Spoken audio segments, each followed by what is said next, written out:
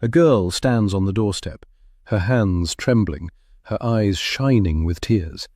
For 6 years, we thought she was gone forever. This is the sister who came back. The day my younger sister Lydia disappeared, our lives shattered. One minute she was walking home from school, like she had 100 times before. The next, she was gone. No witnesses, no answers, just an empty bedroom and the sound of my mother crying through the night. For years we searched, we hoped, and slowly, painfully, we learned how to live without her. Until today.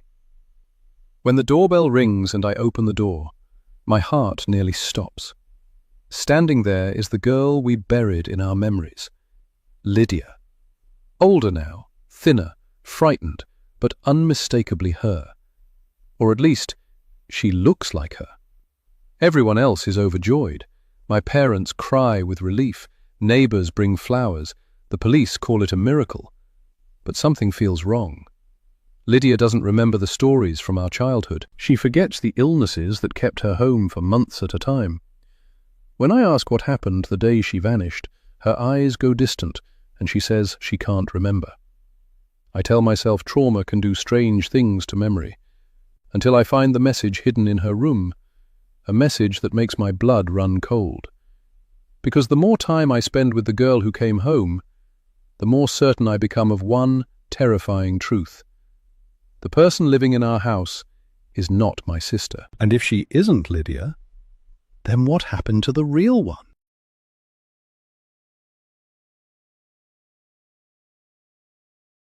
Prologue. 7 years ago, CCTV recording, Police Interview Room 1, Leith Police Station. The girl sits at the far side of the interview table wearing a large grey hoodie, sleeves pulled over her hands and hood up, partially obscuring her face. Her gaze remains fixed on the table, rarely looking up at either police officer for more than a moment. PC Phelps pushes a paper cup of water towards her, but she doesn't move to pick it up. "Do you remember what time you woke up?" The girl glances down. Her shoulders rise in a shrug. "It was light outside. I don't know. My head hurt." DS Harper leans forward in his seat. "What woke you?" "The smell. It was sour. My chest felt tight." She presses her sleeve against her mouth. Her face is pale, her eyes sunken as if exhausted. "What did you do?" "Nothing. I was scared. Then Mum came in and helped me get out." Her hands twist inside her cuffs. "What was the source of the sour smell? Did you see that?" The girl shakes her head quickly. "I didn't go in the kitchen." "Was there anyone else in the house that morning?" The girl pauses, thinking. "No." "You're sure?" Her eyes shift towards the camera in the corner of the room, away from both officers. "Yeah." "What about your sister?" She looks up, but still won't make eye contact with either officer. "What about her?" she says quickly, her tone sharp. "Where was she?" The girl swallows. "Out? I don't know. Sometimes she goes out early." "Did you hear her in the morning? Getting ready, making her breakfast, moving around the house or anything?" The girl's foot taps under the table, visible in the lower right of the frame. "No." "Look, if you did, I didn't." Her tone is firm, almost cutting. There's silence for 12 seconds. The girl's eyes dart to the door twice. DS Harper slides his hand across the table, as if inviting her to take it. "If someone wanted to hurt you, we need to know who it was." The girl's voice drops in volume. "It wasn't her." Phelps sits up straighter in her seat. "It wasn't who?" She blinks hard. "My sister." For the first time, she meets DS Harper's gaze, eyes reflecting the harsh ceiling lights. It wasn't her. The officers exchange a brief glance before Harper flips his notebook shut. Recording ends. Chapter 1. Wendy. It always starts with a dead body. That's how they draw in the viewers, the bloodthirsty public sitting at home on their sofas, yearning for gore, more murder, more death. Cozy crime? There's nothing cozy about murder, despite what the viewing public think. I switch off the TV, the living room plunging into silence, the room surprisingly dark. The sun has begun to set, so I stand up from my armchair and circle the room, clicking on the lamps and pulling the curtains together. The doorbell chimes, startling me out of my reverie, and it takes me a moment to gather myself, my heart pounding. I glance around the living room, and of course everything is where it should be. Perfectly acceptable to invite a visitor inside if needed. The whole house is uncluttered, which makes a huge change from how it used to be, back when the girls were small and the floor was permanently littered with toys, discarded socks, scrawled upon pieces of paper, crumbs ground into the carpet. I sigh with a little sadness. I miss those joyful, messy days when I dread the doorbell ringing and the exposure of our domestic chaos. At the time, I was embarrassed if anyone popped round unannounced, and I saw their eyes skim the evidence of my failure to keep on top of things. What I'd give to have that back. Now my footsteps echo around the empty house most of the time. It's a different life now, that's for sure. A quiet, middle-aged life. Unless Annabelle's having one of her turns anyway. But right now she's out of the house, doing God knows what, God knows where. She said she was going to the post office to mail some artwork she sold online, but I don't know if that's true. She might still live at home, but she often feels as lost to me as her younger sister. But I can't think about that. I smooth out my blouse as I walk to the front door. A silhouetted figure is visible through the blurred glass, in shadow except for the top of their head, which is illuminated by the porch light. A woman, I think. I hope it's not a salesperson, or worse, a politician canvassing for votes. But when I open the door, I immediately know she's not a salesperson. There's no ingratiating grin or faux friendly patter, just a faint half smile and an uncertain look in her haunted eyes under her dark green beanie. I repress a sigh. One of Annabelle's friends. The girl shifts from foot to foot, and I scan her skinny frame. Sorry, Annabelle's not home. Not sure when she'll be back. Maybe text her? I make to close the door, but a bony hand shoots out and stops me, her fingertips pressed against the blurry glass. Her black nail varnish is badly chipped. She shakes her head, and her strawberry blonde hair ripples, catching the light and igniting a feeling in my chest, something I can't quite place. No, she says, her voice soft and reedy. Please. I stop, my subconscious knowing before I do. I tilt my head, about to reiterate that Annabelle's not here, that I can't help, but the words die in my throat as my gaze lands on the wee mole on her jawline, about the size of a sesame seed. I know that mole, a mole I pressed a finger to every day since she was born, until that terrible day. She nods as if encouraging me to realize the truth. Mum, it's me, she says, saying the words I thought I might never hear again. My eyes fill with tears which spill down my cheeks. My knees buckle under me, but I grip the wall and hold myself up. The girl's eyes also sparkle, tears threatening. It's me, Lydia. I've come home. Chapter 2. Wendy. It's me, Lydia. An animalistic howl escapes my lips, and I pitch towards her with my arms outstretched, the howl morphing into guttural sobs that rack my body as I bury my nose in her hair and squeeze her tight, pressing her against my chest as if I could absorb her. She sinks into me, her body trembling as her hair muffles my sobs. She wraps her arms around me, and it hits me with a wallop. She's not a wee girl anymore. She's as tall as I am, her body lean and wiry. She's a woman now. She grew up without me. I've seen her every day for the past 6 years.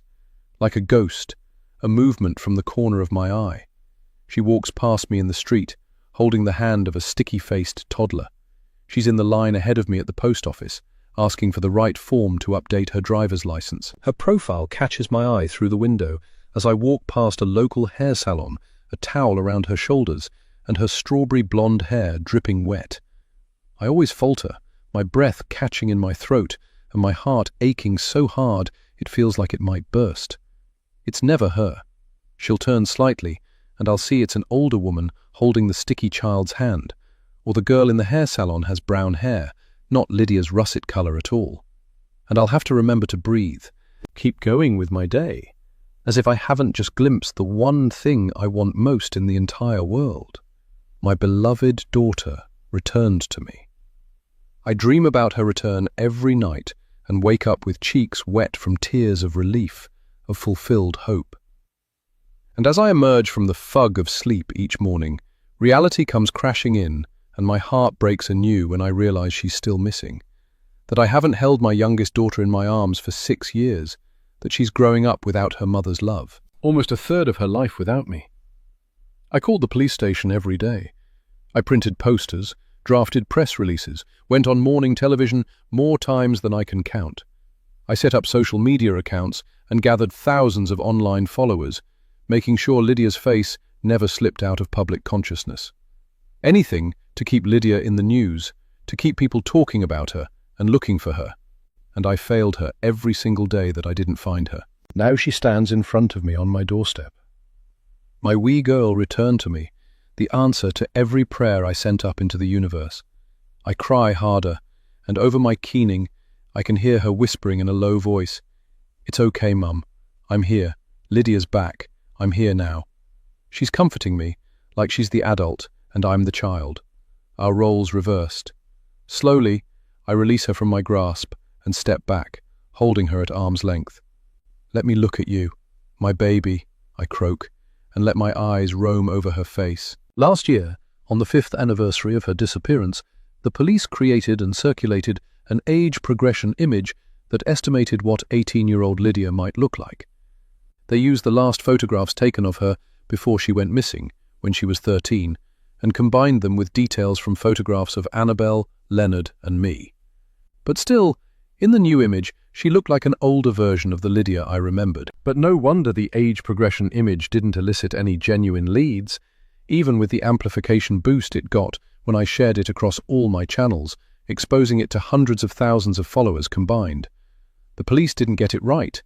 Lydia looks nothing like that age progression picture. She's unrecognizable. And of course she is. It's been 6 years. She's been through puberty. Her chubby, childlike cheeks have elongated, her face becoming more angular. Her nose is longer, her cheekbones more pronounced. There's a sadness around her eyes that hints at what she might have been through. Trauma and loss. She needed love and a family, and someone took her away from that. She is dreadfully skinny, the bones in her wrists protruding and the skin almost translucent. I want to wrap her up in a blanket, feed her fattening things, cuddle her, and love her like I used to on sick days. Just the two of us huddled together on the sofa, watching whatever we wanted on TV. Those days were so cozy, and I want them back. I shudder to think where she's been, what's happened to her while she's been gone. I need to know. I want to help her process and work through the trauma, but there'll be lots of time for that. I grab her hands, feeling her fingers in mine after so long. She smiles and squeezes back, a laugh of relief escaping her lips. "You're home, Lydia, you're home."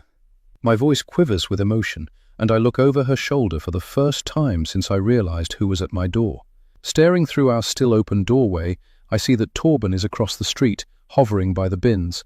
He's watching us, his tall, skinny frame looming out of the dusk like a praying mantis. The skin on my forearms prickles as the fine blonde hairs rise into goose pimples, reacting to his presence. I've never liked him, never trusted him, ever since he was a wee lad. Shifty eyes, dirty knees, long, spindly fingers. What is he doing? What has he seen tonight? And, the question I've been asking for the last 6 years, what does he know? I have no answers, but I do know I don't want him anywhere near my precious Lydia. Quickly, I pull Lydia inside and close the door. Chapter 3. Wendy. "Where have you been? What happened to you? Are you okay?" I ask, and immediately regret peppering her with questions as I see the color drain from her face. She opens and closes her mouth, but no sound comes out. Her hands are balled into fists in her pockets. I think she's trembling. When she doesn't answer, I stop and shake my head. "I'm so sorry. Ignore me. There's plenty of time for that. Come inside. Let's get you settled." I spent years imagining our reunion. Tears would prick my eyes as I visualized her cry of "Mummy" as she ran towards me and threw herself into my arms. I'd bury my nose in her hair, and our connection would be re-established in an instant, as if she'd never left. It would be a moment of triumph, of relief, of absolute elation. But it's not. It's a mixed-up, confusing anticlimax, to be honest. I'm not going to get all the answers straight away, and it's going to take a long time to find the connection we once had. 6 years have passed, and the painful truth I have to face is that we must get to know each other again. I don't know who Lydia is anymore. As I lead Lydia into the house, I look around and see it through her eyes. Nothing has changed. Time has stood still, the house holding its breath until Lydia returned. The floral wallpaper in the hall, once bright and colourful, has faded to pale pastels. The family photos are artfully arranged in frames on the wall up the stairs, yet no new ones have been added for years, and none taken away. A happy family of 4 grins at me from behind their glass. Mum, Dad, and 2 teenage daughters, frozen in time. The house looks fine at first glance, but in reality it's shabby and faded. I see that now. When Lydia went missing, my life stopped. The bookmark remains in the same chapter of the book I was reading that day. Food rotted in the fridge, houseplants withered and died, their leaves browning and curling, and eventually falling to the windowsill to settle until they were dust. I lead her from the hallway into the kitchen on shaky legs and, not knowing quite what to do, set about making a couple of hot drinks. Tentatively, Lydia pauses, as if waiting to be invited to sit, like a guest. Then she seems to shake herself and perches carefully on a chair at the dining table. She's brought a ratty backpack with her, now slumped down by her feet. It's not one I've seen before, so she must have acquired it, or been given it, since she went missing. Where did the bag come from? Who has she been with? Has she been safe? Did someone hurt her? Perhaps I should preserve some of her stuff, keeping it uncontaminated so the police can test it for forensics or something. But I can't imagine how she'd feel if I take away the only belongings she brought with her, talking about the police in the same breath. It doesn't seem fair somehow. But surely it's important to get justice for whatever she's been through. And not just Lydia, but all of us. The whole family was impacted by Lydia's disappearance. I set the mugs on the table and take her hand in mine, feeling my life has changed yet again. Our moment is interrupted by the clatter of a key in the front door. Lydia whisks her hand away and tenses, glancing at me with a question in her eyes. She swipes at her eyes with a knuckle, and I know the moment is over. "Annabelle's home?" I say in a faux cheerful voice, while dread bubbles up in my throat. Chapter 4. Wendy. "What a surprise you'll be for Annabelle," I say quietly, trying to feign excitement at the sisters' reunion. But my pretense has no impact. Lydia swallows, and I wonder if I see a shiver of fear as she flicks her eyes in the direction of the front door. We listen to the sounds of Annabelle removing her jacket and shoes in the hall, and her footsteps advance towards the kitchen.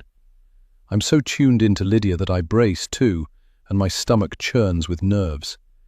How will Annabelle react to the return of her sister? Their relationship was fraught at best when Lydia went missing. At times it felt like I was the only unifying force, and that without me they'd never speak. Certainly their sisterly bond had broken down. But I have a flicker of hope too. They were once inseparable, a few short years before Lydia's disappearance. So much so that I even felt a wee bit excluded from their members-only club. Leonard always said it was cute that they seemed so close and that they didn't need anyone else, but I wanted space to be their mother. Maybe there's a way back to a semblance of that, despite everything. Annabelle doesn't call out to greet me. She puts a lot of effort into avoiding speaking to me, and sometimes can go days without having to acknowledge my presence in the house. But it's become easier that way, so I let it go. Things will have to change now. We need to be a family again, for Lydia. When Annabelle reaches the kitchen doorway, her steps falter. She surveys the scene. Lydia and me sitting at the table, mugs between us. I hear Annabelle's sharp intake of breath as she recognizes what this means, but she still doesn't speak. "Hi, Annabelle," says a querulous voice, and I realize it's Lydia greeting her sister. I look at Annabelle through Lydia's eyes, and what I see is not positive. When Lydia left, Annabelle was in the rebellious stage. She dyed her blonde hair black and wore makeup and eyeliner like a mask to hide her real self from the world. Now, her blonde hair is still black, but it's a mohawk running down the center of her skull and carefully shaved around the edges. Her ears are weighed down with piercings, her lobes stretched with black plugs, and each finger on both hands has a dainty tattoo, Japanese symbols. Annabelle has never explained the meaning of, not to me anyway. Probably something from manga or anime. I stand up and put a hand on Lydia's shoulder, showing Annabelle with my actions that Lydia is part of things now. Lydia came home. She's back. And just like that, my eyes fill with tears and my voice cracks with the emotion I've been holding back since I opened the front door earlier this evening. Lydia's home. Annabelle's frozen in the doorway, her face even paler than usual as she stares at Lydia across the kitchen. She takes a step forward, as if propelled by a push from behind. A small cry escapes from her lips. "Lydia?" she whispers, a crack in her voice. Lydia stands up, and my two girls crush together in a hug. My chest compresses with emotion, and my hands itch to get out my phone and snap a picture, or even better, record a video. But no, some moments are not for social media. They're for observing, for living in the moment. So I stand, and I watch as my daughters reunite for the first time in 6 years. I can see Annabelle's shoulders shaking with what I think are suppressed sobs, but when she steps back, there are no tears on her face. I haven't seen Annabelle properly cry since she was about 10. Even today is no exception. She's so self-contained. The hug over, Annabelle holds Lydia at arm's length, tilts her head, and looks her sister up and down, no expression on her face. It's as if she's looking for clues. My stomach twists. I have no idea what Annabelle will do here, whether she'll resume the close bond my daughters once had, or if Annabelle's relationship with her sister will be just as broken as all of Annabelle's connections seem now. At 25, Annabelle is a lone wolf with seemingly few friends. It's as likely that Annabelle will hiss at Lydia like an angry cat, or launch herself at her younger sister, fists flying. I close my eyes briefly in a silent prayer. Please don't drive her away, I soundlessly beg. I've lost her once, I can't lose her again. I'm frustrated that I let Annabelle have so much power over my life, my future. But unpredictability can be a weapon, and it's one that Annabelle has always wielded. Instead of anything violent or aggressive, Annabelle finishes her appraisal of her sister and nods once, stepping away and opening the fridge like it's a normal day. No more hugs, no welcome back. But at least she's not been hostile, I reassure myself. This could have been worse. With her back to Lydia in the kitchen, Annabelle throws a question over her shoulder, her tone curt. "So, where have you been?" Chapter 5. Annabelle. "So, where have you been?" I ask, and then I have to turn away, burying my face in the fridge. There's something so exposing about this feeling of total defenselessness mixed with grief and ardent curiosity. It makes me want to hide, especially as I can feel Mum's eyes on me, calculating whether she can take a picture or film us for social media. I can practically see her fingers twitching towards her phone, and I want to push Lydia out of the door, protect her. No one needs their most vulnerable moments captured and broadcast, even if Mum thinks otherwise. I feel Mum flinch at my question. So she hasn't asked Lydia anything. It's so typical. We spend years looking for Lydia, pestering the police with theories, walking the streets with her photo in our hands, and when Lydia turns up on our doorstep, Mum just makes her a cup of tea and starts writing a shopping list. She's scared direct questioning will scare Lydia away, and I can see by the flick of her eyes that she's annoyed I'm asking the questions she wanted to ask. She was taking her time. Maybe she had some sick fantasy about interviewing Lydia on camera for all her precious followers. To my surprise, Lydia meets my gaze and starts to talk, her voice careful and soft. "I have memory issues. There's a blank around the time I left here. I don't know how I left or why. Maybe I'll never know. I can't look at her directly. When I do, I want to hug her and never let go. But I don't know if she wants that. Where Lydia used to snuggle up to me whenever we were on the sofa together, her apple-scented hair tickling my nose, this new Lydia feels like a stranger. There's a gap between us carved by time. I don't know her anymore. I want to cry. I want to say, I missed you. I want to tell her about all the hard days, the lonely days, the nights I went into her room and cried into her pillow, trying to smell her scent on the dusty bedsheets that no longer held a memory of my little sister. I want to tell her how many times I felt regret and guilt about being a typical older sister while she was here, leaving her out, calling her names, telling her to hide and not seeking. I want to say, I thought you were dead. And I can never tell her that sometimes, in the dark, lonely nights when I couldn't sleep, I imagined all the awful things that bad people might have done to her, and a part of me hoped she was dead, because at least no one could hurt her that way.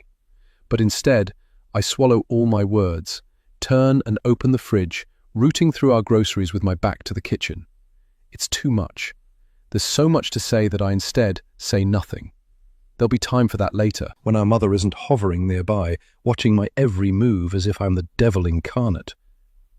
I've always known that Mum suspected it was my fault that Lydia disappeared, like I drove her away or something.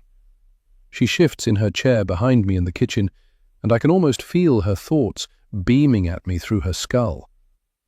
If she wasn't pretending to be the perfect mother, she'd be hissing at me across the kitchen, her mouth half closed in that way she does when she's trying to be subtle. Your sister is back, she wants to hiss. Have some respect. I hear Lydia clear her throat. I grab an iron brew and turn back around, leaning against the fridge door as I look at her. She feels like a stranger, but she also looks like one too. Her hair is the same color, but she's smaller and skinnier than I thought she'd be. Maybe she's been underfed wherever she's been. With a shudder, I think about other missing persons cases where the people turn up again. The women in Ohio, the girl in Austria, the other girl in Austria and her children. The horrors they were subjected to. Please don't let that be Lydia. I need to know where she's been, so I can somehow purge those images from my head. I curse my vivid imagination. I raise my eyebrows at her, prompting her to continue. She takes a breath and releases it slowly before she starts talking again. So it's hard to say what happened right at the start, whether someone took me or whether I left by myself. Maybe it was some kind of mental breakdown. But I'm sure I didn't want to leave. She smiles at me and my heart swells. Her voice sounds different than it used to, her Scottish accent less pronounced, her vowels more neutral than mine or Mum's. Can people's accents change that much? I thought they were formed and fixed in childhood. Unless, perhaps, trauma can change someone so intrinsically. My poor sister. I try not to look too interested in her response, as if I could somehow scare her away if she senses my desperation for answers.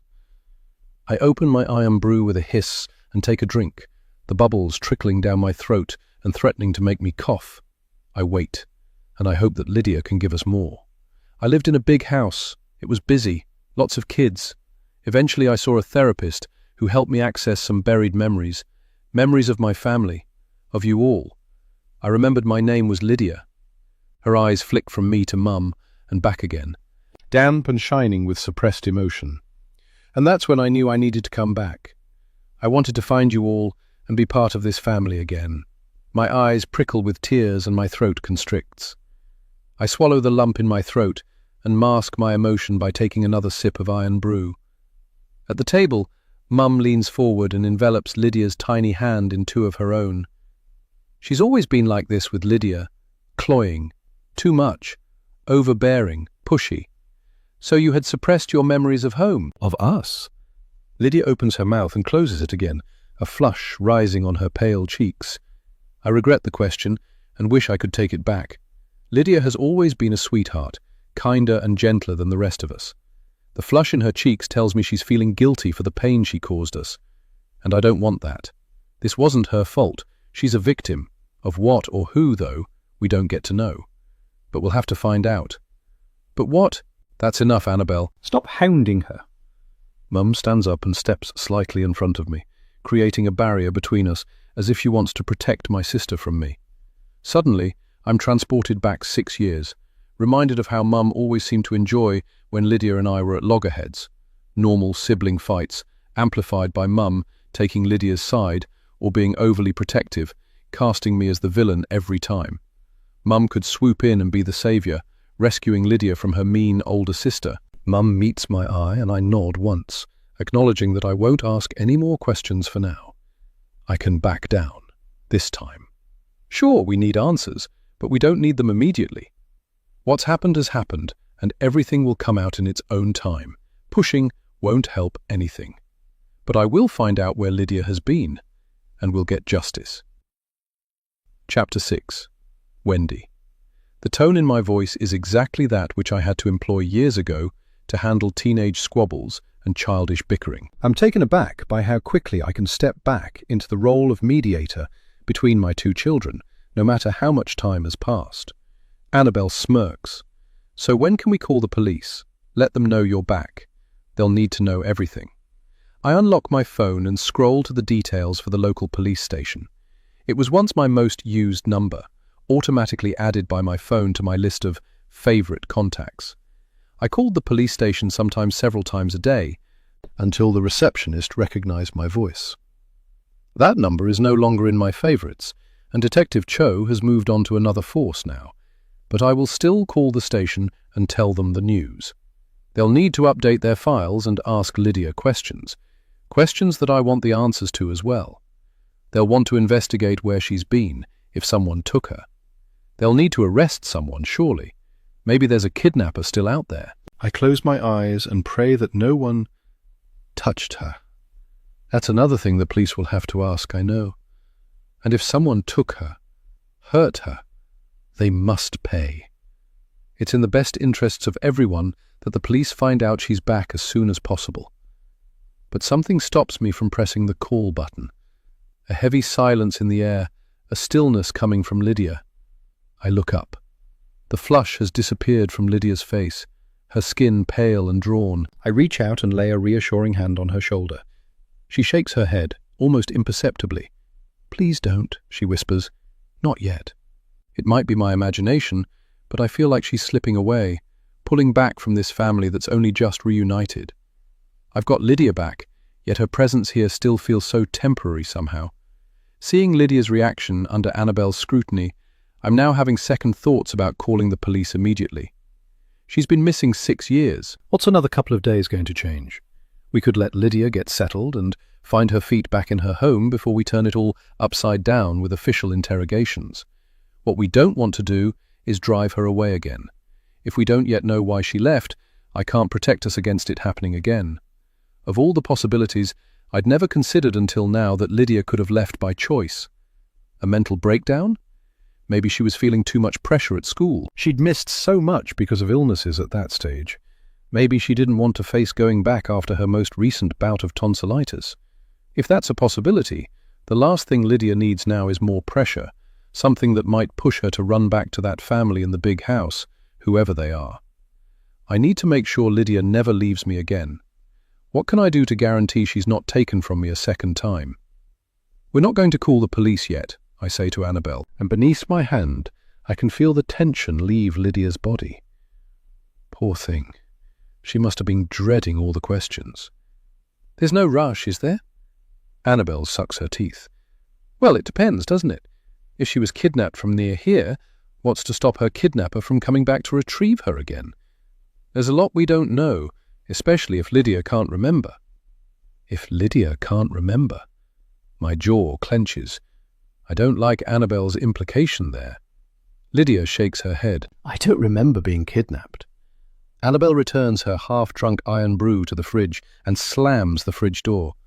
Do you even She's got to give us something, Mum, surely. She turns to Lydia, and behind her tough facade, I can see genuine grief in her eyes. We've been looking for you, waiting, terrified for you for years. You've got to understand that. I see her fighting with her emotions, her throat bobbing as she swallows. When Lydia doesn't reply, Annabelle strides from the room, leaving empty air and an ominous silence behind her until the slam of her bedroom door rattles the house. She's always been good at destroying an atmosphere. I sit back down at the table and hold out my hand to Lydia. She hesitates for a moment and takes it, her tiny hand clammy in mine. Just then, there's a low rumble from the doorway, a menacing, angry growl. Lydia starts and lifts her legs up onto the chair, her eyes trained on a spot over by the door and her eyes filled with fear.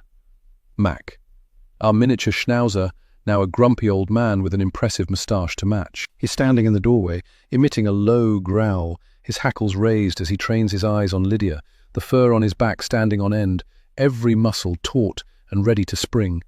He curls his lips to reveal a row of sharp, white teeth. Chapter 7. Wendy. Mac, no!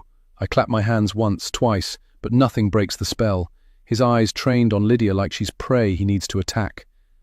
I'm surprised to see him inside. At this time of year, he usually spends most of the day patrolling the garden, watching for foxes, seagulls and squirrels. He's got a little house out there, and when he gets tired, he'll take himself in there for a wee nap, only using his doggy door to come inside when he's hungry or thirsty. But today, he's come inside, probably alerted by our voices, and he's uncharacteristically aggressive in his stance as he watches Lydia. He's an angry little lad, but I've never seen his teeth bared like this. Lydia shrinks back further, and I look between them, my cowering daughter and growling pup. I'm speechless. Mac and Lydia were once inseparable. She walked him every morning during the school holidays, and he'd curl up on her bed each night. After she went missing, he used to whine outside her bedroom door until I opened it for him, when he'd scurry inside and sniff every corner to try to find her. He pined for her, but now, apparently, he hates her. And she is pretty unsure about him, too. For some reason, of everything Lydia missed out on while she was away, the loss of her bond with her dog hits me hard, and I swallow the lump that rises in my throat. I stand and step in front of Lydia, blocking Mac's view of her, and it's like a spell breaks. He drops the snarl, shakes himself, and trots away. I hear the familiar click of the doggy door slipping back into place as he enters the garden. Lydia looks at me, a grateful smile on her face. "Thank you," she says, her voice breathy. I wave her off, uncomfortable that my own daughter needs to thank me for caring. I feel a pang for what I missed, the entitlement of teenagers, the sheer expectation of their needs being met, and no gratitude or acknowledgement when it happens. Of course, I resented that with Annabelle, as anyone does, but there's a sadness there that I never got to go through those normal teenage challenges with Lydia too. She froze in my mind at 13 and never grew up. And now I have to update my entire mental map of who she is. It won't happen overnight, and that's okay. Have you been around other dogs? Maybe he can smell them on you. She shakes her head as I shrug. I don't know what's going on with him. I make a mental note to give Lydia a handful of dog treats later. Surely he'll change his mind as soon as he's had some treats and got close enough to smell her familiar scent. That must be it. He needs to get closer to her. She does look different. Maybe she smells different too, but she's still the same old Lydia underneath it all. We have some things to get used to, all of us. Everything has changed since Lydia went missing, even as it felt like time stood still. It's a surprise to find, as I gaze at my daughter's face, that I don't know who I am anymore either. I was once a wife and mother of 2 girls. I cared for them and kept our family happy. That was my identity. Next, I was the mother of a missing girl, which was so all-consuming that it became the only thing in my life. People recognized me in the street, got in touch to share their own stories, offered money and help to look, contacted me with theories and sightings. I was a touchstone and the spearhead of the search, an influencer even. Bizarrely, it seemed I was a beacon of hope and encouragement to other parents also in this tragic position of having a missing child. But it's not like I pursued that role. Finding Lydia was my only goal, my sole identity. Since the moment I realized that Lydia didn't turn up at school that Tuesday in May, I've lived a half-life, waiting for her to walk back through our door. My husband and I officially separated, I left my career, and my relationship with Annabelle crumbled. But nothing mattered except getting Lydia back. I've lived through so much. Who am I now? Can I pick up the pieces of the life I once lived? I kept your room the same, I say, to fill the silence and stop my swirling thoughts. I suspect Lydia is overwhelmed, I know I am, and she was always the quieter child of my 2. Although you'll have grown out of all your clothes, and you won't want your toys and books anymore, I guess. She gives a tight smile. Let's go see your room, I say in a forced, bright voice. Maybe that'll help trigger some more memories. Chapter 8. Wendy. With a fresh mug of tea each, we ascend the stairs. I push open Lydia's bedroom door and step aside for her to go inside, but she hesitates. The tea in her mug shivers with the tremors in her hands. Is she nervous? Afraid? Sick? It makes my heart ache that she'd feel anything but excitement and comfort when returning to her home. The places she's been since she went missing, they're the places for nerves and fear. Not here, not back with her mum. But who am I to determine how she should feel? I've no idea what she's been through after all. Not until she opens up to me. Lydia steps into her bedroom, and for a moment it's like I'm looking back in time. She's a fully grown adult now, but if I squint, I can pretend she's the size she was when she went missing. Still thin as a rail, a few inches of height difference. She tucks one arm around her waist, hugging herself as she holds her tea in the other hand. Her eyes roam the walls, papered with posters she'd pulled from magazines, now faded, their corners coming away from the dried-out blue tack. I see her eyes snag on a poster of a Korean boy band, all looking moodily into the camera. BTS, I say proudly, and she startles and turns to look at me. I paid attention. I know they were your favorite. She shrugs and looks down at the rug. I can't remember any of their songs, she says in a quiet voice. I want to drop my mug of tea to the carpet and gather her into my arms, but there's something about the way she's standing that tells me she needs space right now. I want to step right back into the motherly, caring role I once so effectively embodied. Will that sort of nurturing still come naturally to me? And will she want it? That may not be where she gets her comfort anymore. She's 19 after all, and she hasn't had a mother's love for years. The thought floors me, and I sit down on her bed with a whoosh of air escaping from my lungs. No one to help her through puberty and her first period. No one to comfort her when she was sick. No one to reassure her after a nightmare, or help her negotiate friendships and first loves. I couldn't be there for her, but I never stopped caring, doing what I could. I used to wash her bedding once a month, so it was fresh in case she came back. It's been a year or two since I did that, and I need to change her sheets so they're not dusty when she goes to bed tonight. A thrill fills my chest. My daughter will sleep under the same roof as me tonight, for the first time in 6 years.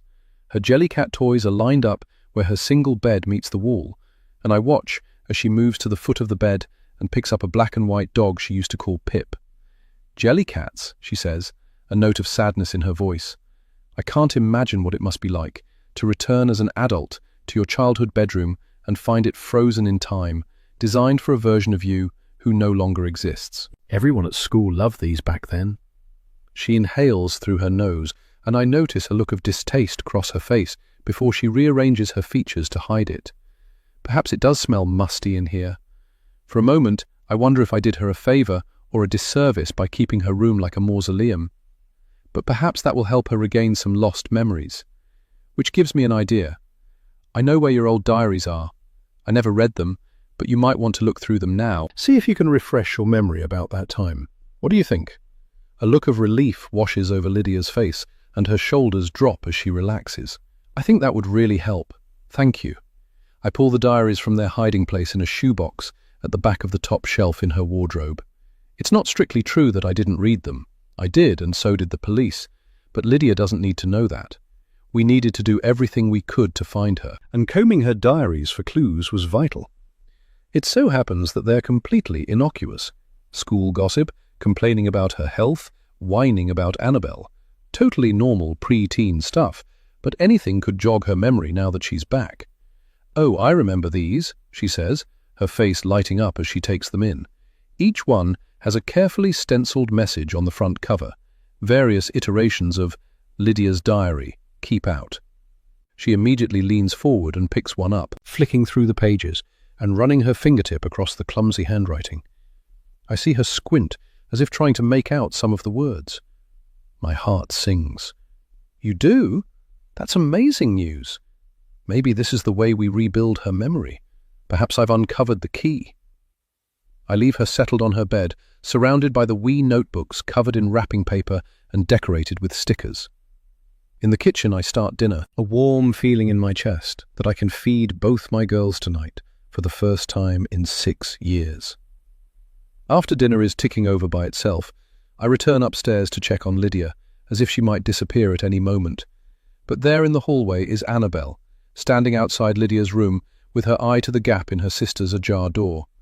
Annabelle stands stock still with a sour look on her face, her knuckles white where she grasps the doorframe. I stand silently, watching Annabelle watching Lydia, a stone forming in my stomach. Today should feel like a celebration, but instead my guts churn with dread. Annabelle has always been jealous of her sister. She believed Lydia was my favorite, no matter how much I protested. She even accused Lydia of faking illness sometimes, for attention. As if anyone would wish for unnecessary treatments and days in bed instead of playing with their friends. How will Annabelle cope when the news of Lydia's return comes out, when everyone rushes to see the prodigal daughter, to congratulate us and celebrate? Will Annabelle's old jealousy rear its ugly head, or has she grown out of that now she's an adult? Worse still, how will Annabelle's fragile mental health cope with all this change, this new family configuration after so many years of just the two of us in this house, coexisting? A thought niggles, not for the first time since Lydia's disappearance. Did Annabelle have something to do with her sister going missing? Did Annabelle drive her away? The police did question her, especially with what they already had on file, but it never led to anything. Still, my doubts rise to the surface again. All I know right now is that I need to protect Lydia from anything that could harm her, at all costs. Chapter 9. Annabelle. My sister is back, but she's different now. It's like part of her is missing. I watch Lydia through a gap in her half-open bedroom door, her slight frame moving noiselessly around her bedroom. It's so weird to see her in that room, which felt like a shrine for so long. I've always believed that dogs can sense people's true nature. Someone who seems charismatic and friendly, but a dog hates them? Bad. Someone grumpy and standoffish, but a dog wags its tail and tugs towards them? Good. So why isn't Mac warming to Lydia? And Lydia's no better, shrinking away from him. I don't think she's even stroked him once since she arrived home. She's already bagging up the clothes Mum kept in her drawers, too small now for her adult-sized body, her movements purposeful and firm. There's something weird about that. She's barely been here 5 minutes, and she's already throwing her old things away without a thought. She doesn't pause to examine things or remember wearing a certain outfit. Even her fluffy pink earmuffs that she wore every day for a whole winter, she tosses them in the bag without a second glance. No sentimentality, no memories, nothing. A movement in the corridor, and I turn to see Mum hovering behind me, her expression fearful, as if I might be about to stab Lydia or something. It's all I can do not to roll my eyes at her, but I ignore her and turn back to look at Lydia one more time. She can't deny me that. My sister is back, and I need to soak it in, to persuade my brain that this isn't a figment of my imagination or a dream. Mum would be standing here, staring at Lydia, if I wasn't already. But it's what Lydia does with the jellycats that chills me to the bone. Pip, Hector, Pinky, all of them once treasured and loved, talked to and played with, dragged to sleepovers and tea parties, now grabbed in unceremonious handfuls and stuffed into the plastic bag to go straight to the charity shop. She doesn't even look at them, doesn't pause, doesn't remember. And that's when I know. What Mac has already been trying to tell us. This isn't Lydia. Chapter 10. Wendy. What about your own children? I ask tentatively, as I usher Annabelle away and step over the bag of soft toys by her door, including the jellycats she once adored. I remember her euphoria when she opened those gifts on various birthdays and Christmases, and now she's shoving them emotionlessly into charity bags. Don't you want to keep them for that? She shrugs and reaches for an old Build-A-Bear wearing a sailor suit, one she'd got for her 7th birthday. I look away, turning to open a dresser drawer and pulling out some old crop tops that only a pre-teen could get away with. The diaries are unopened in a pile on the floor next to her bed. I guess she'll get to them later, when she's ready, one step at a time. I ask a few gentle questions, but she doesn't respond with more than a word or two, no matter how much I probe and prompt. She's quiet, taking in her surroundings and not engaging in idle blether. Maybe she's not in the mood. Perhaps she's tired. Instead, I give her updates about our neighbors and family friends she used to see regularly, people who stood by me during the initial weeks of her disappearance, dropping round with food and hopeful wishes. I don't mention that many of them faded away when Lydia failed to return home, as if a missing daughter was somehow contagious. But as I jabber away, I can tell Lydia's mind is elsewhere. She offers a casual, now and again, but doesn't engage beyond that. Doesn't she want to know what she missed? I'm sure she's been through so much, but so have the people she left behind. My marriage fell apart, and Annabelle withdrew more and more until she was basically a recluse. I took early retirement from my job as a pharmaceutical rep, relying on donations, sponsorships, and brand partnerships once my social media following exploded. A lot has changed. I want to tell her about all of it, but her disinterest tells me it's not the right time. When her drawers are empty and her toys cleared away, we haul the bulging white bags one by one down to the pavement, ready for the charity collection. I guess clearing out is her way of coping, of settling in and making this house feel like home again. I stand by the window a few hours later and watch as the white van drives by slowly and stops when the driver sees the bags. He barely glances at them as he throws them into the back of the van. My daughter's belongings, her whole childhood, so carefully preserved and curated, now discarded, gone. Chapter 11. Windy. The next day, Lydia and I go out for a girls' day of shopping, lunch, and blether. She arrived here with nothing but an unfamiliar backpack and a few days of clothes, so she needs a whole new wardrobe. I wait outside the changing rooms when once I would have gone inside, a fabric curtain separating me from my child. She chooses multiple pairs of jeans, t-shirts, and some hoodies, and I encourage her to get a couple of nice summer dresses for warmer days on the way. Then it's shoes, underwear, and toiletries. It's an expensive outing, but I tell myself that we're making up for 6 years. The money isn't important. We stop for lunch, and I watch in awe as she devours a whole pepperoni pizza without a thought to her lactose intolerance or the tomato that used to make her itch. She has new favorite foods, and the allergies that once plagued her are a distant memory. Thank goodness. She no longer breaks out in hives after eating eggs, and she assures me she won't vomit if I cook with garlic. I wish I could record this and go back in time to show wee Lydia, who used to cry with frustration when there was nothing she could eat at a friend's birthday party. Look, I'd say, you'll grow out of this one day. As we pull up outside our house in the taxi a few hours later, I see a movement across the street. That neighbor boy, Torben, skulking around by his bins again. I pause, peering at him through the car window. What's he up to? He can't see me. I press my nose closer to the glass and get a good look at him. I've never trusted him. He used to kick his football against his garden wall over and over until it drove me batty. Hanging around in Annabelle's room until the sun dipped below the horizon, pointedly ignoring my comments about his need to get home for dinner. And then the way he acted after Lydia disappeared, well, I can only hope that the police were right when they declined to look closer at him and his whereabouts that day. I still think they should have taken a keener look at that boy. Now that he's an adult, he's just as shifty, perhaps more so. He's never made eye contact with me, always looking off to the side, trying to get away. Certainly not open to a blether or anything neighborly like that. Untrustworthy, like a person with something to hide. I'd never ask him to take in a parcel or look after my spare key like I would some of our other neighbors. What secret is he keeping? I know there's something. He's got a black bin bag. It looks like he's putting out his recycling, but you never know. Who's that? Asks Lydia, and I look at her in surprise. Her expression is blank and open. She really doesn't recognize him. I thank the driver and open my car door, ushering Lydia out from my side so Torben doesn't see us. Nobody, I say quickly. Lydia climbs out, and I slam the door behind her. The taxi pulls away, and I link my arm into hers, turning her towards our house so her back is to the neighbors. Come inside. I have an idea. Inside, I show Lydia old family videos of her playing with Mac as a puppy, photos of them curled up together on the sofa. I hand her treats for her to distribute, to endear him to her, but they both seem as wary of each other as ever. Nothing helps. I'm baffled.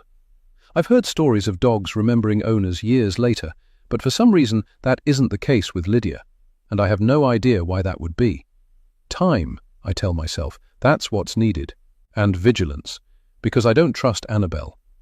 After spending the whole day with Lydia, I decide it's important to give her some space, and I retire to my bedroom for a rest. I must have fallen asleep because I don't hear Annabelle returning, and I'm woken from my nap by raised voices, Max barks, and then shouting downstairs. Annabelle's home, and something bad has happened. Chapter 12. Annabelle. Max squirms in my arms as I clutch him to my chest. He's shivering, afraid. I can't believe she's done this. He's your dog. You tried to hurt him. Annabelle! Mum interrupts with a shout as she storms into the room, hair sleep-ruffled and a pillow crease across her cheek. Even her nap doesn't keep her from her mission to protect precious Lydia from her black sheep daughter. It's like no time has passed since Lydia left. I'm still the bad one. She's still the fragile angel. Across the kitchen, Lydia's staring at me, thinly veiled outrage behind her eyes and 2 red patches gathering high on her cheeks. She doesn't like that I've challenged her, that I'm questioning her. She's not used to it. As soon as she hears Mum's voice, she flinches and her body language shifts. The outrage in her eyes fades and she pretends to be afraid. Afraid of me. She's playing a role, and it's designed to make me look bad. I should keep her on side, pretend I believe, but I can't play Lydia's game. I'm not that calculating, and even if I was, Mac's safety and health are much more important than any petty sibling victory. The real Lydia would agree with me. It's lucky I arrived when I did. She was about to. I raise a finger to point at Lydia and explain, but Mum cuts me off. That's enough, she hisses. I roll my eyes and lower my accusatory finger. There's no point. Mum has already crossed the kitchen to stand by Lydia to show her solidarity. She's so desperate to show Lydia she's on her side. She's so terrified Lydia won't stay. What's happening? Mum asks in a quiet voice, directed at Lydia. She starts, but I'm faster and louder. She tried to kill Mac, I yell, unable to hold it back. I'm shaking with outrage and fear at what nearly happened, at what I walked into the kitchen to find moments ago. Something snapped inside me and I grabbed Mac and started yelling. And Lydia doesn't even know what she did wrong, or she's pretending. Either way, Mum will understand if I can just get her to listen. Some dog owner she is, she doesn't even know. Lydia, Mum interrupts again, this time in her fake soft voice, the one she uses when she's pretending everything is fine, even when it's not. The voice she used when she first called the police that time when Lydia never returned home from school. I'm sure it's nothing, officer, but we're awfully worried. She holds out a hand to signal to me that it's not my turn to speak. Is everything okay? Lydia looks distressed, her cheeks flushed and her hair sliding out of its messy bun. I just wanted to give him a treat and I thought... She waves behind her at a chocolate bar, broken into squares on the counter. One is missing. He seemed to want it. Dogs love getting human food, right? I thought Max would like it. His name is Mac, I correct her, not Max. I don't bother to pick her up on what she just mentioned about dogs loving human food. It was very important to Lydia that Mac only ate food made for dogs, and Mum and I have stuck to that even since Lydia disappeared. No scraps, no leftovers, only dog food. I turn to Mum. How can she get her own dog's name wrong? Why would she think he likes chocolate? What is going on here? Lydia's cheeks flush, but she doesn't acknowledge me. Instead, she hums quietly to herself, as if trying to pretend none of this is happening. Mum looks away, but I can't drop it. Everyone knows that chocolate is poisonous to dogs, I carry on, my voice louder over Lydia's humming. Even people with amnesia, I say, miming air quotes over the final word. Annabelle, we can't. Just because Mac's not rolling out the red carpet for her return like everyone else. I give Mum a pointed look. She decided she needs to punish him. I turn to Lydia. I'm not going to let this go. After Lydia left, it felt like Mac was a piece of her. I clung to him, promising to take care of him so he was still around when Lydia returned. And now she's here. I did my part, but she's not the same, and she doesn't love Mac. It makes no sense. Or it makes perfect sense when you accept that this is not Lydia. Is that what you wanted? A dead dog? At least then he wouldn't growl at you, right? Is that what happens to people who don't treat you like the returning hero? Should I watch my back? Am I next? Lydia's humming falters, and she shakes her head, pretending to be distraught. I would never hurt him on purpose. She holds out her hand, where a single square of chocolate oozes, melted into her palm. He wouldn't take it anyway. He won't take anything from me. Her voice cracks with sadness, and Mum steps towards her, her arms twitching with the effort of not reaching out to her and pulling her into her arms. Mum's trying to give Lydia space, I can tell, probably because Lydia flinches away every time Mum touches her, like a stranger. I stalk to the kitchen door, throwing over my shoulder on the way out. I don't blame him. I wouldn't trust her either, and neither should you, I hiss at Mum before slamming the door behind me. Chapter 13. Wendy. Again, Annabelle sucks the life from the room as she leaves, leaving Lydia and me disturbed in her wake. I bustle around the kitchen as Lydia sits at the dining table, staring at her hands. I hand her a cloth for her to wipe the melted chocolate from her palm, which she does slowly, as if in a trance. Annabelle's words echo around my brain. I wouldn't trust her either, and neither should you. Is this jealousy that Lydia has returned, and Annabelle is no longer the center of my world? I shake the thought away. Annabelle can look after herself. Lydia needs me. Chocolate is poisonous to dogs, I tell her gently, scooping up the chocolate bar in its wrapper and sliding it back into a drawer. Her face falls. She looks stricken. My poor Lydia. I must have forgotten, she says quietly, and sniffs as if she's about to cry. It's been a long time, it's understandable. I turn back to her. She's sitting at the table, hunched over herself, as if she wants to disappear. Screw it, I think, and I walk over to her, arms outstretched. She looks up at me, her face blank for a moment before she realizes I'm offering a hug. She slowly stands and steps into my arms.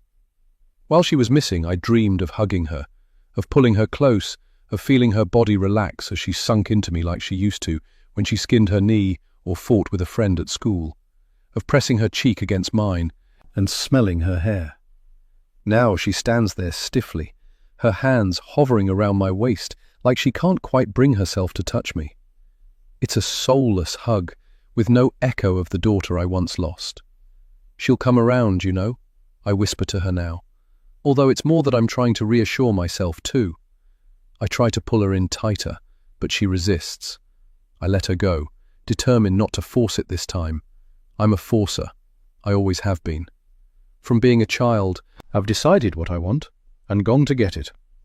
I can't stand feeling out of control or powerless. Even in the face of the most tragic events, I have to take ownership. I even tried to force Lydia's return. When she went missing, I made bringing her home my full-time job. I traveled the local area, putting up posters, going into shops with recent pictures to ask if they'd seen her, drafting my own press releases, contacting local news and radio, and even going on daytime TV to sit under the bright lights and answer invasive questions. I called the police station daily to ask for updates, and I took long-term leave from my job until eventually they offered me early retirement. We were lucky. My cousin set up a GoFundMe, so our costs were taken care of in those early weeks of limbo and futile searching. I was surprised by people's generosity. Donations poured in not just from friends and family, but also from strangers and people I'd only met once. I got recognized on the street, and if it had been in any other circumstance, I would have felt like a celebrity. And at the end of every long day, pacing the streets, asking questions and showing Lydia's photograph to everyone I met, I'd return home to our quiet house, where Lydia's bedroom door remained firmly shut, and Annabelle sank further and further into herself. Eventually, I turned to the internet for solidarity and comfort. It turns out there are a lot of people who want to connect and even help. True crime enthusiasts who want to help solve the mystery. Others with missing family members who want to exchange experiences, former police officers, psychics, and then there are the trolls. The less said about those, the better. Anyway, in a moment where I could have sunk into a pit of despair, a small group of internet followers helped me clamber out, and that small group grew into a big group. Followers, subscribers, friends, eventually. True to my personality type, I tried to force Annabelle out of her hole, dragging her on flyering expeditions and making her go through photographs with me to find the most up-to-date pictures to share with the media. Looking back now, I think it did more damage than good. We'd flick through the plastic-covered pages of old photo albums, holding our breath, as we discovered evidence that my daughters had once loved each other deeply. Photos of them building sand castles on Portobello Beach, or arms around each other, perched on the highest part of the climbing frame of our local park. It was like looking at two ghosts, one missing child, one physically present but mentally absent. A long, fractured relationship between the two of them with no chance of repair. I was losing them both. Lydia gone, Annabelle a ghost. I want to reset those memories, and just for a moment, I want to forget about Mac and the chocolate, and forget about this angry, spiky version of Annabelle. I beckon Lydia into the living room and bring out a stack of photo albums I haven't shared with her yet. Albums from her younger years. She watches quietly as I flick through the pages, through pictures of Lydia in her gymnastics clothes, looking strong and smiling with flushed cheeks. Before she became ill, losing weight and becoming gaunt around the face, and unable to get all the nutrients she needed because of her various intolerances. Hopping around in time, we pass by pictures with Leonard, him holding Lydia's chubby hand as she balanced on a wall, and showing her how to scoop with a fishing net to collect crabs at the beach. "Where is Dad?" she asks now, and I pause on a page of pictures from a camping trip up to the Highlands, Annabelle and Lydia grinning by their pitched tent, with their hoods pulled up to protect them against midges. I sigh. "You know we were having some problems around the time you went missing?" I ask. She nods slowly. "Marriage problems?" "Well, I think he found it quite hard that you were so unwell. He wanted to help, and it frustrated him that nothing was working. The treatments we tried all seemed to make you sicker instead of better, and I think he blamed me a bit. You know, I'm your mother. Why can't I make you well?" She looks at me, eyes wide in surprise and disappointment. "Me too, kid," I want to say. Talk about abandoning the family in the worst possible moment. But I can't say that because it gets worse.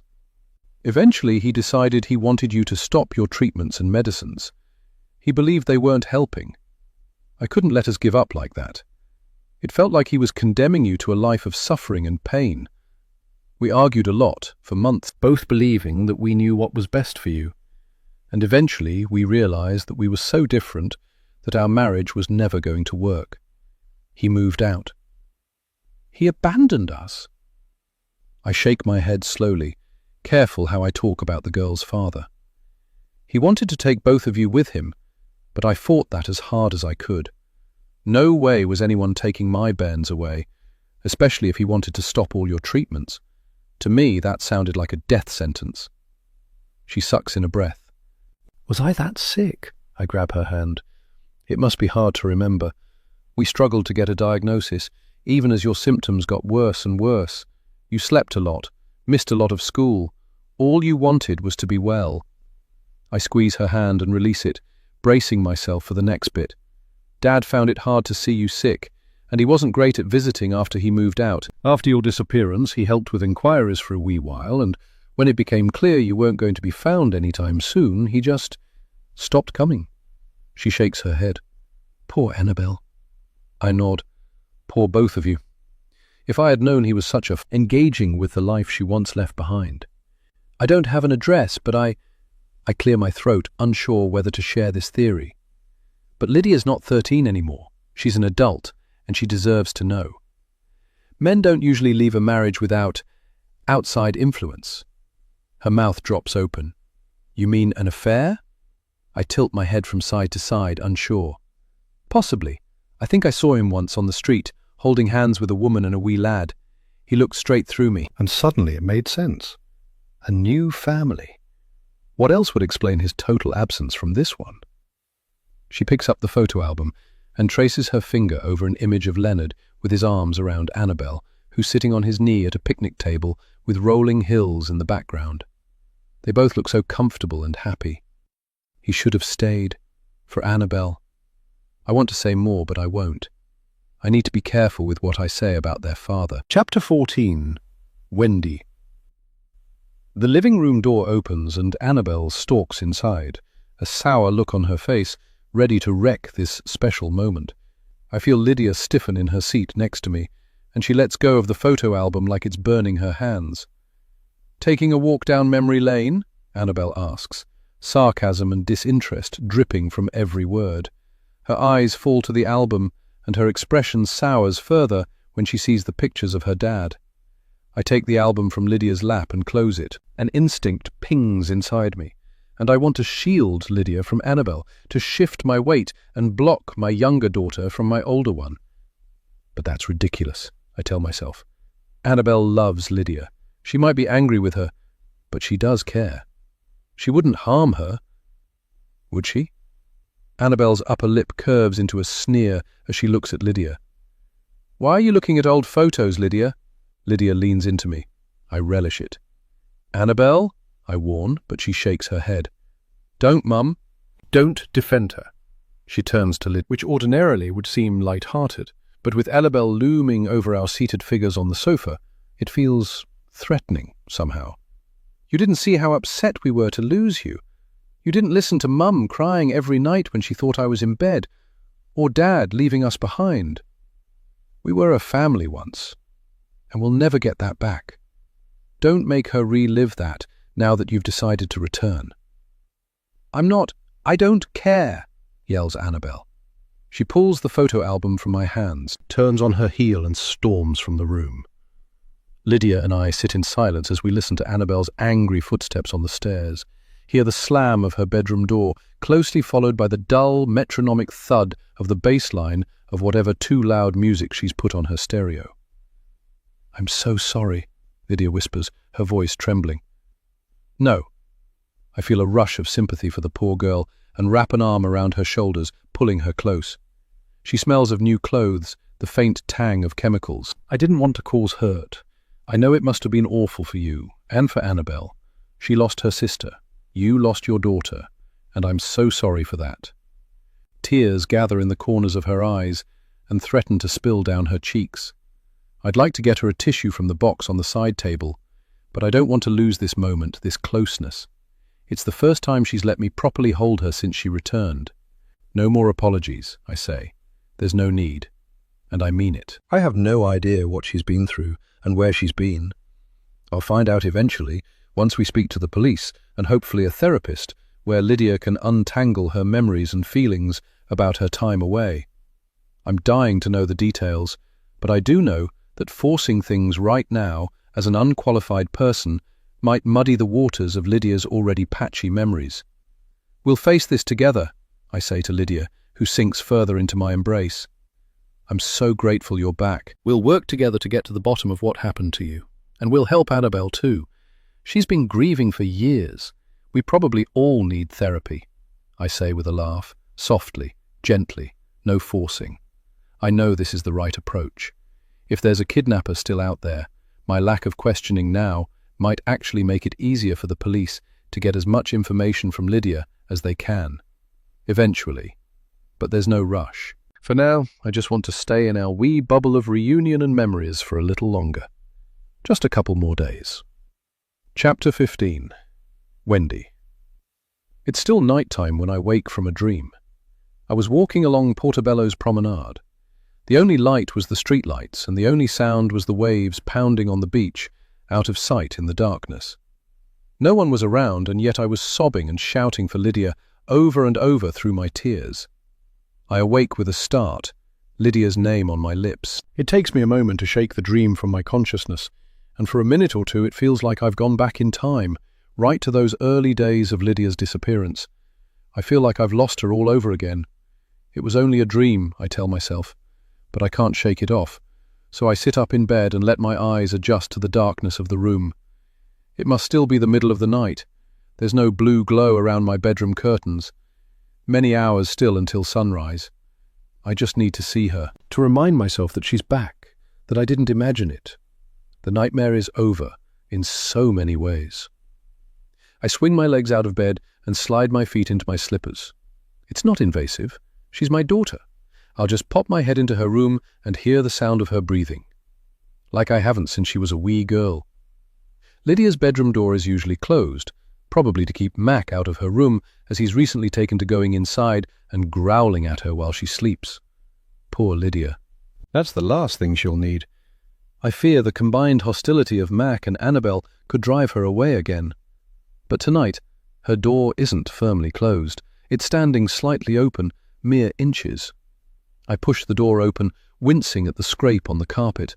Inside, it's pitch black.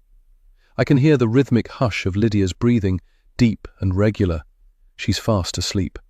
But I can also hear another sound, a second set of breaths in the darkness. My blood runs cold. Chapter 16. Annabelle. As soon as the door opens, I freeze. Now that I know she's not really Lydia, I need proof. But she's always here, lurking around, inviting Mum's sympathy and attention. There's never a moment without this stranger floating around like an uninvited ghost. So I waited until she was asleep and sneaked inside her room, determined to find a clue. To what, I'm not sure. All I know is that there's something to uncover here, something the imposter's not telling the truth about. The room smells strange, a sweet, sickly smell that has always been there, but seems stronger now that someone's occupying it again. The smell makes me feel panicky and nauseous, but I ignore it and continue my silent investigation. There's nothing of note in her backpack, just normal bag stuff: gum, folding hairbrush, lip balm. I'm wondering about Lydia's old hidey holes. She used to hide chocolate bars inside a cushion cover, and her diary underneath her jumpers in the bottom drawer, the medicine she didn't want to take inside a hollowed-out book of nursery rhymes. Part of me still hopes I'm wrong, that she's the old Lydia, just different. And if that's the case, and she's having trouble remembering things from before, I wonder if she's still... I freeze. Was that a cough? I turn my head slowly. Mum stands in the doorway, silhouetted against the dull light from the hallway, listening. I don't know if she can see me, but I see her body puff up, like she does when she's angry. A brief inhale, quickly stifled. She knows I'm here, lurking in the dark. After a moment, she turns and walks away. The imposter's sleep breathing continues, deep and regular. I close her backpack and I follow, just as Mum wanted. I find her in the kitchen, the kettle hissing slightly as it gathers heat, and little bubbles form inside its transparent glass. She's put the under-the-counter lights on, instead of the overhead light, giving the room a quiet, cozy glow that should feel comforting, but doesn't. Outside the kitchen window, the night sky is blue-black. My feet are cold on the lino, and I feel even more of a chill under Mum's steely gaze. I wish I was wearing a jumper or a dressing gown. "What's going on?" she asks. "Why were you in Lydia's room? She's been through enough already without you terrifying her in the middle of the night." I shake my head. I'm sick of this. She sits down at the table as the kettle's hisses grow to rumbles and steam plumes from the spout. It works itself into a frenzy and clicks itself off, a relief. "Sick of what exactly?" she asks, incredulity in her voice. "Sick of having your sister back? Sick of knowing she's safe now? Or sick of not being the center of attention for once?" I flinch at her tone, which is cold. She really doesn't like me, I think to myself, and not for the first time. It's a feeling I've had since I was very young. Too young for her distaste to be earned. I remember shouting at her when I was in my early teens, tears trickling down my face. "She's your favorite!" I'd scream, desperate for her to deny it, to let me in on whatever secret I needed to know that might help me understand why I felt so invisible next to my little sister. But she never did. She couldn't deny it with any sincerity. Lydia was easy to love, I knew. I knew because I loved her too, and it felt effortless. She was kind and thoughtful and good inside in a way that others weren't. When she was sick, I wanted to curl up with her on the sofa and cuddle her better. But that was Mum's job while I had to go to school, to do my homework, to contribute to the household chores. Lydia could stay in bed, could rest, could watch TV, got cared for, and taken on amazing days out because she needs fresh air and is finally feeling up to it. And me, I was angry, chubby, spotty, sent to school while Lydia stayed home. Mum wanted me to be less, smaller, quieter, less strange, easier to understand. I was funny though, and quirky, and clever, and interesting. But none of those things got a look in when compared with cute, needy, sickly, fragile. All things Mum loves in a child. Of course she's not my favourite, she'd reply, but I could tell her heart wasn't in it. I love both of you equally, and I'd wish, for once, that I could be given the respect of honesty. At least I wouldn't feel like I was going insane. Across the kitchen, Mum continues staring at me, a cold look in her eye. She stands up and takes a step forward. "This has to end," she whispers, her voice still thick with sleep, her face puffy, her hair everywhere. I shuffle backwards to put more space between us. The silence grows deeper, broken only by Mac's rhythmic breathing. He's fast asleep in his bed in the corner of the kitchen. What is Mum planning? What can she do? She won't yell. She won't want to wake Lydia. Not precious Lydia. I could have stayed in Lydia's room, lurking in the dark. Mum wouldn't risk waking her. Maybe eventually she'd have got bored and gone away, back to bed. But no, I had to follow her into the kitchen, docile and obedient, even in adulthood. Mum really knows how to create loyalty, even in the child she cares for the least. She doesn't deserve my devotion. She never tried to earn it. She didn't need it. She already had her golden child. I push past Mum and return to my own room, listening. I hear her linger in the kitchen for an extra few minutes, then she eases the door closed, and I hear her footsteps climbing the stairs. Her movements get louder. She's following me. She never comes in here anymore. When Lydia disappeared, I backed away from Mum as quickly as I could. I knew what Mum was like. She'd been all up in Lydia's business the whole time, hovering and helicoptering about everything. The times that Lydia was actually attending school, Mum would be at reception complaining every other day or asking for special treatment, PE exemptions. Some girl had said something nasty and made Lydia cry. The maths teacher marked her homework unfairly. I bought a mini-fridge so I could eat in my room and avoid her at mealtimes. And eventually, I put a little motion-activated camera in the corner, slightly hidden behind some books. So I know Mum hasn't been in my room for a while. I look around, taking in the artwork on my walls, paintings of Lydia, Mac and the garden from years ago, and bigger, more abstract pieces. There are gaps which used to display old sketches of our neighbour Torben, who was once happy to pose for me as long as he could study for his exams while we sat. Back when we were friends. Before everything. Before I ripped them down and couldn't bring myself to fill the gaps. It's messy in here, with clothes on the floor, makeup scattered on the dresser, and the bed unmade. But it's home. And now she's coming in. I sit on my bed and brace for impact. Sure enough, her footsteps progress along the hallway. I hear her pause at Lydia's door, probably checking on her like a baby. She's an adult. Leave her alone, I want to yell. The footsteps continue, and she pauses outside my door. A shorter pause this time. My door swings open. She stands there, holding a cup of tea. Only for her, I notice. If Lydia was awake, she'd be carrying 2 cups. I know this. "I'm sorry I said that," she says in a half-whisper. I cop my head but remain silent. "About you wanting to be the centre of attention." I raise my eyebrows. I wonder why she's bothering to apologize. She doesn't usually. "I know Lydia's leaving was hard for you too, and that all my attention went towards finding her, getting her home. First you had a sick sister, and then a missing one, not enough left over for you." My throat swells and I swallow hard. She's right, but I never expected her to acknowledge it. I thought she'd go to her grave pretending that she treated Lydia and me equally. I shake my head. As much as I've wanted to hear her say this for years, now that she's finally said it out loud, I feel like it's too late. I'm hardened and distanced now, calcified. I'm like a sea creature in a hard shell, impenetrable. There's no going back, I realize. She can fawn all over fake Lydia and be overprotective all she likes. It doesn't hurt me anymore. Mum has been intentionally absent from my life for so long that I no longer need her. I sit in silence, and Mum's eyes roam all over my room, taking in my pictures.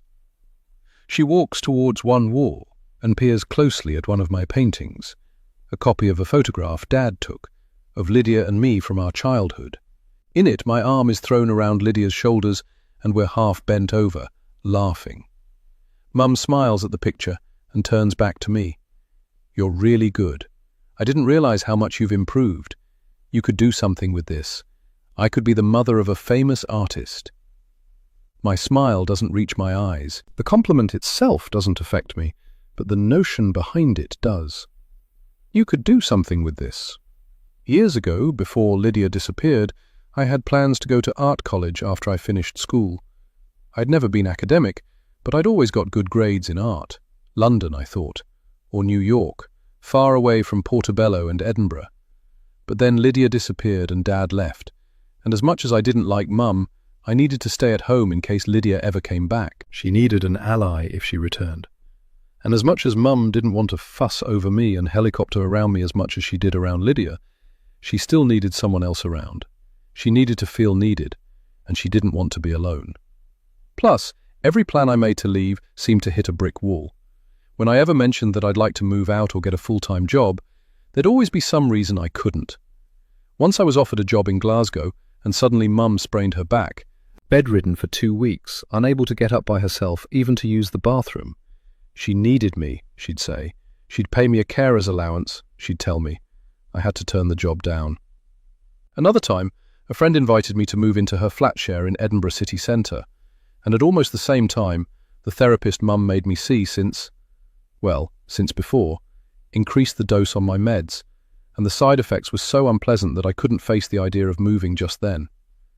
I've been in limbo, waiting for news of Lydia before I can start my own life. And now Lydia's back. Or someone is, anyway. A person claiming to be my sister has entered my house. It's the thing I've desperately wanted for my entire adult life, and yet it all feels so wrong. Chapter 17. Wendy. I lay awake in the dark for hours after that, unable to relax or get back to sleep. Eventually, I do as I had originally intended when I first woke in the night. I slide out of bed and creep to Lydia's bedroom. I open the door softly and watch her as she sleeps, listening to her regular breathing and thanking the universe for returning her to me. I once thought I had the worst luck of anyone. It felt like I was being tormented, and I didn't know how to cope. Abandoned by my husband, detested by my oldest daughter, my youngest possibly dead or captive.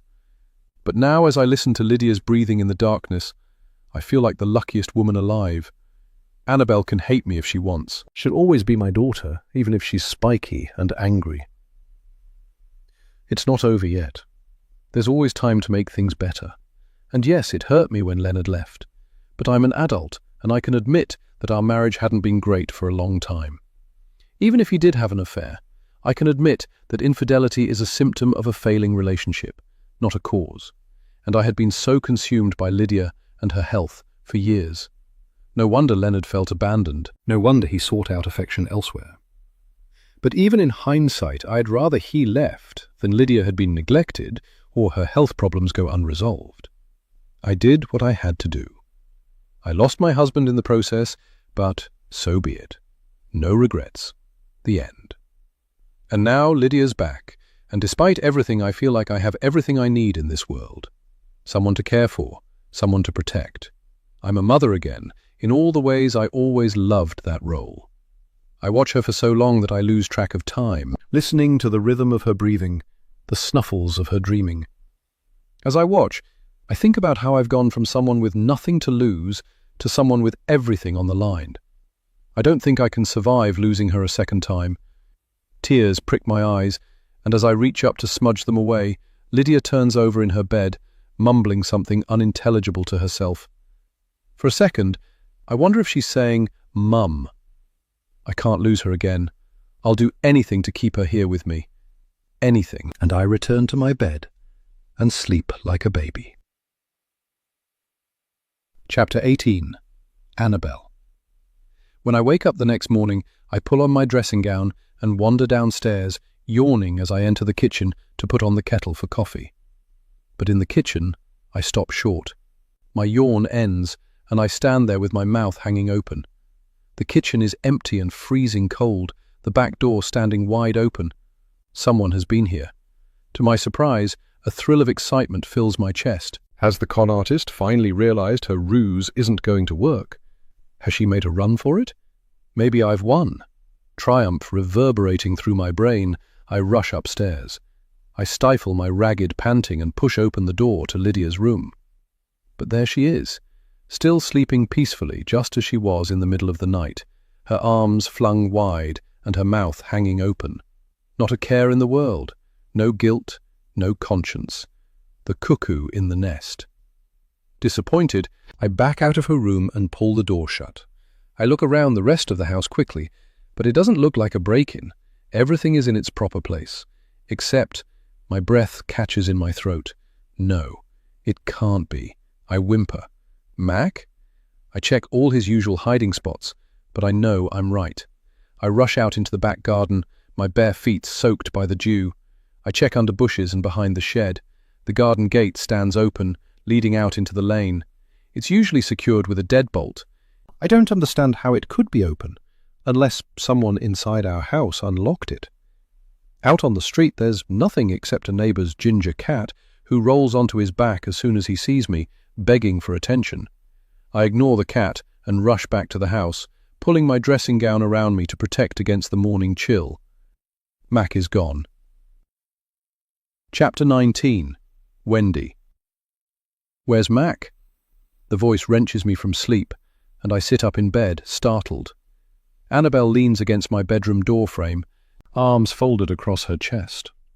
Without her spiked-up mohawk, she looks gentler, but also much more unkempt, the shaved sides of her head making her look ill, like her hair has been falling out or she's been burned in a fire. I resist an urge to get up and smooth her hair back, make her look presentable. I mumble, my brain not yet functioning. She stands up straight and walks into my room, brazen as anything.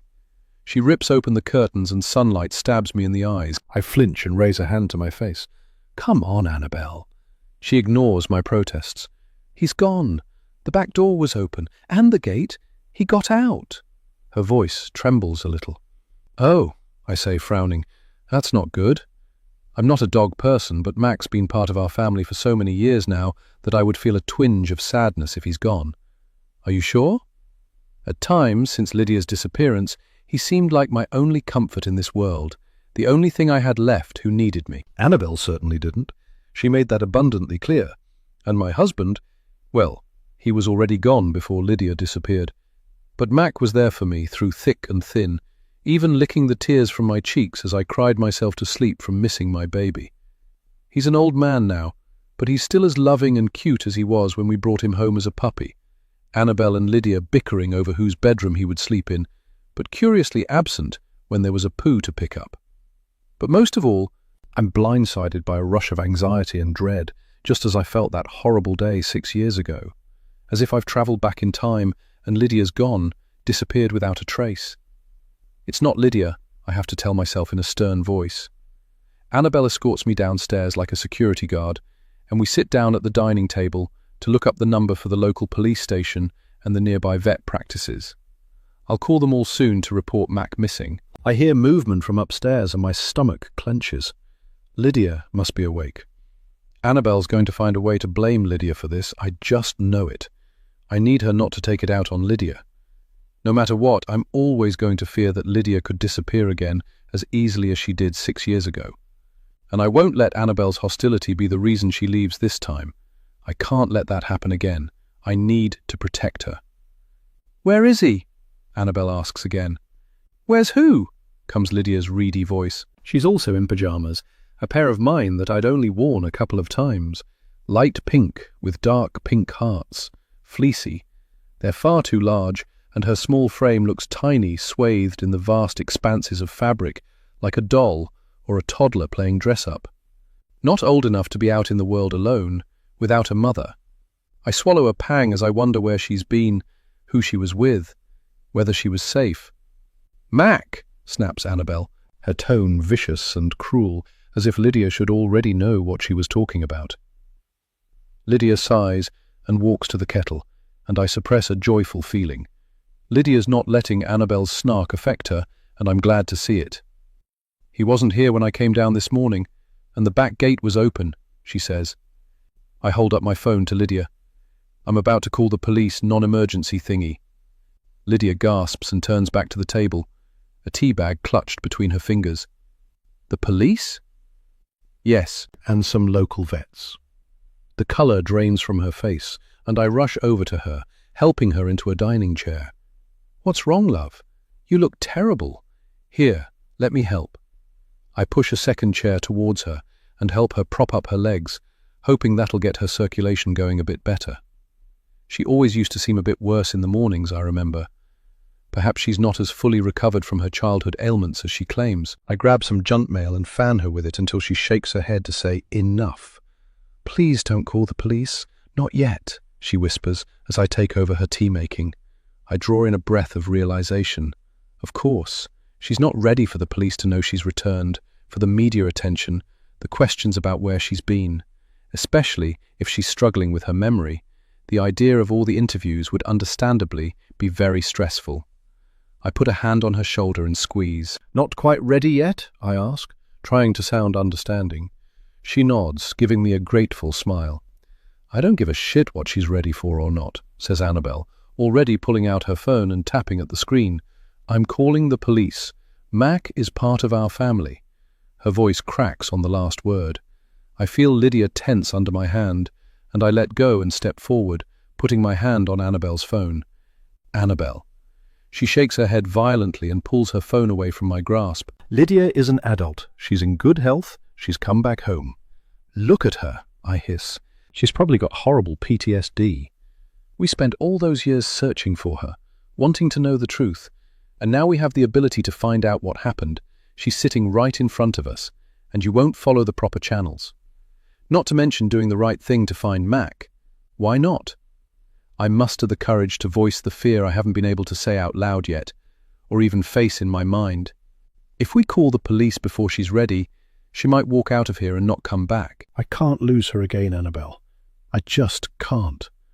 My voice shakes, and Annabel's eyes widen in horror at my emotion.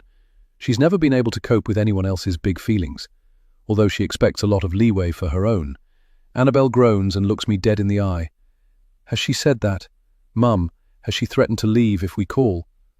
I shake my head, and Annabel releases a breath. "It's ridiculous that we haven't informed the police yet. They could be out there, finding the people who took her, using information she will give them to make sure her kidnappers are in prison, or whatever, right? That's what we want, isn't it?" Lydia looks up and I meet her gaze, exchanging a moment of understanding, as we're both pummeled into submission by Annabel's angry tone and harsh words. And she's not done yet. "Mac's gone and he could be anywhere. Running around on the busy roads, hit by a car." Annabel pauses and takes a shaky breath. "And you're saying that Lydia's immediate comfort is more important than a dog's life?" She waves her hands in frustration as she speaks. I try to keep my tone even. "Well, Lydia is a person. Mac is a dog. Don't give me that shit. Mum, you're so terrified Lydia will run off again that you're walking on eggshells. And you," she turns to Lydia, her eyes blazing. "You know what I think?" Lydia shakes her head, speechless with discomfort. "I think you hate that Mac doesn't like you, that you can't somehow charm him like you've charmed Mum. He's not fawning all over you like you think he should. And I think you let him out on purpose while we were asleep. I think you wanted to get rid of him." "No," Lydia says with a gasp. "I love Bullshit. You don't love that dog. You can't go anywhere near him. He growls so much. You tried to poison him. You called him Max. And now he's mysteriously gone, and you won't let us report that he's missing." Tears spill from Annabel's eyes, and she angrily swipes them away with her fist. I've rarely seen her cry from sadness, I realize. Only ever anger. "What's next, hey? Will I go missing mysteriously in the night too?" There it is. There's the sarcasm and the anger I associate with my oldest daughter. Lydia stands up, swaying, and I resist the urge to reach out and hold her up. I want to step between my daughters to protect my youngest from Annabelle's wrath. Always. Annabelle, I know you love Mac. I know what a comfort he was to you after Lydia left. And Lydia's home now. He's an old dog and... I trail off. I don't know what I'm saying. That it doesn't matter that Mac's missing? That he'd die soon anyway? None of these are good points. Annabelle lets out a sarcastic bark of a laugh. What? So Lydia's home and so I don't need Mac anymore? Is that what you mean? She storms into the hallway and I hear rustling. She comes back into the kitchen wearing her coat and wellies over her pajamas. Where are you going? I ask. She pulls up the zip on her jacket and shoves dog treats into her pocket. To look for Mac, of course. She turns to Lydia. The sister I knew loved Mac. The old Lydia would have been out looking for him as soon as we realized he was gone. What? Lydia stutters. What do you mean? Annabelle smirks and turns away, throwing over her shoulder. If Mac's not home by lunchtime, I'm calling the police. And if you have nothing to hide, that shouldn't be a problem, should it? Chapter 20. Annabelle. It's not a warm day, even though it's meant to be late spring. The wind comes off the sea and tears through the legs of my cotton pajamas as I stalk from the house, my breath coming in adrenaline-fueled gasps. I'm so angry. But I know it's masking other feelings, feelings that are harder to face. Sadness, betrayal, loneliness, disappointment, fear. Anger is easier than all of those, so I clutch it to my chest like a shield. I peer between parked cars along the side of our street, behind bins, around hedges in people's front gardens. Nothing. I keep shouting for Mac, rustling the bag of his treats, whistling for him. Nothing. I head towards the sea. He loves the beach, loves burying his furry face in piles of half-dried seaweed or picking up driftwood to drop it at our feet. Maybe he's gone there to play, but when I get there, the beach is deserted and the tide is in, the white-capped waves rolling in and almost licking the sea wall. Above my head, seagulls circle, watching me, ready to swoop if they see a morsel to scavenge. I slump onto a bench and stare out at the grey-blue water, tears pricking my eyes. This isn't about Mac, even though I'm worried. This is about Lydia. When Lydia first went missing, I felt I was walking on quicksand, the ground shifting and crumbling beneath my feet. Everyone else pretended like the ground was solid, but I knew the truth. Every moment of the day, there was a horrible, gnawing dread in my stomach. The only time it went away was when I was asleep, and it came rushing back as soon as I awoke.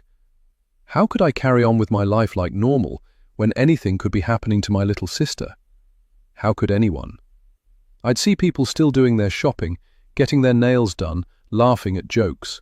Normal lives. Why was everyone still going to work or school instead of out looking for her? The only time I felt remotely solid was when I was out walking, looking for Lydia in every window, on every bus, in every shop. I would pace the streets around our area, glancing into open doorways, imagining that someone had snatched her and was hiding her inside their home. Like that Austrian man who took that 11-year-old girl on her way back from school. She'd been a captive in his house for years, just streets away from her home, and her family had no idea. What if that happened to Lydia?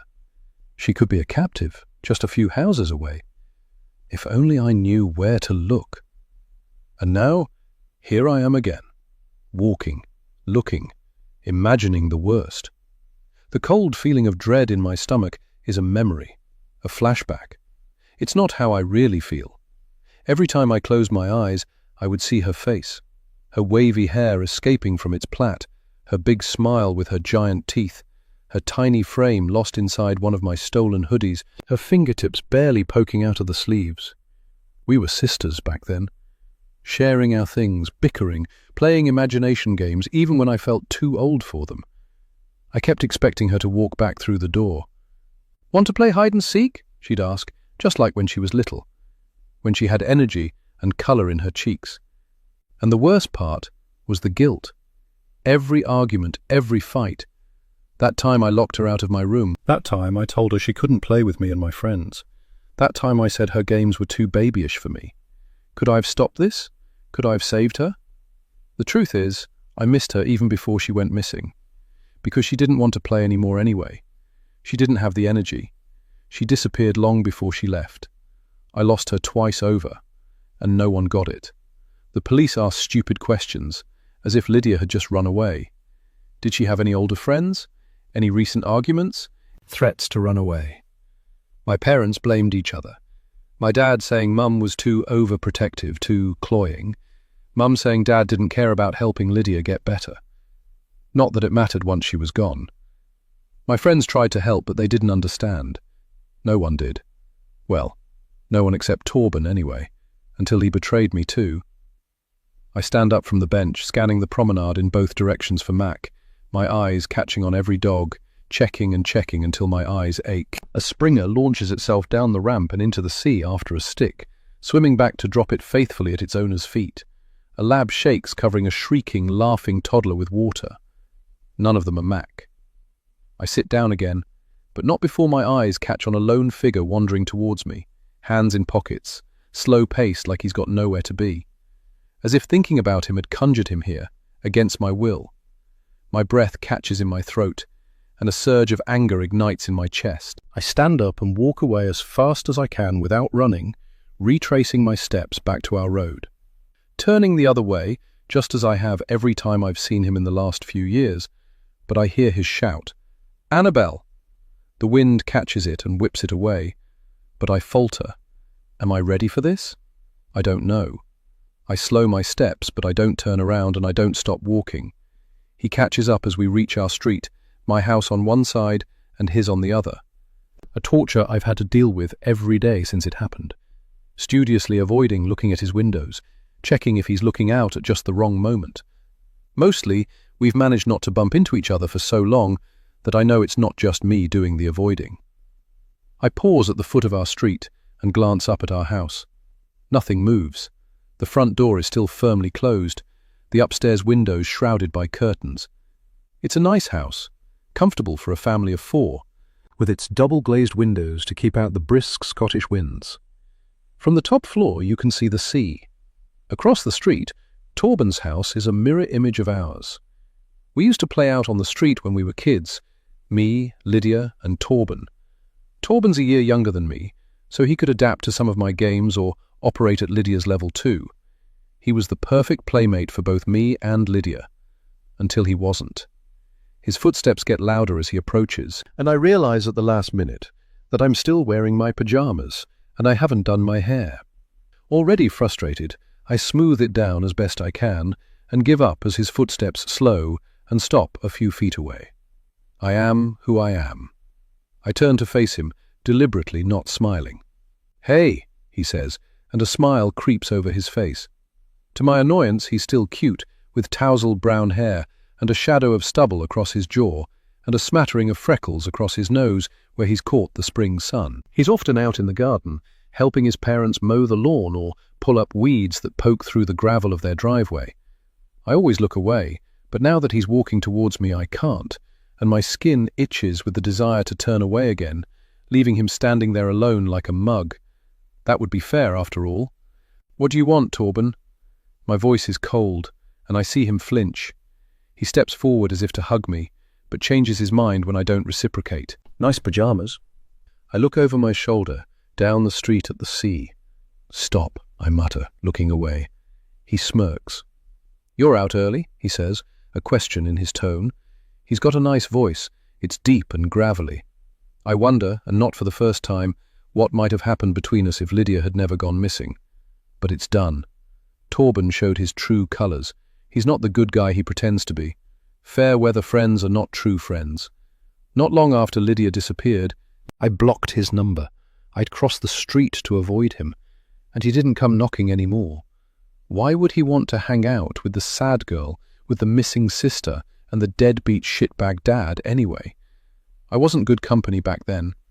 But turning his back instead of helping find Lydia, someone who'd been his friend? That bit I couldn't forgive. Still can't. And now he's walking next to me like nothing happened, smirking at my snark like no time has passed. I turn away from him, and he falls into step beside me. If this had happened 2 weeks ago, I'd have told him to get lost, or turned on my heel and walked the other way. That's what I've been doing for the last 6 years.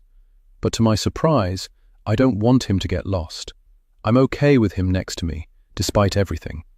Am I a fool to be pleased to feel his presence alongside me again, to feel that familiar tug towards him like we're linked with an invisible string? Can I trust him? I still don't know.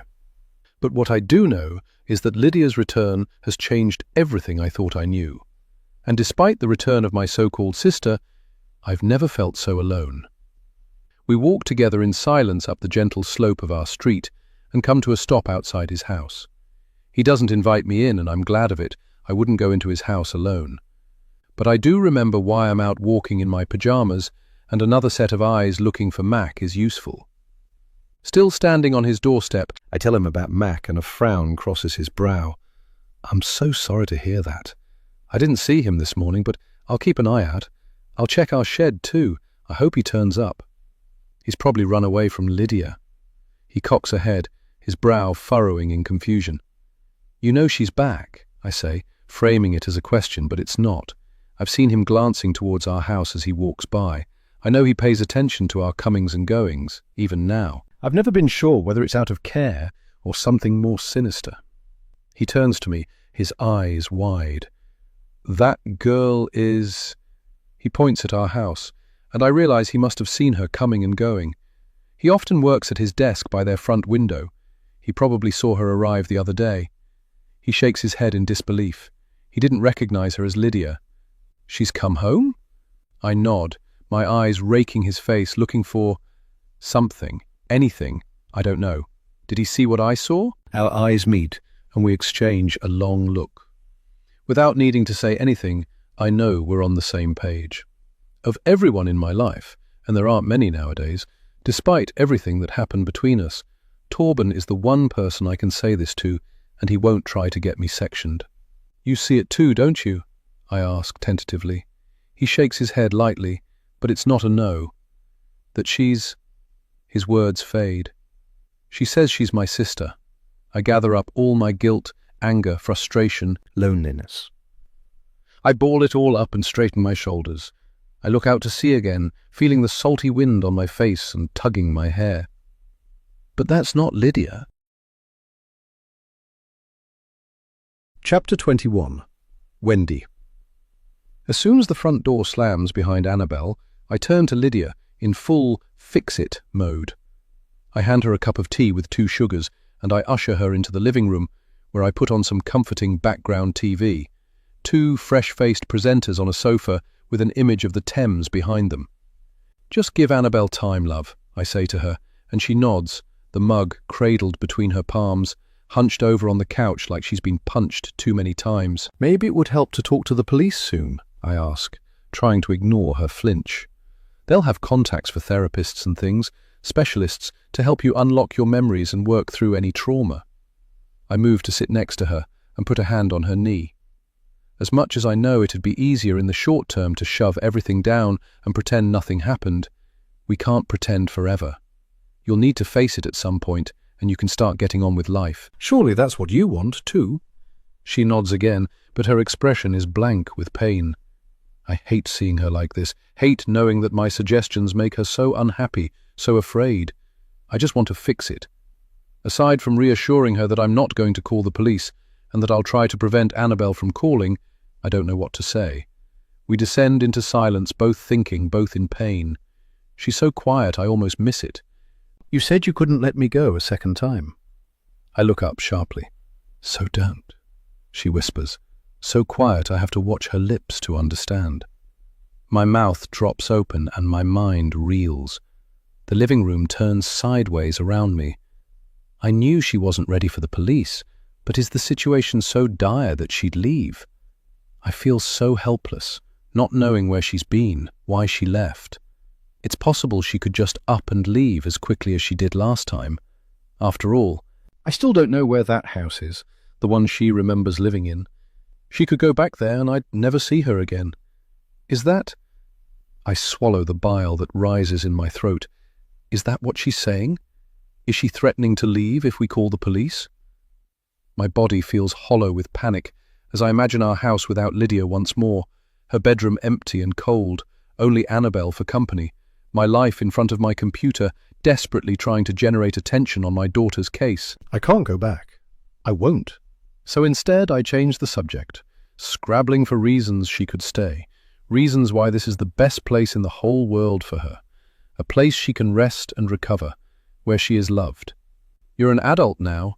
I assume you have things you're interested in, subjects you'd like to study if you went to university, or a job you'd like to pursue. She's still, but I can tell she's listening, thinking. I try not to smile, pleased with myself for finding my way through her armor. I don't even know if she has qualifications, if she went to school after 13. My poor girl. Is there anything you can tell me about where you've been? She shifts in her seat and takes a sip of tea. Things are coming back to me in little snippets, she says, and my heart soars. There's hope. I nod at her to continue. I think it's being here. Back home, I mean. Maybe it's all the memories. It helps being here, sleeping in my room, and seeing those photographs. Maybe it unlocked something. I stand up, ready to get the albums out again, but then I sit down again. There's time enough for that later. Lydia suppresses a smile behind her mug, and I feel another surge of hope. If she's feeling comfortable enough to laugh at me, we're making progress. If only we could make progress in other areas too, like with Annabelle. I'm sorry about Annabelle, I try, and she flinches, like she flinches every time Annabelle enters a room or comes up in conversation. I know she's not easy. She'll come around. Can you tell me a little bit about her? I know we used to get on. I saw it in the pictures, and she didn't used to be so... Spiky? I finish. That word seems to describe Annabelle so well, both her looks and her personality. Lydia smiles. Spiky, yes. Lydia's right. Annabelle used to be soft and kind, just like Lydia herself. It'd be easy to say that Annabelle changed when Lydia left, that losing her sister hardened her. But the truth is that the bulk of the changes in Annabelle happened before Lydia left, long before. I wonder how I can explain this to Lydia without feeling like I'm betraying Annabelle. But Lydia's living in the house with her. She deserves to know who she's living with, at least to an extent. If she's walking on eggshells all the time, she needs to know what eggshells to avoid and how she can best manage Annabelle's moods. Annabelle has some mental health issues, I start. They began before you, well, when you were still at home, but we shielded you from the bulk of it. It was all a bit serious for someone of your age to have to worry about. But she got help and ended up with a good doctor here in Edinburgh, who she still sees, and she's on a strict medication schedule to keep everything under control. And so far, I cross my fingers and hold them up to Lydia, who smiles, her mental health is managed. It's why she's still at home, though. I didn't think she'd cope, living independently or working full-time. And luckily, now we've paid off the mortgage, we're financially in a position where it's manageable for me to be the only breadwinner. There's more. I'm sure Annabelle will tell you more herself once you guys become more comfortable with each other. Lydia listens carefully as she finishes her tea. Then she puts the mug on the coffee table in front of us. Thanks for telling me. Annabelle makes more sense to me now. She stands. I'm going to go and get dressed. Maybe it'll be nice for Annabelle if she sees us looking for the dog too. I fight back a pang of guilt that I didn't tell Lydia about what led to us finding that doctor, or keeping such a close eye on Annabelle's medication schedule. But timing is everything, and I'm still hoping that my girls can find their way back to an affectionate relationship one day. That can never happen if Lydia knows the full story about her older sister. Chapter 22. Annabelle. That's not Lydia, I say again, tilting my head backwards, indicating across the street towards our house. Torben's eyes flick over my shoulder and his expression sours. He shifts his feet, scraping little stones against the tarmac pavement under his boots. He says, making a quiet rumble in the back of his throat. My heart plummets. Talking to him was a mistake. I thought I could confide in him, that he might be the one person who would listen. By the look on his face, I can tell I was wrong. I've pushed it too far, and I've trusted too early. He doesn't believe me. He thinks I'm crazy. I squeeze my hands into fists, feeling my fingernails sink into the skin of my palms. Sharp. I can't trust him. Perhaps I never could. But I'd needed to say it out loud to someone. And he's been the first person I've seen since fake Lydia came back. I'm so alone. No one will listen. There's no way Mum would hear me out if I said anything about my suspicions about Lydia. In fact, if I breathed a word about this, she'd have me sectioned and throw away the key before I could even catch my breath. It's not even that she wouldn't believe me, per se, or even that she needs Lydia to be back. It's that she doesn't trust a word I say. I can see it in her eyes when we're speaking to each other. I have for years. This whole keep nodding and eventually Annabelle will stop spouting rubbish thing. She's learned to automatically dismiss me at every opportunity. I am not mentally competent in her eyes, no matter what I say, no matter how long I attend therapy and take my meds on time. She doesn't want me to feel things. And even if there's something wrong with me, I haven't hurt anyone. Should someone be punished forever because of one mistake, years ago? I'm perfectly mentally competent, and it's her with the problems. So yeah, I'm not talking to her. And my friends, the few that I once had, drifted away as they got jobs and moved into the city for work, or away from the city for more space to house their growing families. Who wants to be friends with the sad, medicated, unemployed girl who still lives at home and sabotages any opportunity she gets? I searched Torben's face, looking for a glimmer that he might believe me. I need a confidant. I need someone to believe me, and he was the only person I could think of. We were friends, once. He cared about Lydia, a long time ago. He was affected by her disappearance. A strange look crosses Torben's face as he takes in my words, his eyes scanning the horizon. Disgust crosses his face. Hatred, frustration. Whatever he's feeling, it's big and it's negative. My stomach twists. He doesn't believe me. He thinks I'm deluded. Perhaps I am. Danger, my instincts shriek. Get away. I've made a terrible mistake telling Torben my suspicions. If the girl in my house isn't Lydia, it's still possible that somebody hurt my sister. And after Lydia went missing, in the eyes of many local people, my mother included, Torben was the main suspect. What have I done? Before I can walk away, Torben grabs my arm and pulls me roughly up the path to his house. What are you? Shush. He tightens his grip, and I struggle, my feet disrupting the gravel, but he's stronger. He pulls me into his house and closes the door behind us, plunging us into darkness. Chapter 23. Annabelle. It happens so quickly that I don't have time to register what's happening. What have I done? I think again. I didn't want this. I wasn't ready to enter his home. I don't trust him. I don't know him anymore. And yet it happened before I had even a moment to protest. And now I'm shut inside. Is this what happened to Lydia? The hallway is dark, his face in shadow, his breath coming in quick, short pants. His house smells like the remnants of a cooked breakfast and freshly brewed coffee. It's uncomfortably warm. Sweat prickles my forehead. Panic rises in my throat. What? Torben peers through the frosted glass in the front door, and I stand there, baffled, trying to work out how to get out. The back door? Push past Torben? He turns to look at me, an intense look in his eye. I draw in a breath. This was a mistake. I've chosen wrong. It's in his interests for Lydia to be back. Weren't there some people who believed he was involved in her disappearance? He'll be delighted that she's back, that he can be exonerated from the rumors that still echo along the Portobello streets, even 6 years later. Of course he wants to believe she's Lydia. The imposter narrative does not suit his goals. He won't want me to say that. He'd want me to stop talking. And if I wouldn't, maybe he'll make me stop talking. But what is he doing? Why pull me into his house? Unless he wants to threaten me, to warn me never to say that again. The hallway radiator blasts heat at me, and I feel fear rising in my chest, creeping up my throat. After all, if that isn't Lydia, then what happened to her? Did Torben have something to do with her disappearance after all?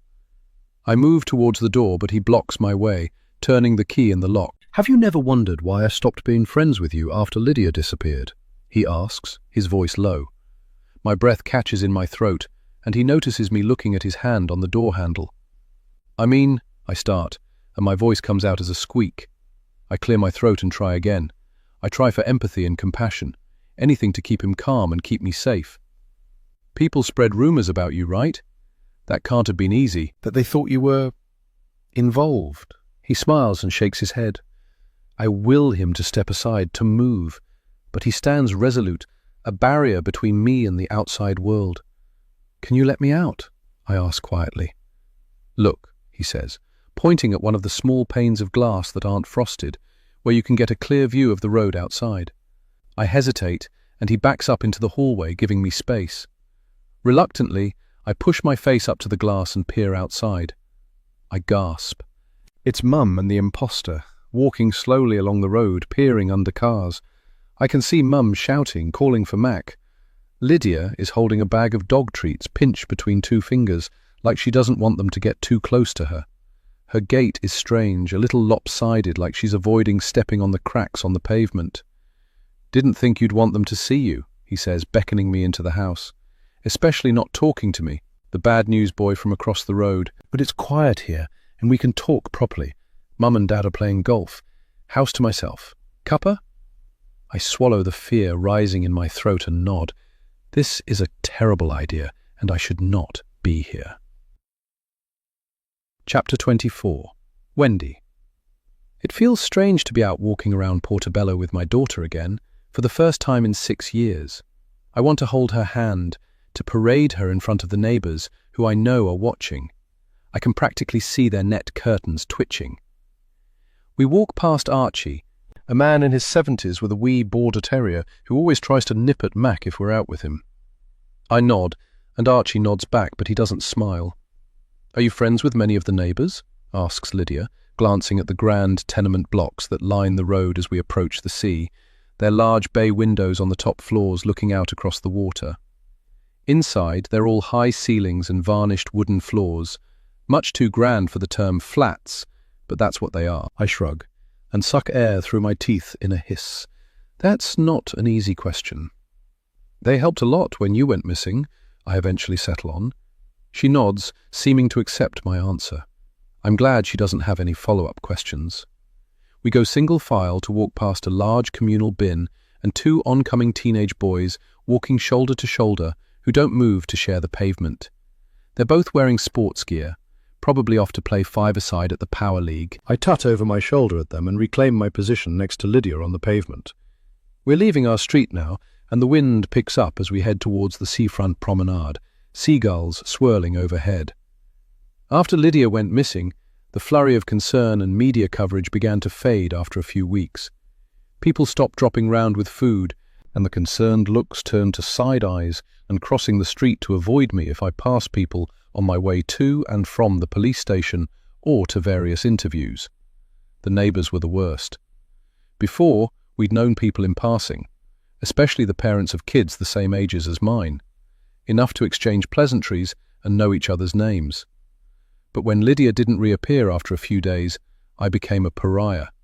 No more Tuesday morning Earl Greys with Sally at number 43, after school drop-off. No more beachside blether with the other dog owners. No more of Mrs. Rafiq's proud updates about her son studying medicine at university. Just faux sympathetic smiles and, "I'm in a bit of a rush today, let's catch up soon though." I've thought about it a lot in the years since. At first it felt like they blamed me, like they believed I drove her away, or worse, that I was somehow involved in Lydia's disappearance, like I'd killed her and hidden her body under our floorboards or something ghastly. But given some distance, I think it's a form of victim blaming. People blame victims because they need unpleasant events to feel like they're driven by logical reason, right? People feel uncomfortable when they hear about a lung cancer patient who has never smoked, or a burglary at a property with a sophisticated security system. It's much easier to blame a rape on a short skirt than it is to accept that it could have happened to anyone, no matter what clothes they chose to wear. I'm not justifying that belief, just trying to understand it. So those around me wanted to find a reason why Lydia must have left, to convince themselves that whatever happened to her would never happen to their own precious offspring. They needed to avoid the fact that the world is random and cruel sometimes. It was easier to believe I must have done something to deserve it. And with that, they distanced themselves, as if I had somehow caused Lydia's disappearance, or like it could be contagious, and by associating with me, their own precious child might similarly disappear. And now she's back, and I can tell those suspicious busybodies to shove it where the sun doesn't shine. My daughter is back, and it wasn't my fault. My suffering was real, and their heartlessness was cruel. I want answers as to where Lydia has been, not just to solve the mystery, but also to exonerate myself. People always say that difficult conversations are easier when you're not facing each other, sitting next to each other in a car or out for a walk. It's time. We turn down the promenade and walk alongside the sea, watching the waves sweeping up the beach. The wind catches my hair, and I raise a hand to brush it out of my face. "Lids," I start, feeling how nice it is to use her childhood nickname again.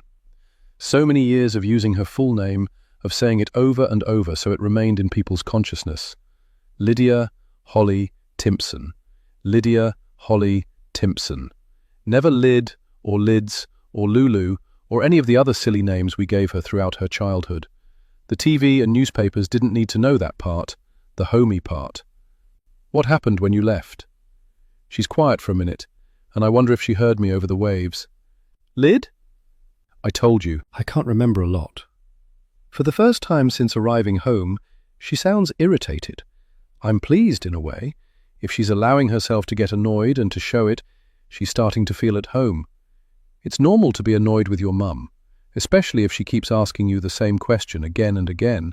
Well, I think with a shrug, I wouldn't have to ask the same questions again and again if she would just give me some answers. I want to know under what circumstances she left and who exactly this family were who took her in. Were they the kidnappers? Or just helpful people taking care of a traumatized child? And it'll be good to get her talking a bit, help her uncover some memories before we tell the police, which has to happen soon. It's been too long already. "Okay, let's try another way," I say, after a couple of minutes of silence. "I'm going to tell you what happened the day you went missing, from my side. And you can tell me if it triggers any memories." She shoves her hands in her pockets and sits down on a bench. I take a seat next to her and take a deep breath. The day Lydia went missing was a normal June day, approaching the end of the summer term, and the weather had been beautiful for the last few days, so all the kids were resentful about sitting in their classrooms, staring out at the blue sky through the grubby windows. Lydia had even, uncharacteristically, asked to take the day off school that day, saying she thought she might have a migraine coming. But I knew she just wanted to lie in the garden and read a book, and she'd missed too much school recently anyway, so I sent her off like normal, waving from the door as she rounded the corner. A decision I'd regret forever. That was the last time I saw her. I told the police everything I could remember. She was wearing her summer uniform, a knee-length black skirt and a white polo shirt, white ankle socks and black shoes. Her navy blue school jumper was tied around her waist. Her strawberry blonde hair was in a long plait down her back.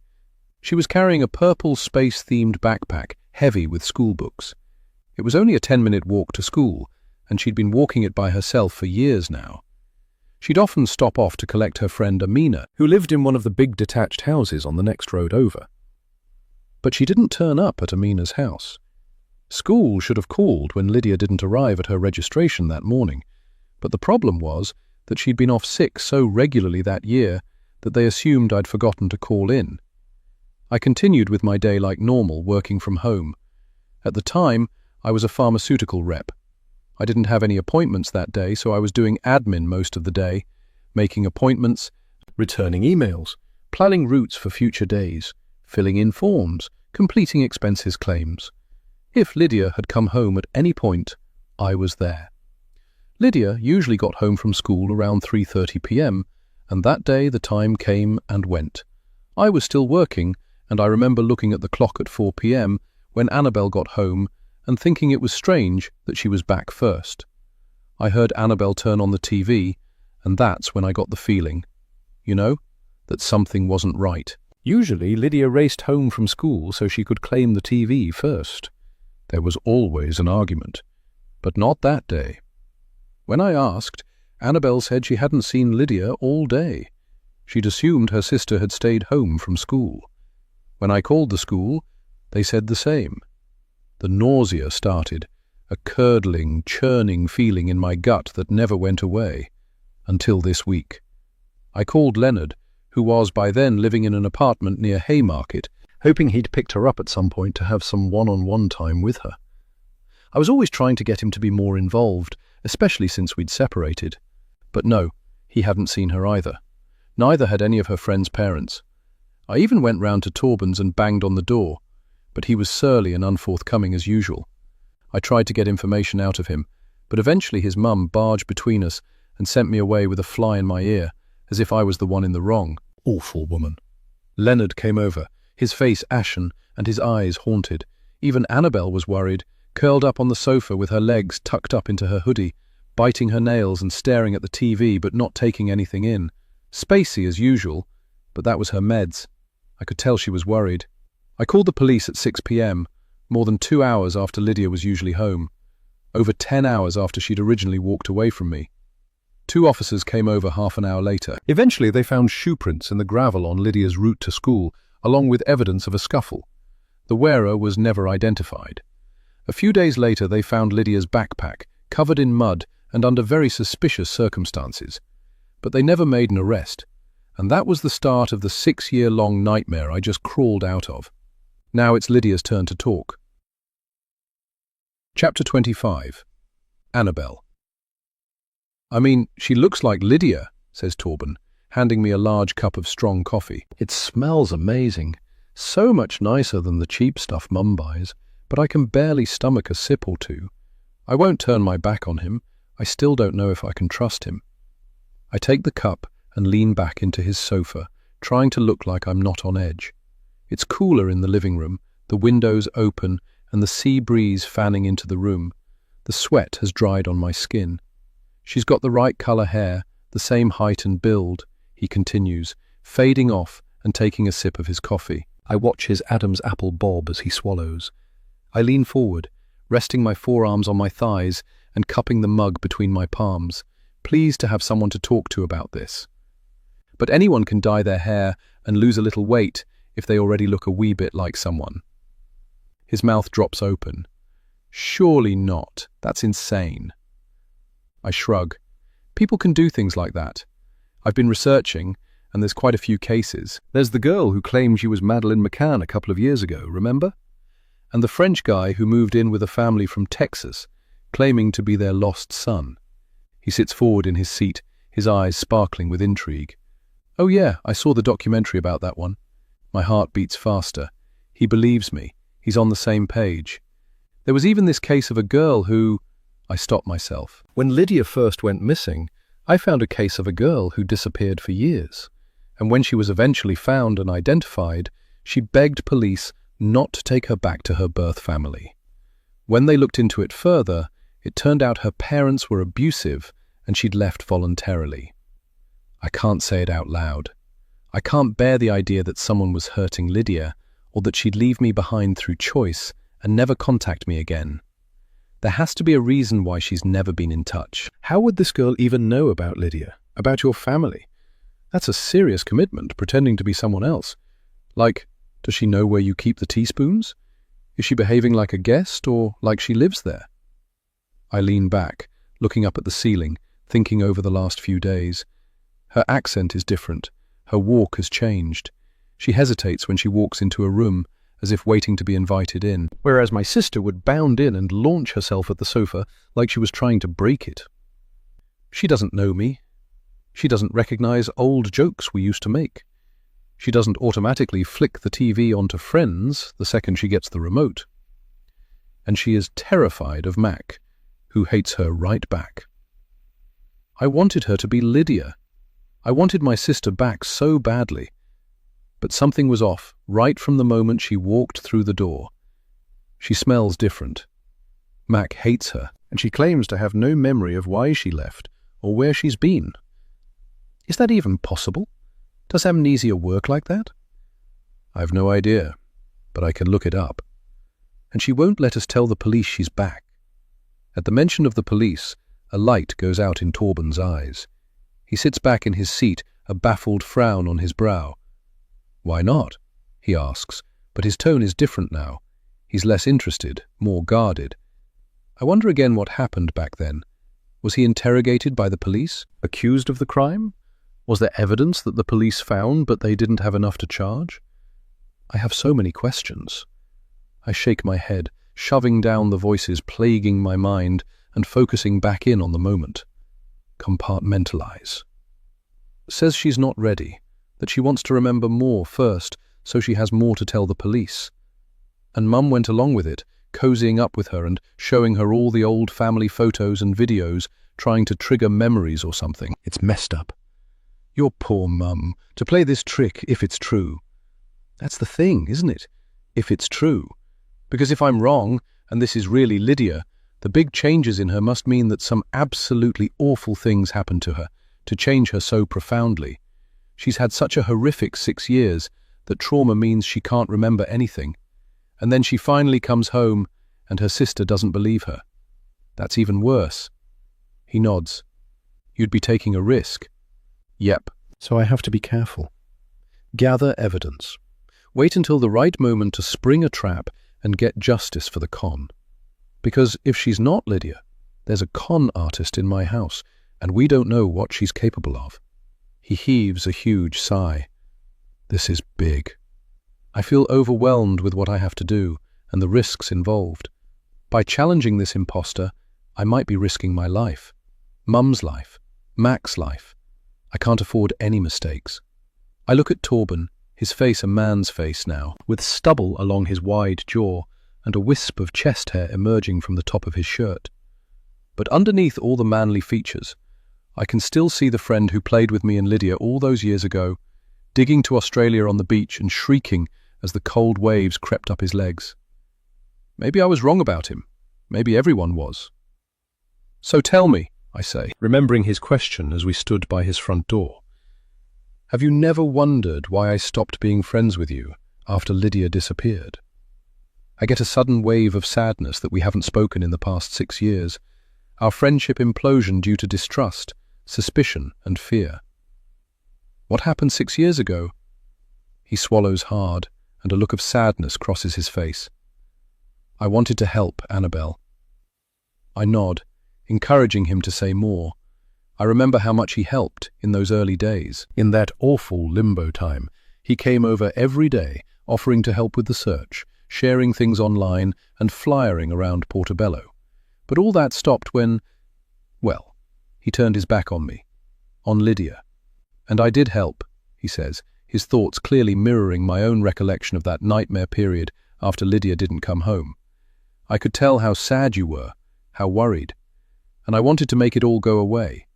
So I started to poke around, to look for her myself.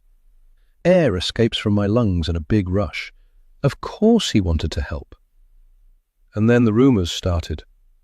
His chin crinkles as he represses an emotion, and I feel a pang of sympathy for the confused teenage boy he once was. I close my eyes. I hated him for abandoning me. But now I'm older, time has smoothed my wounds. I can see things clearer now. Of course he had to back off.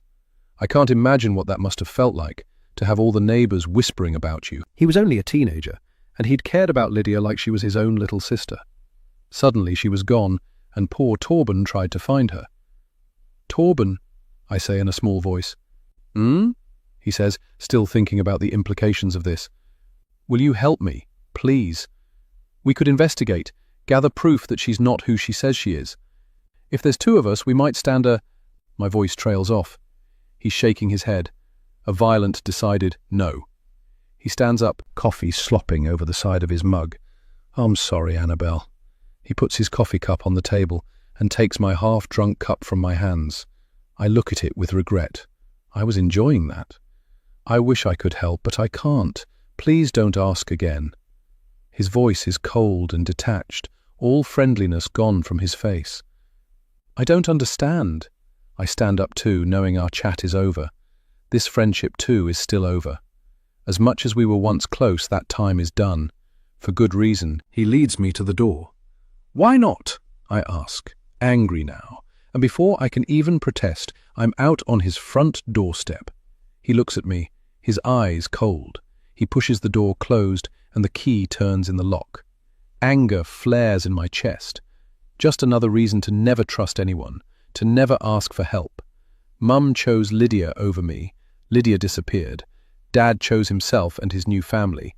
My friends slipped away, and now Torben has rejected me. Again. Who can I trust? There's no one to help. I must do this alone.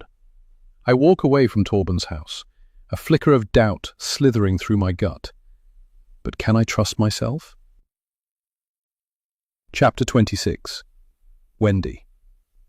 I look at my daughter's face as she stares out to sea. Her cheeks are pink, her complexion glowing. Her hair is shiny and thick, her breath clear and strong. She's the picture of health, my daughter. I never thought I'd get to see the day that Lydia looked strong and healthy. And it's doubly valuable, as for many years it seemed like I'd never see her again, healthy or otherwise. Do you remember being ill? I ask, and she shrugs. Not really, although little bits are coming back. I nod. It must have been traumatic, all those doctor visits, missed birthday parties and waning friendships. The doctors could never work out what was wrong. Their best guess was a complex allergy, a reaction to a combination of things instead of just one, which is why the allergy tests could never identify a specific allergen you might be reacting to, or something autoimmune was their other theory. She nods slowly, still gazing out at the breakers as they hit the shore. Occasionally, she'll glance towards a dog, checking for Mac, but they always run back to their owners in the end. It's never Mac. The wind picks up and she wraps her skinny arms around herself, and I realize that she's not wearing a jumper.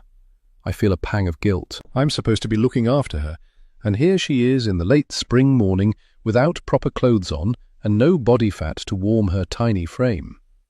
I slip out of my own jumper and hook it around her shoulders. Do you think we could head home? She asks. I don't think we're going to find Mac here. We're nearly home when we stop in our tracks at the sight of Annabelle emerging from that boy's house across the road. She sees us coming up the road and stops, a guilty look on her face. No sign of Mac at Torben's, she says to Lydia, accusation in her tone.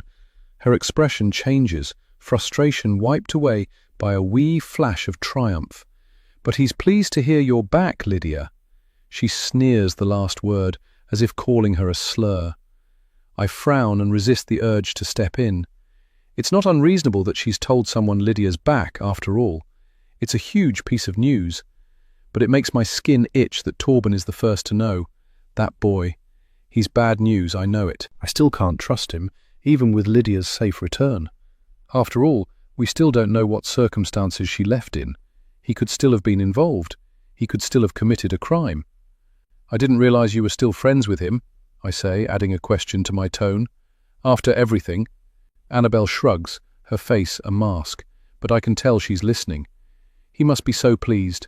I turn to Lydia. You and Torben were pretty close, back in the day. Do you remember him? I hold my breath, wondering if Lids might be about to answer one of the biggest questions I've had all these years. Whether Torben had anything to do with her disappearance. I've long suspected there's something not right about that boy, but Lydia shakes her head. I pinch my lips together in suppressed frustration. I need more than this. Years of waiting and still no answers. I wish I could be happy that she's back, but the itch of needing to know is too great. Really? Because the police thought you might have been with him on that final day. Why? Annabelle asks, her tone sharp. I shrug, not wanting to say anything that could influence Lydia's memories before they return. So, what did Torben say? I ask Annabelle, who has fallen into step beside us as we cross the street back to our house. Is he pleased? She flashes me a dirty look, and I can feel the distaste radiating off her. When did she begin to hate me so much? What did I do, except love her and her sister? Not really, no. I can feel Lydia tense. Annabelle doesn't notice, and she turns to Lydia with a nasty tone in her voice. He wants answers, Lydia, like everyone. I'm sure he does, I say mildly. What does that mean? She asks. She really needs to get hold of her anger sometimes. I turn to Lydia. A lot of people suspected Torben had something to do with your disappearance. There was a lot of talk, Rumours, you know. Her eyes widen and she glances over her shoulder back at Torben's house. People at school called him a murderer, says Annabel, her cheeks flushed with outrage, as if Lydia was the one making the accusations. They accused him of killing you and dumping your body in the sea.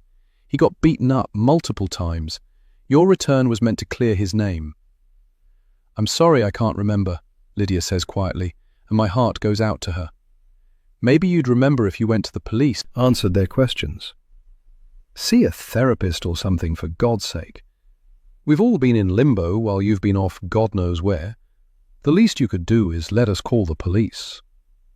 She stops and turns to face Lydia, her voice becoming louder. We deserve answers. Torben deserves his name clearing. This is pathetic.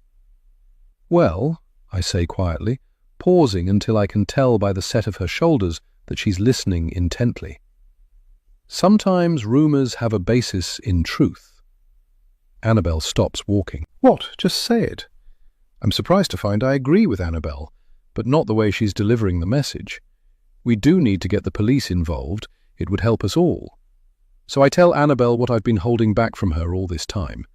The real reason her friendship with Torben came to such an abrupt end 6 years ago. The police found Lydia's backpack not long after she went missing. Annabel rolls her eyes and starts walking again, trudging up the path to our front door. I never saw her trying to rekindle her friendship with Torben after that. But now I've seen her leaving his house. It's time that she knew. They found the backpack in Torben's house, covered in mud. Chapter 27. Wendy. That's absolute bullshit and you know it, she says, her voice loud and accusatory. He was helping. He wanted to find her as much as we did. But I also see her glancing over her shoulder at Torben's house, her brow furrowed as she processes the news. Even with her denial, I know there's a part of her that, like me, can't shake the suspicion now it's planted. And good, frankly. I should have told her earlier, but police interviewed him and crossed him off their list pretty quickly, and at around the same time, their friendship stopped abruptly. She didn't need to know. Go on then, she says, her voice oozing with hostility. Tell me how Torben supposedly got hold of Lydia's backpack after she went missing. She rests a balled fist on her hip with affected nonchalance. Even if that's true, it clearly didn't indicate his involvement, or they would have charged him. She raises her voice, probably trying to mask her uncertainty. I walk faster and unlock our front door, holding out an arm to usher the girls back into our house. That's enough, Annabel, I hiss. Not on the street. Lydia steps past me and into the hallway, but Annabel stays on our garden path, her hands on her hips. I beckon her inside, but she shakes her head. What? You don't like everyone knowing our business? Exactly, I say, beckoning her towards the open door. She lets out a nasty laugh. That's rich, considering how much of our lives you've aired on social media. So you can put it all out there to thousands of strangers. But I can't talk to my sister, she mimes quotation marks in the air, on my own street? Is that it? I reach out and grab her coat, realizing with mortification that Annabel has been wandering all over the street in her pajamas. I try to pull her towards me, into the house, but she shakes me off, pulling herself out of her coat, so she really is just standing there in our front garden in her pajamas, her hair in disarray and her eyeliner smudged from sleep. Get in the house. You're making a spectacle of yourself. She looks crazy, like she's just stepped out of a psychiatric ward. Maybe that's where she should be. Oh, Mother, you've been making a spectacle of all of us for years. Me wearing my pajamas is nothing. Something inside me snaps. I'm meant to have everything I wanted. This was meant to be the beginning of a new life, a happy life, the first step on my way to everything I'd ever wanted for me and my children. And Annabel is going to ruin everything. I know it. She's unstable. She can't be trusted. Not for the first time. I wish it was Annabel who disappeared, not precious Lydia. I used to feel guilty when this thought popped into my head uninvited, but not anymore. The stakes are too high. She's going to drive Lydia away, and I cannot let that happen. I want to turn away and slam the door in Annabel's face, but I can't. For a moment I imagine the satisfaction of turning the key in the lock and going inside. the quiet peace of the house without her lurking presence. But instead, I content myself with the only weapon I can wield. I gather my sweetest, gentlest voice, and I say the most cutting things I can think of. "Oh, Annabelle, I know this is hard for you." Her shoulders relax at the sympathetic tone. She thinks I'm on her team.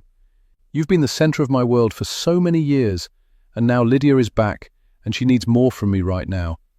It's hard that you don't have my full attention right now, but you can't take it out on your sister, okay? Your jealousy cannot be Lydia's problem." I watch with satisfaction as Annabelle's body language closes up, her shoulders rise, and her arms fold over her chest. Lydia needs our care and love right now. She needs me to take care of her, to help her feel safe so she can remember what happened to her. And I'm sorry if that means you feel a wee bit neglected, but you're an adult. I think you can cope. Right? Game. Set. Match. While she's stunned into silence, I usher her into the house and close the door, just in time as she explodes in a yelling fit which would have echoed across the road and mortified us all. "Are you absolutely insane? Why are you acting like any of this is normal?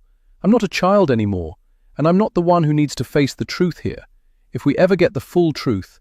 I turn away as she rants and raves, vehemently denying any jealousy, all the while asserting that Lydia doesn't need me, that I can't help her, that I am incapable of helping anyone, which is frankly preposterous considering how much time I spent caring for Lydia when she got sick. I learned so much about healthcare and remedies that I briefly considered retraining to be a nurse, except that Lydia needed me too much for me to take that time away from the house. Annabelle's face is red, and a sweat breaks out on her brow as she rambles, but I can't bring myself to tune in and engage with whatever she's saying. Her words are unintelligible, and I shake my head, showing her that she's not going to upset me. "It's okay to be angry," I say in a simpering voice that just makes her louder and more angry. I wait until she pauses for breath. "Have you taken your meds today?" She growls in frustration and throws her hands up. I flinch at the sudden movement, but I'm not afraid of her. As much as she's gruff and angry, I know she's not violent. She doesn't want to hurt people, not anymore. I stand in the hallway and watch as she stomps up the stairs and slams the door to her room. As soon as the house is quiet, I take a long, deep breath and let it out slowly through my lips.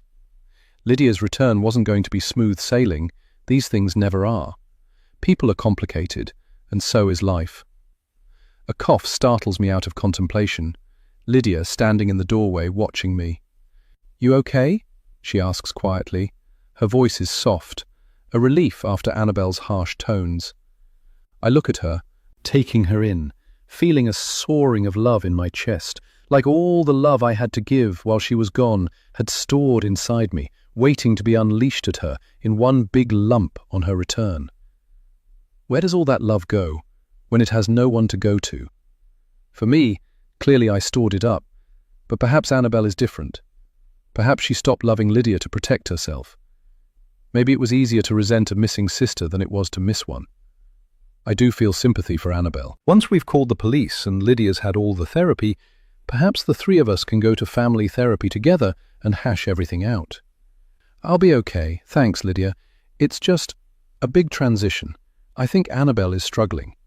She nods, giving a pursed-lipped smile. "If there's anything I can do," she says, and I detect that she's just saying it as a thing to say. But she's given me an idea. "Actually, there is something you can do for Annabelle." Chapter 28. Annabelle. I pace my room, suppressing a scream of rage. I want to destroy something, to rip my artwork from my wall, to throw things from my window. But I've made that mistake before, making destructive decisions while angry.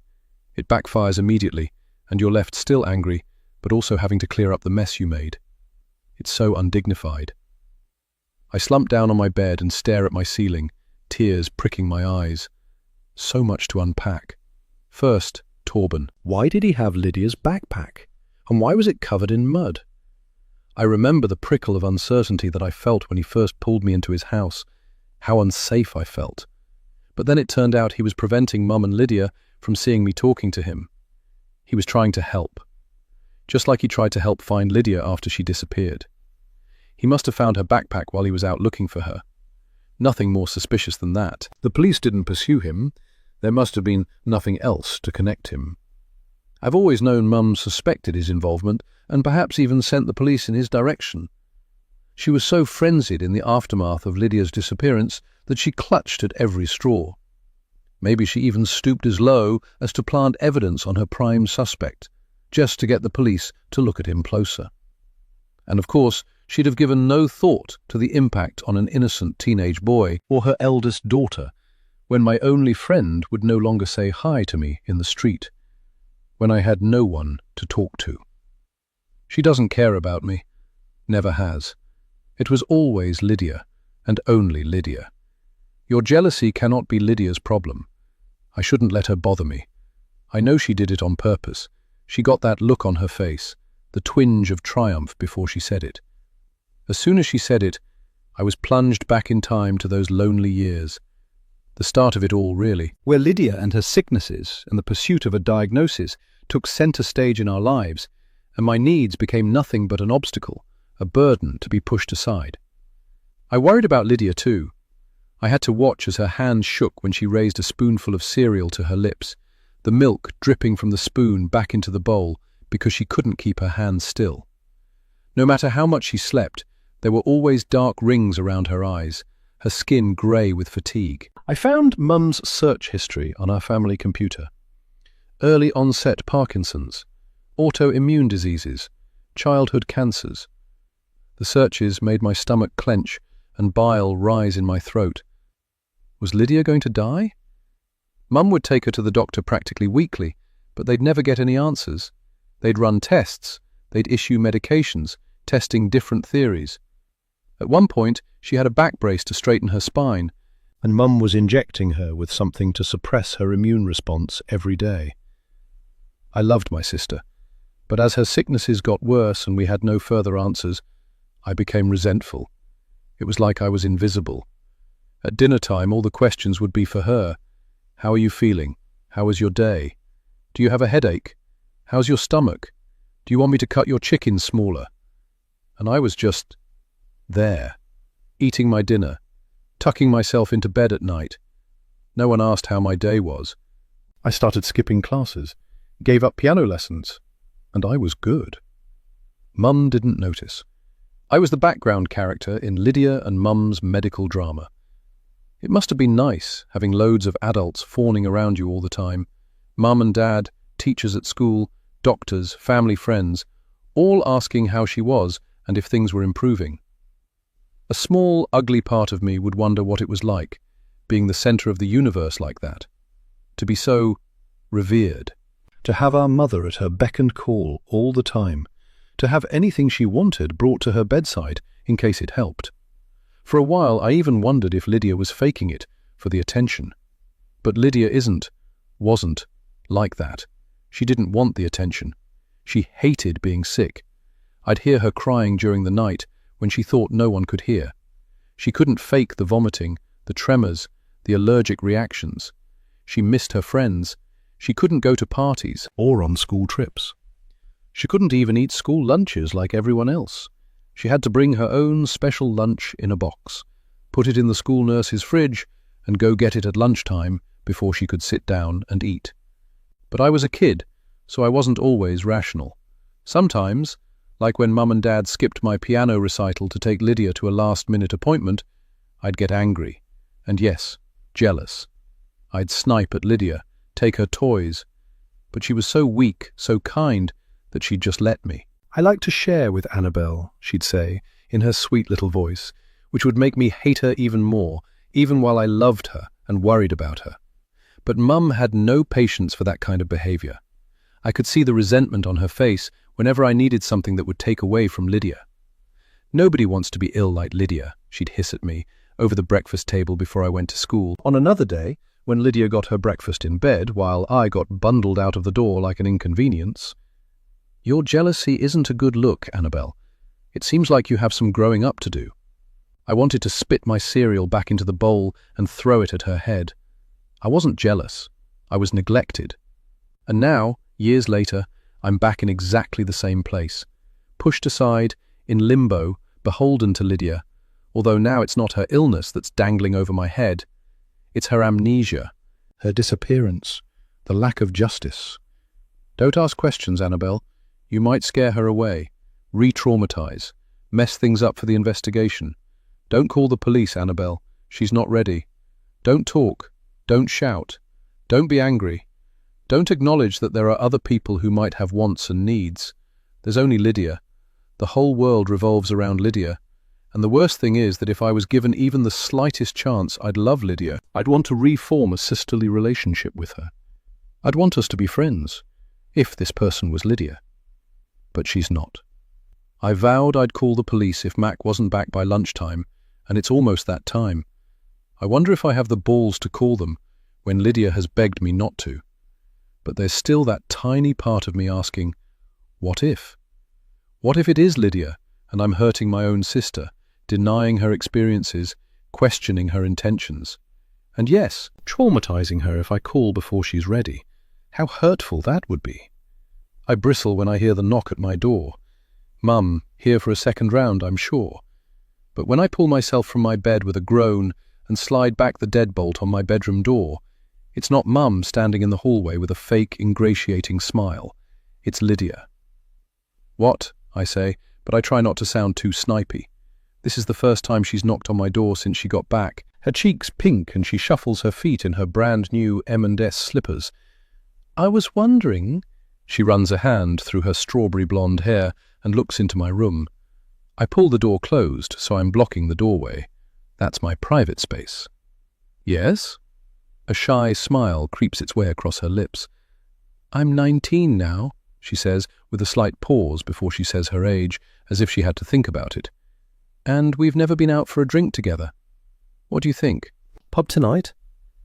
My stomach swirls. I'd love to go for a drink with my sister. I want to be friends with my sister. But this isn't my sister. The thought of spending time alone in a pub, sitting across from this stranger one-on-one for hours, makes me feel nauseous. But maybe we could keep an eye out for Mac on the way. I cough and let go of my door, letting it swing open and watching Lydia's eyes flick behind me, taking in my room. I wonder again what this imposter wants. Is she trying to rob my family? Good luck to her. We don't have anything of value. Is she gathering information for some long-term plan? My eyes flick again across her face, trying to compare this imposter to the Lydia I remember, the one from the police age progression images, and the one I see in old childhood photos. She sees me looking and angles her head away. I don't know, but there's something about this imposter.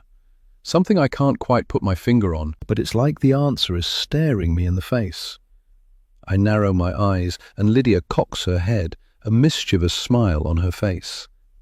What? She asks, and I want to shut down that look of triumph in her eyes. I can't let her win. I look at this stranger pretending to be Lydia as she stands waiting for my reply to her drinks invitation, and I realize that this girl, even if she isn't Lydia, knows something. Even though she's pretending not to have any memory of her life before Lydia's disappearance, there's still a level of knowledge about Lydia and her disappearance that an ordinary person couldn't have amassed. Why us?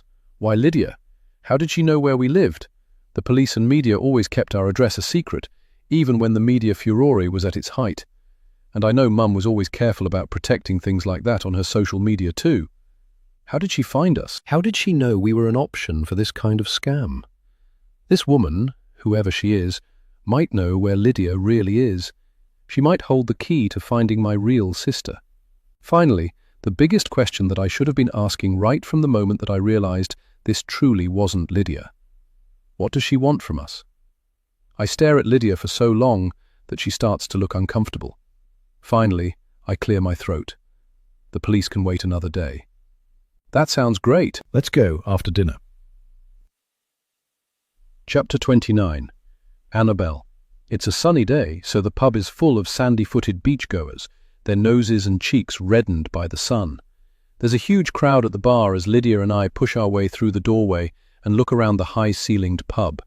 For a moment I imagine what this building must have been like as a house, before it was converted into a pub. It would have been such a grand mansion, with its huge bay windows aimed out to sea. And now it's covered in brewery branding. The only furniture, leather-covered bar stools, and little round tables scattered about, all full of empty beer glasses and screwed-up crisp packets, revellers crowded in. Seeing there are no tables, Lydia and I look at each other. Lydia shrugs. "You go and grab us a perch on the sea wall. I'll get us drinks in plastic cups," I say, raising my voice to be heard over the rumble of tipsy chatter. She shakes her head. "Can I order?" "I'd like to buy my sister a drink for the first time," she says with a smile.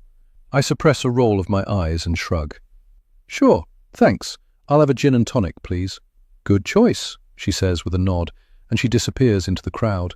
I turn and back out of the pub, heading across the promenade to the sea wall, which is dotted with others who have had the same idea. I claim us a free stretch of concrete wall and settle on it, my back to the promenade and the pub. Where does she get her money, I wonder? Has Mum given her some? Or did she bring some with her? And if so, what did she do to earn it? Or, if she's the con artist I believe her to be, who did she steal it from? In front of me on the beach, a terrier runs across the sand, dragging a huge clump of seaweed behind him, his owner calling futilely from the other side of the beach. That dog's not coming back for a while, I think with a smirk. But immediately the smirk drops from my face, as I remember our Mac still missing. I know Lydia had something to do with it, despite her pretense at looking for him as we walked along the prom to the pub. I only hope she just opened the door to let him run off, as opposed to anything worse. My stomach squeezes with anxiety for our lovely dog. "Here we go," trills Lydia as she approaches across the promenade, dodging kids on scooters and adults on bikes as she crosses. "2 gin and tonics," she says, presenting me with a plastic pint cup. "I got us doubles, save as going back in that queue." I nod and take the cup, which is full to the brim. I thank her and take a sip, flinching when I realise that it's a generous pour. She must have batted her eyelashes at the barman to get maybe even a third shot in these. "Stop," she gasps, grabbing my arm, and I almost choke on the tonic bubbles. "We didn't say cheers," she says, holding out her cup to touch mine. I swallow and lift my cup towards her, my mouth pursed. "What shall we toast to?" she asks, an innocuous smile dancing across her lips and a twinkle in her eye. I feel like I'm being played. Does she know I know? I need to play along, to pretend I believe she's really Lydia. After all, that's how I'm going to get her to lower her guard, to think she can trust me. "To sisters?" I suggest tentatively, feeling like I'm betraying myself, and Mac, and Torben, and Dad, briefly, before I realise he relinquished any claim he had on my loyalty when he abandoned us for a new family. She holds my gaze. "To working out the truth," she says, lifting her cup expectantly. A challenge. Oh, she's clever. A nice double meaning there, and she knows it. She's testing me. I touch my plastic cup to hers, my brain whirring. "It's so nice here," says Lydia, flipping her legs over the sea wall so her feet dangle over the sand, her back to the pub and the people strolling by. "I'm so glad we're getting some of the evening sun." And she's right, I notice. The beer garden is in shadow now, the last rays of the spring sunshine hitting the beach and the sea wall where we're sitting, but sinking fast behind the seafront buildings, which cast their long shadows over the gardens and the promenade, shadows slowly creeping closer as the time ticks by. Halfway down my gin and tonic, and I'm already feeling a little giddy. I haven't eaten enough today, I realise. I forgot lunch and didn't join Mum and Lydia for dinner. One more of these and I'll be useless. My plans to extract information from Lydia totally scrapped. But she's nearly at the end of her own gin, her cheeks flushed. At least we'll both be tipsy together, I think with a smirk. Maybe her tongue will loosen. "So we used to be pretty close," Mum said. Lydia asks, clearly thinking along similar lines, use this time to gather information. "I think she misses when we used to be friends," I shrug. "We did hang out and stuff, yeah. Can you really not remember?" She nods. "Bits and pieces are coming back, but it still feels like I'm stepping into someone else's life." I raise my eyebrows, impressed. Isn't that a recommended technique for liars? Tell as much of the truth as you can, and she is doing that here, as she's literally a stranger stepping into a stranger's life, my sister's life. "Mum said you felt a little ignored after I went missing." I scoff, shaking my head. Mum has her own version of events.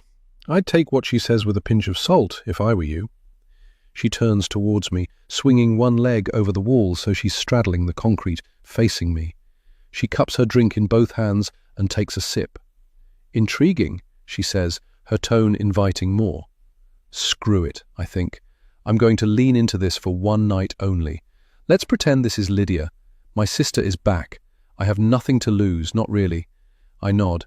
I was ignored long before you went missing. Lydia, you were the golden child, and you were sick. Mum wanted you to get better, so you were the only thing in her universe. She'd parade you around to doctor after doctor, try medication after medication, test after test. But they only seemed to make you sicker. And you were jealous? I laugh, a mirthless chuckle. I would never have wanted the type of attention you got, I say, remembering Lydia's haunted face as Mum bundled her into the car for yet another medical appointment, or the unshed tears in her eyes as she heard Mum on the phone telling one of Lydia's final remaining friends that Lids couldn't play at the arcade as she wasn't feeling well again. But yes, I wished we could go back to how things were before, when we were closer. For a while we were each other's number one, like best friends. She drains her drink. But my illnesses took that away? I shrug. You didn't have the energy to play anymore. You were like a ghost. She gestures to me, indicator I should finish my drink. When I do, she stands and holds out a hand for my empty cup. I don't hand it over. It's my round, she laughs. Tonight's my treat. We're celebrating. I raise my eyebrows, but her grin doesn't falter. It's not every day your little sister returns, and now we can pick up where we left off, before everything, before I got sick. It was hard to be so ill, but it must have been hard for you too.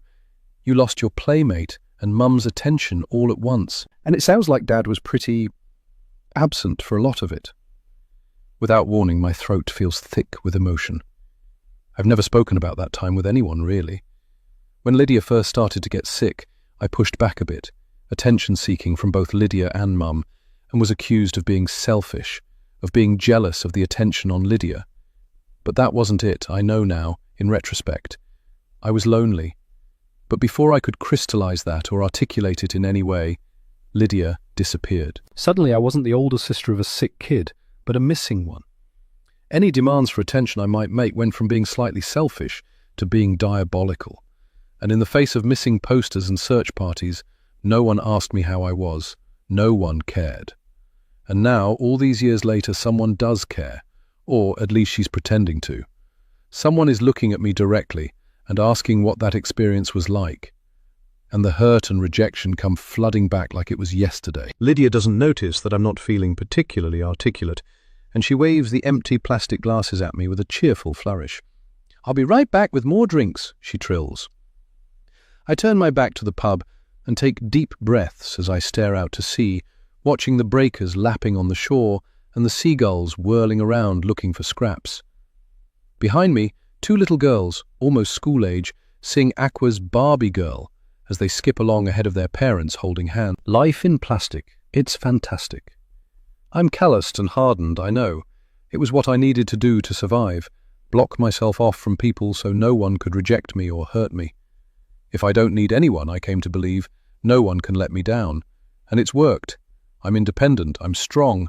I'm an orphan with two living parents and an only child with a sister, or someone who claims to be a sister anyway. As I watch Lydia picking her way through the meandering families strolling along the promenade, another large gin in each hand, my sadness, self-pity more like, morphs into something else. Something that feels safer somehow.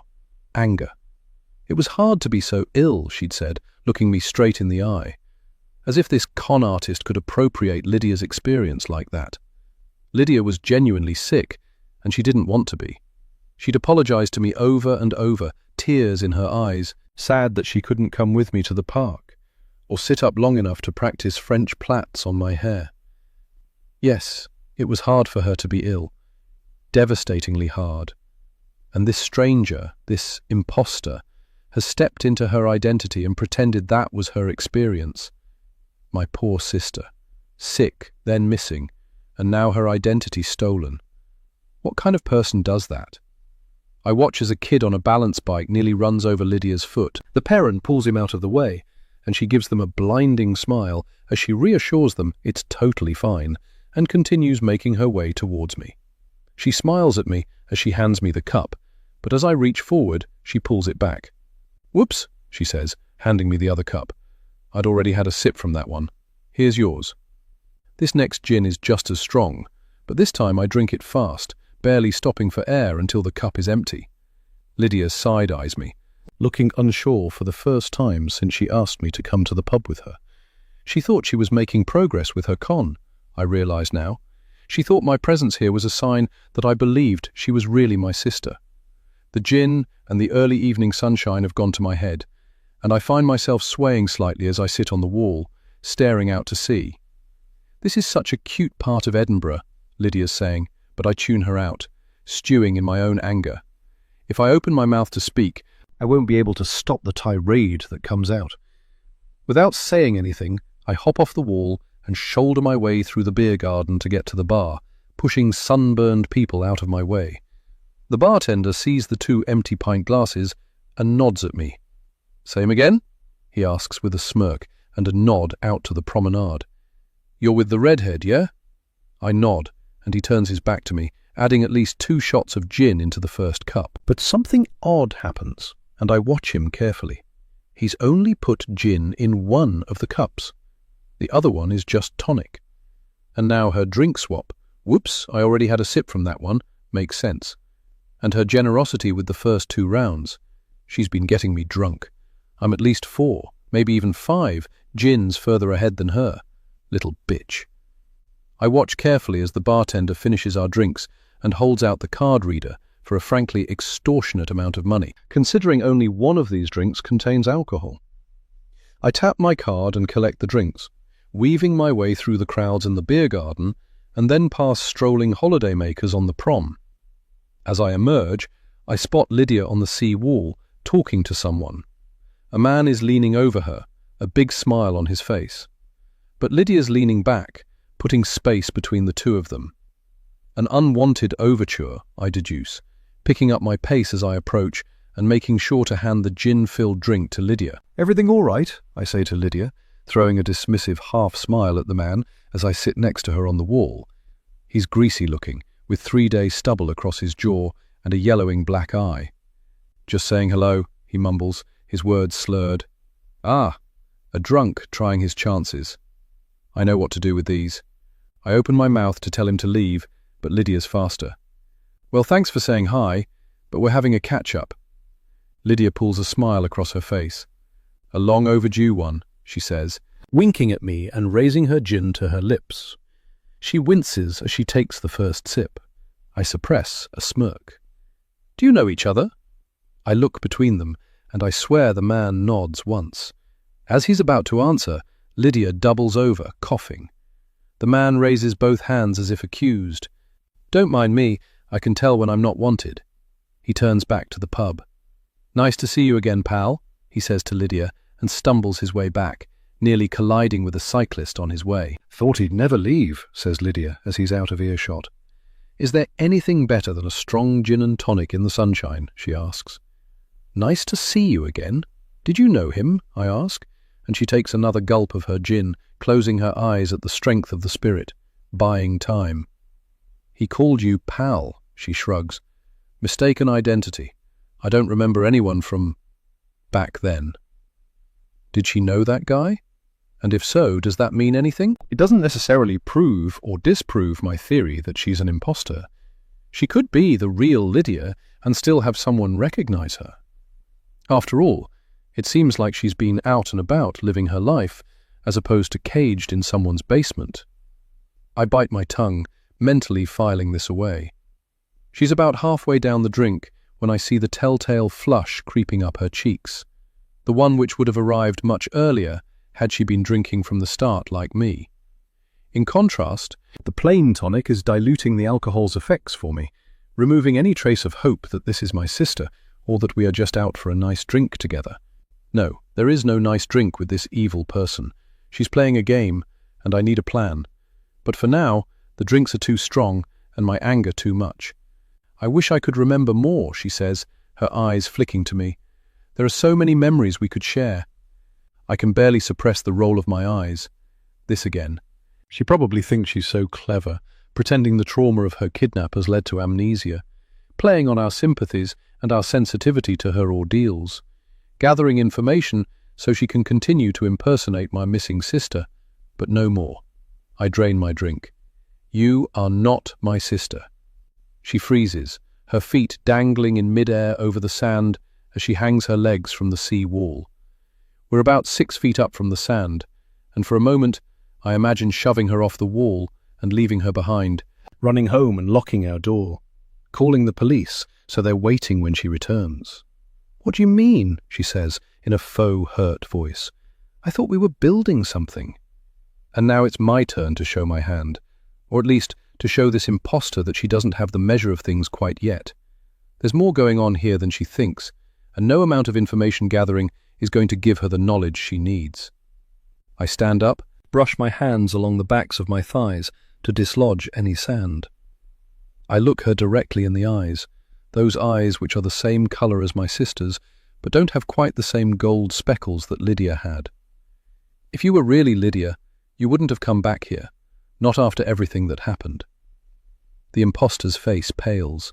She opens and closes her mouth, but no sound comes out. That's how I know you're not her, and you should do exactly what the real Lydia did and get the fuck out of here and never look back, or something bad will happen to you, like it did to Lydia. I turn around and walk away. Chapter 30. Wendy. The house is quiet, and for the first time in years, it's not the heavy, lurking silence like a weight over my head. Now it's a peaceful, temporary quiet, which I know will be over as soon as my daughters return from their drinks. I'm frankly surprised that Annabelle agreed to this, but a small part of me dares to hope that it signifies the beginning of a harmonious, happy home life for all of us. A new beginning. Maybe Annabelle is coming to terms with Lydia's return. Perhaps she's forgiven her sister for her illnesses, for going missing, for taking attention away from Annabelle. After all, Lydia didn't ask for any of this. I wander around my quiet house until I find myself hovering in Lydia's doorway, inhaling the scent of her room now that it's occupied. It used to smell of dust and laundry detergent. If it had been one of those times where I'd washed her bedsheets in the hope she'd return home soon. Behind it all, there was a stale, lingering scent, like something decaying. Now I can smell her skin, her shampoo, her deodorant. The decay odor is gone. I could cry. I'm so happy. The only thing we're missing now is Mac. I make a mental note to contact the vet again, to ask if they've had any reports or leads as to his whereabouts. I can't bring myself to make posters. Too many memories. I'll do another door knock around the neighbours tomorrow. And we're also missing Leonard, I suppose, although I've been pleasantly surprised that Lydia hasn't asked too many questions about the whereabouts of her dad.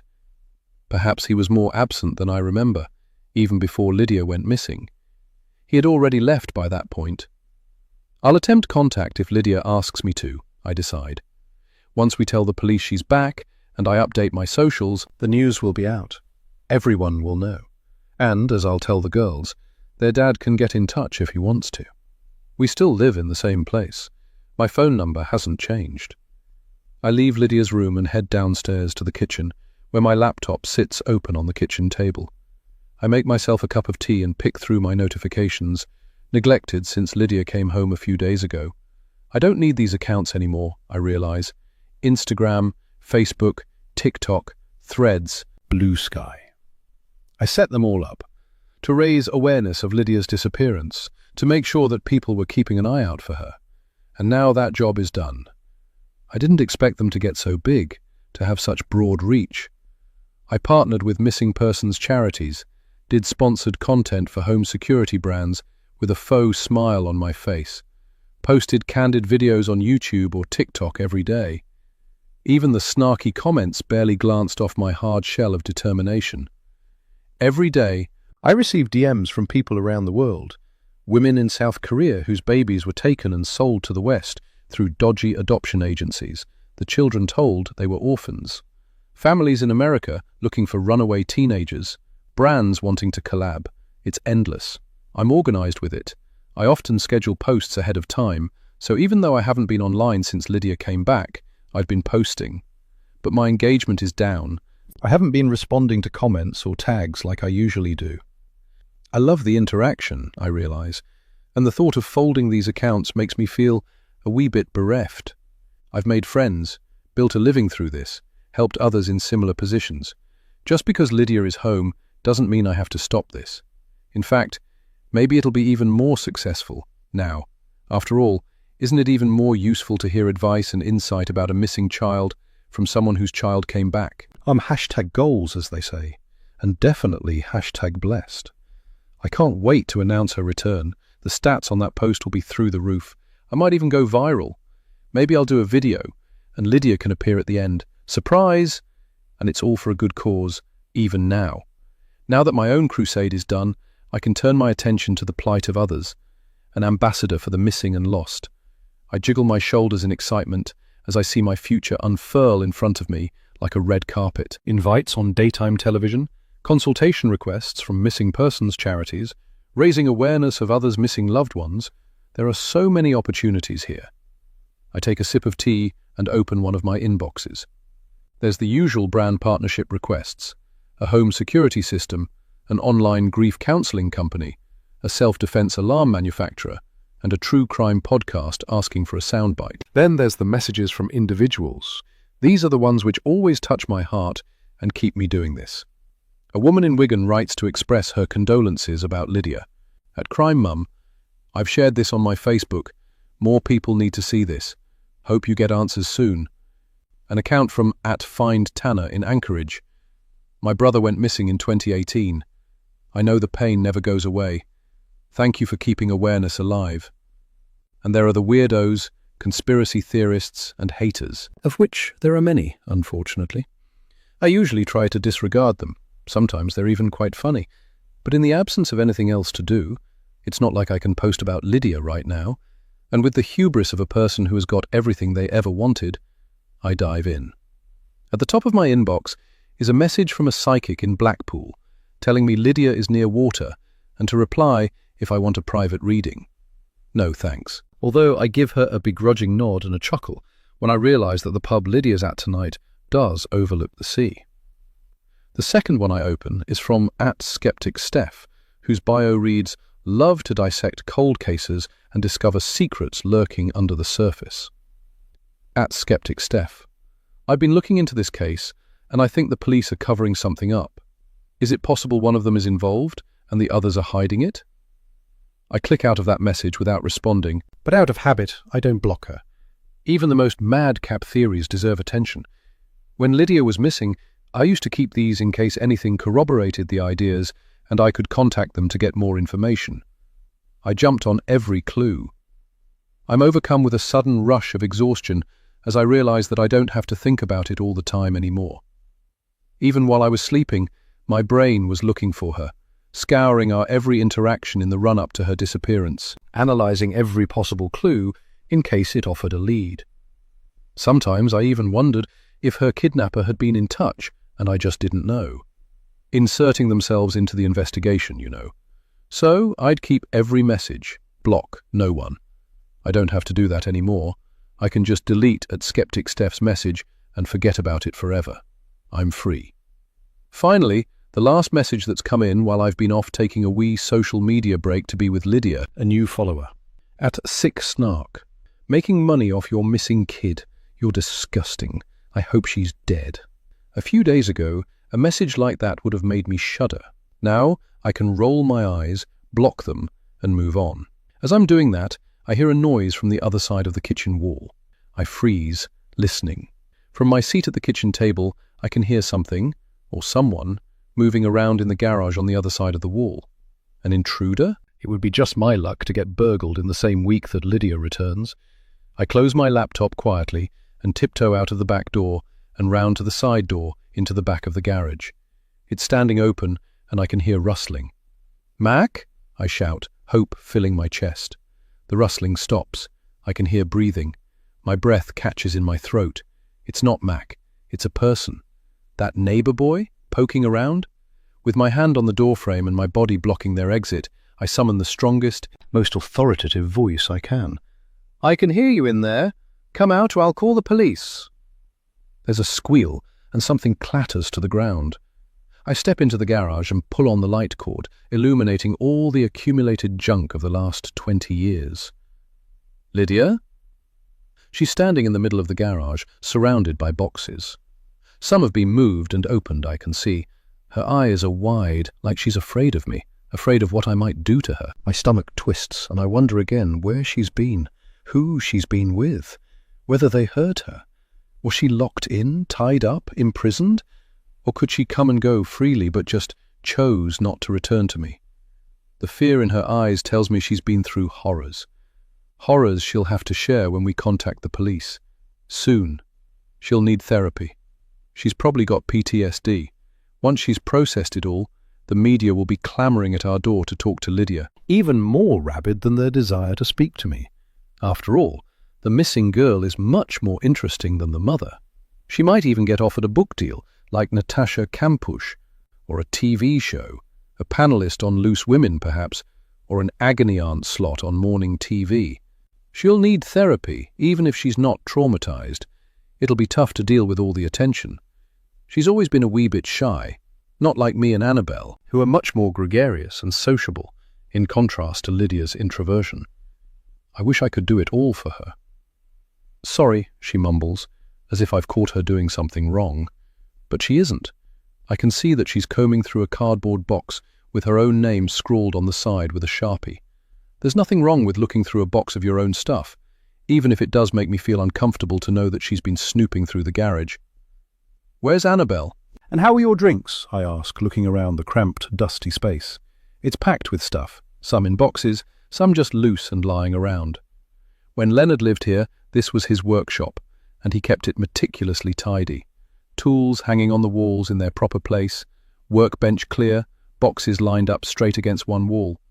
But since he left, I had no motivation to keep it tidy.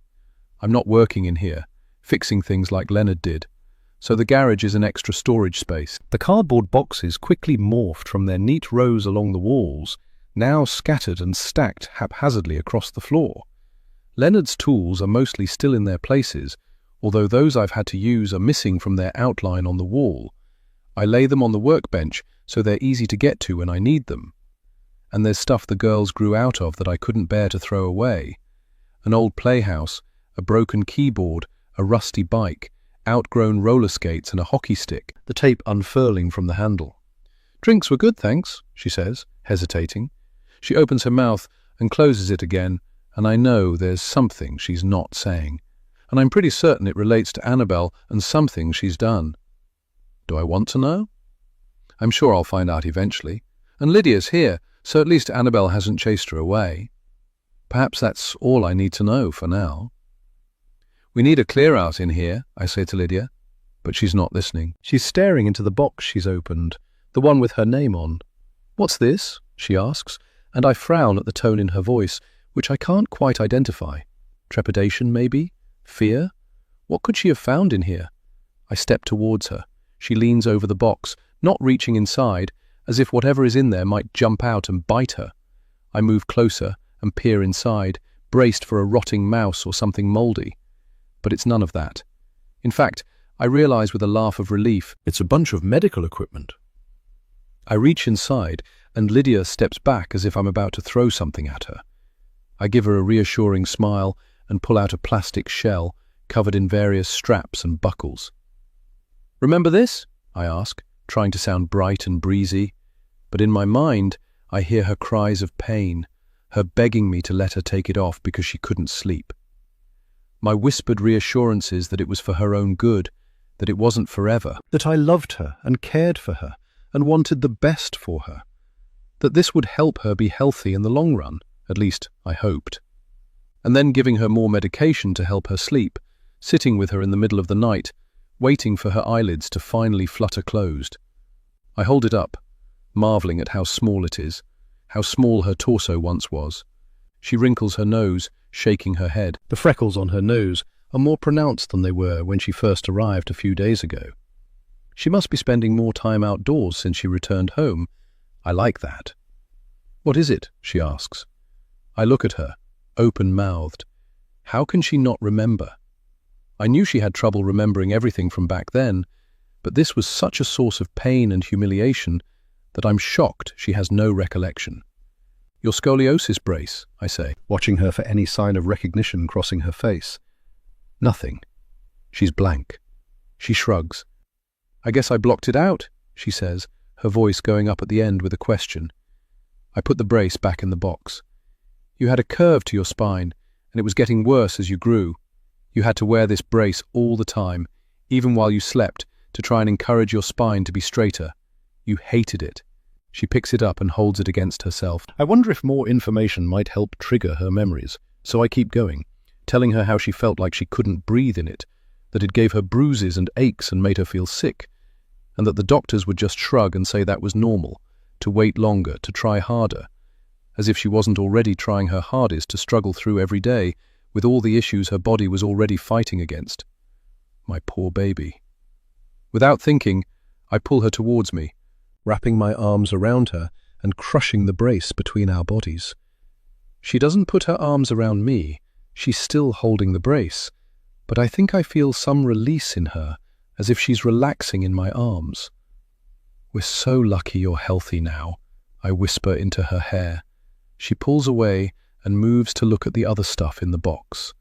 A blood oxygen monitor, a stethoscope, a few out-of-date EpiPens, an old CPAP for sleep apnea, a face mask from an asthma nebulizer, a stack of those disposable cardboard vomit bowls, a bright yellow sharps bin for used needles.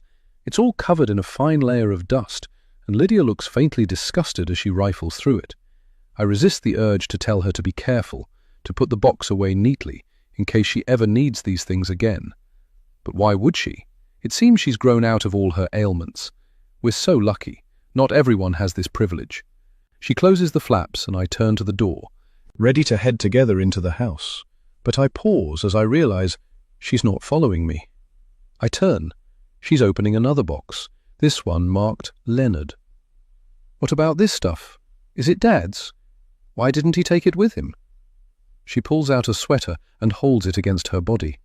It's huge on her small frame, but the green of the wool matches her eyes.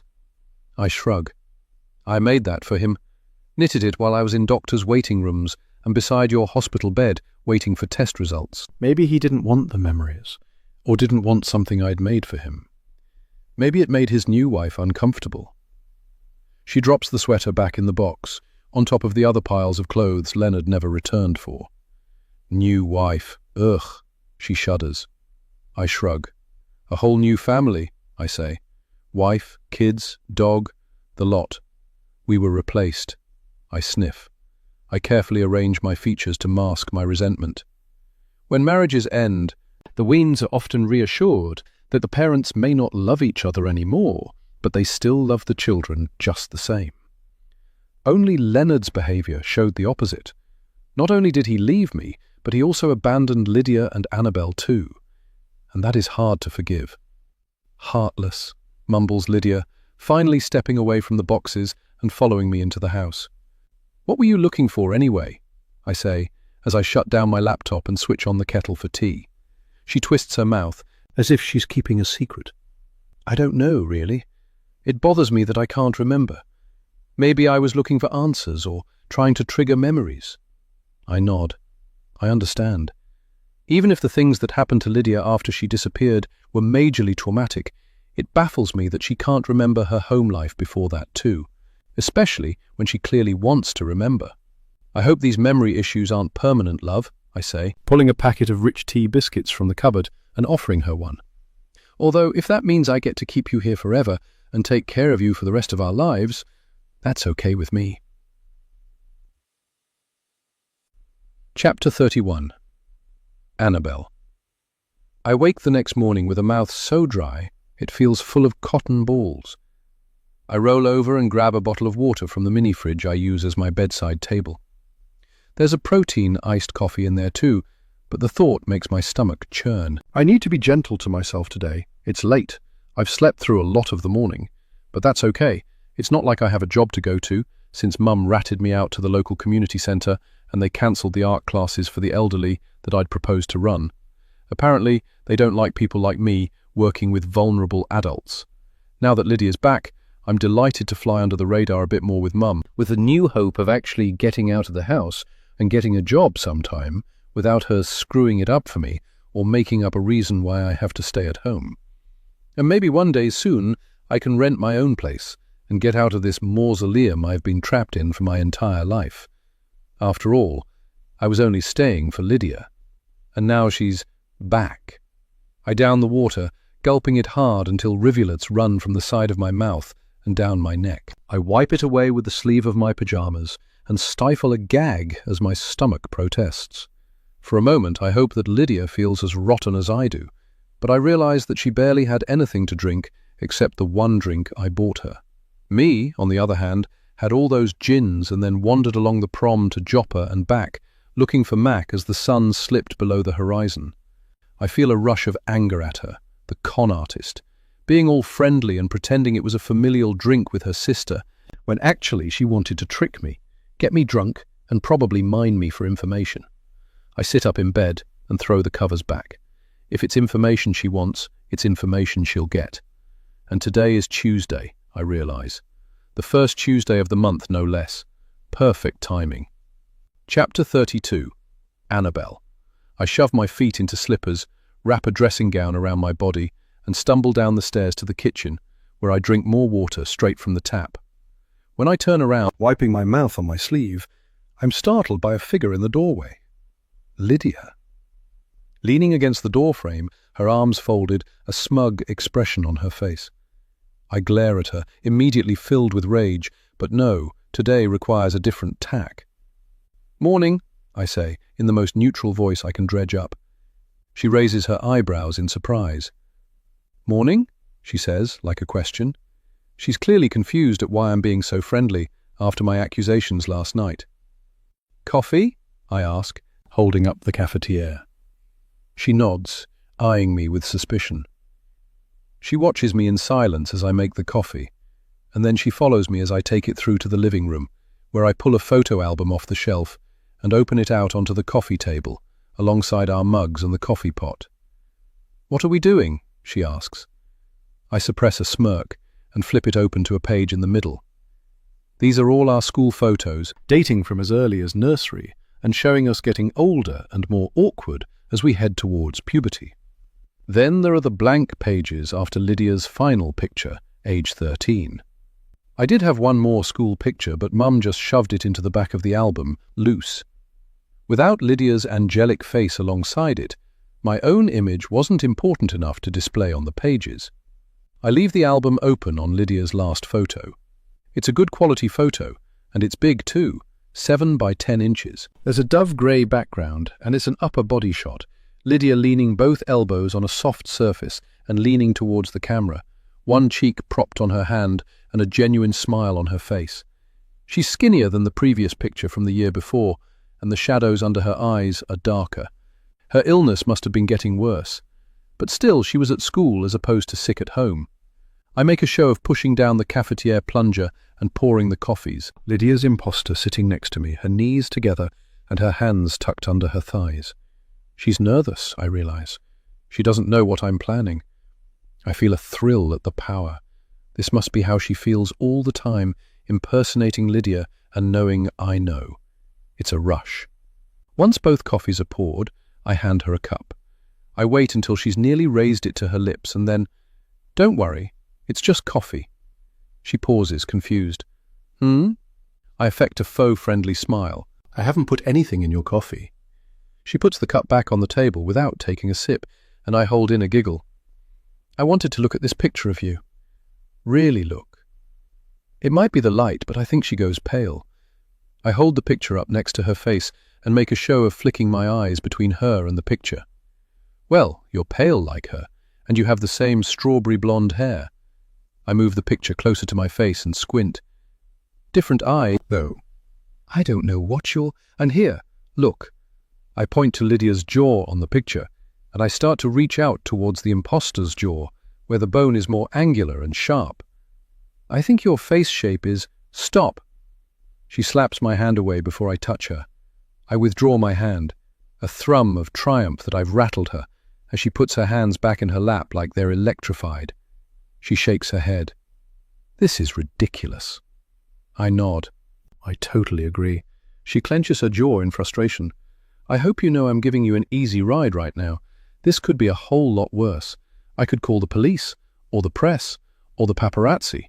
She looks at me sharply. I'm not ready for that, I told you. Mum supports waiting while I try to recover some memory. I'm not falling for that, and I wasn't finished. I reach forward and pick up my coffee, downing half of it in one gulp. I pause and wait while it hits my empty stomach, bracing for nausea which doesn't come. Hopefully this hangover is brief. There are worse things than the police in this community. Portobello is a lot smaller than it seems. What do you mean? People will have seen you out and about, and people talk. Even if we haven't openly announced Lydia's return, you'll have been spotted, gossiped about. Did you see Wendy with the girl with red hair? Is Lydia back? And Mum can't keep it quiet. She'll be dying to post it on her social media accounts. She's got quite the following, you know. She swallows and reaches out to get her coffee, but she just holds the mug, doesn't drink. What are you saying? She asks, her voice harsher than usual, her careful tone gone. Just get to the point, Annabelle. I stand up and stretch. Just that it's the first Tuesday of the month, and you should be prepared to answer some tricky questions. She swallows loudly. What? I shrug and feign casual indifference, even though I'm buzzing. Nothing gets past them. They'll see right through you, and one of them will probably call the police. She stands up and paces to the window, staring out at the road and the sea beyond. Who? What's happening? I'm not playing these games. I suppress another giggle. She might not be playing these games, but she's definitely playing some of her own, and I'm going to win. I lean forward as if I'm imparting a great secret, and I whisper, You should leave. Now. Chapter 33. Wendy. I'm on fire today. I've tidied away the terrible mess Annabelle left in the kitchen this morning, coffee grounds everywhere, and the photo albums all over the coffee table. That girl needs to take some responsibility. I've vacuumed all the carpets except for Annabelle's. She won't let me have a key to her room, otherwise I would have done in there too. You can't be too careful with this group. They're judgy and they have a lot of time on their hands. A complex combination, all mostly retired women with that post-menopausal bullshit detector which I value so much. It's like women get to a certain age and they shed their people-pleasing instincts. I like them. They're my friends, and I'm delighted to host. We started off as a book group about 15 years ago, but as our tastes diverged and life got in the way of reading, we became more of a social club. We meet once a month, mostly at my house in the last couple of years. With only Annabelle at home, it was easy to prepare for hosting, and it was nice to have a break from the monotony and feel some life back in the house, even for one afternoon a month. And that afternoon is today. I buy some fresh flowers from the florist on the high street, lilies for the kitchen and roses for the living room. They'll fill the house with their fresh scent. Even though the weather's looking like it'll be nice enough for us to be in the garden, which will be lovely, with the begonia in bloom for spring, I have time to run the lawnmower around the garden and do a quick check for any Mac poos. Although he's been gone for over a day now, I remember with a pang as I'm pacing the garden with a bag over my hand. I know Annabelle's been out looking for him a few times, but with no luck. I return to the kitchen and dispose of the unused poo bag as the doorbell rings. First to arrive is Agnes from next door but one, who likes to sit out on her front step with a glass of wine and wave at people walking to the beach on sunny days. Then they trickle in every few minutes. Sian, who lives in Joppa, Mary, who helps run the local WI, Gina, the youngest of the group in her late 40s, then Sam, Joy, Julia, Claire, Megan, and finally Sarah, who's always last, but makes up for it by bringing an excellent bottle of Sauvignon Blanc already chilled, with condensation gathering along the sides of the bottle. It's a sunny afternoon, so I shepherd everyone out into the garden, glancing up the stairs as I pass. Both Annabelle and Lydia are home, and I don't know if they have plans to come down. Annabelle usually stays up in her room for the duration. Once I've got everyone settled, with a drink in their hand, I head upstairs and knock on Lydia's door. She opens it a crack and peers through the gap, as if I'm an intruder and I might somehow push my way into her space and steal all her stuff. "Hey, love, I wondered if you wanted to come down and meet my friends. There's a few you'll likely recognize. Sam's here. You remember, she's Sophia's mum. You went to primary school with Sophia. And Joy, you were at dance classes with her daughter for a couple of years when you were tiny." She nods, her face blank. "Are you okay? You look a bit peaky." I reach out to feel her forehead, but she flinches as if my touch might burn her. "Sorry," I say, realizing I still don't know what she's been through or what might trigger her trauma. I feel a wee bit frustrated about the eggshells I need to walk on. If I don't know where she's been or what happened to her, I can't protect her or help. I risk inadvertently startling her or reminding her of something bad that happened, and I can't avoid it if I don't know what I'm meant to avoid. Everything feels like a trick or a trap, and I shouldn't feel like that with my own daughter. Especially, and I hesitate to even think this in the face of what Lydia has experienced, but my own experiences are valid too, especially after everything I've been through over the past 6 years. My daughter is home, and I want to celebrate that. I straighten up and drop the gentle, softly act. "There's no need to hide in your room," I say in a firm tone. "Freshen up and come down to say hi to everyone. I'm away to tell them you're here," I say, turning away as soon as the words leave my mouth. She starts to protest, but I don't stick around to hear it. I'm at the bottom of the stairs before I hear her door swing shut. I head out into the garden, where my friends are scattered around the various seating areas. A few at the table and chairs, some in the sun lounges I dug out of the garage, and a couple of the younger, more sprightly ones sitting on the wall that runs around the edge of the decking. I clap my hands and glance up at the house, where I can see that Lydia's bedroom window is open. Good. I want her to hear this. "Ladies, thank you for coming," I say in a loud, clear voice. "I have a happy announcement." The blether stops, and everyone turns to look at me. I stand tall. I've always been an extrovert. I definitely get my energy from social situations. I flourish under everyone's gaze. Perhaps I should have pursued a career on the stage instead of the healthcare industry, although I suppose social media influencing is a similarly public-facing role, and I'm semi-famous online. I glance up at Lydia's window, and perhaps I see some movement there. Good. I wanted to thank you all for your support over the last few years. I know I've not always been the chirpy, vibrant person you got to know at the start of this group, but you all know why. And tonight I'm happy to tell you that we've had some very good news. I see head tilts of curiosity around the group. They probably think it's something small. We've had a lead about Lydia's potential whereabouts, or the police have found her coat or something. They're going to be blown away. I pause for effect, running my eyes across every face, their gazes riveted on me, waiting to hear the news. I wish I could film this moment, so I could watch their faces on repeat as they realize the truth. But that would be a little unseemly, and these women aren't quite as comfortable with social media as I. I open my arms, palms out to the group, and I say it, the words I've been dying to say out loud for 4 days. My daughter Lydia has come home. Chapter 34. Wendy. I see hands raised to mouths, and I hear gasps around the garden. Julia raises a hand to her chest, as if holding her heart. Cian stands up and rushes towards me, gathering me in her arms. The others follow, and soon I'm surrounded by bodies, hands patting my shoulders, voices cooing in my ears with glee. My cheeks flush hot, and I can't wipe the smile off my face. Tears fill my eyes. At that moment, a cloud shifts, and a beam of sunlight hits the garden, like poetry. If this was a movie, the soundtrack would soar, and the audience would reach for their tissues. Even though Lydia's been home for 4 days now, this moment feels like the real celebration I've been waiting for, and she's not even here. When the fuss has died down and everyone's raised a glass to toast the news, the questions begin. Joy is the first to speak up. "Where has she been?" she asks, and I close my eyes for a moment. I knew there'd be questions. My friends are incisive, but I didn't think about how humiliating it might feel to not be able to answer some of them, especially when I want to know the answer so much myself, too. I take a sip of the glass of Prosecco someone has thrust into my hands, stalling for time. "I tell you what," I say, pausing while I wait for all eyes to return to me. I'll go and see if she's up to coming outside and saying hello to everyone. I set my Prosecco glass on the table and head inside, up the stairs and to Lydia's room, where I knock on the door again.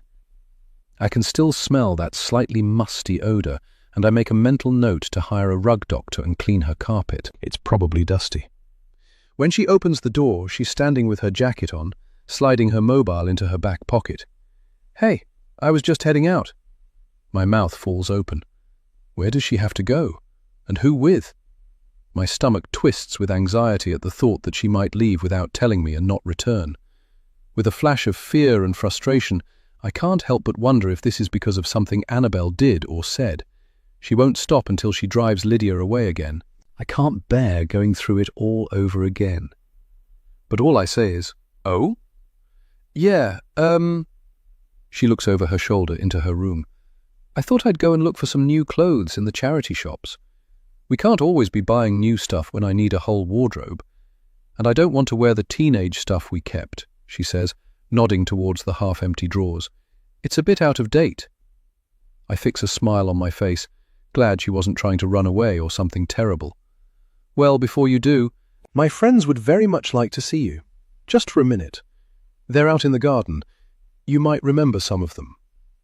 I hold out a hand to usher her with me down the stairs, but she doesn't budge from her bedroom doorway. Her face looks hollow and afraid, and I realize with a pang that she likely hasn't been in any social situations with large groups for a long time. Since school, probably. I didn't think about what it would be like for her, thrusting her so far out of her comfort zone like this. But on the other hand, I can't tell my friends she's back and then not have her come downstairs to say hello. I can imagine Agnes's face as I explain that she's not coming out, and hear the whispered accusations behind her hand. Maybe she's just imagining that Lydia came back. The grief must have got to her. I'd be the woman with the imaginary daughter, a figure of fun to laugh about, behind cupped hands. I can't take no for an answer on this one. "You don't have to stay out long. It'll be good for you." I beckon to her, and to my delight, she steps forward into the hallway. I let out a breath of relief. But Annabelle's door lock clicks, the sound of her unlocking it, and opens slowly, hissing on the carpet. "The book group is here. I'll come too," she says, and I don't know if it's my imagination, but I think I see her throw a funny look at Lydia, a smirk. Lydia sees it and looks away, her eyes pleading with me for a reprieve. I put on my most soothing voice and put a steady hand on her upper arm. "They're lovely, and they've been so supportive while you were missing. Agnes wrote letters, Sarah and Joy printed loads of flyers and distributed them around the area. You can head out to the shops after a few minutes if it's too overwhelming. Maybe one of them will ask a question that triggers some memories," Annabelle points out in a sweet voice. A look passes between the girls, and again I'm not sure what's going on, but there's no time to interrogate, so I keep my hand on Lydia's arm and escort her down the stairs as gently as I can. When we enter the sunlit garden, my friends all burst into a round of applause at the sight of Lydia, and a tear comes to my eye once more. They're so supportive. I'm so lucky. I have everything I wanted. I wish I could go back in time and tell the Wendy of a year ago that she'd get here eventually, that the torturous wait would be worth it. No one tries to hug Lydia, which I'm grateful for, as I see her shoulders curl in on themselves as she tries to make herself smaller under the focused attention of my friends. They all stand up and crowd around us, all talking at once. "You still have your lovely hair," says Sian, which makes me roll my eyes. As if going missing would change that. Weird. "Was it terrible?" asks Sarah, and I shoot her a look. "Were you kidnapped?" she asks, oblivious to my unspoken messages. "Were there other people? Were you trapped or tied up? Did you see your kidnapper? Did they feed you regularly? Were you harmed?" I'm torn. Part of me wants to stop the questions, to protect Lydia from their unwavering gaze, but the other part of me wants these answers. I've not dared ask these questions in case I scare her off, and part of me did know my friends would do this.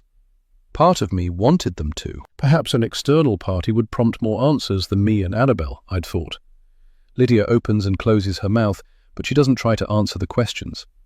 Annabelle steps forward, and all eyes turn to her in surprise, as if no one realized she was there. Poor Annabelle. Always in Lydia's shadow even now. She steps up to Lydia and whispers in her ear, something that I just about catch. Told you they'd have questions. I give her a sharp look. What is she up to? Chapter 35. Annabelle. The con artist looks like she wants to die. It's hilarious. Mun's friends have surrounded her like a pack of hyenas around a rotting carcass, all picking pieces of flesh off her bones. I knew they'd do this. I warned Lydia they'd do this. Perhaps I can make a few strategic comments which might persuade one of them to drop a little call to our local police station. I could make the call myself, of course, and I still might, but it's better for me and a peaceful life if it comes from someone else. If Mum won't do it and Lydia refuses, maybe I can say the right thing and one of Mum's friends could do it for me. I could go the worried sister route. Mum's been so swept up in it all that I just don't think she's thought about what happens next. You know, how vulnerable Lydia might be without proper professional support. Or, even better, I could get someone on my side, igniting suspicion. It's so strange that she doesn't remember things, even the smallest details, like her favorite food. I could even tell them about how much Mac hates her. A dog lover like Julia would understand how suspicious that is. If I pick the right audience, I could even cast doubt on whether Mum knows what's best for Lydia, or concern for Mum's mental health. It's like she's afraid Lydia might disappear again. Maybe she needs help to take the next step. As I consider my options, I make a show of offering around a platter of hummus and crudités. Julia and Joy make eye contact and thank me, taking a few nibbles as I pass by, but the rest of the women act as if I'm invisible. It's okay. I'm used to it. It's always been this way. Still strategizing, I head into the kitchen to get myself a wine glass. And while I'm in there, I hear hushed voices floating in from the open window. Well, of course, the other one's a bit of a tearaway, says one voice, an older-sounding crope to her words. Oh, yes? Agnes and Gina, an unlikely pair. Agnes is older than the others, in her mid-70s, when the average age of the rest of the group is mid to late 50s. I don't think she ever worked, and since her husband died 5 years ago, she took on the role of professional busybody in our street, even arranging her living room furniture so that she can see everyone going past from her armchair by the window. Every time I walk past her house, I can see her face peering at me through the glass, taking note of my every move. You weren't around when all the drama happened, says Agnes, lowering her voice further. I lean over the sink to get my ear closer to the window. What drama is she gossiping about? Lydia's disappearance, I suspect. When she went missing, Gina clarifies. Gina's newer to the group. She moved here a couple of years ago, so her son could get in the local high school's catchment. There's something sharp and incisive about her face, like a vulture watching prey from a branch, waiting to swoop. Now that I think of it, of course the busybody and the vulture are friends. No, before that, hisses Agnes. They had the police involved and everything. Then they sent the other daughter away for a bit, the older one. A sensory memory blasts into my brain, the smell of antiseptic, the scrape of a coarse blanket against my skin, the sound of a door lock clicking into place. I reel backwards, my Prosecco glass mission forgotten. I don't know why, but I'd assumed that incident was in the past. It's my worst memory, the darkest time of my life. Even now, even after losing Lydia for so long, nothing can touch the loneliness and desperation of that time, and I thought it had been forgotten. In a way, Lydia's disappearance gave me a clean slate. The attention was off me, and I appreciated that. And now Lydia's back, or so everyone thinks, and with her reappearance has also returned my terrible, awful, shameful reputation. I won't go back outside. I can't. Not even to watch Lydia's increasing discomfort as Mum's friends interrogate her. No, because now, as I walk among those women, all I'll see in their eyes as they look at me is the accusation, their awareness of the terrible thing I did. A year before she went missing, I tried to murder my sister. Chapter 36. Annabelle. Abandoning my plans for Prosecco and enjoying the imposter's discomfort, I slink upstairs to my room. I feel like I've gone back in time 10 years, and I'm back to being the reject child, while Lydia holds court to an audience of devoted admirers outside in the sunny garden. A dark thought chirps in the back of my mind. At least while she was gone, I had a chance to be the best sister of the two. This isn't Lydia, I have to remind myself. Lydia isn't doing this to you. The imposter, a criminal, a con artist, that's who this is. Someone with an agenda. It's not Lydia's fault. She's still your sister. You can still love her. In my room, I pull my curtains across the window to block out the glaring sunshine, and I throw myself on my bed. My room is my sanctuary. I've filled it with things to make me feel comfortable, to feel like I have control. When Lydia disappeared, I was on the cusp of adulthood. I'd left school, and I was applying for universities. A year later than all my friends because of being in the mental health unit during application time. When the offers started to come in, Lydia had just gone missing. Mum and I didn't even talk about the large, fat, university-branded envelopes full of paperwork that slapped onto our doormat every few days. We just left them on the table by the front door until the deadlines for accepting the offers passed. Getting away to study didn't feel as important anymore, and certainly no one was asking about my academic future at a time when my sister could be murdered or captive.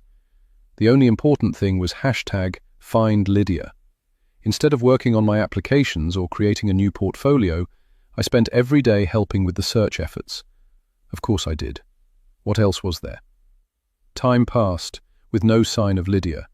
The media attention waned, the donated meals from neighbours fizzled out, and Mum began to spend every day at her computer or on her phone, carving out a niche of social media awareness and rapidly gathering hundreds and then thousands of followers. The human brain can't sustain the level of stress and panic that we experience at the start of a crisis.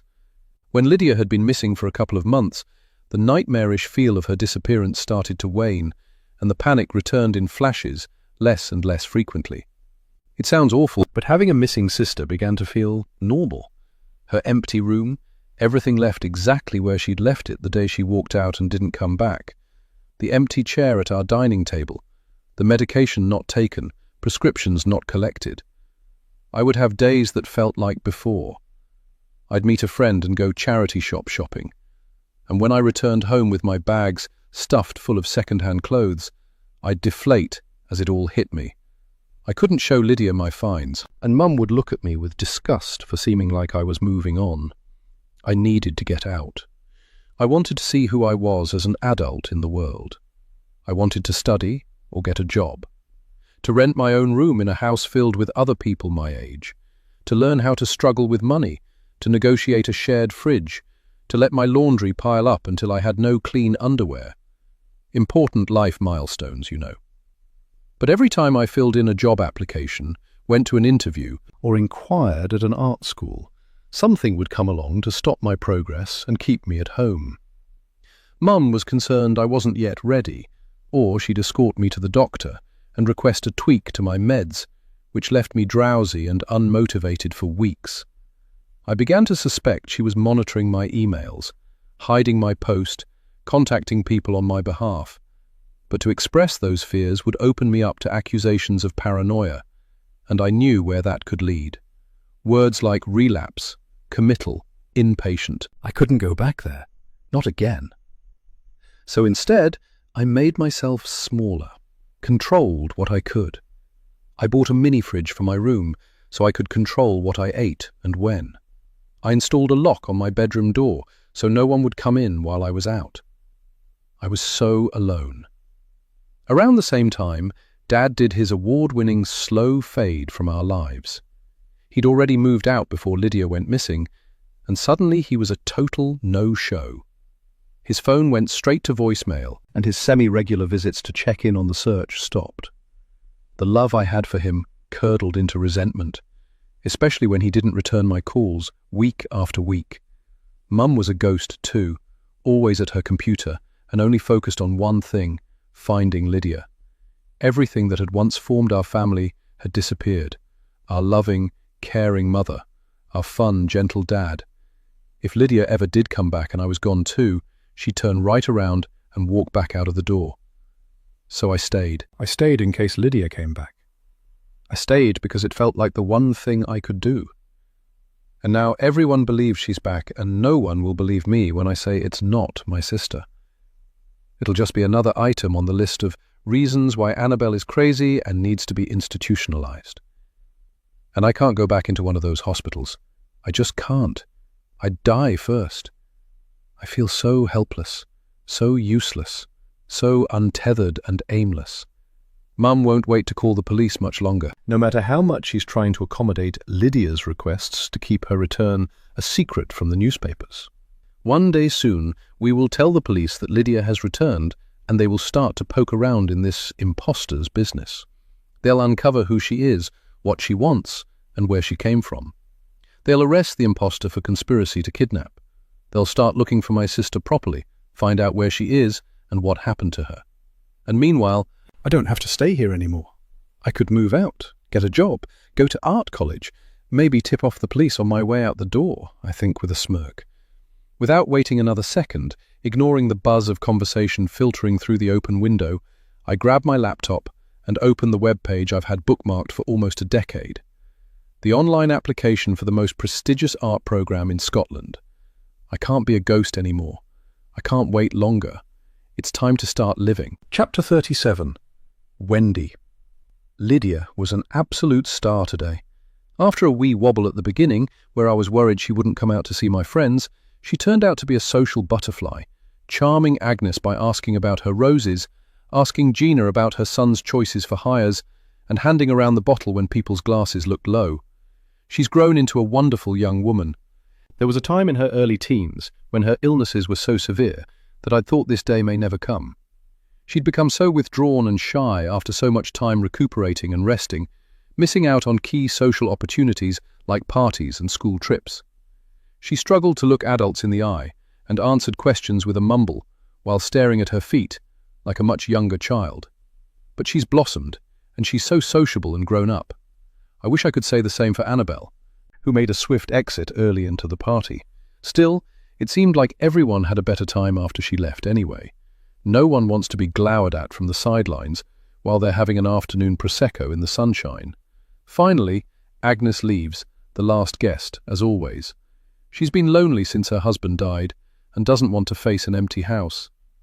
Lydia helps me collect glasses and empty bowls of nibbles from outside, and there's a companionable, satisfied silence between us as we wash the dishes and clear the kitchen. Without asking me, she goes to the fridge and gets out ingredients for spaghetti bolognese. "You sit down, Mum," she says, pouring me a glass of red wine and setting it in front of me at the dining table. "You've been on your feet all day, and this is the least I can do." I blink back a tear. It's a gift indeed, to have your efforts noticed and acknowledged by your own children. I know she hasn't been living here for the past few years, but I'll let myself take some credit for her good upbringing. Surely things like manners are a little like language acquisition, encoded early in childhood for a solid foundation forever. That doesn't explain Annabelle's habitual rudeness, however, but maybe that's just her innate personality. Also, I remind myself, she's mentally ill. It's not her fault, and it's not necessarily her character. It's her illness. And she's good at taking her meds, so I can't fault her for that. Everyone has different strengths, and it's just that Annabelle's strengths lie elsewhere, not with socializing and politeness. I watch with satisfaction and pride as Lydia works quickly, chopping the vegetables and setting them to fry in a pan, seasoning the meat as it cooks, and generally demonstrating excellent culinary skills. Where did she learn? I feel a sudden pang of regret and loss. Did some other woman teach my daughter to dice onions and brown meat? Did Lydia love her? I bat the thoughts away, shoving them down. Positivity got me through the last 6 years. I can't let it fail me now. The kitchen quickly fills with the aroma of frying onions and garlic, which somehow smells so much better than if I was cooking it myself. I'm looking forward to this meal, I realize. No one has cooked for me in years. I didn't hear Annabelle leave, so perhaps tonight is a good opportunity for a family meal, all together. I stand up, grab a third wine glass from the cupboard, fill it with wine, and I mount the stairs, carrying the glass. Time to make some peace. I knock gently on Annabelle's door. The soft music pauses. "Yes," she says, but doesn't open the door. "I brought you a drink," I say, hope in my voice. I thought maybe you could join Lydia and me for dinner. I'm not sure if I imagine it, but I think I hear a smothered groan. Then footsteps. Then the door opens a crack. Her face appears through the gap, one eyeliner-encircled eye looking at me with distrust. I'm not hungry. I suppress a flash of irritation. Why can't she just love me? I've done so much for her over the years, and I asked for nothing in return. Heck, I forgave her and accepted her back into my home after what she tried to do, and that wasn't easy. It was frankly quite terrifying, until I learned to trust her again.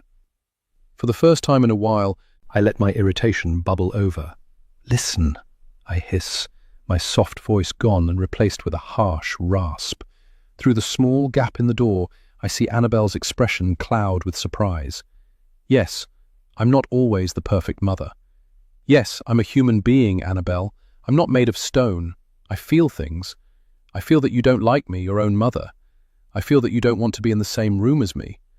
I see you turn and walk away when you find me in the kitchen. It hurts.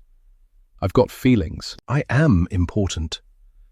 Listen, I say again. Lydia has come back to us. Her expression clears, replaced with a smirk. Is anything ever not about Lydia? I ignore her and carry on. There is still so much we don't know. We don't know how or why she left, and we don't know how or why she came back. And as far as I'm concerned, what that means is that until we have that information, we treat her kindly, we cherish her, and we try not to chase her away. I hiss those final words through my teeth. Lydia is cooking dinner for us, and I want you downstairs in 5 minutes to enjoy the meal.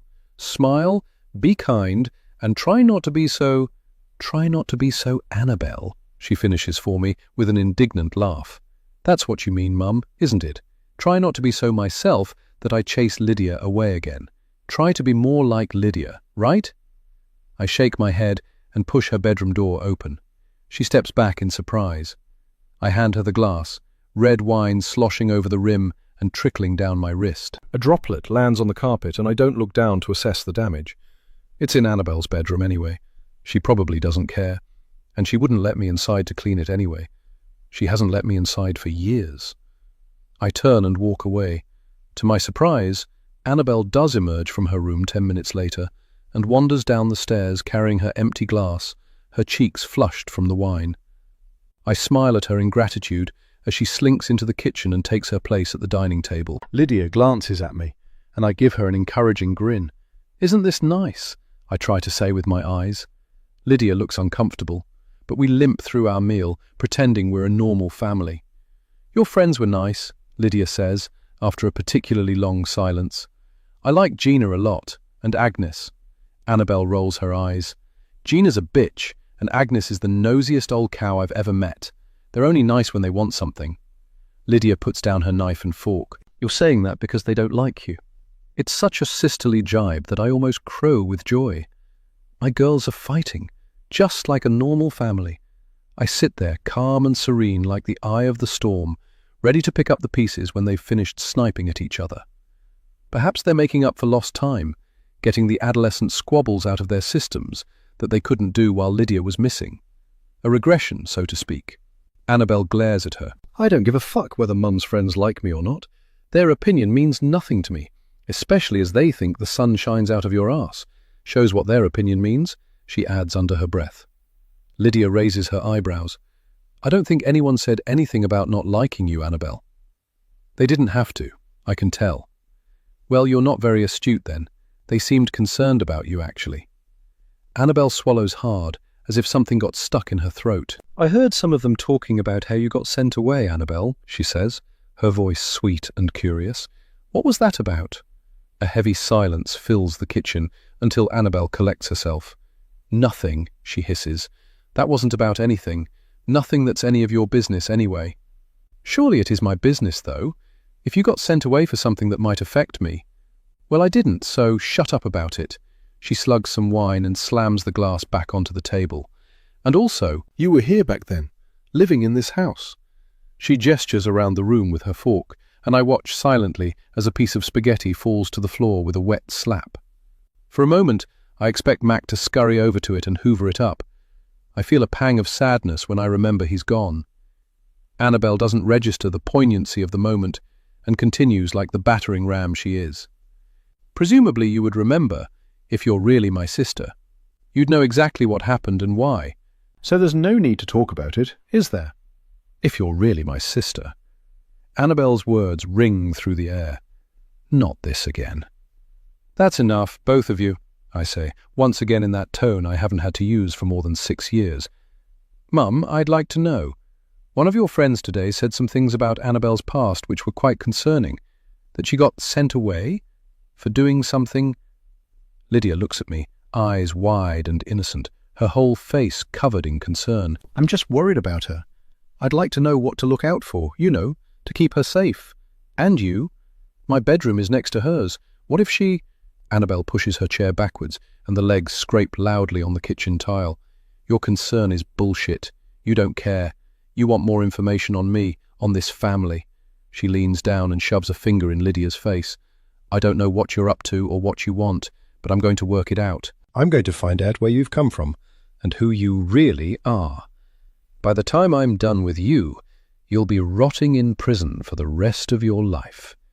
And with that, she turns on her heel and storms from the room, leaving Lydia and me sitting silently at the table, staring into our bowls of delicious bolognese, no longer hungry. Chapter 38. Wendy. Annabel's bedroom door slams, and the house seems to rattle with the force of it. Lydia bows her head and sniffs, and I'm filled with sympathy. All she wants is her old life, the one she left behind. She didn't ask for any of this, especially not these baseless accusations from her paranoid sister. I make a note to call the GP, perhaps talk about tweaking Annabel's meds. Her paranoia and suspicion are really ramping up lately. I hope she's not heading for another wee breakdown. I stand up from my seat and step to Lydia's side of the table, placing an arm around her shoulders. She tenses under my touch and then relaxes into me. Still getting used to being home, understanding that she's loved, and letting it happen. The damage of the last few years must be immeasurable. I look forward to everything being out in the open and getting Lydia some robust counselling to work through all of this. But for now, I have to be her rock. Annabel means well, I say, simultaneously cursing myself that I can't say anything more robust or helpful. She was your protector, you know. Lydia looks up at me, her eyes glassy. What do you mean? When you were sick, she'd bring home your schoolwork, deliver notes from you to your friends, shut down anyone who was spreading rumours about your illnesses or that you wouldn't be back. She's a fierce friend. And a fierce enemy, Lydia says, her tone resigned. That, too, I agree reluctantly, but she'll come round. We're all still getting used to this new life. It'll take time. Lydia sniffs again and shrugs. I can see her gathering herself for what she says next. I know she struggled with her mental health. I want to respect her privacy, her right to keep her medical history confidential if she doesn't want to share it. But at the same time, Mum, I'm living in the same house as her. I need to know if there's a possibility I might be in danger. Her eyes flick from side to side, and she adds quickly, even if it's an accident. I'm sure Annabel wouldn't hurt anyone intentionally. I keep my expression neutral as I remember that day 7 years ago. The sound of Lydia coughing, the sulphurous smell in my nose, the panic, the locked door, no key in sight. Yes, she does deserve to know. At least some of it anyway. And I begin. Annabel struggled with being a teenager. Depression, hormones, not being the centre of attention. And my separation from your dad too. She was always close to him, so when he faded from our lives, she took it hard, especially as you were so sick at the time too. She nods. That must have been hard. I don't intend to go into details. That's Annabel's right to share if she wants to. But what I can tell you is that she made a mistake. There was an accident, I say, picking my words carefully. What kind of accident? Her tone is sharp. It bothers her that I'm not answering her questions. My stomach twists, and I'm so tempted to tell her. I can see the hurt in her eyes. Like I'm choosing Annabel over her. And I'm not. I wouldn't. I'll let Annabel tell you. It's her thing to tell. You were a victim too, she says, her lips pursing in a childlike pout. I just shake my head. "But she wouldn't hurt me, surely?" she asks, eyes wide. "You showed me the photo albums. We used to play together. We loved each other." A lump rises in my throat, and I swallow it down. I clear my throat and carry on, revealing the parts I feel I can. She's perfectly fine as long as she keeps up her medication. Lydia swirls spaghetti around her fork, but doesn't raise it to her mouth. Is that why she's still at home? Not living independently or something? She strikes me as the kind of person who would want to move away, to start her own life. For a moment, I get a flash of how this house would feel without Annabelle's lurking presence, her silence sloping into rooms, her sarcasm and resentment. Her room dark, the door locked, just shuffling and low music coming from inside. Instead, it would be just me and Lydia, like roommates and friends. No tension, just companionable mother and daughter time. I sigh. Maybe it's time Annabelle did move out.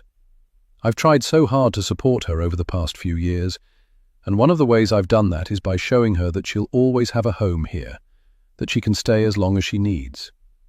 She's proven herself capable of coping with independence.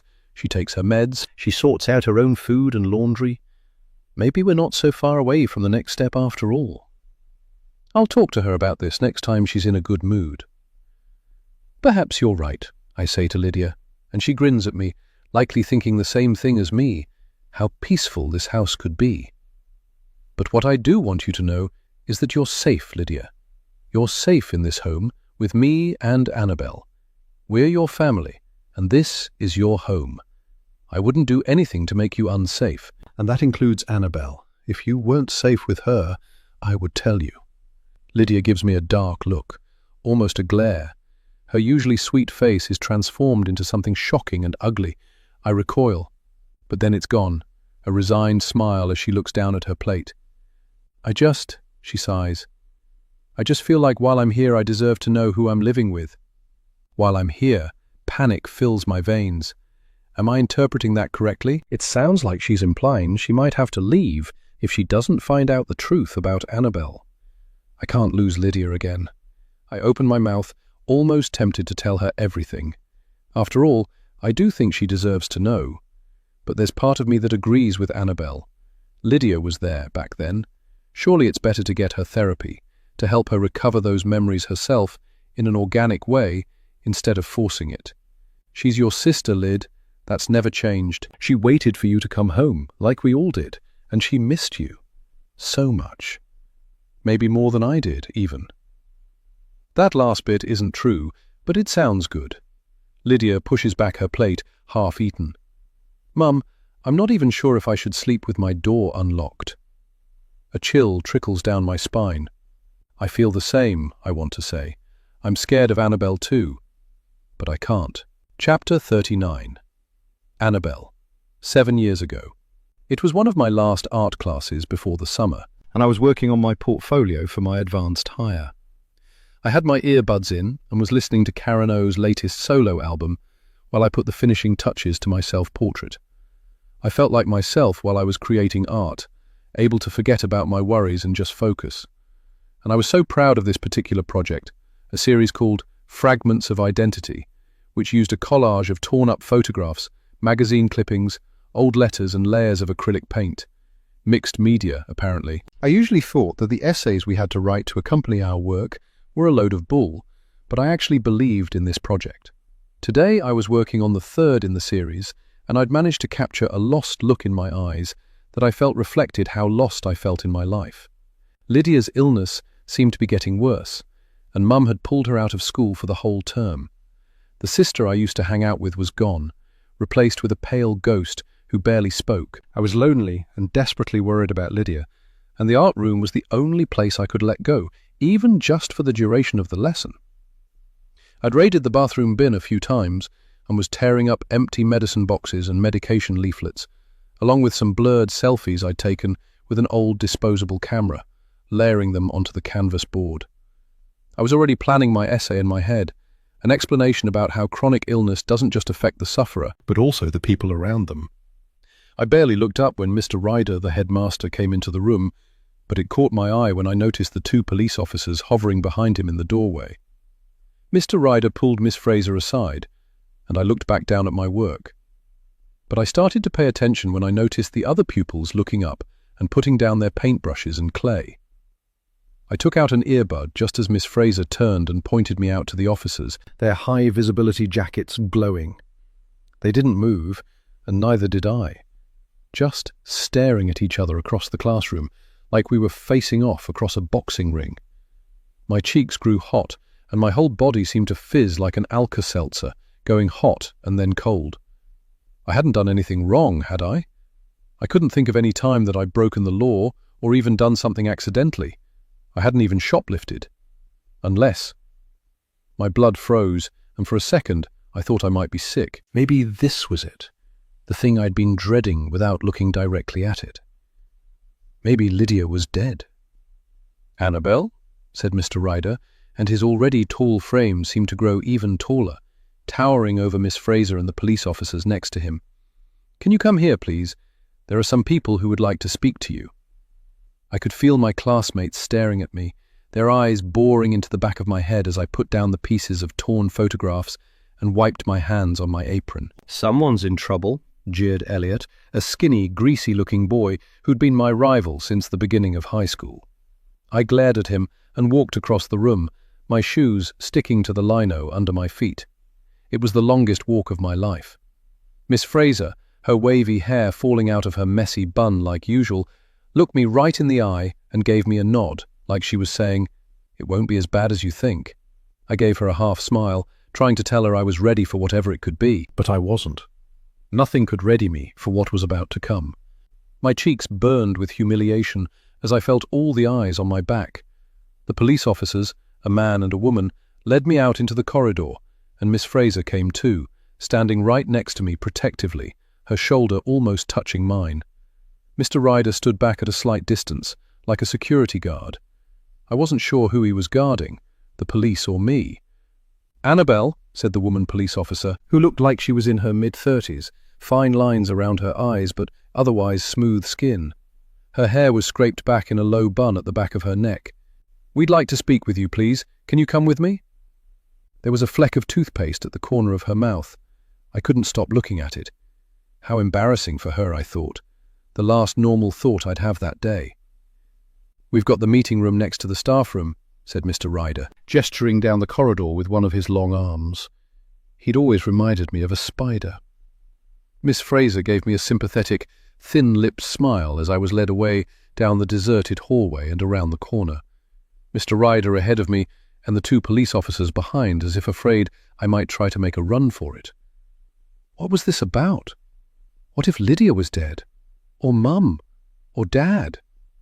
"What's this about, please?" I asked in a small voice, but no one answered me. Finally, we sat down around the round table in a meeting room I'd never been in before. There were 6 fabric-covered, slightly padded chairs around the table, and a fake plant in the middle, the plastic leaves covered in a fine layer of dust. Immediately I wanted to touch the leaves with my fingertips, make marks in the dust. I sat on my hands instead. The male officer cleared his throat. "Annabel, I'm Detective Constable Tom Lennox, and this is PC Eleanor Richardson." I tried to look at them, but their fluorescent jackets were almost blinding under the room's overhead strip lighting. I looked back down at my lap as he continued. "We're here because something serious has been reported, and we need to speak to you about it. It's important that you know that you're not under arrest yet, but we do need to ask you some questions." Yet. Remember to breathe, I told myself. But it was easier said than done. What was I being accused of? My palms began to sweat, and my hands shook where they were pinned under my legs.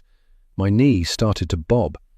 PC Richardson spoke up next, as if they'd rehearsed their respective roles ahead of time.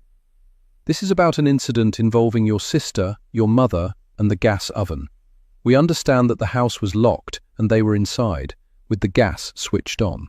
That is obviously a dangerous situation for them to be in, and we're wondering how it came about. Can you tell us what happened this morning before you left for school?"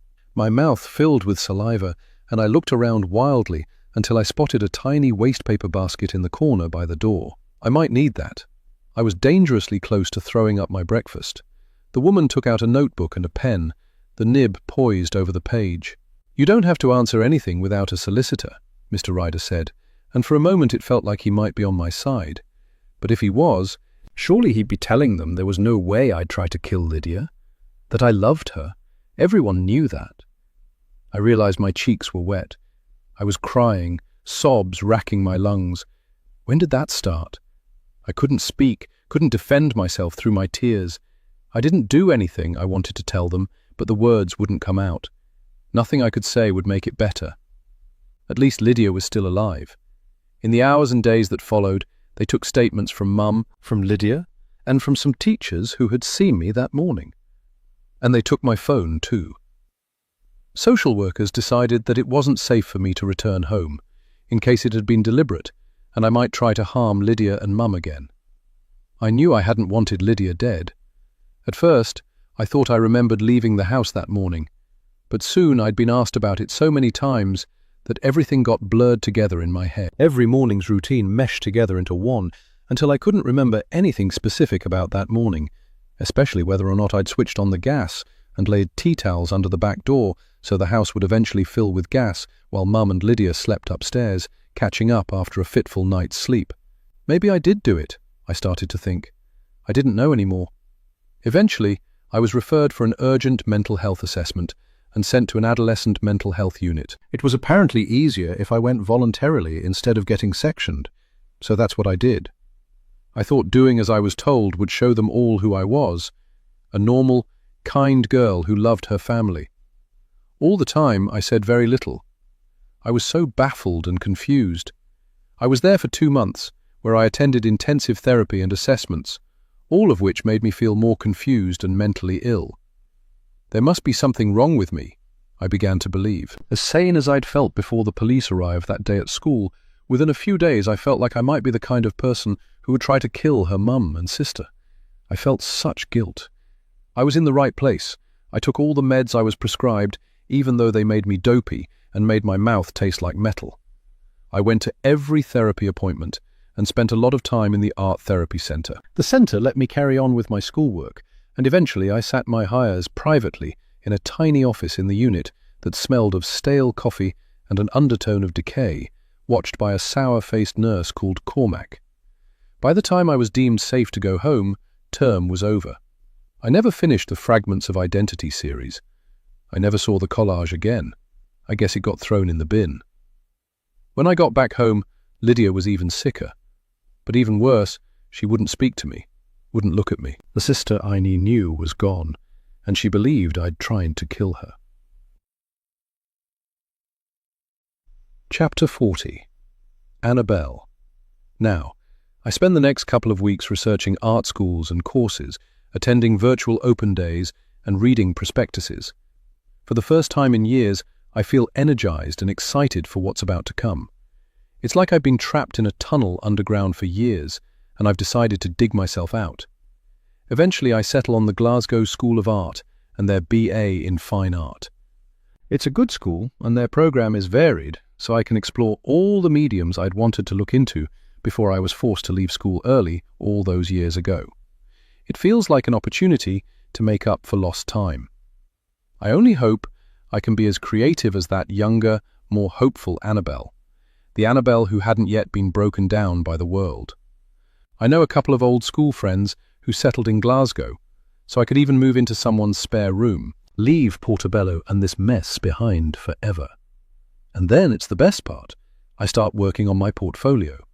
I never stopped making art, but my efforts since leaving school were lackluster. I'm not sure why. Perhaps because I'd been so broken down by the way I ended up in the mental health unit, never getting to finish my hires portfolio, or perhaps because my home life was so strange and echoey after Lydia went. It was a struggle to feel creative while living in a mausoleum. In the last couple of weeks, I realized what it could be. My meds. I've taken them religiously since returning from the unit, terrified that if I missed a dose, I'd be sent back. But when the imposter showed up, Mum's attention was so diverted away from me that I knew she wouldn't notice if I stopped taking them. And when I did stop, suddenly, all my creative urges returned. It honestly makes me sad to think that I could have been making art all this time, if not for these evil little pills I've been prescribed. So no more. They go in the bin, one by one, and I immerse myself in my art. And I still feel like myself without them. No mood swings, paranoia, delusions, nothing of the symptoms I was initially told I had. Maybe I grew out of them, or maybe they were never there in the first place. Maybe I was fine all along. I feel fine. No, I feel better than fine. I feel galvanized and inspired, like my brain is working on a new level. Every day I go out and walk for an hour after breakfast, calling for Mac and reattaching missing dog posters that have detached from lampposts. And then I come home and work. All the time I'm working away at my portfolio, my mind is in overdrive, puzzling out Lydia's disappearance, where she could have gone, how this imposter knew to come here, what she knows, what she wants, and, most importantly, where is my sister? I sketch, I sculpt, I cut and paste, I paint and I write. Mum and Lydia mostly leave me alone. They asked questions at the start, but when I refused to tell them what I was doing, they backed off, happy in their own bubble of self-delusion, pretending everything's okay and that there isn't a cuckoo in our nest. The pieces come fast, and I feel like I'm in the most creative mode of my life.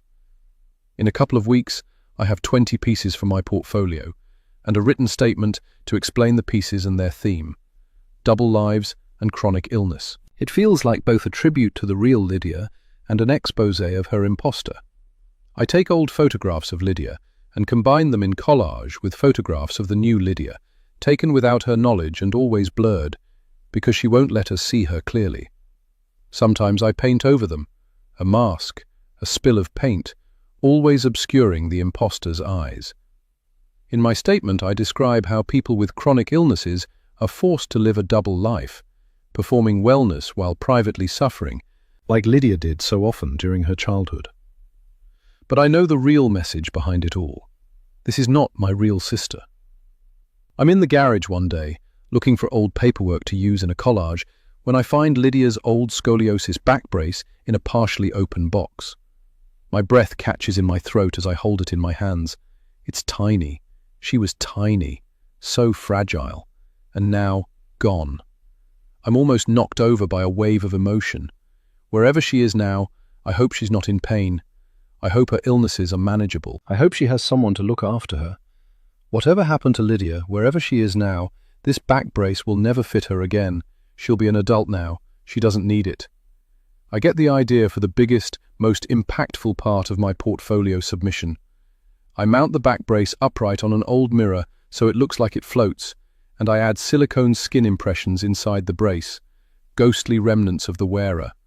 Like Lydia was here moments ago, as if she left so fast that little parts of her remained behind. I surround the base with old pill packets and add a tiny speaker playing whispered monologues, as if Lydia is talking about her illnesses. I write in my statement about how medical devices shape the body and identity, how the brace imposed form on Lydia's body and represented medical surveillance, and the tension between correction and constraint. I write about the brace as a kind of armor for Lydia, protective but also imprisoning. It represents the performance of correct posture and the erasure of natural form. It's perfect. And finally, my portfolio is done. I submit my application, and I wait.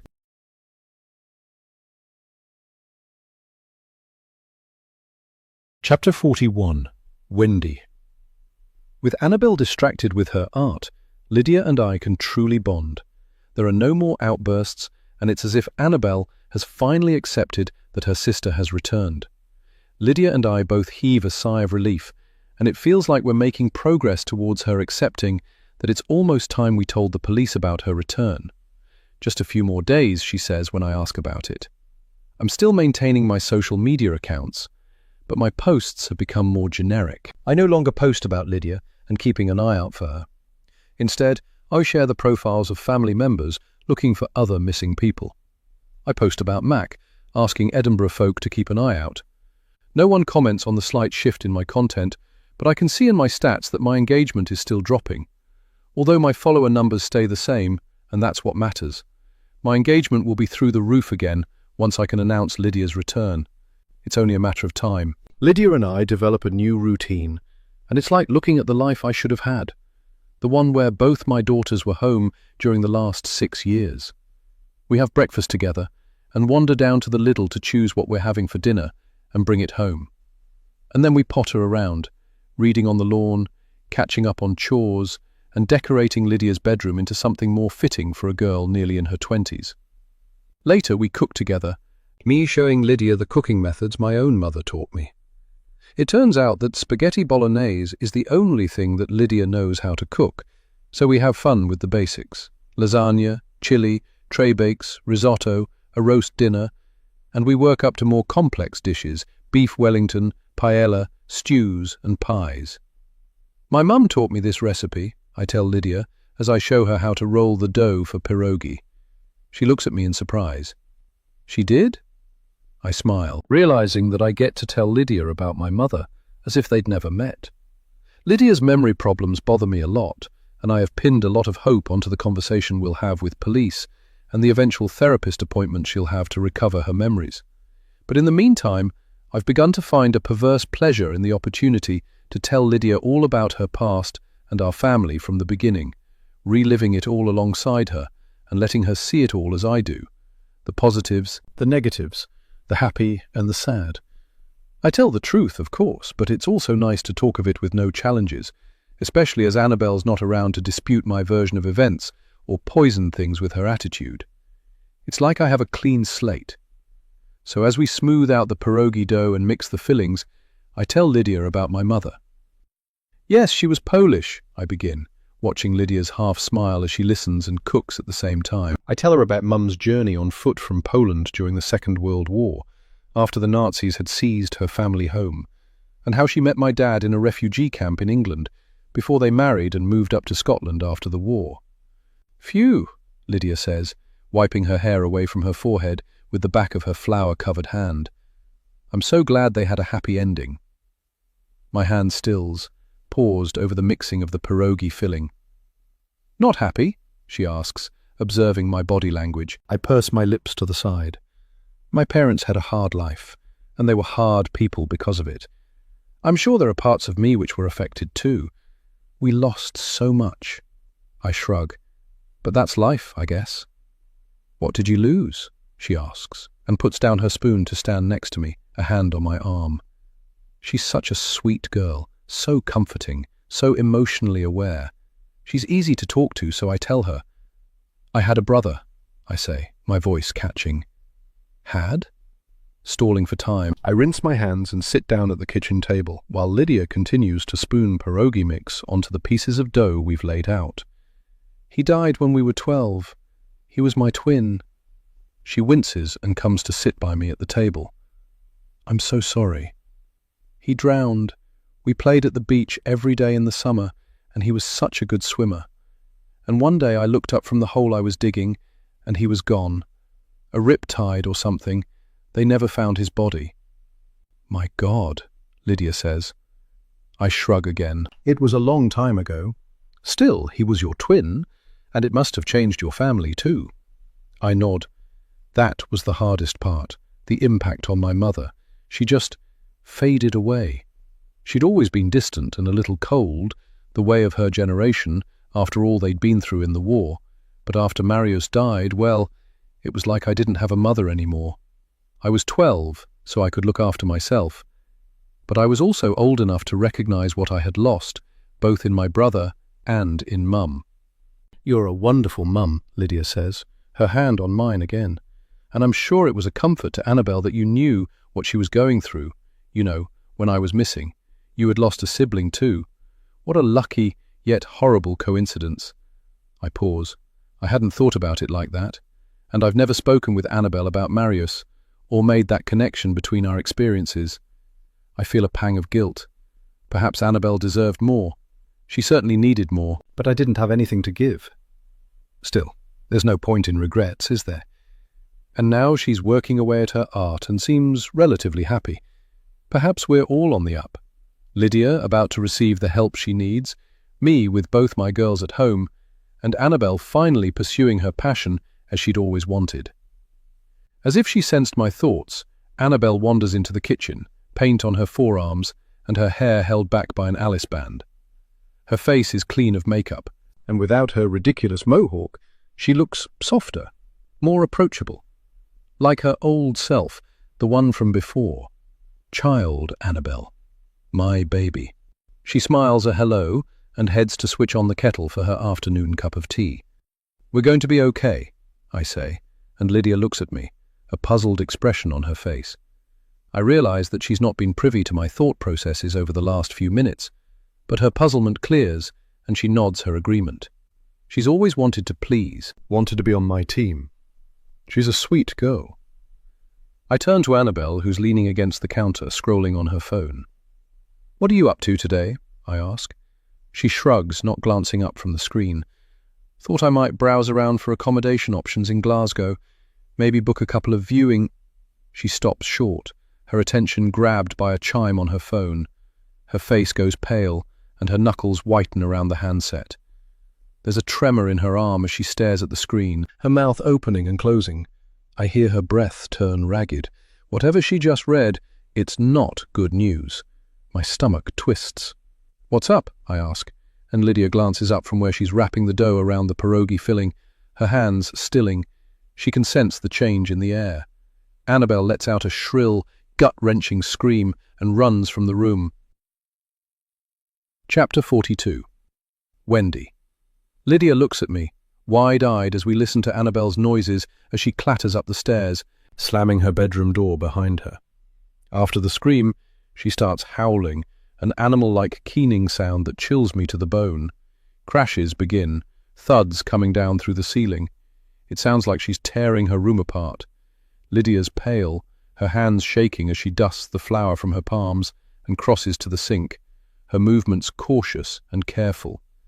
This is trauma, I realize as I watch her careful movements as she tries to remain calm in the face of Annabelle's unpredictability. Flashbacks, I suspect. PTSD. Who knows what dark memories these sudden noises and outbursts ignite for Lydia? Again, I wish I knew what had happened to my daughter, how I could help and protect her. Still listening to Annabelle's movements upstairs, I pull Lydia into my arms and shush her, telling her everything will be okay. But my words are hollow. I don't know if what I'm saying is true. It's been a long time since Annabelle has had a big outburst like this, and this time I have no idea what's triggered it or when it might end. From upstairs I can hear the sound of her smashing up her room, the shattering of glass, the big double thump as she throws something against the wall and it crashes to the floor. Tearing, growling and snarling, Lydia cowers in my arms. "She won't hurt us," I whisper to my daughter, relishing the opportunity to comfort and care. "She won't?" she asks in a quiet voice. "Annabelle will do more damage to herself and her stuff than anyone or anything else," I say sadly. "You're safe." What would have caused Annabelle to react like this? It must have been something on her phone. Bad news. Perhaps it's about Mac. I know she's been putting up posters, visiting local vets. Maybe someone got in touch and they found him. Maybe he got knocked down by a car and they found his body. That would hit Annabelle hard. And once it would have devastated Lydia too, although she's barely mentioned Mac since he ran away. Still, I'll give her space to process this, and I'm sure in time, as her memories come back, she'll be as devastated as Annabelle is right now. If that's what's upsetting Annabelle anyway. With a sigh, I release Lydia from my comforting grasp. "It's going to be okay," I reassure her. "You stay down here. Let's give her some space. In a few minutes, I'll go up and check on her." I roll up my sleeves and start transferring the pierogi to a pan. I'm halfway through when the doorbell rings. I glance up at Lydia. "Would you mind?" I gesture with my flour-covered hands to show that I can't open the door. She nods and heads out of the kitchen. I hear her talking to someone, and she returns carrying a large cardboard box. "It's for Annabelle," she says as she puts the box on the table. "It's heavy." With trepidation, I pick up the box. She's right, it is heavy. I'll take it up to her, see if there's anything I can help with. I knock on Annabelle's door, but there's no response. Everything is quiet now, and I briefly imagine that she's knocked herself out somehow, banged her head on the wall until she faints, and now she's lying on her bedroom floor in need of help. I set the box down and try the handle. Locked. "Annabelle? Open up, please. I need to check you're okay." Nothing. I knock again, hard this time. My fears for Annabelle's safety fuel my frustration. I bang again. "Annabelle, I respect your need for privacy and let you have a lock on your door. But for your own safety, I will have to remove it if you don't open your door when you might be—" "Oh, shut up with all the drama," she croaks, her door opening a crack. Her tear-stained face peers out at me, her cheeks streaked and her eyes puffy. "What do you want? Why can't you leave me alone?" "What's happened?" I ask, relieved that she's not lying in a pool of blood or harming herself with a shard of broken mirror like she had been in my imagination. "Is it Mac?" She wipes a tear angrily from her cheek with a balled fist. "It's got nothing to do with Mac. It's none of your business." She seems to rethink her hostility, and her expression clears slightly. She glances down at the cardboard box by my feet. She points. "What's that?" I shrug. "It just arrived for you. It's heavy." She leans down and peers at the label, and then straightens up, her face a mask of anger and frustration once more. She kicks the box as hard as she can. It skids across the hallway, narrowly missing colliding with my legs. The side of the box is caved in, the cardboard split where her foot connected. I back off, my breath caught in my throat. "Annabelle!" Her door slams closed. "Throw it away. I don't want it," comes her muffled voice through the closed door. Wounded and slightly shaken, I step around the damaged box and trudge down the stairs back to Lydia, relieved I can just walk away. Sometimes I feel like there's hope for my relationship with Annabelle, and then days like this happen, and it feels like we'll never have a healthy, functional relationship. At least I have Lydia. Chapter 43. Annabelle.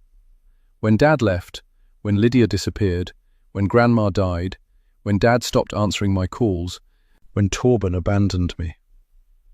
There are so many moments in my life where my heart broke and hardened. But today's email shattered me into 1,000 pieces. Its brutal words, disguised as empty compliments, rattle around my head like an echo. We received many excellent applications in a competitive selection process.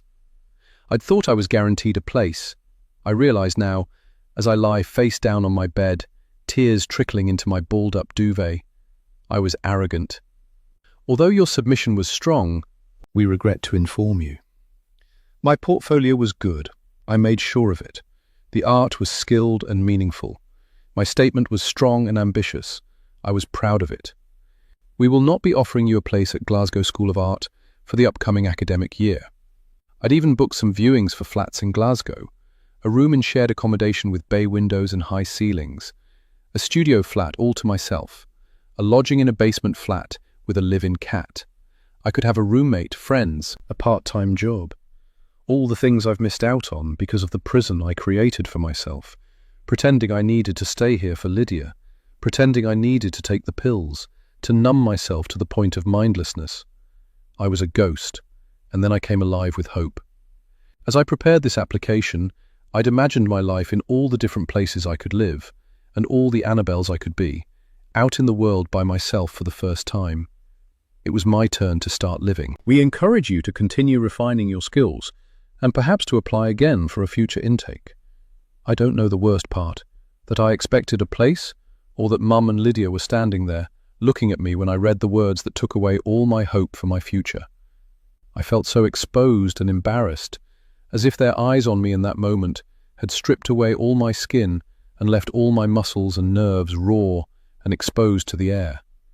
If it had been the real Lydia standing in the kitchen, watching me in my lowest moment, hearing my screams of anguish, I'd feel even worse.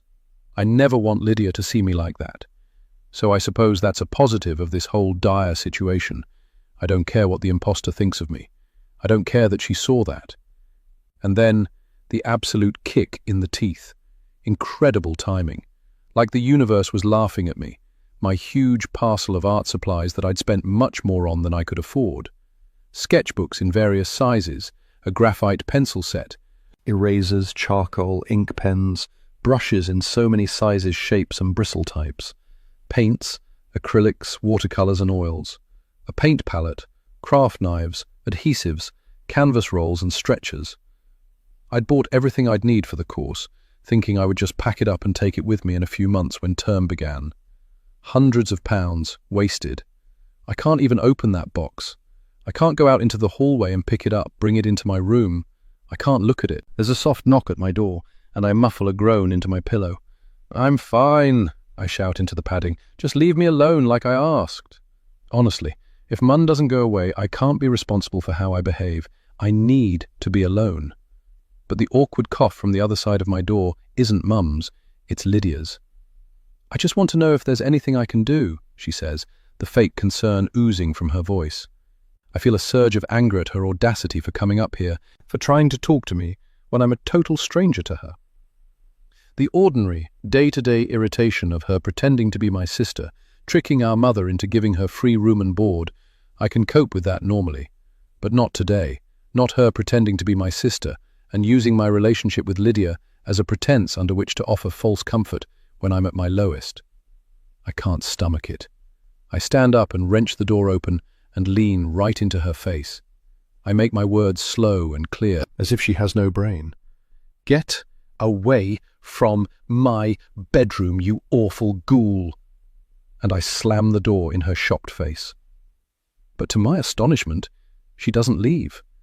She knocks again. "What do you want?" I screech, and it's clear to both of us that I'm not talking about why she knocked on my door just now. I just wanted to know if there was anything I could do to help. I wrench the door open again. "I'll tell you what you can do," I point at the box of art supplies. "Take that box into the garden, build a bonfire, and burn everything inside. Don't talk to me again until everything is ashes. Do you hear me?" "But," I fix her with the harshest glare I can.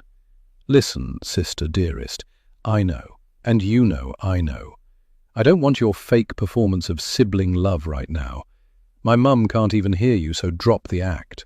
She gives me an awkward giggle, looking over her shoulder at nobody as if to show an imagined studio audience how ridiculous she thinks I'm being. But she turns away and crouches to pick up the art box. As she stands, she blows a strand of strawberry blonde hair out of the way of her eyes. "I'll look after this for you. Keep it safe. You let me know when you change your mind and want it back." "Burn it," I spit and slam the door. Chapter 44. Annabelle. I let myself have a couple of days to mope, and then I'm okay again. After all, there are other options, other art schools, other life paths, other missions. And in the meantime, I need to get back to uncovering whatever the heck is going on with this girl impersonating Lydia. It's time to push some buttons and return to the detective work I'd abandoned in the excitement of waiting for the application response. It's nice to have some goals, expose the imposter, find Mac, get a one-way ticket away from this place. I shower for the first time in a couple of days, and then I style my hair and do my makeup, catching sight of myself in the mirror and feeling relief. Annabelle's back. As I'm finishing up styling my hair, I hear the click of the front door, and I realize that Lydia and Mum have gone out. One of Mum's friends had invited them over for coffee. I vaguely remember overhearing her mention. Perfect timing. I wait a couple of minutes to make sure they don't return for a forgotten umbrella or something, and I sneak into Lydia's bedroom to go through her stuff. The smell hits me as soon as I get inside, that stale, sweet undertone, although it's not as strong as it was when she first arrived. Perhaps it was the smell of an empty room going unoccupied for so long. She's got to have ID, a driver's license or a passport in her real name. If I find that, it's a smoking gun. A burner phone, maybe. Something in addition to the phone Mum already gave her. Her room looks immaculate, so I'm careful with my movements. When I pick up the novel on her bedside table and flick through the pages, I make sure I put it back down in exactly the same position. When I lift the mattress, I smooth out the quilt cover when I'm done, erasing any sign I've been here. I discover two things that look suspicious. In her bathroom bag, I find a brown eyeliner pencil, its tip blunt and well used. I've never seen Lydia use eyeliner, and there's no other makeup there. No mascara, no blush, no foundation. Only a brown eyeliner and a sharpener. She's usually clean-faced and makeup-free, but maybe that means nothing. In her wardrobe, I discover my box of art supplies, still crumpled from where I kicked it. I make a note to take that back soon. Behind that, shoved into a shoe, I find a tiny notebook with an attached pen. On the first page it says Memory Diary, although I know that in itself is a disguise in case this notebook is found. A quick glance shows me I've hit the jackpot. It's a carefully recorded list of facts about every member of our household. There's a page for Mum entitled Wendy, another smoking gun, as if she were really Lydia. Surely it'd say Mum. The page is a list, her middle name, her birthday, and something that makes my blood run cold. Brother, Marius. Spelling? Drowned age 12. I knew Mum had a brother who died, but she's never spoken about his death. She used to say it made her too sad, and she would shut us down if we asked any more questions. I remember one day, not long before Lydia disappeared, when she'd asked one or two questions too many, and Mum blew up at her, yelling about how some things were private and we needed to learn to keep our noses out of other people's business. I remember jumping to Lydia's defense. "It is her business, though," I remember saying, in that tone of superiority and feigned maturity that teenagers so love. What if he died of something genetic, something that Lydia might be predisposed to? She deserves to know. We both do. I'd felt a little thrill at Lydia's grateful smile, but Mum was having none of it. She yelled something almost unintelligible about an accident, and for the first time she actually stormed out of the house, leaving Lydia and me alone, glancing at each other, our cheeks flushed with embarrassment and shame at having upset our mother so deeply that she'd walked out. She was gone so long that eventually I texted Dad, who promised to head over after work instead of going back to his flat as usual. But by that point, Mum had returned, pale-faced and quiet. We never asked about Mariusz again. I feel sure Lydia would have remembered that, even if she's forgotten everything else. And yet, here she is writing notes about the dead brother in her notebook, taking notes as if cramming for an important exam. Busted. And yet, I think with frustration as I skip through the pages looking for my own name, this is still not enough evidence. She could easily explain this away as trying to trigger her lost memories or whatever. There's the page I've been looking for. Annabelle. It's a bulleted list. Born 6 years before me, now age 25. Mental health? Medicated. Quick to anger? Loyal. Likes art? Dislikes Wendy. Doesn't trust me? Be careful. My cheeks flush red as I read this distilled list of me and my life. Is this all I'm boiled down to? Likes art? Jesus Christ. Better improve your detective skills, I mutter as I flick through the remaining pages. Torben, neighbour. Potential love interest? Get closer. Involved in disappearance? Backpack? So she's bought into the old belief that Torben could have had something to do with Lydia's disappearance. I feel a pang of sympathy for him, even through my renewed feelings of betrayal. Sure, he has abandoned me every time I've needed him, but no one deserves false accusations. I know that better than most. He was so vilified when Lydia went missing.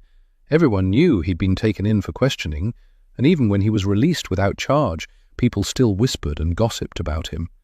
Even now, he's cautious and withdrawn, demonstrated by how quickly he backed off the other day, afraid of the rumours resurfacing again. I've got to protect him from this imposter if she's trying to toy with him too. To an extent, I'm okay with her being here in our home. I know I can protect myself, and I'm sure Mum can too. She's tough, and she's wily. Whatever this imposter is planning, Mum will come out of the other side, surviving and thriving, I'm sure. Like a cockroach surviving the apocalypse. But Torben deserves so much better. He's kind and trusting, an easy victim for a con artist. And I'm sure she is. A con artist, that is. I wonder if she's done this before. Maybe there are other families she's infiltrated. She's perhaps been doing this for years, hopping from home to home, spinning a sob story to get free accommodation for a few months, hacking into their savings and learning where the valuables are kept. I flick through the notebook once more and stop dead when I come to a page in the middle, one with a longer list than the others. Lydia. Chapter 45. Annabelle. I skim the list, in the imposter's careful handwriting, with looped Y-tails and curly L's. At first it looks like a list of illnesses, the ones Lydia suffered from when she was a child, which she's miraculously recovered from now. Lydia, 13 when missing. 19 now. Shy and sick. Scoliosis, food intolerances, allergies, autoimmune stuff. Chronic fatigue? Heart issues? Close with Mum, friendly with Annabelle. Dad? Munchausen's. I stop short at that last item. I know that word. What does it mean? I pull out my phone and quickly search. What I find makes me sick to my stomach. Munchausen syndrome, also known as factitious disorder imposed on self, is a mental health condition where a person intentionally fabricates, exaggerates, or induces physical or psychological symptoms to assume the sick role. I want to throw that notebook across the room and trash the whole place. How dare she? This evil con artist has infiltrated her way into our lives, impersonating my sister, and now she has the audacity to imply that Lydia's illness wasn't real? Lydia isn't even here to defend herself. I'm disgusted. I saw the suffering Lydia went through. I saw her shaking, sweating, vomiting. I saw her crying because she wanted to be normal, to see her friends, to attend birthday parties, to go to school. The accusation that she faked it all is absolutely outrageous. I want to burn this notebook, and doubly so because it doesn't prove anything about the imposter's identity. It's just another clue that can be interpreted either way. It's not enough. As I'm staring at the notebook, contemplating my next move, a noise from downstairs sets my senses on alert. The front door. Mum and Lydia. Are they back? As quick as I can, I shove the notebook into the shoe and slam the wardrobe closed. A bag falls from the top of the wardrobe, but there's no time. I ignore it and rush back towards my own room. She'll have to assume it fell by itself. But as I cross the top of the stairs, I see that it's not Lydia and Mum returning home early, but someone standing outside the closed front door, waiting. I must have been too engrossed in the notebook to hear their knock, but as I stand watching, I see them shift and raise their hand to knock on the frosted glass once more. My heart still banging wildly in my chest, I descend the stairs. I open the door, and as soon as I see who's there, I drop to my knees. Chapter 46. Annabelle. I didn't expect to cry, but the sight of Mac on our doorstep looking healthy and happy, if not skinnier than before, makes the tears well up. He squeals in delight when he sees me, and I drop to my knees to bury my nose in his fur and hold his wriggly little body close as he licks my cheeks and pokes me with his claws in delight. I barely look up to register Torben as he stands there, a makeshift lead in his hand. He's tied a blue laundry line loosely around Mac's neck. "Where did you find him?" I ask in a shaky voice, trying to hold Mac's excited face away as he lunges for another lick at my cheek. "Thank you so much." I heard barking down the bottom of our garden, so I went to investigate. Turns out he'd got into our neighbour's shed somehow. Luckily they had some old bird food in there, and I think there was a bucket to catch drips from the roof, so he had food and water. I cuddle him closer, feeling the protrusion of his bones now that I'm aware of what he's been through. The poor thing. It's been a couple of weeks. He can't have been in there the whole time. He shrugs and reaches out to ruffle Mac's ears. "No collar," he says, indicating Mac's bare neck. "Maybe someone took him in, thought he was a stray. I gave him some food and water before I brought him over, but you might want to get him checked out by the vet, too." I gather Mac under my arm and stand up, brushing my hair out of my face and wiping my eyes. He got lucky.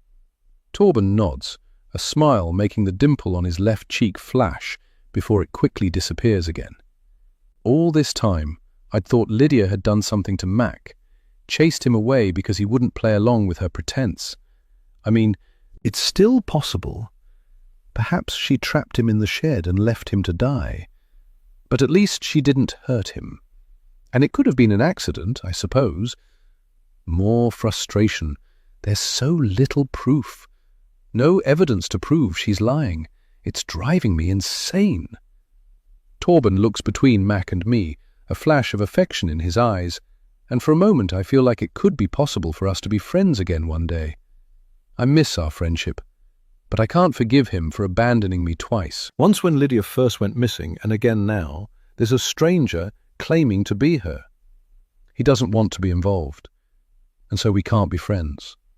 But we can be neighbours, I think, proud of myself for swallowing my pride. I can choose not to hold on to old resentments.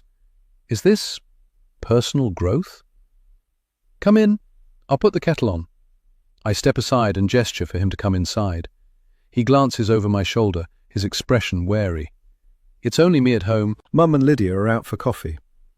His expression clears, and he steps inside. In the kitchen, I fill up Mac's bowl with water and give him some more food. He rushes straight over and gobbles it down, only pausing to glance up and check I'm still there, his tail wagging slightly before returning to his food. I watch for a moment, tears of relief prickling my eyes. Then I put on the kettle. I'm about to grab some tea bags when I freeze, remembering the bag in Lydia's room, the one that fell as I closed the wardrobe. I inhale sharply. I need to go back up there before Lydia comes home. I need to make sure there's no evidence of my presence. You okay? He asks, and I whirl around, chucking tea bags into the mugs and rushing towards the door. There's something I need to do. Back in a sec. And I rush from the kitchen and up the stairs. Lydia's door is ajar, the bag still in the middle of the floor where it landed after Torben rang the doorbell. It's a laptop bag, I realize as I pick it up, feeling the weight. She must keep it out of sight, on top of the wardrobe. But my opening and closing the door had caused it to fall. Jackpot. I regret inviting Torben inside. Lydia is home all the time. This might be my only chance to snoop on this laptop. But Torben's sitting downstairs by himself, waiting for a cup of tea in the kitchen. Damn. I stand there in the middle of Lydia's room, frozen with indecision, until a cough startles me from my reverie. I start, turning to the door, to see Torben leaning against the frame, a half-smile on his face. Busted. Again. Did I interrupt something? He asks. At first it feels invasive, Torben's presence upstairs in the house when it's just me and him here. But I remember all the times when we were kids, when he used to come over to hang out, watching movies, playing games in my room or Lydia's. He's been all over this house, and it's normal for him to wander around upstairs. It's not like it's someone like Mum's friend Agnes or Julia poking around the top floor uninvited. What's the smell? He asks, looking around the room for the culprit. Smells like something died in here. He picks up a pillow from the bed and puts it back down, as if the source of the smell would somehow be hiding under there. I shrug, inhaling through my nose. I can't smell it anymore. Just stale air, I think. He grimaces and pushes open the window. I lean down and pick up the laptop bag, reaching inside and drawing out an old laptop, slightly battered and scratched. I open it and the screen immediately flicks on. No password requirement. I'm straight in. Oh, wow, I say, not believing my luck. Is this Lydia's? He asks, stepping into the room. I guess, I shrug. We're about to find out. I sit on the bed and pull the laptop onto my knee. This could be it, I realize, my opportunity to find out the truth. Torben glances over his shoulder, back down the stairs towards the front door. What are you doing? They could be back any minute. You said they're out for coffee. Keep a lookout, I hiss at him, opening the browser window and beginning to poke around. Chapter 47. Annabelle. This is it. The proof I've been looking for. I'm holding it in my hands. I can tell. Somewhere in this laptop is the key. But there's no time. It looks like the imposter left the laptop in a hurry without properly shutting it down. It was already switched on, with no requirement for the password to log in, and her browser window was already open to her emails, an email account where she uses an alias instead of a real name, so I still don't know her real identity. I station Torben at my bedroom window, looking out into the street to yell if he sees Mum or Lydia coming. He's not happy about it, but he agrees. There'll be time to shut everything down, as my room has a pretty good view down the road in the direction of Gina's house. I quickly run my eyes down the list of names in Lydia's inbox, looking for anything familiar. But I can't see anything. It's messy, but there's only one option. As fast as I can, and without reading anything, I forward as many of her recent emails as I can to my own inbox, carefully deleting them from the sent items as I go. When I've done 10 or 15 or so, I click into the email settings and set all incoming emails to auto-forward a copy to my burner email account. Even if Lydia finds this setting, she couldn't link the email address with me, general.admin@lifemail.com. For good measure, I open up the browser's saved passwords and find the one for Lydia's email provider, clicking on the button to reveal the password. My first roadblock. A pop-up asking me to enter the PC's password to reveal it. I've not a clue. I close the window and try a different angle, opening up my documents and scanning the folders of saved items.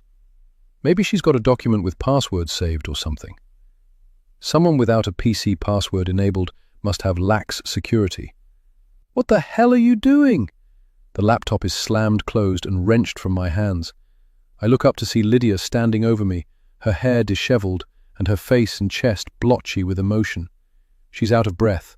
Behind her, Mac stands with his feet planted wide apart, a low growl rumbling in the back of his throat as he stares at Lydia. Nothing's changed there, then. I hear a movement from across the hallway, and I realize that Torben is still in the house. I close my eyes briefly, hoping he stays unseen. I don't need him to be caught up in this. Why didn't he warn me? Mum and Lydia must have returned via the back way, coming in through the garden gate. I messed up. I'm immobile as I think about what my next move should be. Straight apology? Or an excuse? Maybe I could say I was testing the Wi-Fi, or... No, a partial truth is simpler. Sorry, I didn't mean to snoop. I heard a thump, and when I came in to check, your laptop had fallen from the top of the wardrobe. True. I gesture up to her hiding place. I was checking it was still in one piece. It seems to be working fine. I got it started up and was just shutting it down. An insincere smile spreads across Lydia's face, and it chills me to my core. The smile of someone who knows they have the upper hand. You need a better excuse than that, sister. She hisses the final word like a taunt. I stand up and fold my arms across my chest, facing her. Over her shoulder, I see a flash as Torben whisks out of my room and along the hallway towards the stairs. Mac gives a final growl to Lydia, then turns and follows him. Lydia doesn't notice. I don't need an excuse to be in my own house, in my sister's room. You, on the other hand, what are you hiding? She tilts her head, the smile getting wider. I should be asking you that. You were the one poking around in my stuff, and now you can tell me what you found. I'm sure it was fascinating. I told you. I was checking it was still working. I didn't find anything. Liar. Surely there's nothing to find, if you are who you say you are. She laughs. I suppose it's very sisterly to find you going through my stuff, just like old times. I roll my eyes. There's something in that laptop, I know it. I can only hope I've done enough to find out what it is. She affects a calm tone, but I can tell I've rattled her. If you have questions for me, all you have to do is ask. There's no need for this pathetic spy game. She steps towards me and I see a flash of danger behind her eyes. The innocent, wide-eyed pretense she affects around Mum is gone, replaced with a threat. If she wasn't holding her laptop in her hands, I'd genuinely be worried she might hurt me. What do you want, Lydia? I ask, or whatever your name is. Why are you here? The sweet smile is back, sickly and fake across her whole face, her eyes still cold above it. What everyone wants, Annabelle, she says, tilting her head and hugging the laptop to her chest. Her voice is quiet, too quiet to carry outside of this room. A family, a home, and if you have a problem with that, I have no qualms in pushing you out of the way to get it. You think you know everything about me, but I can assure you that you have no idea what I'll do to get what I want. It's the closest we've come to an admission that she's not Lydia, but it's still not enough. I have to bring out the big guns, flush her out of her lair like the little weasel she is. I affect a voice as sickly sweet as Lydia's, and I step up to her so I can feel her breath on my cheek. She smells of coffee and baking, with an undertone of Mum's perfume. Poison. You'll be pleased to know that your homecoming celebrations are about to kick off. I've tipped off the press that you're back. It's only a matter of time before our house is surrounded by journalists and photographers. They'll be here any minute. Let's see how easily you can slide into this family once your face is on the front cover of newspapers across the country. Shall we? Chapter 48. Wendy Mac is back, his tail wagging so hard that he's wiggling around the kitchen as I fuss over him. I pick him up and cuddle him. He smells of dust and mold. Although he's looking skinny, he seems pretty healthy. I give him a pat and a dentistick because his breath smells bad, and I'm just checking to make sure his water and food bowls are full when I hear the screams from upstairs. Full-blooded yelling, like the girls' worst arguments when they were teenagers. I'm at Lydia's door in moments. "What's going on?" I gasp, my lungs in overdrive from the run upstairs. I scan the situation, wondering what Annabelle has done. Has she hurt Lydia? The thought is never far from my mind after what happened years ago and how Annabelle has reacted to Lydia's return. I honestly thought she would be delighted her sister has returned, but instead Annabelle seems almost threatened, as if Lydia could take something away from her. Nothing is further from the truth, and I wish she could understand that. Lydia just wants a loving, healthy relationship with her sister and a calm, stable family life. It's my job to protect her and make sure she gets that. The last thing I want is Lydia to leave again. Lydia rushes around her room, emptying clothes from her drawers onto her bed. She's panicking. Her movements are erratic, her breaths coming fast and shaky. I push past Annabelle from her position, lurking in the doorway with a triumphant smile on her face, and I put a calming hand on Lydia's arm. "What's happened?" I ask again. "What's happened is that the truth has come to bite her, and she can't face the consequences of her actions," says Annabelle with a smirk. For a second, I imagine shoving Annabelle out of the room and slamming the door in her face, but instead I shoot her a look and focus back on Lydia. "Lids?" I say softly, trying to gently encourage her to slow down, to pause her erratic movements. "Whatever it is, we can solve it, together." She ignores me and reaches for a hairbrush. "Remember, you're safe here. You're home." Annabelle lets out a cruel laugh. "This isn't her home, and she knows it.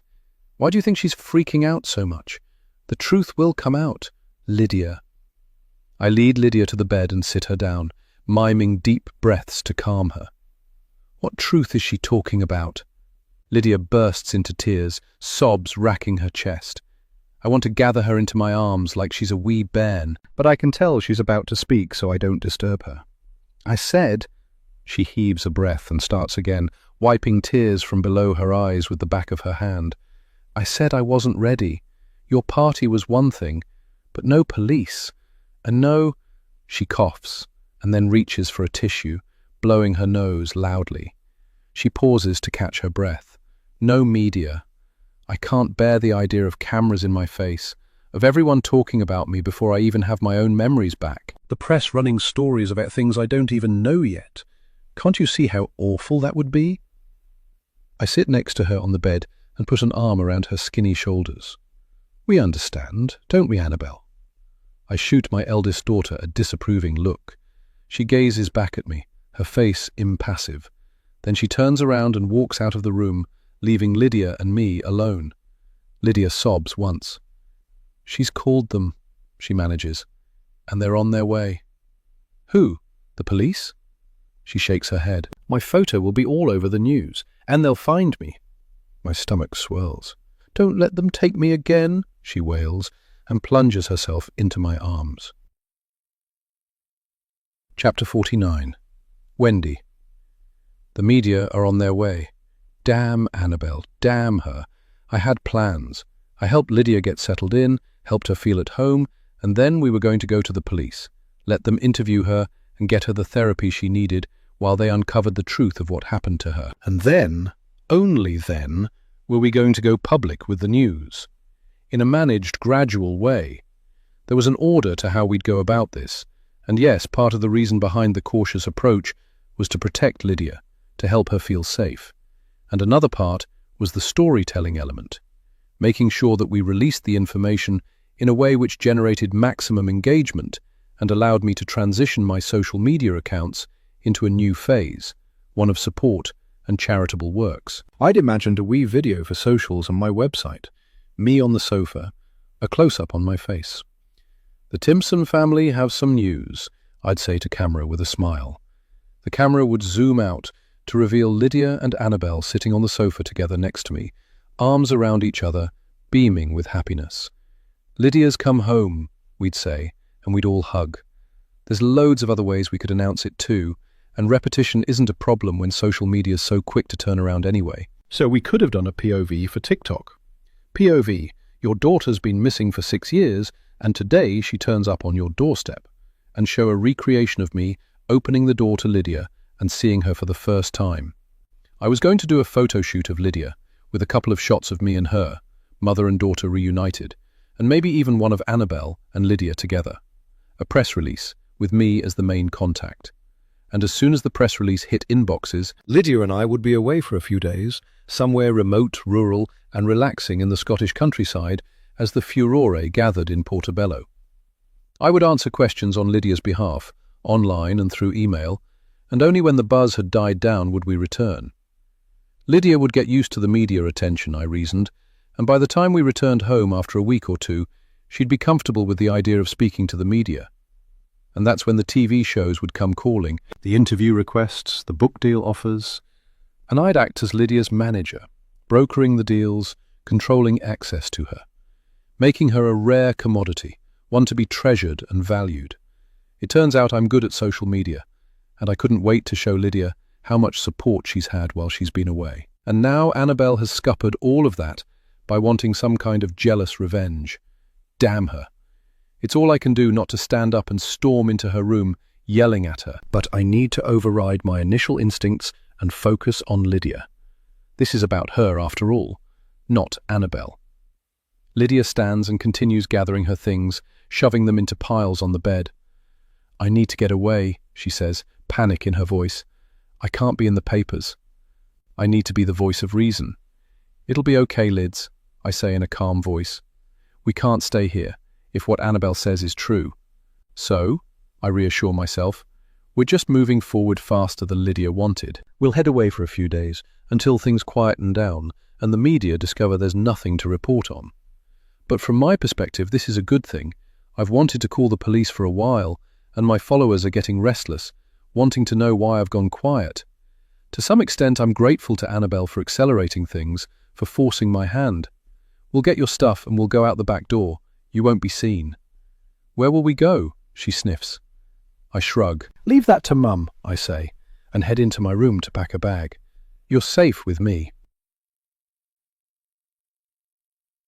Chapter 50. Annabel. The house is peaceful without Mum and Lydia, especially now Mac is back.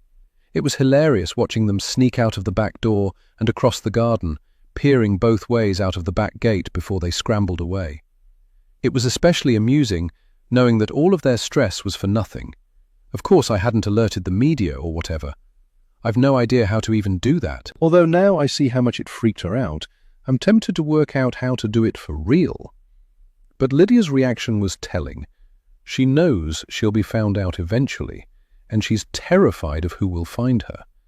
I wonder what she's hiding, what she's scared of.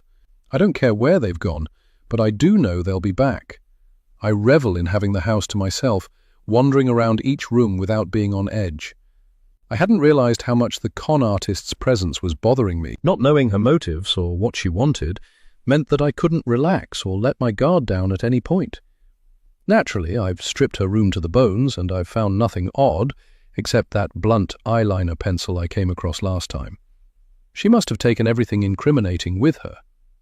It's not long before I open my laptop and skim the subject lines of the emails I forwarded. A lot of them are innocuous. Booking confirmation, free pizza on your birthday, join our loyalty card program. I curse myself for being so indiscriminate when I forwarded, but in my defense, I was short on time. But then I see it. A message that's come in since the forwarding. Sender, M.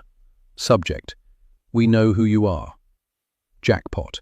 I'm desperate to read the whole thing, but I resist, and instead I slam shut my laptop and tuck it under my arm, grab Mac's lead, and head across the road to Torben's house. "Thank you so much for your help earlier," I say, as soon as he answers the door. He looks uncomfortable. "I just got out in time. I was lucky they came in the back door, so I could sneak out the front." "I'm sorry you had to do that." Before I can tell him about the email, he gets in first. "I don't want to be involved in this, Annabelle," he says, but he steps aside and gestures for me to come inside. I can hear the rumble of voices in the living room as we pass the slightly open door, his parents watching Friday night TV. The companionable sound of a happy family contentedly ticking over, their everyday a calm and stable environment. No one plotting or scheming or pretending to be someone they're not. I feel a pang of loss for the normal life I could have had. But instead, I walk past the living room and into the kitchen that's a mirror image of our own, opening my laptop at the dining table. He'll understand once he sees this email. "I thought you might want to see what's here," I say, opening up my inbox. "What, Lydia's emails?" He looks slightly disapproving. "Well, she's not Lydia, for one," I say, frowning at him. I feel prickly and defensive already. "I want to know why she's here, what she wants from us. She could be dangerous." He sits down at the table across from me, his eyes pointedly looking everywhere but at me and my laptop screen. Lydia's forwarded emails all listed at the top of the inbox. I haven't opened them yet, but I can see that a couple of extras have come through since I forwarded. Emails delivered since I asked Lydia's inbox to forward a copy of all new arrivals. "Okay," he says, gathering himself to speak. "Let's think about this. For the purposes of this conversation, let's say she's not Lydia." Which she's not. My fingers itch to open the email and find out what it says, but I drag my eyes away from the screen. But carry on. He pauses and then continues, looking a little irritated. "She's been with you for, what, a couple of weeks?" I nod. "And in that time she's bonded with Wendy, tried to bond with you, she's looked at old photos and asked questions about family history. Gathering information on Lydia, yes. And she's committed no crimes." "That we know of," I interject. He ignores me. "She's not tried to take anything that's not hers or disrupt your lives in any way." "It seems like she's not here to hurt anyone." "What's your point?" I try to keep my tone steady. He lays his hands on the table, palms flat against the varnished wood. A muscle twitches in his jaw. "We don't know what she's running from. She must be pretty desperate to enact this scheme, and as much as I don't advocate preying on innocent, grieving families and exploiting their pain, I also don't agree with putting someone in danger, even a criminal, unless strictly necessary." When he's finished, he sits back and looks at me, his expression tense. I lean back in my chair, and Mac takes the opportunity to leap onto my lap. I fondle his soft ears, trying to swallow down my disappointment. Time and time again, I've tried and failed to connect with Torben. You'd think I'd stop trying. He's not an ally. He doesn't want to help. He never did. "What are you on about? Putting her in danger. I just want the truth." "We don't know what she's running from," he says again, and I can't tamp down my frustration. I don't care, frankly. What I care about is my sister. Where's Lydia in all this? This woman knows something, Torben, and I'm going to find out. I click to open the email and turn the laptop so it's sideways on, the screen visible to us both. I get a glimpse of the first line. "Carmen, or whatever name you're using now." Torben stands up, and Mac jumps from my lap to fuss about Torben's feet, thinking there might be a treat or a walk in it for him. "Yes, maybe she's a criminal," he says, echoing my thoughts before I can voice them.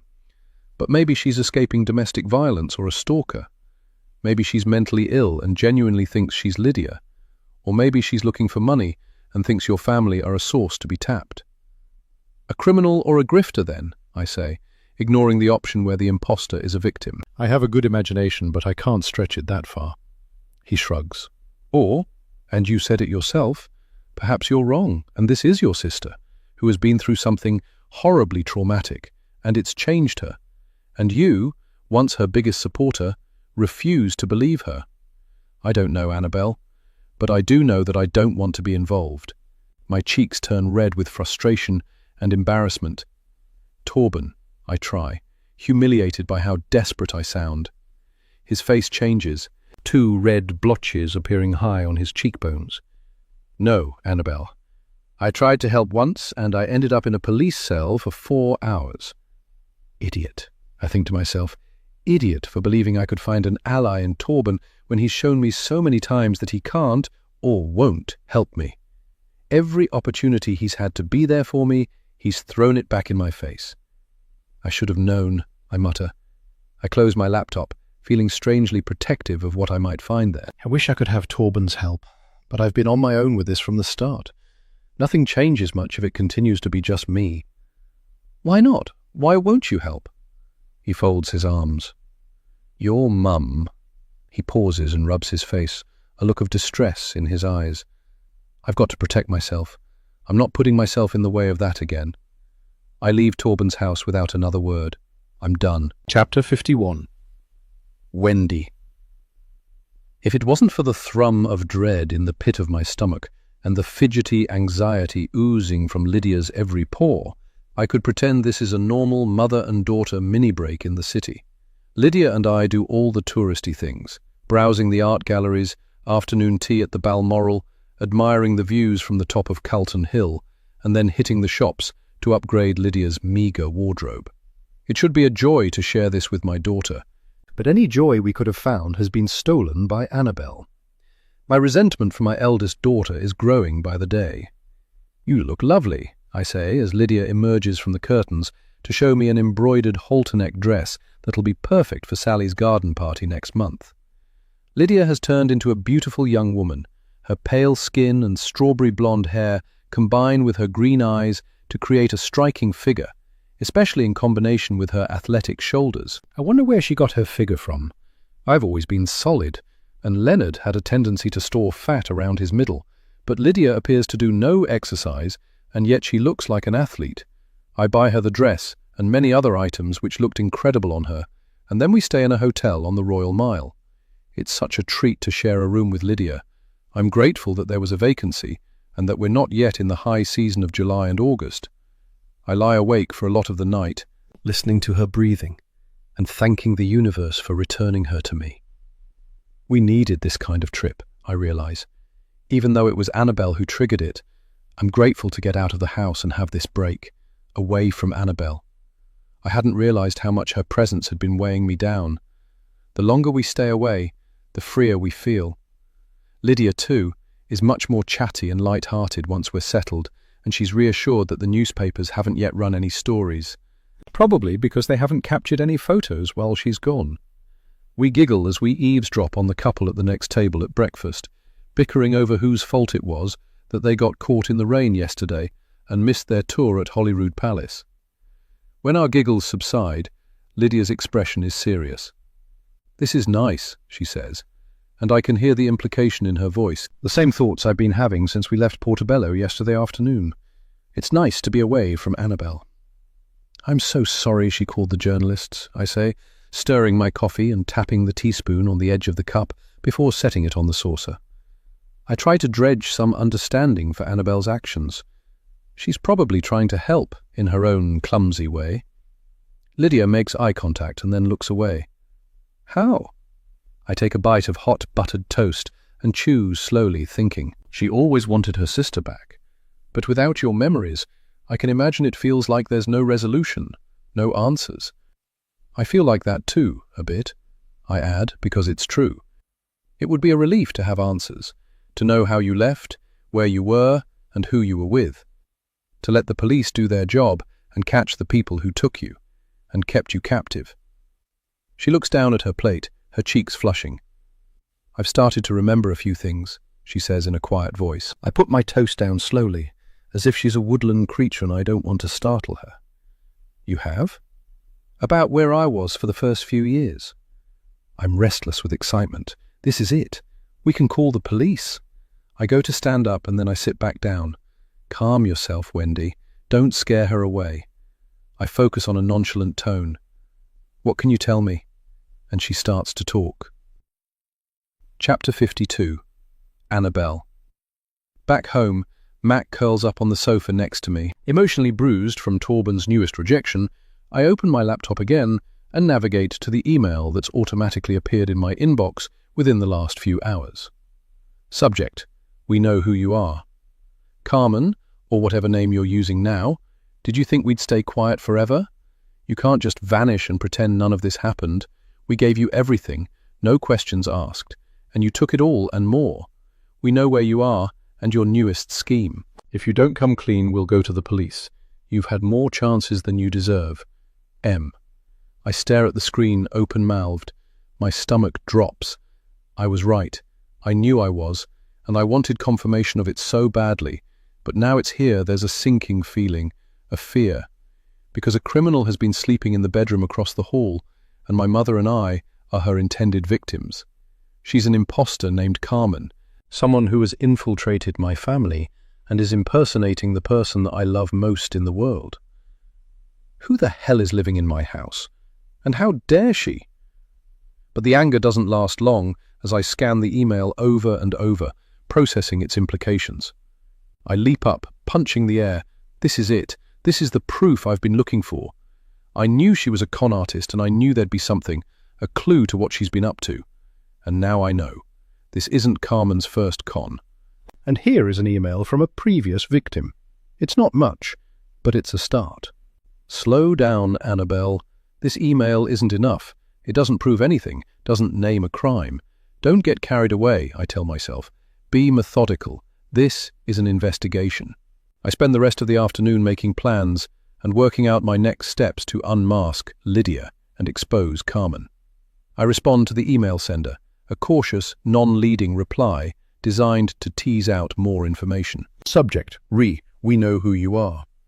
Hello, I found your email on Carmen's laptop. She's impersonating my missing sister, Lydia. I deserve to know the truth about Carmen and who she is. Please reply. Annabelle.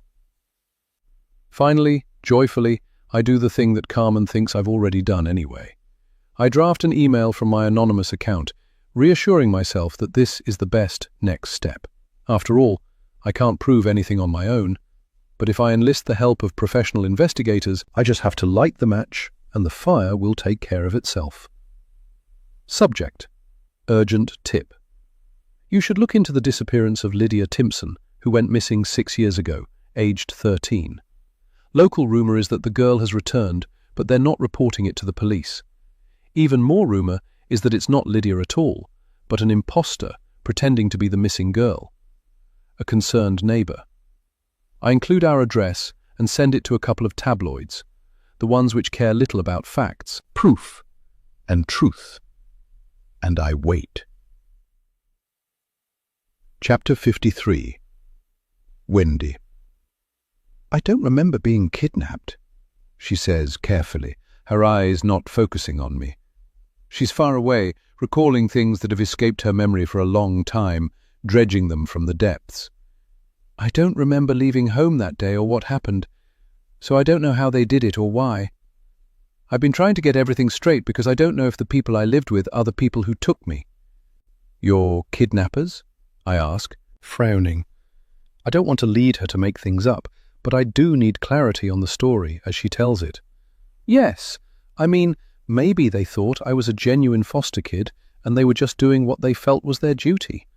Or maybe they took me. I just don't know. She shakes her head, baffled and lost, and for a moment I see the wee girl I once comforted. I want to reach out and gather her into my arms, but she's still speaking and I can't disrupt that. This is what I've been waiting for. The first thing I remember is from about a year in. I was in a family home with other children. They called me their foster child, and I never questioned it. They told me that I'd been living in bad conditions and that I'd been removed from my home temporarily. I believed them. I guess maybe with the Annabelle stuff, it made sense? I feel a burst of pain in my chest, quickly followed by anger. The damage Annabelle has done is unfathomable. They told me, if I was patient and good, that eventually I'd go back home. To you. And Dad. I nod, even though I'm still trying to get my head around everything. We were homeschooled, me and the other kids, and we didn't go out much. The house was remote, down a narrow lane away from any other houses and in the middle of lots of trees. It was big and very cluttered. No internet or phones for the first few years. They had strange rules about friends and going out, like they were trying to be totally self-sufficient and we shouldn't need the outside world. For the other kids that was normal, but to me it seemed strange.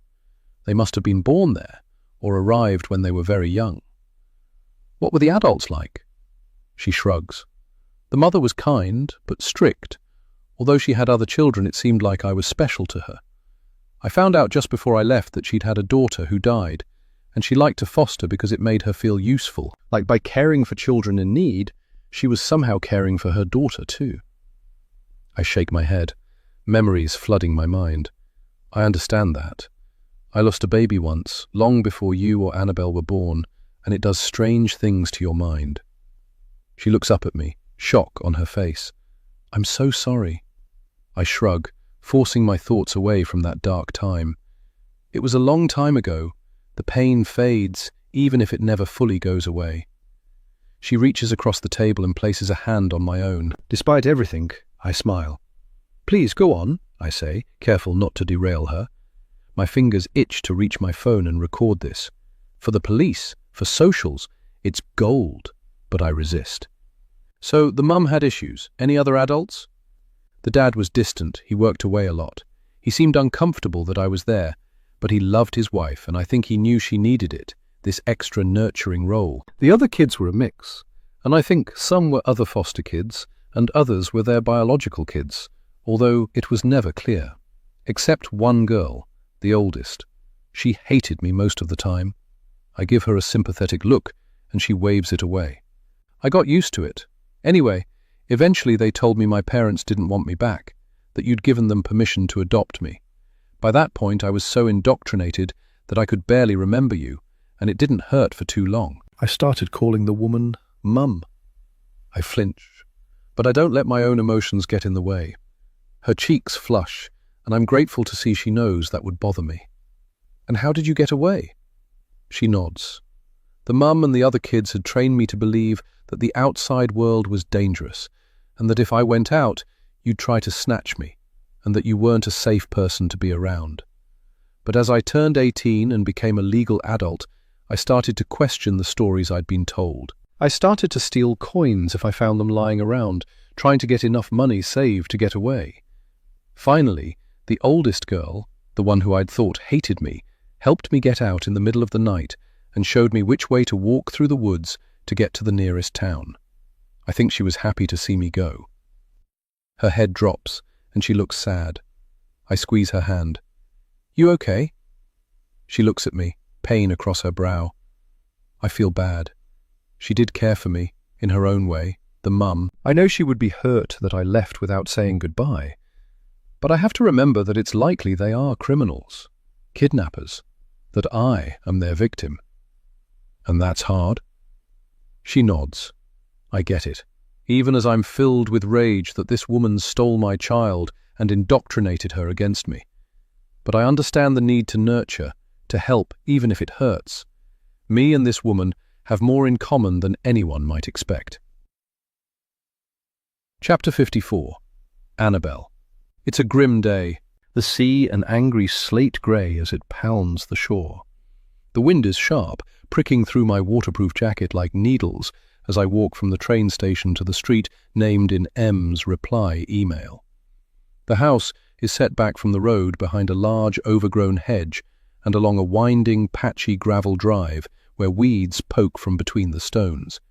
It's clear from the approach that this house once belonged to someone with money, and that money is either no longer around or it's not getting spent. As I get closer, the drive turns to reveal a shabby house with huge bay windows and sandstone streaked with lichen and worn by wind and sea salt. The once grand facade is chipped and pitted, its tall sash windows caked with grime. Ivy grows up one wall, narrowing a first-floor window to a small porthole. This place gives me the creeps. I scan the windows but see no movement, although there's a light on in a ground-floor room, the bare bulb visible through the grimy glass. I step up the stone steps and press the bell, but I can't hear if it works, so I hammer on the door, listening to the echo of my knocks inside. Nothing. I knock again, even louder this time, until my knuckles sting. Finally, I hear shuffling feet, and the door opens a crack to reveal a man's face, about the same age as Mum. A faint smell of mildew and coal dust floats to my nostrils. He frowns at me. "Can't you read?" and starts to close the door. "Wait," I say, shooting out a hand. "What did you mean? I'm here to ask." There are signs at the gate. No cold callers. He moves to close the door again, but this time I do what I've seen them do in movies and TV shows, and I stick my foot in the door. It doesn't work as well as it seems to on TV, and my toes get painfully squashed inside my Converse. But at least the door hasn't closed. "I'm not selling anything," I say, trying to keep the desperation from my voice. "Someone called M emailed me with this address. They said, 'There's no one called M here.' I mean, someone with the initial M. He mentioned he knew something about Lydia." His expression is blank, and I see his fingers tighten on the door again. "Or Carmen? Do you know someone called Carmen?" His frown deepens as soon as I say it. "There's no one here by that name." "No, I know. She's... Can't help you," he barks and slams the door. I knock a few more times, but it's no use. My shoulders slumped. I trudge back through the rain to the train station. I sense something as I walk down the street towards our house, my bag strap cutting into my shoulder after my fruitless journey. The air feels different somehow, like things are going to change. As I pass Torben's house, I see him at his living room window. He moves as soon as he sees me, beckoning me. Part of me wants to go to him, to see what he wants, but I realize he probably just feels guilty that he's turned me down so many times, that he's refused to help. This doesn't mean anything has changed. He's a nice guy, trying to make himself feel better. Probably just wants to make me a cup of tea and assuage his guilt. I'm exhausted, every bone and muscle in my body aching for a hot bath and a lie down with a book in an empty house. I wave briefly and carry on walking, pretending I didn't understand his invitation. But when I cross the road to our house, I realize what Torben was trying to tell me. There's a cluster of people, mostly men, standing on our doorstep, some with cameras and some with recording devices, some aimed at the road and some at the house. They're here. The story is out. They're like a cluster of vultures, jostling each other, puffer jackets zipped against the sharp drizzle. They're blocking the path, tangled mic wires and notebooks already open, pens poised. The ones with cameras are the most obnoxious, aiming their long lenses at the house. Idling by the side of the road is a van, satellite dish on top. One of them turns and sees me, immediately dropping his takeaway coffee cup to the floor and muttering into his phone, "The sister is here now. I'll see what I can get," before he shoves his phone into his pocket and turns to aim his microphone at me. The others notice, and soon there's a wave of shouting, all aimed at me. I pull my hood over my head and tighten it around my face. "Did you know where Lydia was all this time? Is it true your sister is back? How is she? We just want to know she's all right. Are the police going to catch her kidnappers, or did she run away?"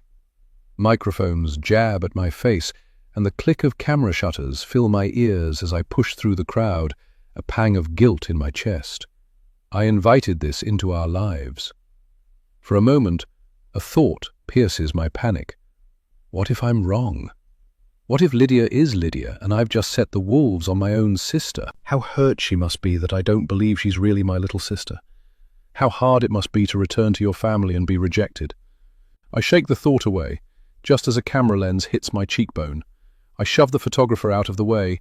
He shouts indignantly, but there's nothing else he can do, and rush up the garden path, fumbling in my pockets for my keys.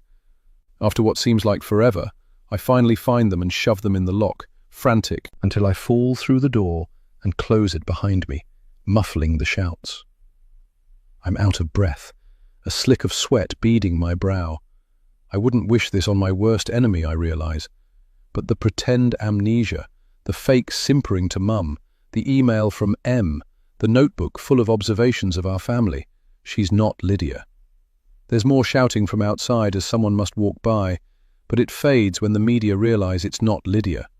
Yes, I wouldn't wish this on my worst enemy, but I would wish it on an imposter. It's what she deserves. Chapter 55. Wendy. Even though just over 24 hours have passed, it feels like Lydia and I are entering a new phase since we last left our Portobello Street, Annabelle's threat ringing in our ears. The weather is dire, and we watch the rain from our taxi window as we crawl through the grey streets from Edinburgh to Portobello, passing pedestrians with their raincoats pulled around them, hoods pinched together across their faces. My daughter is back, I think to myself, in the warmth of the taxi, feeling it more than ever since Lydia returned. She's really back, and she's starting to remember things. Once we get settled back at home, I'll broach the subject of calling the police. It's time. I can't imagine how Lydia would disagree now. My thoughts keep returning to the sad house she described, with its ragamuffin, isolated band of teenagers, a mix of foster kids, and the couple's biological children. And the two parents, a grieving, mentally unwell ghost of a mother, and a strict, distant father who prefer to turn the other way. It's better than I could have imagined, I think, with a pang of disloyalty. I know that Lydia was traumatized by her experience, but I am delighted to hear that my worst imaginings are far from the truth. At no point was she blindfolded and restrained in a windowless room, or used and abused, raped. I'm free from all my worst fears. I could skip. I could sing. It's the best case of a worst-case scenario. But as we reach the top of our road, the taxi slows, and from beside me I hear Lydia's breathing quicken. I look up and squint through the rain-dashed taxi window. A gaggle of dark North Face jackets jostle for space outside our gate. Annabelle was as good as her word. The media are here. "Stop, please," I demand from the driver, before we get too close, before they see us. Next to me, Lydia is wide-eyed as a deer. I grab her hand. The taxi slows to a stop, and the driver turns around in his seat, an irritated frown across his brow. "This where you want to be?" "We'll be okay," I say to Lydia, trying to sound cheerful and like this isn't a big deal. "We'll keep our hoods up. They'll get nothing." The rain picks up, coming down in huge drops driven sideways by the wind. Lydia hugs herself, her skinny frame shivering in fear. She shakes her head, and I close my eyes. We could go round the back, but I know since Mac's return, the back gate is locked, the bolt slung across to keep him safe. We could go anyway and scale the wall, but it's over 6 feet tall in places, and the last thing we need is a broken ankle and a bunch of media photographs of me or Lydia getting stretchered into an ambulance. They've got enough fodder already. Damn Annabelle, I think to myself, knowing full well that she did this on purpose. There are no other options. "This is fine, thank you," I say, and open my door to the driving rain. I climb out and turn around to see Lydia still sitting in her seat, her figure hunched over and tiny. I hold out a hand to her, and she slides across the back seat to my open door, glancing over at the journalists and photographers further down the street. They haven't seen us yet, and I want to keep it that way. I turn to her and pull her hood tighter around her face. I reach into my handbag and grab my sunglasses and a scarf, wrapping it around her mouth. "We're not going," she says in a small voice. "We could go to Gina's or someone else's, wait it out." I shake my head. They'll be working in shifts. Once one of them gets tired, someone else will come and take their place. They won't go until they've got what they want. The small circle of face turns even paler beneath her hood. "Come on," I say, my tone firm and my jaw set. "You're not going to let Annabelle win, are you?" She looks at me in surprise. It's a cheap shot, but needs must. We need to get back into our house, and I refuse to be made a prisoner in my own home. Any news stories will be tomorrow's chip paper. You know the saying. She shakes her head, and I'm not sure whether she means that she doesn't know the saying or won't come with me. But I turn and start along the pavement towards the house, and the sound of her footsteps on the pavement tells me that she's following, albeit reluctantly.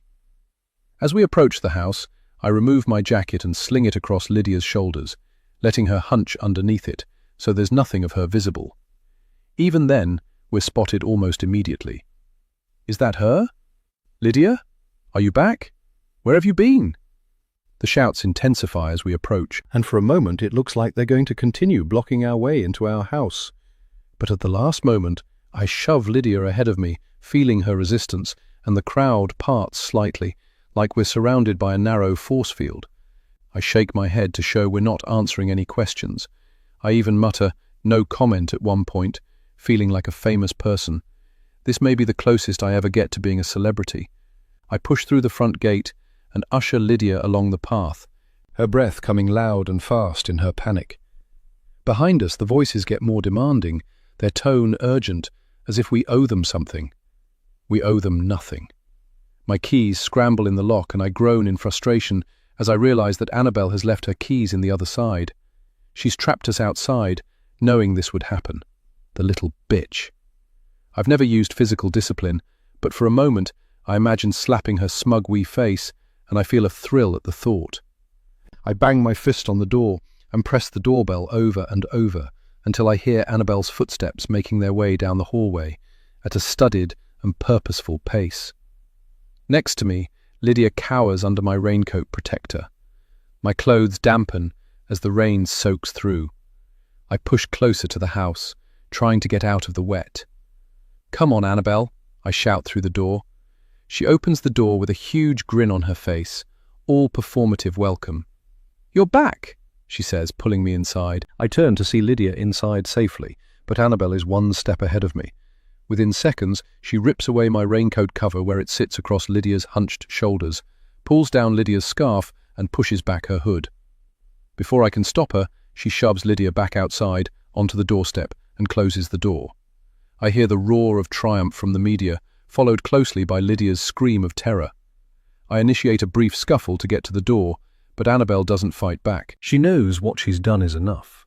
They've got their photos and their story. Annabelle has won. I pull Lydia inside, shaking like a leaf and sobbing with anguish, and I bundle her into the kitchen. I turn to Annabelle. "Get away from her." An amused look crosses Annabelle's face, and I can tell that she's got something to tell me, something she believes is a winning hand. "Didn't you see, Mum?" I grip my teeth. "Well?" "See what?" I ask, reluctant to give her what she wants, but in need of more information. "Lydia forgot something." She points at Lydia, then taps the side of her own jaw, in the same location as where Lydia's mole is. No mole. Chapter 56. Annabelle. I can't believe my luck.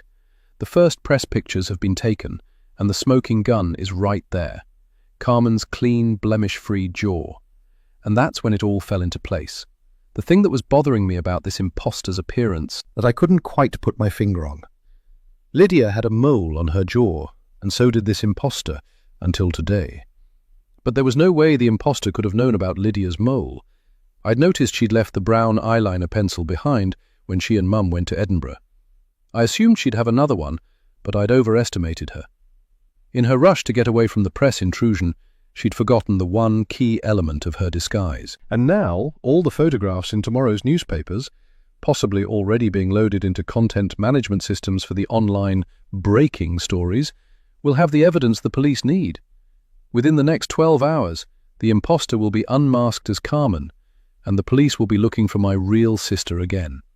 "Look," I say again, pointing at Carmen. "Where's Lydia's mole, Mum? This proves she's not my sister." I can't hide the triumph in my voice. It's impossible that this is my sister. And now that I've realized what had been niggling me all this time, I've got the proof I needed. The days after Lydia's disappearance were a haunted, horrible limbo. Police in and out of our house at all times of the day and night, searching, asking questions, rifling through our lives. It all blurred into one awful nightmare, with the exception of one particular conversation, when a police officer mentioned Maddie McCann, and that's when Mum crumpled into a heap on the floor. That was the moment I realized my sister could die. I might never see her again. Specifically, the police officer had brought up Maddie's distinctive-shaped pupil leaching across the iris. I was only little when Madeleine McCann went missing, but I remembered the poster campaigns with their focus on her unusual eye. We now wonder if that emphasis on her eye was a mistake, the police officer, D.I. Peterson, had said, and his colleague grimaced. There are theories that consider whether publicizing her distinctive eye may have led to a kidnapper, avoiding her being out in public. They killed her, you mean?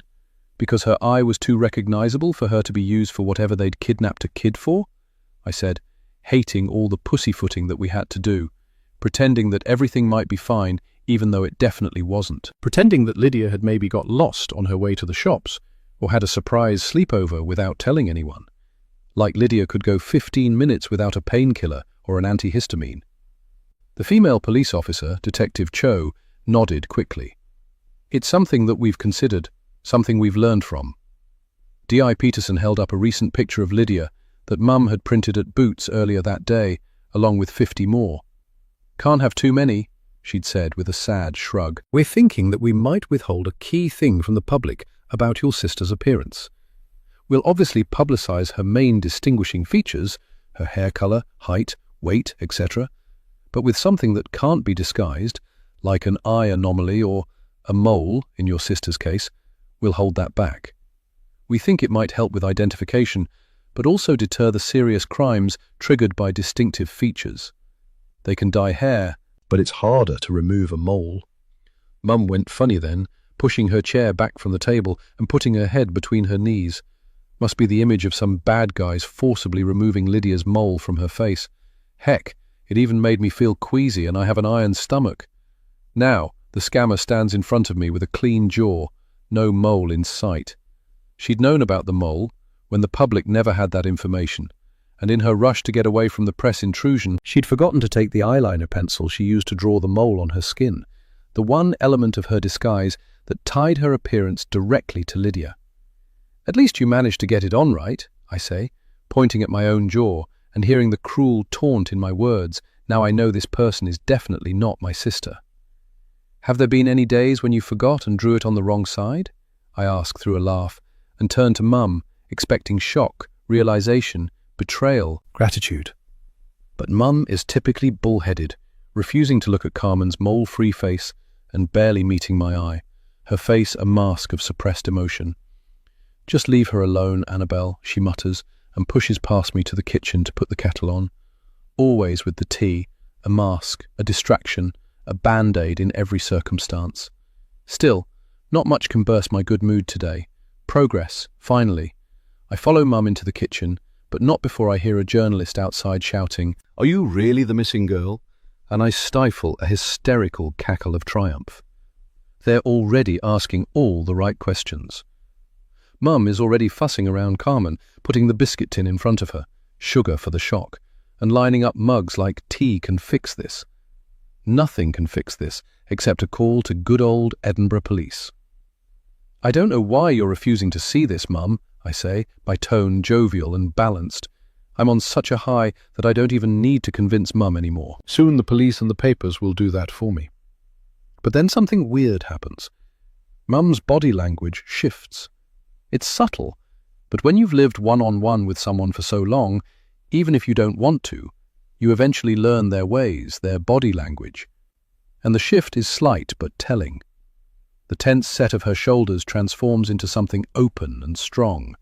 Her frown clears and is replaced with a look of blank determination, like a robot.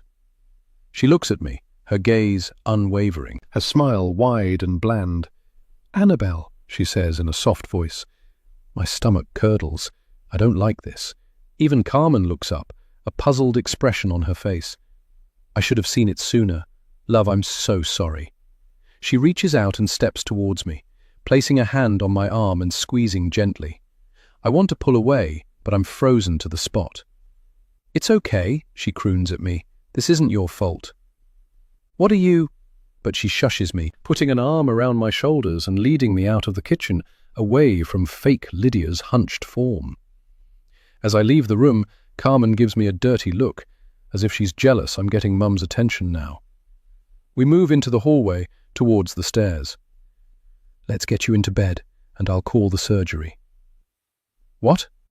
I pull my hand from her grasp, but she grabs me again. "I don't need a doctor. I'm fine." "Have you been taking your meds?" she says, her voice sickly sweet. "I know how easy it is to get out of your routine when you're feeling good, but that's the critical moment. When you're feeling good, you need to keep taking them, to stay feeling good. And when you stop, it comes back just as bad as before. Don't you remember them telling us that, I shake my head, as if to shake away the accusation. I don't take my meds because I don't need them. I've been fine for a long time. I've perhaps always been fine, although there's no point trying to convince Mum of this. I should have known. I should have guessed she'd do this.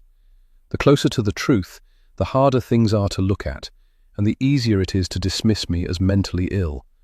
It's her last resort, and she's had it in her arsenal this whole time. I bet she's been telling Carmen all the stories about my past too, so she can undermine me when it's needed the most. All this time I'd seen Carmen as my obstacle, just Carmen, not Mum too. I curse myself for not thinking this through, for not understanding how deeply and desperately Mum needs this to be Lydia, not an imposter. She needed her daughter back, and if she listens to me and believes me, then Lydia goes missing all over again, the danger comes back, and so does the limbo, the loneliness, the waiting for news. I get it, but I'm also the collateral damage. I finally have proof that this isn't Lydia, and she's still denying it. I'm so exhausted, but also so relieved. All I need to do is show the police the media photographs taken today on the doorstep, and compare them with the photographs of real Lydia from before she went missing, and everyone will see that they're not the same person. The imposter has no mole. The relief washes over me, and with it comes a deep exhaustion. My work is done. Nothing can take that away, and I can finally relax and rest for what feels like the first time since fake Lydia turned up on our doorstep a few weeks ago. For once, I don't resist Mum's attempts at what she believes is care. This is how she shows love, after all. I decide to let her take care of me. The idea of mind-altering medicine taking me away from this reality sounds quite nice. It's been a while since I've been ill or let myself get looked after. I know the truth. I know I'm totally fine, and that's what's important. Sometimes a battle isn't worth fighting. I let Mum tuck me into bed and give me an array of pills, some of which make my eyes flutter closed. Chapter 57. Wendy. As I watch Annabelle sleep, I am reminded of the long nights when she was a baby, checking her breathing, waking at the slightest sound, responding to her every need. I loved those baby years, feeling so loved and needed. The way her wee hand would grab my shirt in her fist, her cheek against my chest as she slept. Now she's spiky and angry a lot of the time, but when she sleeps, her face slackens, her frown disappears, and she looks so much like the adorable baby and sweet toddler she once was. Before the world took hold of her and hardened her. I wish she would let me care for her more. I have loved looking after Lydia, especially in the past couple of days, when she's really needed me. Last night she just wanted to cuddle into me on the sofa and watch TV, and let me give her endless tea and biscuits. And then the added bonus of caring for Annabelle too, bringing her meds and tucking her up in bed.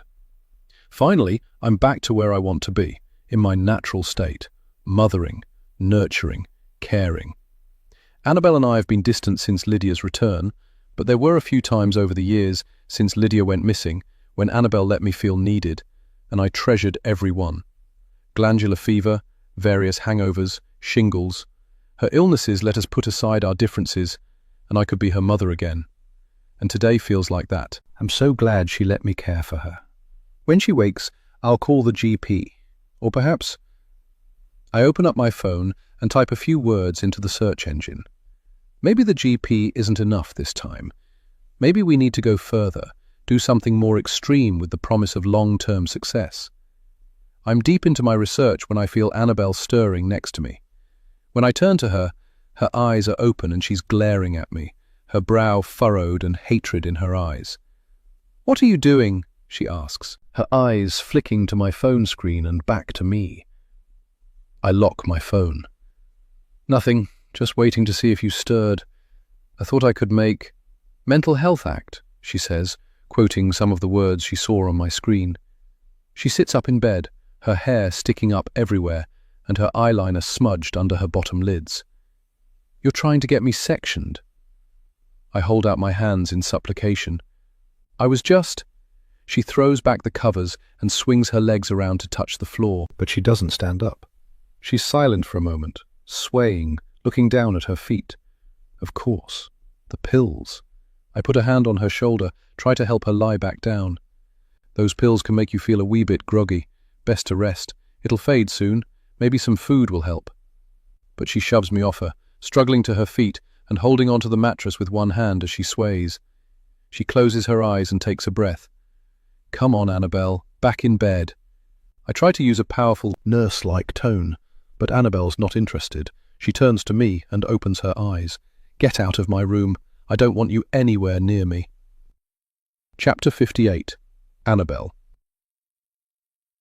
I fall asleep for 16 hours, and when I wake up, the photographers and journalists outside are gone, and it's as if nothing in the last couple of days happened at all. I vaguely remember waking up, seeing Mum's phone screen and blowing up at her, then falling back to sleep for another few hours. It was a risk to take the meds and let Mum look after me, but I'm glad I did. I wake up groggy, yes, but determined.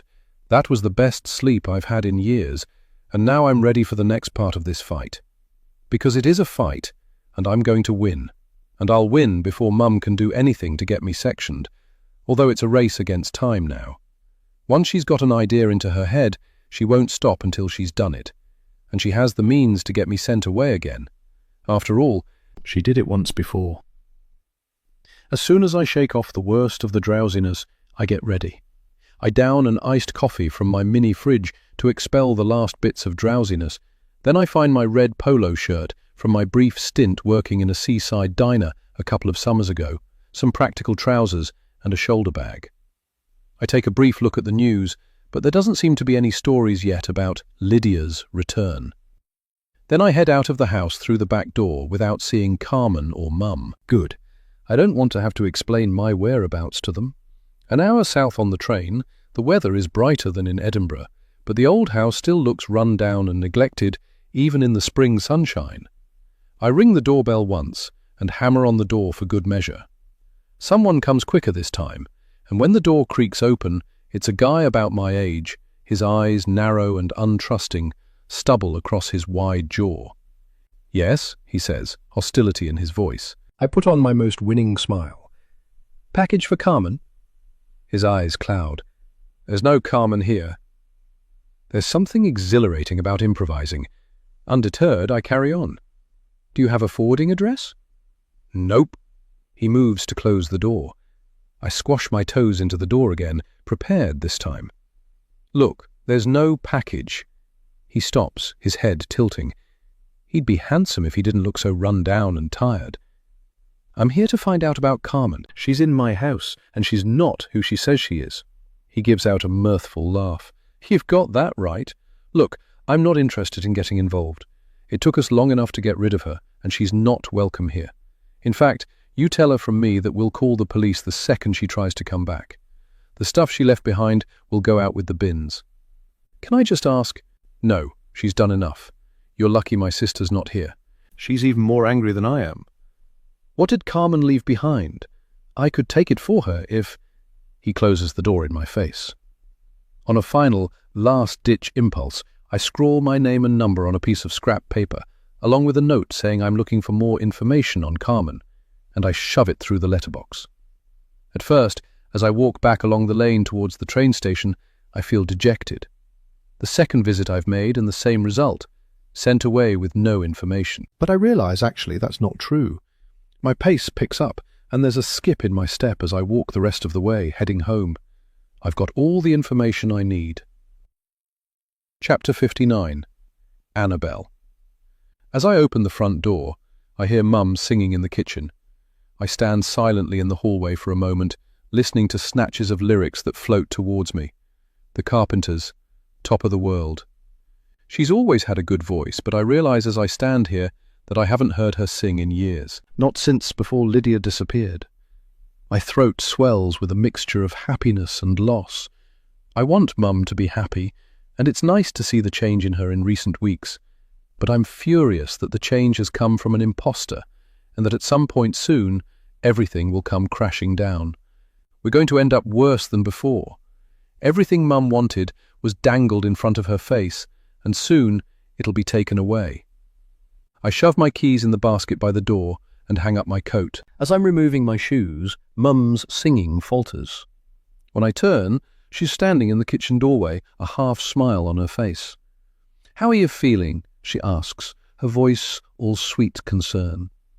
"I hope the effects of the pills have worn off. It's almost time to take your meds."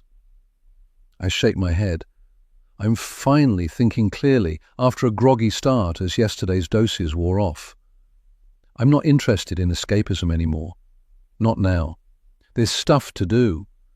There's no time to argue. about medicine. "It's time to call the police, Mum," I say, sitting down at the table. Her eyes flick to the door, but Lydia is in the living room, noise from the TV obscuring our conversation. She nods. "I agree. They need to start investigating who took her, looking into that house where she was held captive. She's getting her memories back now." I stop her with an outstretched hand. "No, that's not what I mean." I take a deep breath and try to keep my tone steady, my voice calm. "This isn't Lydia. We need to call the police to report that she's an imposter." Mum's silent for a moment as she processes what I've said. I watch her expression change from a happy, open half-smile to resigned irritation, her mouth thinning as she purses her lips. She closes her eyes for a second, and I know she's rolling her eyes. She takes a breath, steeling herself. "Annabelle, leave the police to me. You focus on getting back to full health. Paranoia is a key symptom of your illness, and if we manage it with meds, you'll be back to your old self in no time." My face grows hot, and I relax my balled fists, trying to stay calm. How many times do I have to tell her I'm fine? There's nothing wrong with me. She opens her mouth to say something, but I talk over her, my voice louder than intended. "I've been to the house she told you about, the one she was supposedly trapped in. They want to call the police, Mum. She's not welcome there. Whoever she is, whatever she did, she's dangerous. She's not Lydia." Mum flinches. I know she wants to walk away from me, to pretend it's not true. "Of course it's Lydia. How would she know to come to our address if she wasn't? The media never reported our address. How would she know everything about our family, her childhood?" I feel like a broken record, but I must keep trying. I stand up and lean forward, looking Mum right in the eye and trying to show her how serious this is. "Don't you think it's strange that everybody wants to call the police except her? It's because she's a criminal. She's tricking you. She's not your daughter." I can see the little red veins threading across the whites of her eyes as she stares back at me, unblinking. Her breath grazes my cheek, and I realize I'm being too intense. This isn't the way. I step back to give us both some breathing space. Her words come quickly, as if pushed from her body by an unseen force. "You're unwell, Annabelle, and I know that with mentally ill patients you're supposed to let them hold on to their beliefs if they're not receptive to reason, but—" I scoff and throw my hands in the air in frustration. Mum recoils as if I might hit her. I lower my hands and take another step back. My insistence isn't helping here, but nor is Mum's intentional misinterpretation of my every action. I swallow hard, trying to get rid of my frustration. She lays her palms flat on the table, smoothing them over the wood. "I'm not going to pretend for you, Annabelle. Not when Lydia has already been the victim. I'm not letting you accuse her like this, re-victimize her like this. Can you imagine how it must feel, going through what she's been through, and then coming home and having your own sister not believe you? She's your sister, Annabelle. She loves you. All she wants is your support." I close my eyes and feel my brow crumple. I can't tell her how much I wish the girl sitting in the next room was Lydia. She'd be watching a rerun of Friends. I'd be right next to her on that sofa, the two of us, surrounded by chocolate wrappers and half-drunk cups of tea, laughing at Chandler's slapstick moves and wishing Monica and Richard could have found a way to stay together. I loved my sister, but I also liked her. She was my friend, and no one can understand how it feels to be told, "She's back. You should be happy. Be grateful. Love her," when this isn't her. I still miss her, just as much as before. More so, maybe. Well, just like Mum, I'm not going to pretend either. I can't, and I won't. "Fine, Mum. Believe what you want." I head to the kitchen door, defeated and lost. But as I fold my fingers around the door handle, I straighten my shoulders. I decide to give it one last try, this time with some empathy and a softer tone. "I know you want Lydia back, Mum. You want her back so much that you've let this criminal convince you.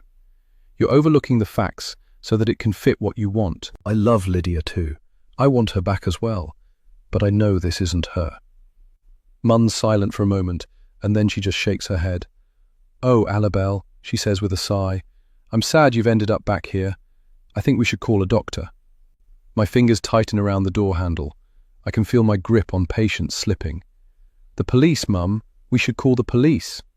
I get out my phone and start to dial, but Mum puts a hand on my arm. "Not like this. We'll call the police when Lydia consents, and they will help find her kidnappers, and the people responsible will be prosecuted.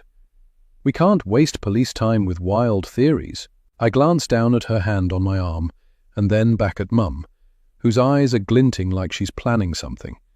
She's enjoying this. She's never going to call the police because it'll mean sharing Lydia with other people. And as much as she loves attention, my mum loves being needed just as much. I tug the phone away, lock the screen and slide it roughly into my pocket before Mum can take it. I'm isolated enough as it is, without my only communication channel being confiscated on the pretext of helping me or something else ridiculous. "Fine, call the police on her terms. I don't care anymore." Relief floods Mum's features. I know she's still terrified of losing Lydia again. I feel a little stab of guilt about the media tip-off, but I push it down. Enough. I don't need her to believe. I don't need anyone. I'm enough, and it's time to start living for myself. You know what? I'm finally free, no matter what you believe. I stuck around here for years in case Lydia came back, and she did, except this isn't Lydia. You're letting a dangerous criminal sleep in your daughter's bed. If you go along with this pretense, you're stopping the police looking for where Lydia really is. And moreover, I don't think this imposter has any idea where Lydia might be. She's just a boring old con artist. "She's your sister," Mum says, her voice sad. She's not, but I don't say it this time. I think again about what it would feel like to watch Friends with Lydia right now, to have her back. And I realize that feeling is what Mum has right now, by choosing to believe it's Lydia in the other room. I understand why she wants that, and why she's decided to believe it. I really do. I have to save myself. I can't trust Mum anymore, not while she's trying to imply I'm mentally unwell. And I definitely can't trust the imposter in this house, the criminal who sleeps in the room across the hallway. I can't live here anymore. I'm not living under the same roof with someone I can't trust, with a confidence trickster who preys on crime victims. She's inhuman, and I can't put myself in danger anymore. You shouldn't either, but I can't get through to you, so that's your decision. But when she attacks you, or steals from you, or hurts you in some way, I want you to remember this. I want you to know that I was right. And I turn and exit the room. An hour later, I leave through the front door carrying a suitcase, with Mac secure on the lead in my other hand. I don't say goodbye. Chapter 60. Wendy. As soon as I hear the front door click closed behind Annabelle, suitcase in hand, Mac's lead in the other, the whole house breathes a sigh of relief. I wander into the living room, and Lydia looks up from staring at the TV, hollow-eyed and pale. "Everything okay?" she says in a tense voice. This morning she's skittish and jumpy, no doubt triggered by the media presence outside, although there are only a couple of stragglers left now. I'm tempted to give her some of Annabelle's meds to calm her down, but at the moment she seems to be coping with tea and TV, the news repeating the same stories, but none of them breaking the news of Lydia's return. Thank goodness. I know things would be easier if I'd played along and agreed with Annabelle, pretended I believe too that Lydia is some kind of cuckoo in our nest. But I can't do that. Not when my lovely Lydia is suffering so much because of Annabelle's mental health struggles. Being a parent means making hard choices, and this is a choice I'm being forced to make. Protecting Lydia and hurting Annabelle in the process. I pick up the remote and pause her show. Her gaze snaps up. Annabelle has moved out. I try to instill some sadness into my tone. She is Lydia's sister, after all, and underneath it all, Annabelle is still my wee girl. She's funny and clever and sharp and interesting, and no amount of mental illness can take that away. I'll just keep loving her and supporting her when she needs me, and I'm sure Lydia will do the same. Lydia sits up, her body language eager. What? She's packed a bag and gone, not sure where, but I think she meant it. And I know she's unwell, but maybe she'll end up getting help wherever she goes. She certainly wouldn't accept it from me, but maybe if someone else sees that she's in distress, they can get her the help she needs. Lydia tries to mask the look of relief on her face, but I know her well enough by now to tell how she's feeling. Even while she was gone, I still knew her and held her in my heart. Sometimes people need to hit their rock bottom before they can start to help themselves, and maybe this is what Annabelle needs to get to her bottom. I sit down next to her and put a hand on her leg. I feel her tense and then relax, as if she has to get used to my touch before she can accept it. Poor thing, still battling past traumas. The doorbell rings, and as I leave the room I see Lydia press play on the TV once more, watching the news cycle and praying there are no stories about her. On the doorstep is a weasel-like man wearing a battered leather jacket, a dictaphone in his hand. "Mrs. Timpson?" he asks in a nasal voice. "Wendy? Lydia's mother?" I freeze, unable to respond. He holds out the recorder like a pistol in a duel. "Any comments to make on the return of your daughter? Why haven't you contacted the police?" I take a step back as if he has an infectious disease. "Look, you want your side of things out there. I can only print what I've got, and right now, silence can look like guilt." "Do you want that?" The tip of his tongue flicks out to lick his lips like a lizard. My hands shaking and my breath caught in my throat, I slam the door in his face with a mumbled, "No comment." Through the closed door I can hear he's still shouting, "We can run this story without your input, but you won't like how it looks. Online speculation is already ramping up. You won't be able to correct any inaccuracies unless you make a comment." I shuffle back to the living room, shell-shocked. I can't tell Lydia. I need to get her away before these stories start to break. I need her with me. She can't disappear again. She glances at me and I plaster a smile across my face. "So," I say, and trail off, slumping next to her on the sofa. I just need to breathe. In, out, that's all, and keep going. "So now it's just you and me," she says, a half smile on her face. "Making up for lost time," I say with a nod, squeezing her leg lightly. "I tell you what, it's such a nice day. I wonder if you'd like to go for a drive with me. Down the coast to North Berwick, see the Bass Rock and all the seabirds. You used to love it there when you were younger. Do you remember?" She nods vaguely, and soon we're in the car, companionably sharing boiled sweets and listening to the radio as we speed past hills and fields along the coast. I find myself reminiscing as I drive, and decide that it won't do any harm to remind her of more childhood stories. You probably remember it a wee bit, but when you weren't feeling well enough to go to school, but were well enough to get out of bed, you used to get pretty restless and sad, missing your friends and wishing you were well. It would always cheer you up if we went for a drive, and sometimes we'd visit the Scottish Seabird Centre if you were feeling up to it. It made me feel better about you skipping so much school, you know, if you were getting a bit of education too." She smiles and nods and sucks on her sweets, staring out of the window and looking content. We spend a lovely day wandering through North Berwick's winding streets and finish with fish and chips, looking out across the azure blue sea. We leave our phones in the car, so there's no risk of breaking news stories to wreck our peace. When we get home, I feel that level of deep tiredness in my bones. We've been outside in the fresh air, we're well fed, and we've spent the day in good company, relaxed and happy. We put a film on the television and snuggle up under a blanket, and halfway through the movie I make us special hot chocolates, my own recipe. A pinch of chili and some herbs to relax us and help us sleep even better. I know Lydia's had trouble sleeping since she returned home, but I expect tonight she'll have no trouble at all. We watch the film, and I observe her from the corner of my eye as she takes small sips of the hot chocolate, closing her eyes slightly and savouring every mouthful. She seems calm, and before the credits roll, her eyelids are already floating closed. "So tired," she mumbles, standing up from the sofa and stumbling slightly.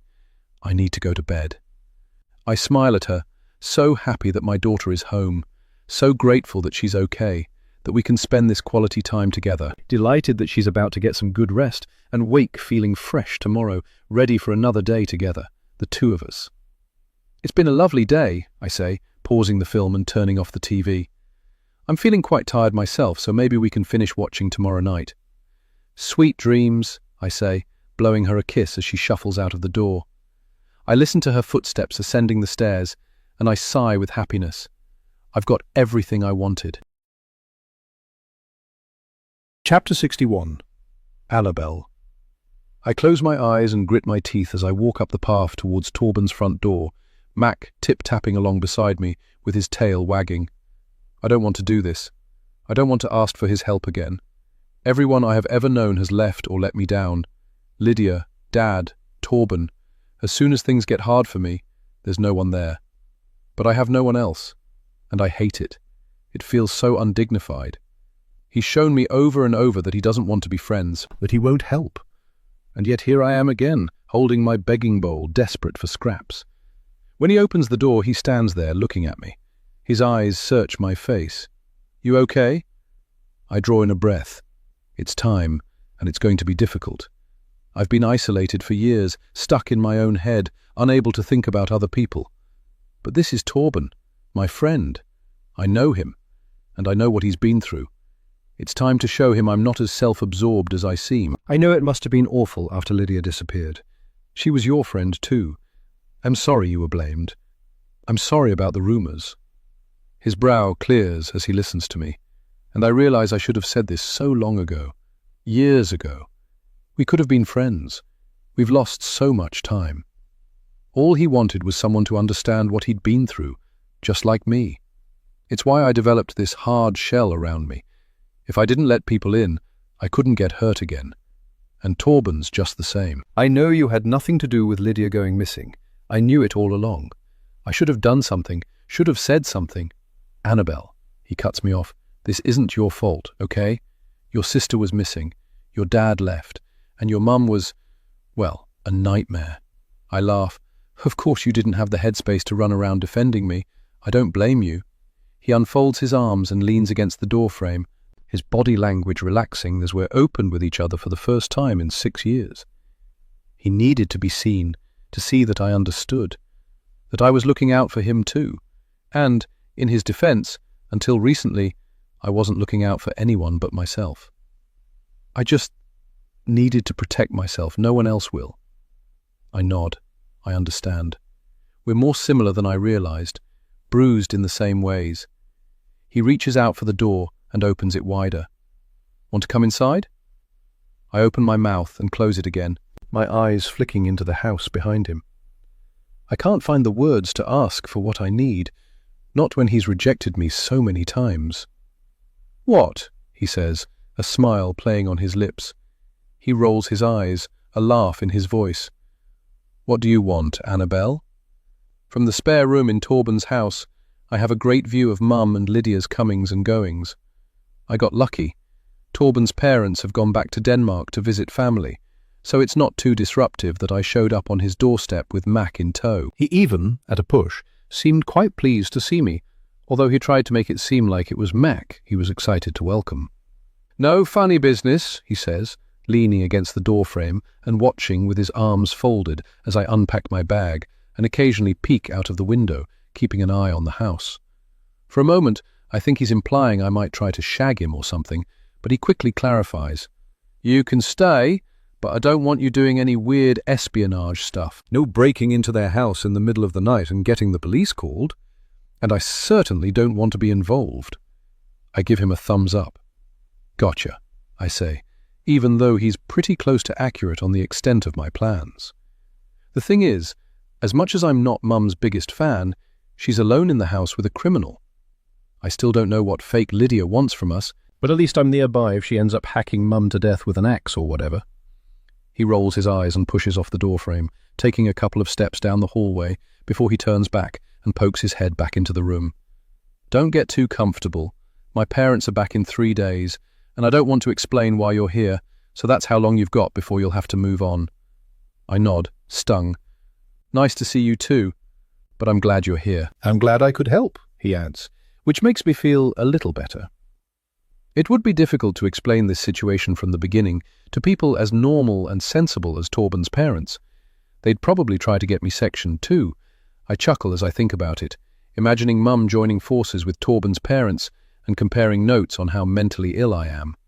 I listen to his footsteps as he heads back downstairs. Look at me now, Mum, I say to the house across the road, feeling crazier by the second. I left all my medicines at home. If I'm going to lose it, now's the time. And I laugh, long and hard, My strange hysteria moment is interrupted by my phone ringing, and I glance at the house one more time, as if expecting to see Mum standing there, her phone to her ear. But no, it's not Mum. Unknown number, the phone display reads. Hello? There's a moment's silence and I almost hang up, but something makes me stay on the line. Is that Annabelle? The voice says, emotion making it shake. I grip the phone harder. This is it, a voice tells me. This is the breakthrough you've been looking for. Yes, I breathe, as if being too loud or enthusiastic might scare the caller away like a startled deer. My name is Marcy. I hear you've been looking for information about Carmen. Marcy. My body goes completely still and my ears begin to ring. Is this the person who sent me the email? Sender, M. I grip the phone even harder. Yes, she's living in my mum's house right now. We should meet. Now. Chapter 62. Annabelle. As soon as I step into the darkness, my instincts are on fire. It's a warm day, the sun is strong and there's a light breeze. But inside the tunnel, it's dark, damp and cold. Water drips from the roof, and the orange-hued lights running down the center of the rounded ceiling illuminate the walls, revealing murals and graffiti on every available space of the walls, even the slick ceiling. It's an old railway tunnel at the foot of Arthur's Seat, carved through the rock to link St Leonard's to Duddingston, originally built to provide a coal route into the city. It's now just a long, dark path used by walkers and cyclists, the railway line long gone. I've been here before as a child, hooting and yelling to hear the echo. Now, as an adult, my footsteps echo off the walls, and I feel no joy in the noises bouncing back to reach my ears, only fear that my own sounds might drown out those of a pursuer. Next to me, Mac's claws click, click on the concrete floor. He trots alongside me, happy on the lead and delighted to be somewhere new, sticking his nose in all the unfamiliar scents. I'll meet you in the innocent railway tunnel. Come alone and head to the middle, Marcy had said. I'm 5 minutes early. I stand awkwardly in the tunnel, not able to sit on the damp concrete or lean against the slick walls. In the end, I settle for standing to the side, with my hands in my pockets, humming to myself to break the oppressive silence. Water drips on my head and shoulders, no matter where I stand. Mac whines, tugging against the lead, trying to lead us back the way we came. I pull a couple of treats from my pocket and make him do tricks for them, a nice diversion for us both while I wait. I check my phone and see there's no signal down here deep under the hill. The moment the minute hand on my watch clicks around to hour, a figure appears at the far end of the tunnel, an anonymous, dark silhouette against the sunshine outside. My stomach twists with nerves. What am I doing here? Why didn't I bring help? Torben had offered to come with me, but I could tell he didn't mean it. Hosting me in his house and getting involved in this mess when he never wanted to be anywhere near it again. That's enough. I couldn't humiliate myself further. The figure pauses, watching me. I feel so exposed. Backlit as they are, they can see me, but I can't see anything of them except their outline. After a moment, the figure shifts, and he or she begins walking towards me, their stride purposeful and unhurried. My palms grow slick with sweat, and I grip Mac's lead tighter in my fist. My stomach burns with fear. I've been so stupid, I realize, chastising myself. I'm here alone based on an anonymous phone call. Yes, the caller said she had information about Carmen. But why should I believe that? It's as likely that it could be someone who knows her, a co-conspirator. Or this could be someone involved in real Lydia's kidnapping, someone who doesn't like the questions I'm asking, who doesn't want anyone to find out the truth about what happened to my sister 6 years ago. I could be meeting with a murderer. This is so stupid. Whoever it is about a quarter of the way along the tunnel now, their features still obscured by the light behind them. I squint, thinking that it looks like they're wearing a black beanie hat pulled low over their brow, a hood pulled up over that. I can't see their face. Can't even see if it's a man or a woman. Mac whines and pulls at his lead, trying to pull me towards the figure. No. All my instincts say this is wrong. I shouldn't be here. I need to leave. I turn away from the figure, towards the opposite end of the tunnel, and I start to run. Chapter 63. Annabelle. My feet slam against the concrete floor of the tunnel, and my breath echoes in my ears, bouncing off the tunnel walls as I try to get away. There's a shout from behind me, and a glance over my shoulder tells me that the figure is running too, their feet pounding on the tunnel floor. Mac stops to sniff something, and I yank him away with a shout of his name, and he trots alongside me with a playful expression. He's always loved running alongside me, and he has no idea of the danger we're in. Another glance behind me, and I can see that the figure is catching up. They're faster than me, and Mac keeps stopping to look behind us, sniffing the air, before a tug on his lead brings him back to my heels. "Wait!" the voice shouts, but I don't. I won't. Not until I'm out in the bright sunlight, where there might be witnesses and phone signal. Mac stops again, and this time I drop the lead to the tunnel floor and run.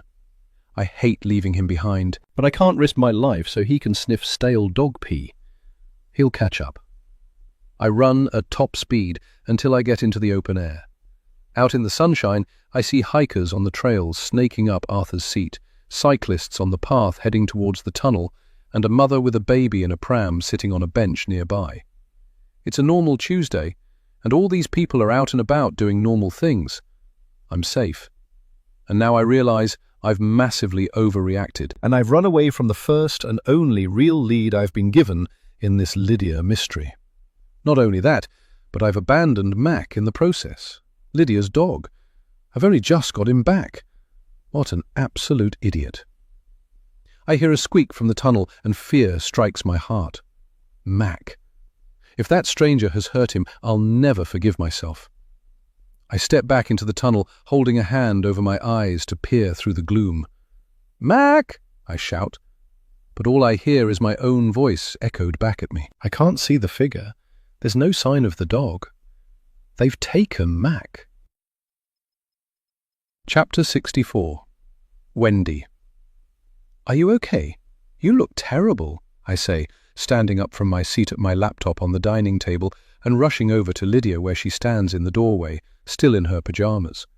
She staggers into the kitchen, hair everywhere, face an alarming white, with dark circles under her eyes. She looks exhausted. She shakes her head, and I place a hand on her forehead. "You're burning up." I lead her to a dining chair and help her sit down. "Do you think you could stomach some breakfast?" She looks nauseated as she shakes her head again. "What a shame," I say, and I mean it. We were just getting into our stride of things, and I was looking forward to another day together creating memories. I was also planning to float the idea of calling the police today to report her return. It's been 3 weeks now, and that should be enough. But looking at her today, I know I have to scale back my plans and my expectations. A few more days won't change anything. Perhaps she hasn't got over her childhood illnesses quite as much as she led us to believe. To an extent, this is a relief. It felt strange to me that a child as sick as Lydia could end up as robust and healthy as this adult who returned home. I had wondered whether she'd received some specialist medical care while she'd been away, and if she had, I needed to know so I could ensure she could still access the same treatment if she needed it. Now, I wonder if her body was in survival mode while she was missing, suppressing her illnesses to keep her safe while she tried to get home to her family. And now that she's back, she can relax and her illnesses will come flooding back. You know, like some women's bodies won't get pregnant when they're under extreme stress. Maybe it's a similar phenomenon.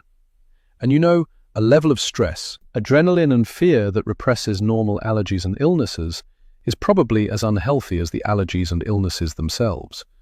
So maybe it's a good thing that Lydia is getting sick, a sign that she's settling in, recovering from her trauma, ready soon to recover memories and speak to the authorities. But enough of that for now. It's time to care for my sick daughter. I bustle about the kitchen, making her a honey and lemon drink, giving her a selection of medications to help lower her elevated body temperature. Anti-inflammatories, decongestants, you name it. With this cocktail, you'll feel better in no time, I say, sloshing a little whiskey into the honey lemon drink and sliding it across the table to her alongside her wee collection of pills.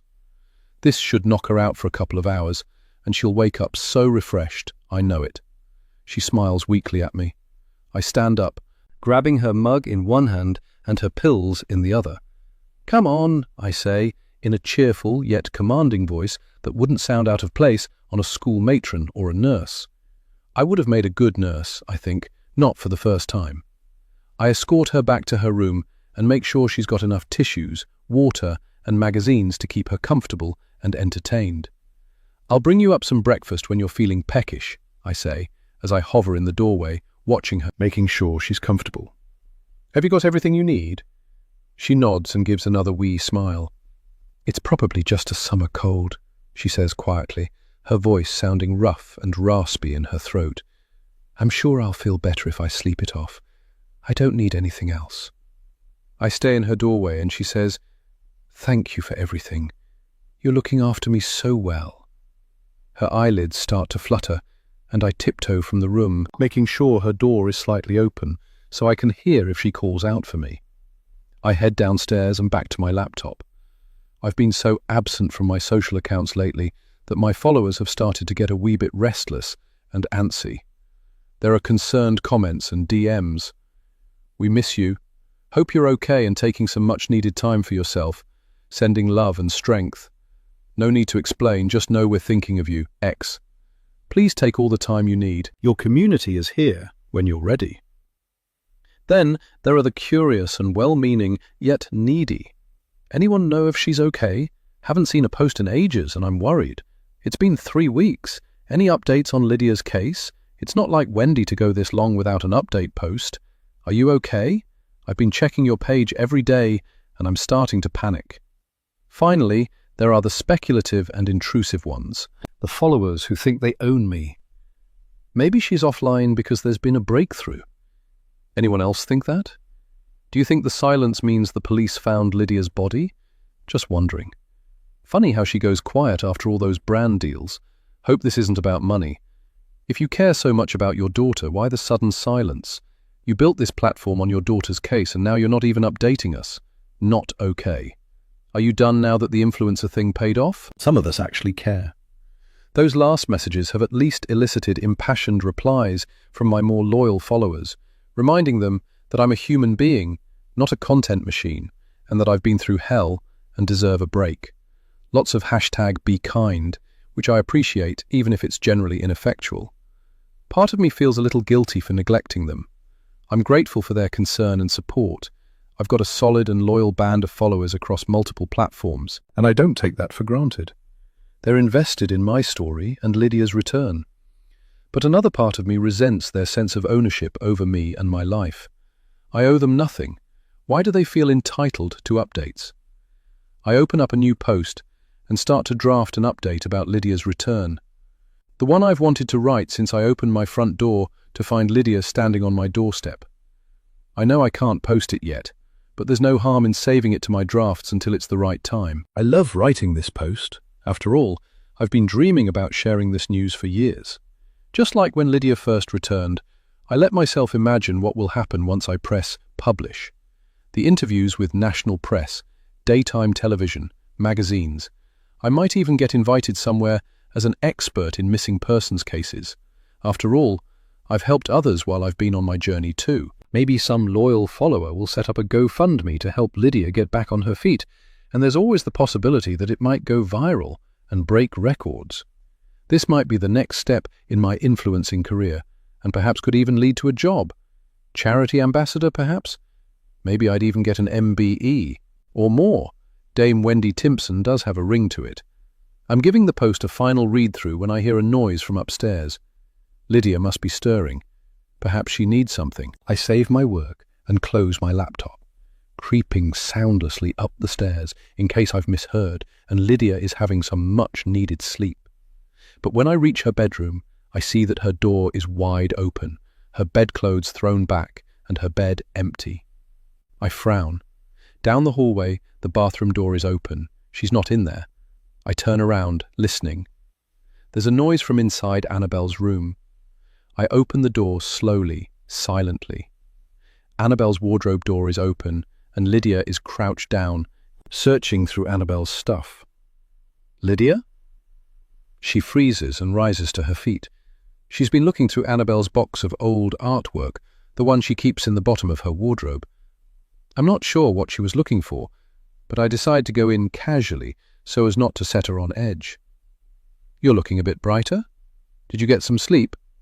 She nods. Is everything okay? She rearranges her look to slight discomfort. Sorry, I was looking for something I'd lost. Wondered if Annabelle took it.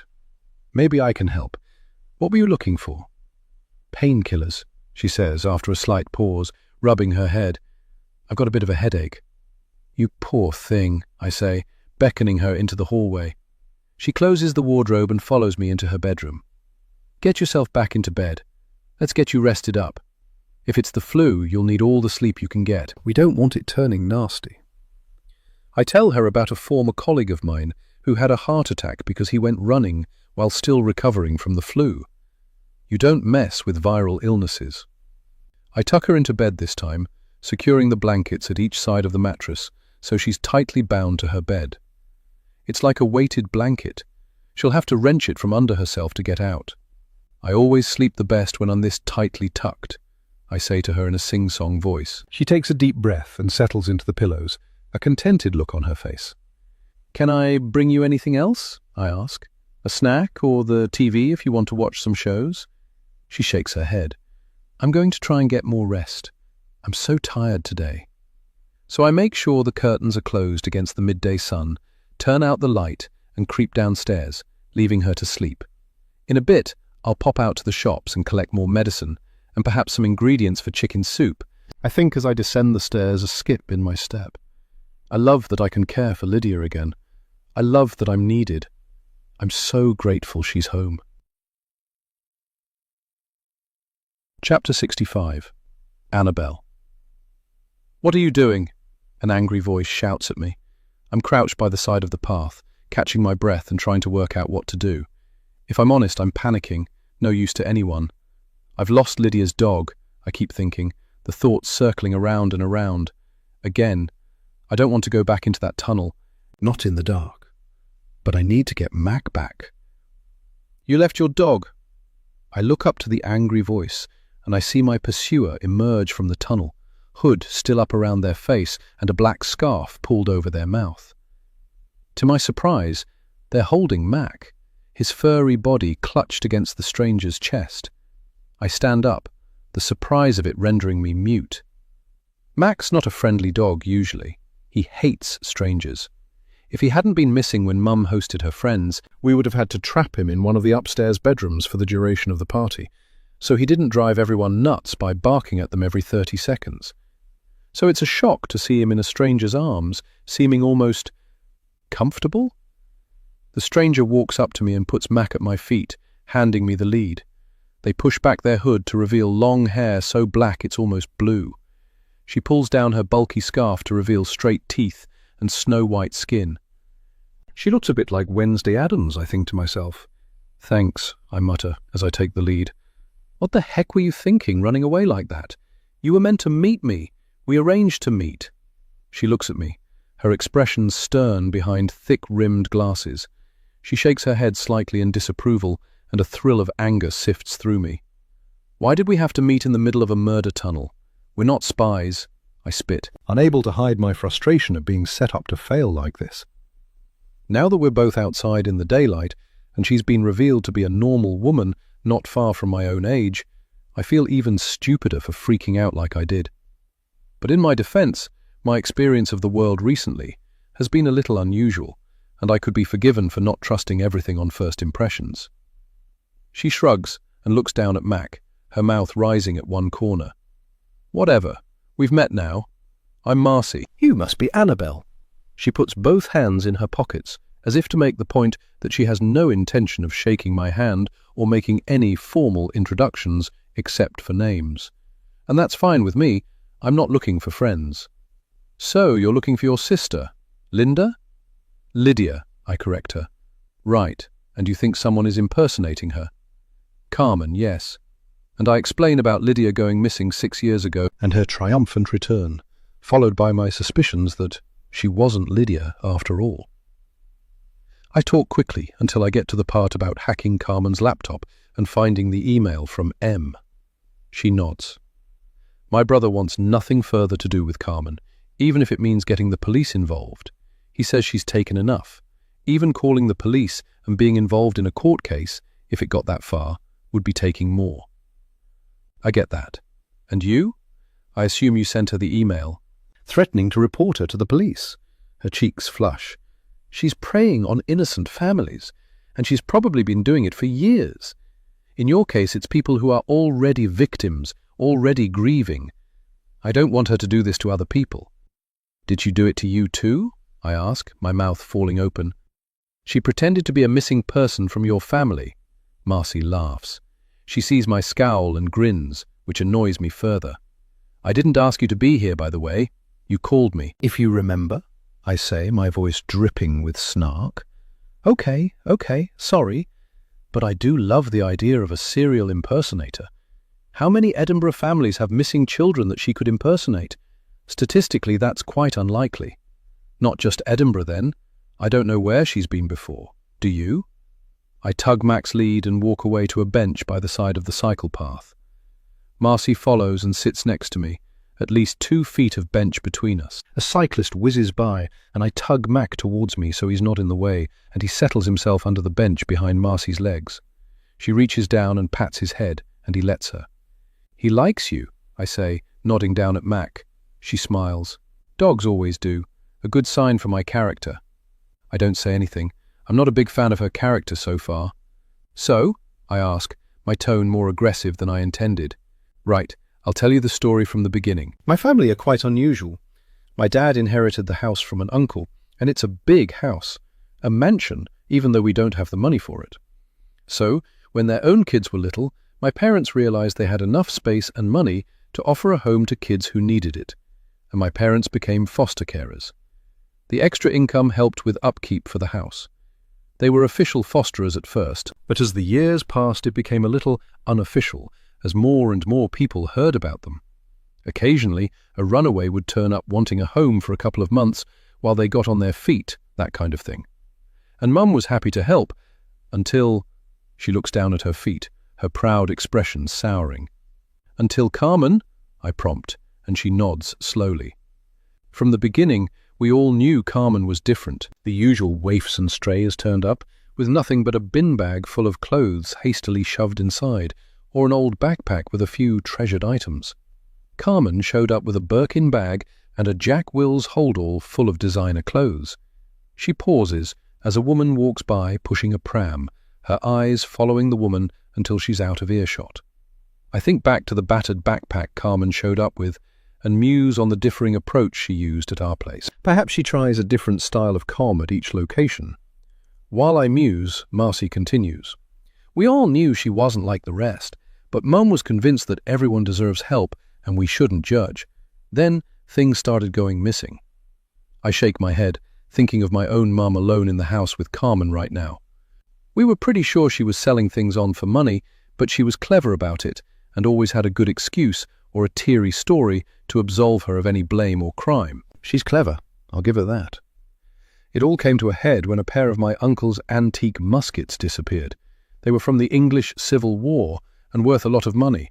I think she thought no one would notice for ages, and that she'd be long gone when we finally opened that storage box. But she didn't know that my parents were having money troubles again and had started selling off some antiques. Straight away, everyone knew it was her. We had no proof, so we had to ask her to leave. And as she was leaving, we're pretty sure more stuff went missing along with her. So she's a con artist and a thief. Yep. Did she do anything else? She laughs again, although there's no amusement there. Isn't that enough? I roll my eyes.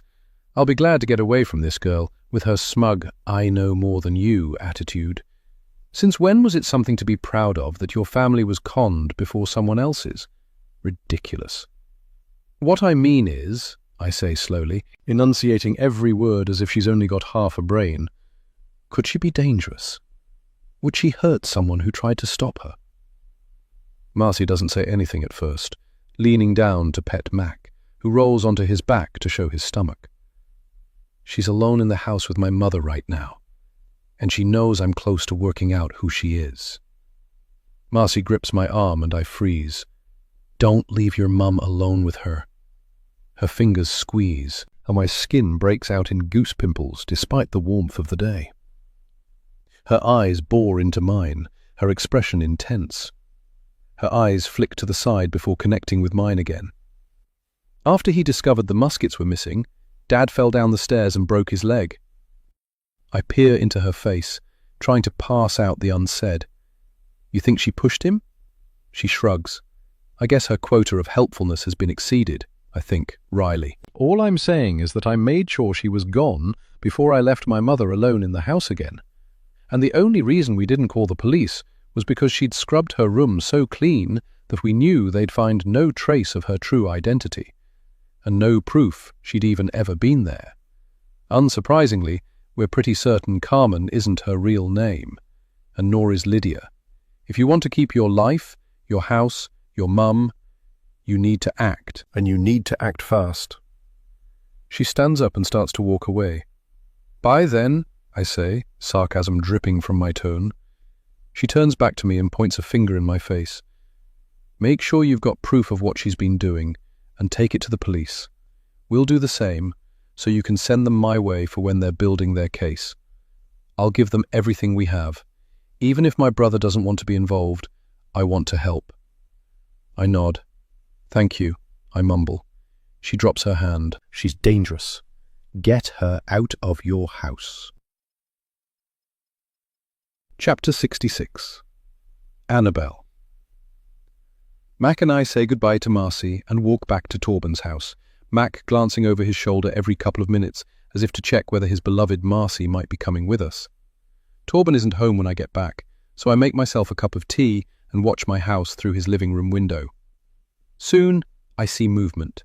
The front door opens and Mum steps out, a shopping bag slung over her shoulder. Her pace is quick and sprightly, like she's got not a care in the world. My body relaxes. She's fine. Nothing bad has happened to her while she's been left alone with Carmen. But then, Carmen has form, I know now. And yes, perhaps she's not physically dangerous. However, after meeting with Marcy, I know that she's stolen things and sold them on, and she might have pushed a man down a flight of stairs when he started getting close to the truth. Mum's absence from the house is a prime opportunity for her. As much as I'm not Mum's biggest fan, I don't want our lives stripped bare and our valuables sold on. It's time to go and check out what Carmen is up to in Mum's absence. I put on a dark hoodie and pull the hood up to obscure my face, reminding myself of Marcy when I glance in Torben's hallway mirror as I pass by on my way out of the house. I circle around the house to the back gate and let myself into the garden, where I scan all the windows. No movement. It's unlikely Carmen has gone out, but not impossible. I resolve to be as quiet as possible, trying to stay undetected as I snoop around. But if I'm discovered, I can say I'm here to collect something I forgot. There's no crime in returning home. If Mum's away to the shop, she'll likely be at least half an hour, which gives me plenty of time to snoop around and get back across the road again before she comes back. In fact, I'll likely have time to spare. The back door is locked, but my key slides in easily. I thank my lucky stars that there's no key in the lock on the other side. The kitchen is clean and looks normal, with Mum's laptop lying open on the dining table, its screen black. The house is silent, but I know Carmen is there somewhere. Soundlessly, I wander through the kitchen and into the hall, popping my head into the living room as I pass. It's empty, the curtains still slightly drawn as if no one has been in here today. I climb the stairs, avoiding the creaky steps and holding my breath to listen as best I can. Lydia's bedroom door is ajar and in darkness, and I press my ear to the gap. I can hear deep breathing. She's asleep.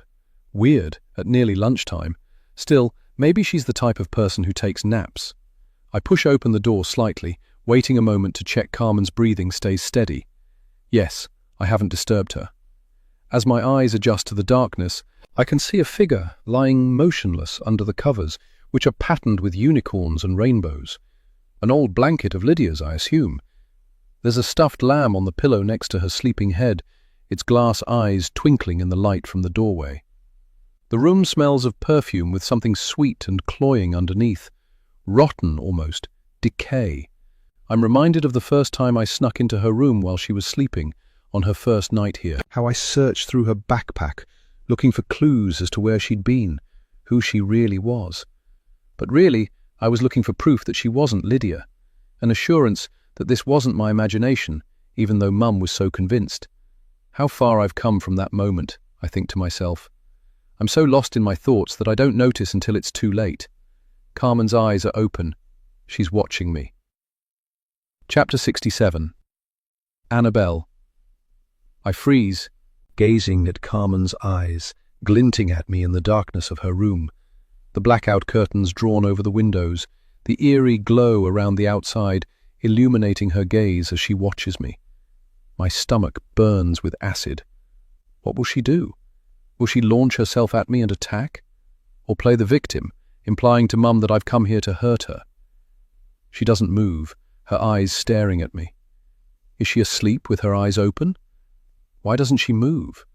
She looks so creepy and otherworldly, lying flat on her back, with her arms under the tight, tucked-in sheets and blankets, watching me. After a moment, I start to back out of the room. "No," she says, her voice hoarse and dry. I stop again, listening. "Don't go." There's desperation in her voice. It's a trick. She's planning something. I'm a mouse who has walked into a trap, and she's set herself as the bait. I don't know what she's planning, but I do know I need to get out of here, fast. "Annabelle," she says. I flick on the light. She groans and turns her face to the side, but she doesn't raise her arms to cover her eyes. There's something weird about her movements, something unnatural. Why doesn't she sit up? Why doesn't she move?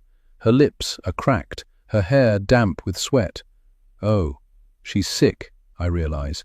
I recognize Mum's methods. The empty mug on the bedside table from Mum's special honey lemon drink. The tight blankets tucked in to help us sleep. With the light on, I scan the room. Nothing looks out of place. Lydia's stuff all looks to be where it's always been. She hasn't stolen or sold anything yet, I reassure myself. "Help me," she says, her voice muffled behind the blankets. I lean against the doorframe, folding my arms across my chest. She's still wincing and squinting against the bright overhead light, I notice with glee. "Help you do what? Help you impersonate my sister for longer?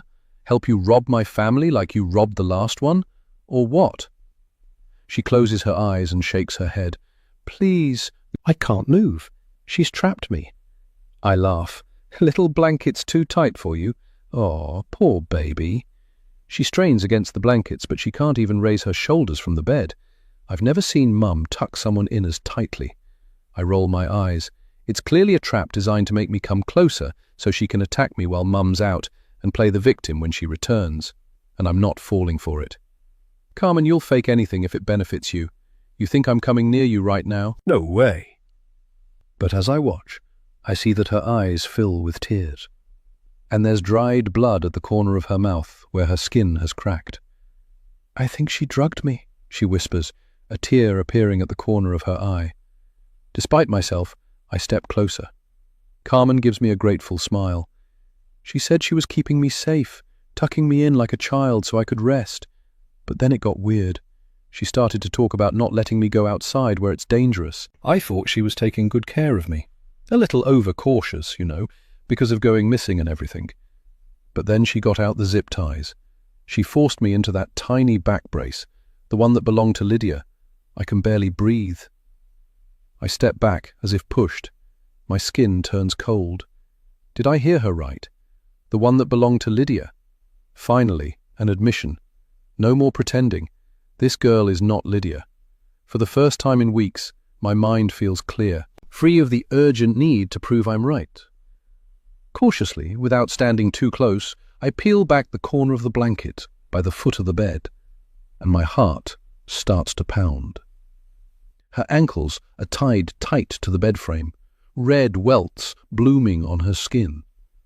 I rip back the remainder of the bedsheet and Lydia's pink blanket to find her wrists tied in the same way, secured to the bed frame at either side, and her torso forced into the old back brace, where I can clearly see it compressing her abdomen, her chest moving up and down in quick breaths.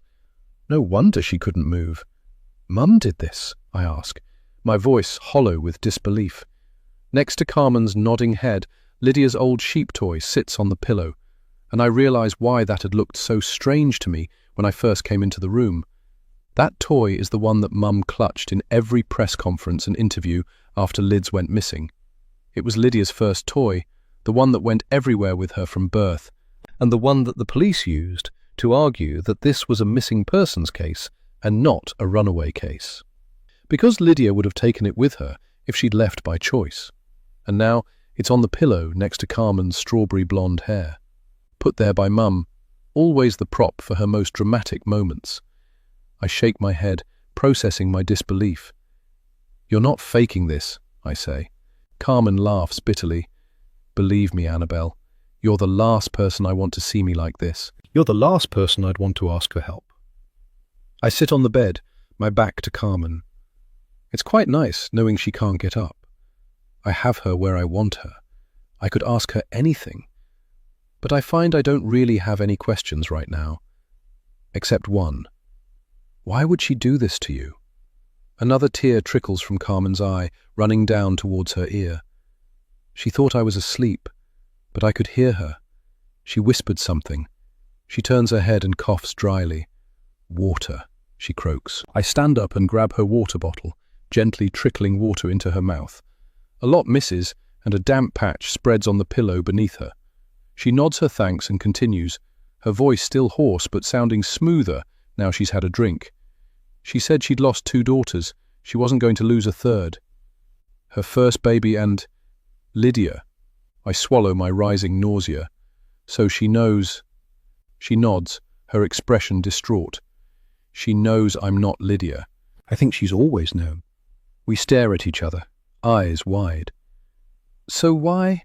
I hear the click of Mum's key in the front door. Chapter 68. Wendy. I've gone a bit overboard. I can tell by the weight of the shopping bag in my hands as I struggle through the front door. In the end, I went to 2 pharmacies and a supermarket. But it's important that Lydia can recover, and I'm the best place to help her.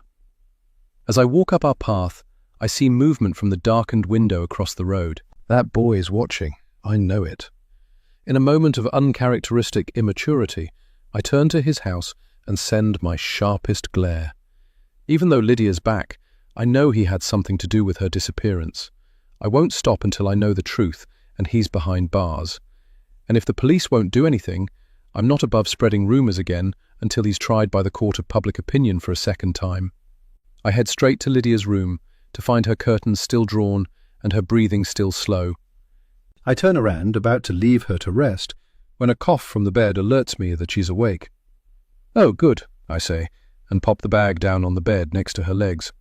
"I hope you had a good rest, and you're feeling a wee bit better?" She nods weakly, and I root around in the bag to find the new thermometer.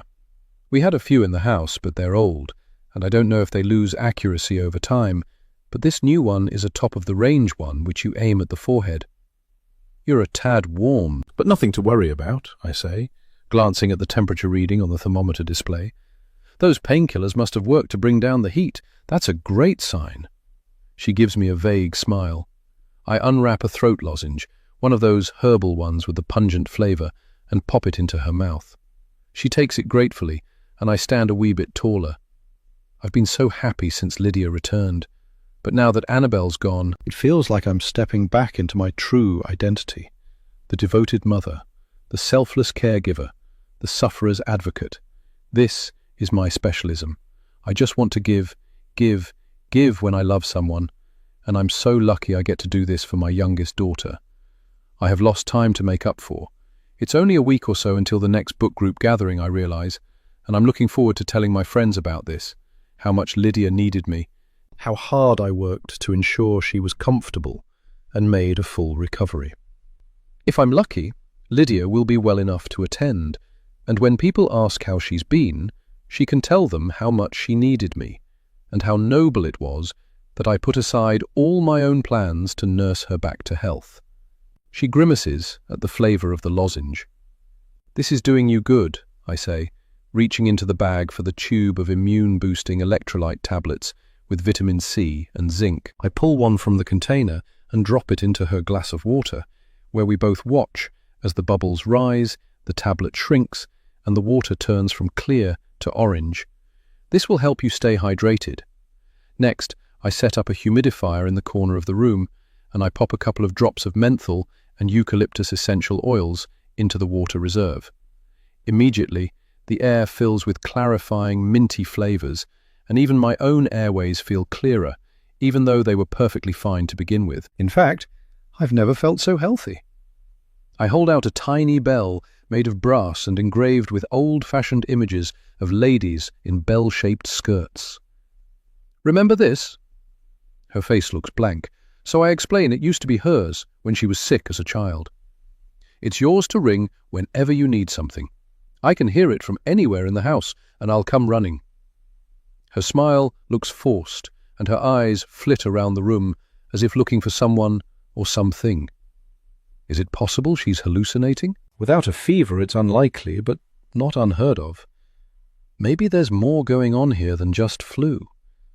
Maybe I should call NHS 24. But surely I know my own daughter better than any medical professional, especially one at the end of a phone. "You poor thing. Are you feeling rough again?" She shakes her head. Brave wee soldier. But I don't believe her. Instead, I pull a baby monitor from the bag. I saw it in a charity shop window and realized it'd be perfect. I hesitated for a moment, worried Lydia would be insulted. But now that I'm looking at the poor love, and how weak she is, I'm glad. What if she has a seizure? What if she's too weak to reach the bell? This baby monitor has a camera, so I can watch her at all times. I plug it into the wall and set the camera on her bedside table, aiming it at her face. "There," I say, clapping my hands. "I think you have everything you could possibly need. Would you like me to bring up the TV, or are you away to get more rest?" She opens her mouth, but no sound comes out. Poor thing must have a very sore throat. I put a hand on her leg, and I feel her tense under the blankets. Muscle pain too. "I tell you what, you don't need to make any decisions today. Everything is on me. Pretend you're on holiday. I'll bring you up some homemade chicken soup in an hour or two, and I'll help you sit up so you can sip at it slowly. It'll soothe your throat. In the meantime, Dr. Mummy says you should get more rest." She seems to nod, and I'm gratified, so I keep blethering as I administer more medication and gather my purchases back into the shopping bag. "After all," I say, smiling to myself, "who knows you better than I do? Nobody. I cared for you through some of your worst sicknesses, and I'll be here for this one too. I know what you need, and I'm better than any doctor. Mother's instinct, after all." The doorbell rings, and I frown. Who could that be?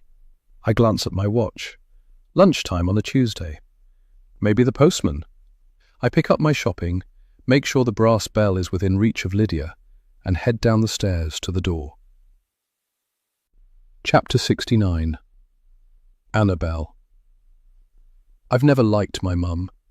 Sure, I loved her, like all kids love their imperfect parents, but I didn't like her. I couldn't always put my finger on the niggly feeling I had about her. It was all the little things, I realize as I'm curled up in Lydia's wardrobe, pressed against my own crumpled box of art supplies, listening to Mum's sweet, high-pitched tones as she administers to Carmen, pretending it's Lydia, pretending it's her daughter, pretending Carmen is sick, when in reality she's drugged out of her mind and tied to the bed. When the doctor came to make house calls, Mum would hover around and smile when the doctor praised her ability to care for Lydia. She'd hover near the nurses if Lydia was in hospital, correcting them like she knew more than they did, as if she'd been to medical school too. I used to think Mum did know more than the doctors and the nurses, and Lydia thought she was a hero, her saviour. I couldn't burst that bubble for either of them by pointing out that Mum wasn't the expert. And Lydia had so many different illnesses that actually Mum probably was the expert in a way. Or so I thought. Little did I know that Mum was an expert, because it's likely she was causing many of these illnesses. Now that I can see it, I can't unsee it. All those rows of pill bottles in the bathroom, carefully forced into my sister's mouth every day, not needed, probably making her sicker, not better. And Lydia never got better, only worse. "So unlucky," Mum would say. "Poor, fragile, broken Lydia. It was nobody's fault, just bad luck." And Lydia would agree with her. Dad, too. We all would. I think of Dad for a moment, wondering if he knew what Mum was up to, who she really was. But no, he couldn't have. How could he have let her continue if he'd known? And he certainly wouldn't have left, not leaving Lydia unguarded with a monster. We thought that Mum was helping, that she was keeping Lydia alive. But actually, she was keeping Lydia prisoner, making her sick. The illnesses weren't bad luck. They were an attack, a relentless attack against Lydia's health and body. My poor sister. My eyes fill with tears and my lungs cramp with the effort of holding in a sob. I clench my fists and shove one into my mouth to stop myself screaming, nothing but a wardrobe door between me and that monster, out there with her newest victim. Tears fill my eyes as I remember my sweet little sister, her tiny body forced into that scoliosis brace relentlessly, night and day. She'd cry and cry, begging to be released from the little prison that was supposed to straighten her back. Was her spine ever crooked? Or was all that pain for nothing because her back was straight and normal, unlike what Mum had led us all to believe? I don't know what was real and what was an invention. No wonder Mum was unsurprised to see Lydia in full health when Carmen showed up on the doorstep. Mum knew Lydia's illnesses were all fake, or mostly anyway. Did she believe Carmen was Lydia at first? Or has she known all along that Carmen was an imposter? Was this her goal? Since the day Carmen showed up on the doorstep. A new victim, but one who can't call the police because she's a criminal too. I think back to Carmen's notebook, the one filled with details she'd learned about my family, the list about what she'd learned about Lydia. Lydia, 13 when missing, 19 now, shy and sick, scoliosis, food intolerances, allergies, autoimmune stuff, chronic fatigue, heart issues, close with Mum, friendly with Annabelle. Dad? Munchausen's? The last item stood out to me at the time, but I didn't think too much of it when I found it, apart from to be incensed that Carmen would imply that Lydia was faking her illnesses. But now I can see it from a different angle. Maybe Lydia's illnesses were fake, but she wasn't faking them herself. Instead, her mother, the one person in the world who was supposed to protect her and care for her over anyone else, was causing those illnesses. There are many reasons why I've never particularly liked my mother. She's always loved to be the center of attention, especially when she can be perceived as a martyr. She's a good liar, and she can be manipulative. She likes to dominate conversations and enjoyed talking about her natural flair for medical care, boasting about how she'd never been to medical school but knew more about healthcare than the many doctors she saw on a regular basis with Lydia. And she's charming. So charming. She could talk doctors into anything, even if they'd already said no to a particular treatment for Lydia. Mum could always get them to change their mind, or if they didn't, she would seek a second opinion, and that doctor would agree with her in the end. She wouldn't hear the word no. It's all adding up. But why? For attention? For love? Dad had adored her, and so did Lydia and I. She had enough love, surely. Something in her childhood? I think back to what I know about Mum's youth, but nothing particularly comes to mind. She barely talked about her family and growing up, I realize. I hugged my legs in the darkness, making myself as small as possible as I listened to her doting on Carmen, administering her meds and fluffing her pillows, her voice crooning and soothing. She really believes she's caring for this girl, I realize. As crazy as it seems, Mum thinks Carmen needs this and that she is doing a good thing. There'll be some mental gymnastics to explain the zip ties even. Something about complete immobility promoting thorough rest or something. However I confront this, I'm going to have to be very, very careful. She's not sane. She's not a person who can be reasoned with. Carmen isn't the dangerous one anymore.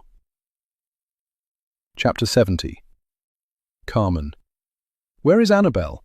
What is she doing? I strain to raise my head, to look into the dark bedroom and see where Annabelle's hiding, but I can't move. I'm fully restrained, helpless, drowsy and drugged. It's terrifying, and there's nothing I can do. I've never been the type of person to accept injustice or a bad situation. There's always a way out, I'd tell myself. There's no shame in being a quitter, a runner, a fly-by-night. I've run away from bad domestic situations, refused to return to schools where bullies stalk the corridors, given up hobbies I didn't enjoy, left toxic people behind even when I loved them. I even walked away from that cushy, unofficial foster home when I sensed the family's patience with my petty theft was wearing thin. I thought I was the luckiest girl alive when I found out about this place, a grieving mother who would stop at nothing to get her little darling back, and a little darling who looked so much like me. All I needed was a jaw mole and a box of Clairol Nice and Easy in light auburn. I'd stumble into the home, smile my way through the emotional reunions, feign amnesia and disappear as quickly as I arrived, with some life savings in my back pocket. On to the next adventure. But my God, was I wrong. There's nothing easy about this place. It's a living nightmare. At first I thought Wendy was so kind. I felt guilty for taking advantage of her pain, for exploiting that she had a missing daughter. The guilt was crippling. I nearly walked out over and over those first couple of days, especially when I kept getting everything wrong with Annabelle and the dog. I'm a quitter, you see. No shame. And I also land on my feet, so I had no concerns about moving on. But Wendy had so much love to give, and she made me feel so special, especially compared to Annabelle. She loved pitting me against Annabelle, making it clear that it was Wendy and me on a team versus Annabelle on her own. I'm ashamed of it now, but I loved feeling like I belonged. After a lifetime of rejection and loneliness, Wendy's house finally felt like a home, so I overlooked the red flags. I joined Wendy's team. I drank the sleepy tea, took the medicine, played along with Wendy's caretaking games. Sometimes I even imagined I felt a little under the weather, so Wendy could send me to bed and bring me ibuprofen and a little cup of water to wash it down. Being told you're sick makes you feel sick. I could tell she enjoyed how it felt to care for someone, and in my own way, I enjoyed being taken care of. My own mother would never. But as soon as Annabelle left, everything kicked up a gear. The care suddenly felt dangerous and cloying.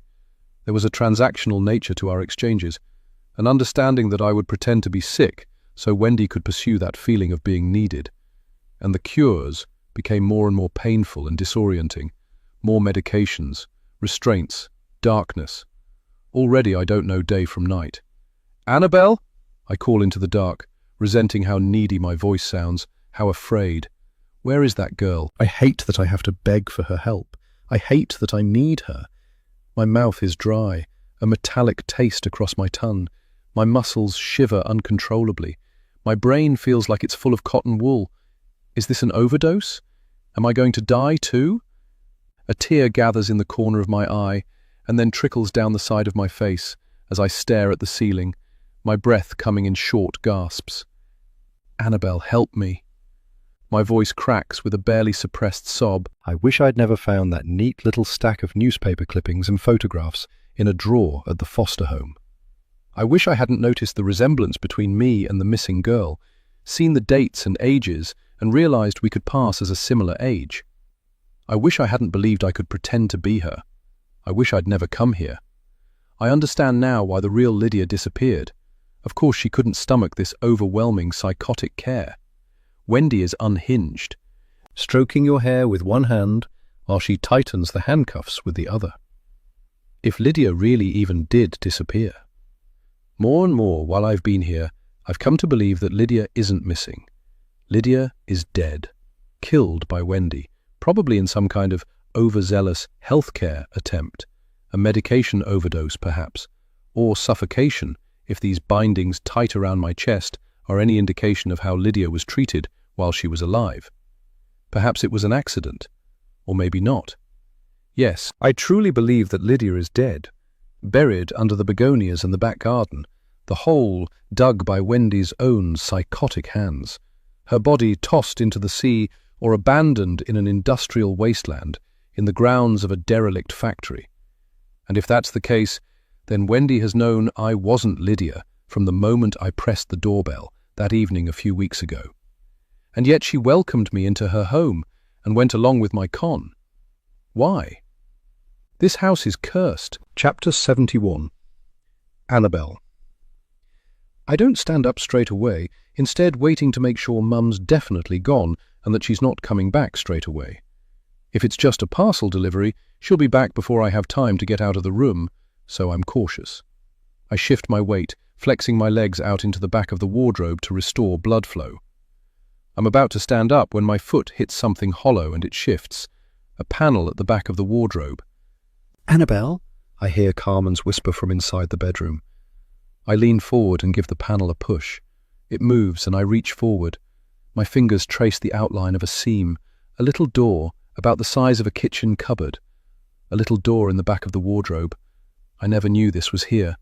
Something brushes my cheek and I startle, batting it away before I realize it's the end of a belt, hanging from a hook above me. I pause for a moment, waiting for my heartbeat to slow. My nose tickles, and I close my eyes for a moment to pray I don't sneeze when Mum comes back into Lydia's, I catch myself, Carmen's room. I feel around the outside of the hatch until my fingers find a hinge at one side and a latch on the other. It feels rough, like it might be rusted. "Annabelle?" Carmen says again. I ignore her, listening to hear for Mum's footsteps returning from answering the door. But there's nothing. I pull the little door, but nothing moves.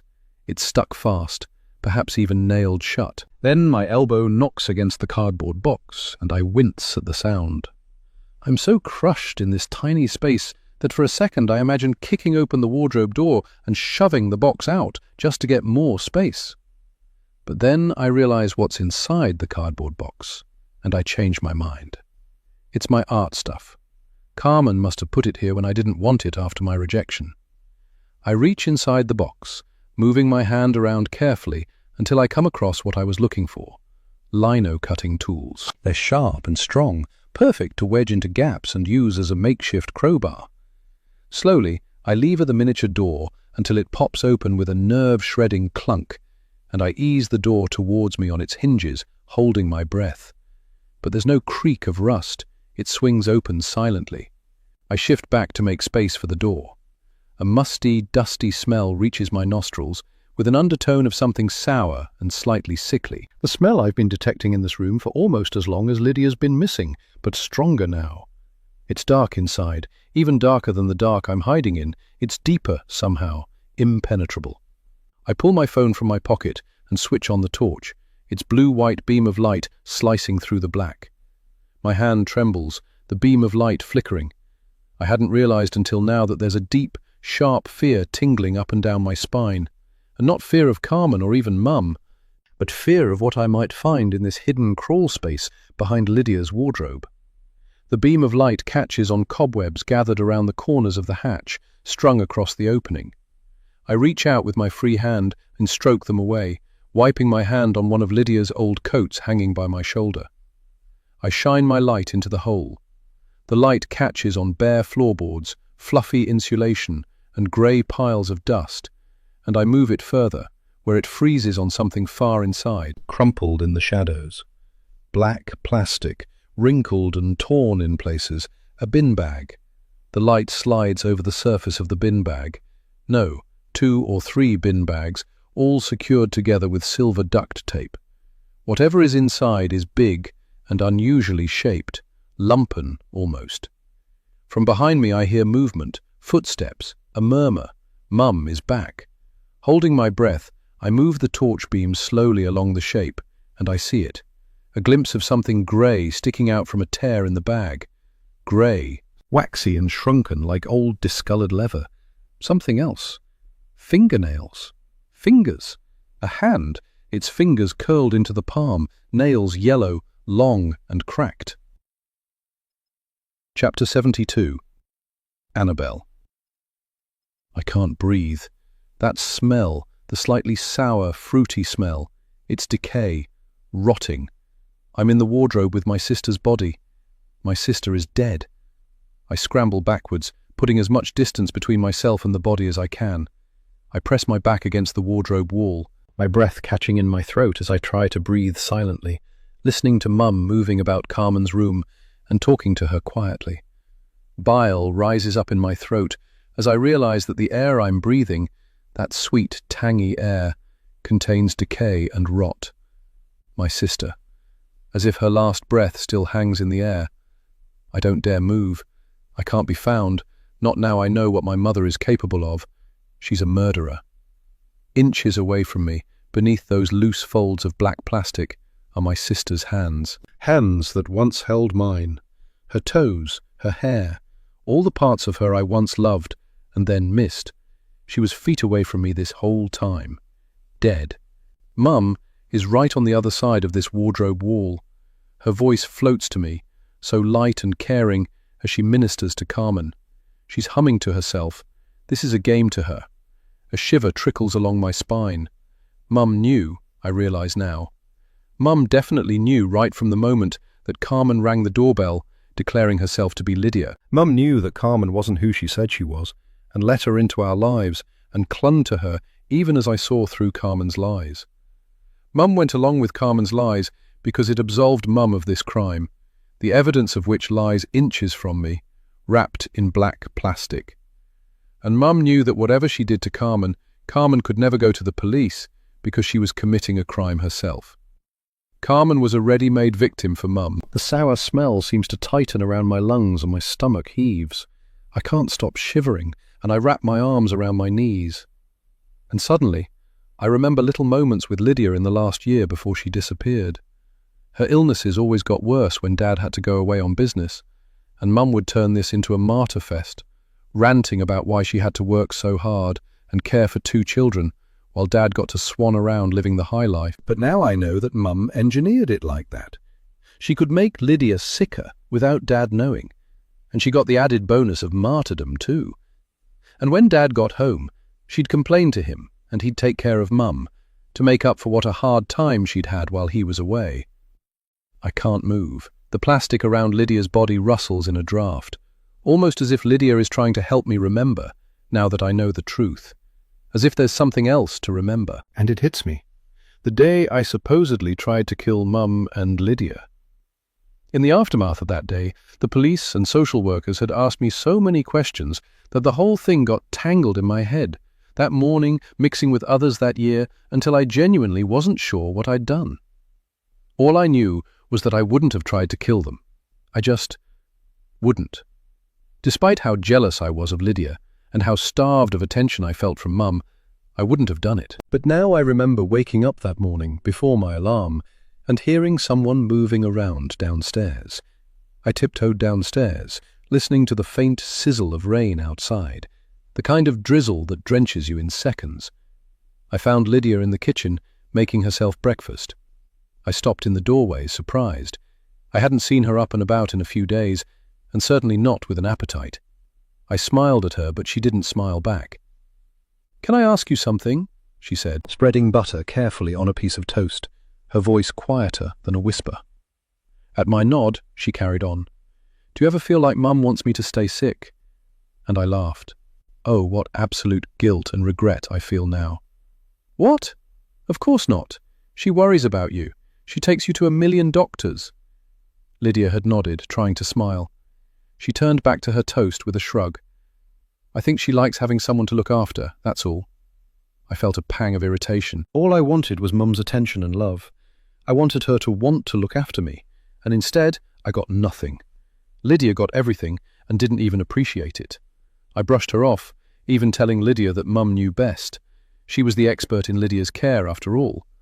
Mum told us that so many times. Now, trapped in the dark next to Lydia's remains, I know that my sister was right. What she was telling me was incredibly important, and I brushed it off. And I also know that somehow, that day, Mum had heard what Lydia said to me, and she decided to punish Lydia by taking me away. Mum's punishment for telling the truth. And that meant setting me up with an accusation of attempted murder and letting the authorities shut me up in a hospital for 2 months to really show Lydia what Mum was capable of. When I got home, Lydia wouldn't talk to me. Lydia didn't try to confide in me anymore. I realized with a pang of guilt, so intense, I almost vomit. I'd thought it was because I'd laughed at her that morning, or because she believed them when they'd said I'd tried to kill her. But now I know she was scared that if she talked to me again, confided in me in any way, that Mum would find a way to send me away for good. Tears stream down my cheeks as I cry silently in the dark. "I'm so sorry, Lydia," I say over and over in my head. I could have saved her, if I'd just listened. I'll never forgive myself. I failed her. I failed her so deeply. Chapter 73. Annabelle. I may have failed Lydia, but there's one life I can still save, along with my own. Wrenching my thoughts away from the body in the crawl space inches away, I tune in to what's happening on the other side of the wardrobe door. I can hear Mum still chattering away, not leaving space for Carmen to talk. She doesn't need input. She just needs the caring, martyr self-image that administering to a sick person gives her. But I do hear Carmen, her voice loud enough that I'm pretty sure she intends me to hear. "What's that for? I don't need an injection." My blood freezes in my veins. "Don't worry, love. It'll help you sleep and you'll wake up refreshed in a few hours. It's a muscle relaxant. I used to give it to you when you were feeling bad and it helped a lot. Remember?" The last word is dripping with subtext. She's still pretending, even though they both know that Carmen is not, and couldn't possibly be, my little sister. "Please don't," Carmen shouts, and I know this is my last chance to change things. I have to do something. As quietly as I can, I edge my way towards the wardrobe door and push it open a crack. Mum looms over the bed side on. Carmen hasn't moved, still lying flat in the bed, her limbs under the tightly tucked covers. Her head is turned away, her eyes glassy. "Just something to help you rest, love. A little injection and it'll all be over." "You've been so brave." Carmen tries to move, but it doesn't work. She's still stuck tight.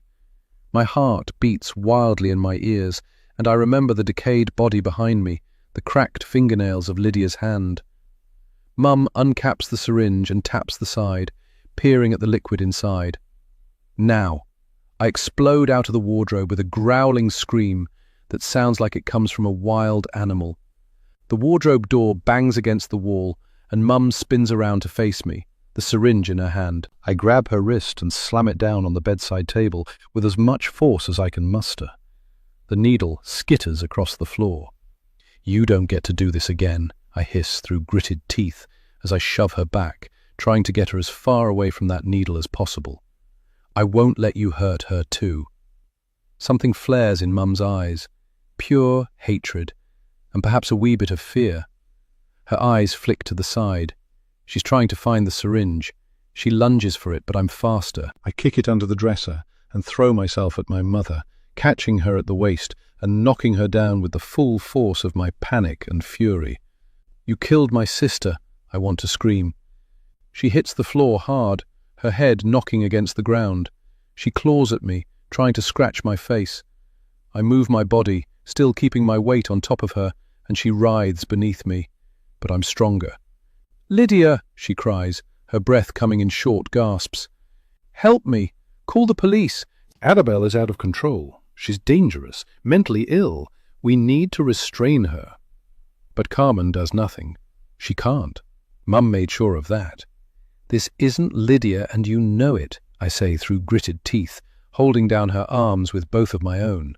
"You let her take Lydia's place because it was easier than facing what you did. You should be in prison." Somehow Mum grabs the cord from the bedside table and pulls the lamp. It crashes down on my skull, and the force of the pain is blinding. I close my eyes and howl, but gather myself quickly. I grab the lamp and lash the power cable around her wrists, securing them together. It's not perfect, but it'll hold. I reach under the dresser and find the syringe with my fingertips, and I inject the medical concoction right into Mum's thigh. She tries to throw me off, but the medicine takes effect almost immediately. Her eyes close, her head falls back, and she stops fighting. I win. Chapter 74. Annabelle. Mum's body is a dead weight, soft and slack, with her head lolling to one side when I try to lift her. The injection meant for Carmen runs through her veins. Her breath is ragged and shallow, her eyes half open but not moving. For a moment I watch her, scared the dosage was too high and she's dead. But Mum knew what she was doing, and it's unlikely she wanted to kill Carmen. If Carmen dies, Mum would have no one to care for, no one to give her that rush she was chasing. I know Lydia's death was probably an accident, not murder, but still a heinous crime, and one she deserves to go to jail for, which is why we have to get her restrained before this medicine wears off and I can call the police. Carmen tries to help me move Mum, but she's spacey and weak, so I have to take most of Mum's weight myself. I wince as I see the red welts around Carmen's wrists, where the zip ties were before I cut them loose. "She's heavy," gasps Carmen, staggering under the weight of Mum's ankles. At Mum's other end, my shoulders and arms burn where they're lodged under Mum's armpits. I get my knees under her back and hoist her onto the mattress, and we both step back, panting. Her limbs are splayed out, like an abandoned toy. She groans, and both Carmen and I recoil. She doesn't wake. I find the spare zip ties in a bedside drawer, and I secure her against the bed frame in almost the exact way she'd secured Carmen. The plastic ties creak as I tighten them. "Karma," I say, and Carmen's head snaps to me instinctively. She thinks I was saying her name, I realize. So that bit is true. Her name is Carmen. I smile weakly, and she looks back at Mum, standing over her in a way that makes me realize she'd like to get more revenge for what she's done. "She's not going anywhere," I say, pointing at the zip ties. "Not unless we release her, anyway." Mum groans again, and Carmen backs away, the spell broken. Mum's eyes flutter open, and I lean down close to her face. "Lydia is dead," I whisper, "and you're going to pay." Chapter 75. Annabelle. I settle Carmen in the kitchen with a sandwich and a big glass of water. She's already starting to regain the colour in her cheeks and the sneaky look in her eye. We might have been on the same team to overpower Mum, but she's still an imposter, a thief, and a con artist.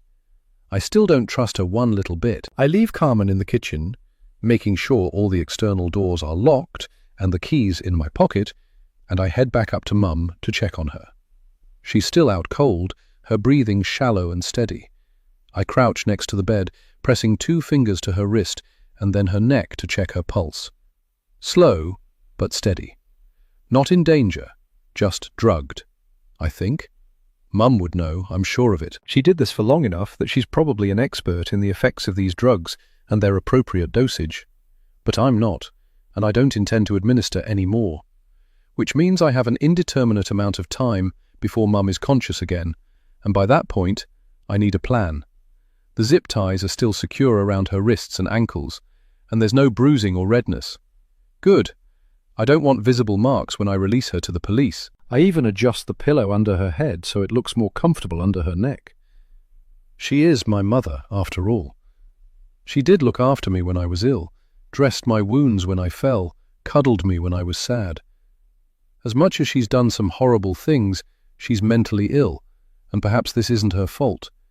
In her twisted way, maybe she thought she was helping Lydia, at least at first.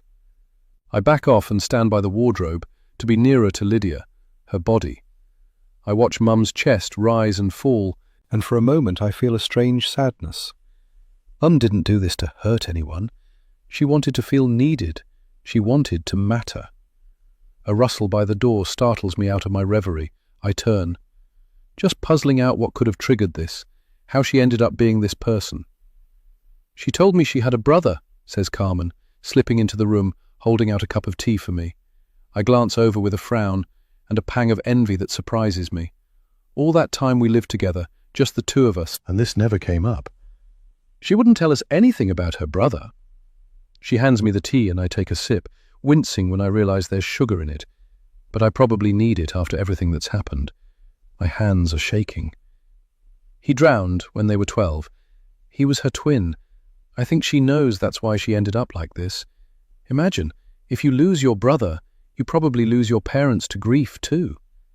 A short, hysterical laugh bursts from my lips, and a stricken look crosses Carmen's face. "Of course, you don't need to imagine." And suddenly, I'm crying. So much has happened, so many discoveries at once, so much loss. Carmen looks like she's going to move closer, even try to hug me, but I hold out a hand to keep the distance between us. I take a breath, brush away the tears, and focus back on what Carmen was saying. "You think she's like this because her brother died?" She nods. I wonder if that was the trigger. She saw how powerful it could be to be sick, injured, or die, and how weak you feel when you're on the sidelines, not the center of attention. And instead, if she could engineer situations so she was at the center of them, the carer, the nurse, the mother of the missing girl, then she stays strong, the star of the show. I finish looking at Mum's motionless form with a new feeling of awareness and understanding. None of this excuses her crimes, but it helps to understand them. Maybe. She built her identity around keeping Lydia sick, and then she rebuilt it around Lydia being missing. My skin creeps as I think about the identity she forged and the way people fell for it. The neighbors bringing casseroles, the doctors looking at her with sympathy, the followers fawning on social media. I kind of understand it in a weird way, I say, flashing Carmen a look. There were times when I was tempted to fake illness, just to try and stop feeling invisible next to Lydia. I'd stay out in the rain, hoping to get a cold, or obsessively take my temperature in the hope it would be a little high, and Mum would give me a cuddle. It never worked. She wasn't interested in me.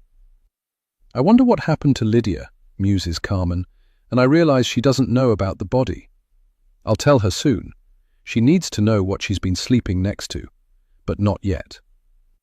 I sigh, thinking, the answer is the same even though Lydia is dead.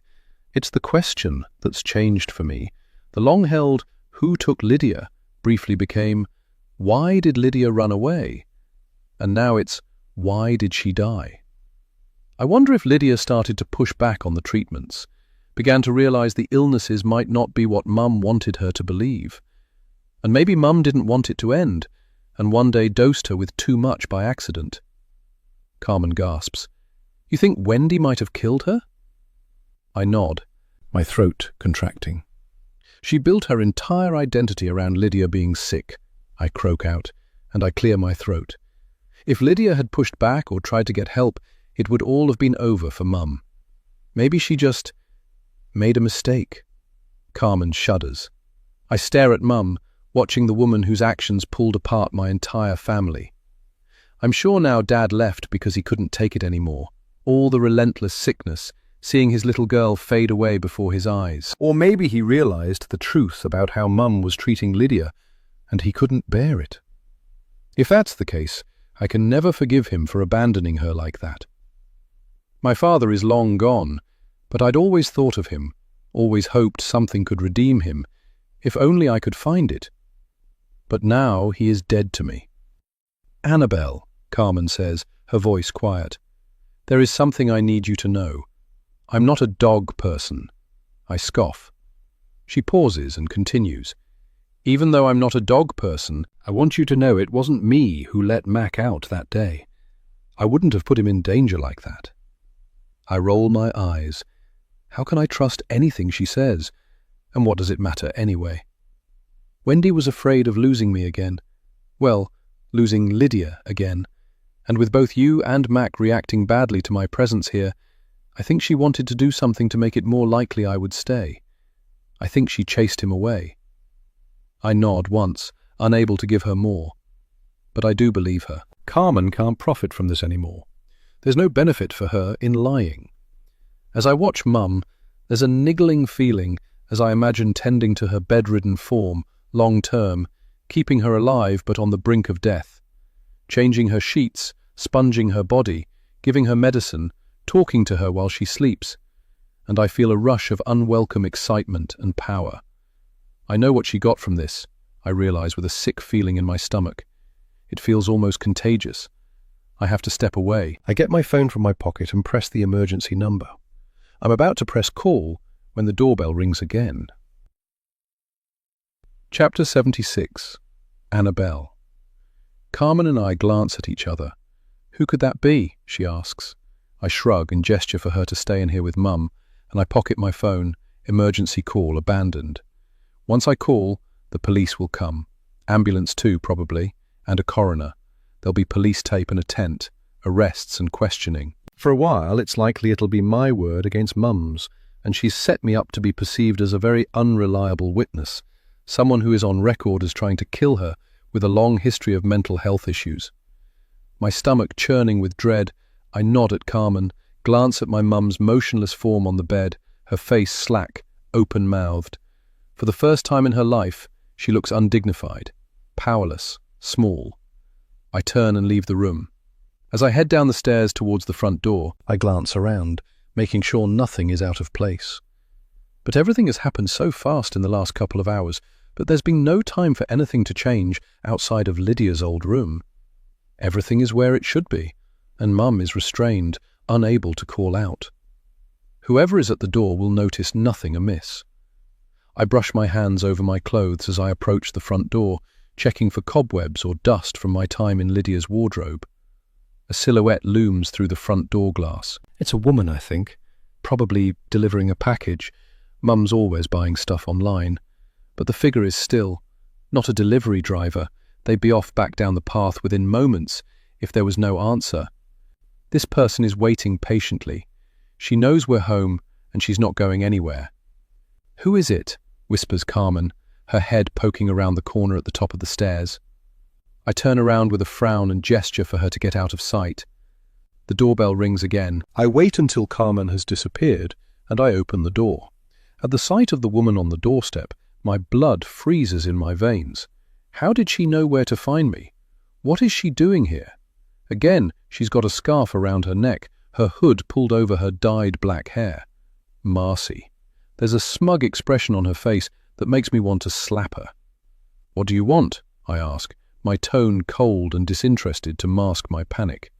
She twists her lips in a triumphant grin. "Don't you want to know how I found out where you live?" I shrug. "Don't really care," I lie. She laughs. "You would care if you knew." I ignore her goading and fold my arms. "What do you want?" The smug smile plays on her lips, and again I get the urge to slap it away. This girl really knows how to wind me up. She moves her arm and her leather jacket creaks. She's here, isn't she? She peers past me into the house, and I step forward, pulling the door in a little to block her view. If she's here, I need to know. I roll my eyes. "You can call the police any time. No one's stopping you."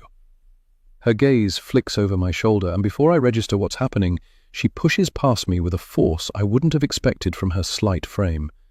"You," she snarls, and darts into the house before I can grab her.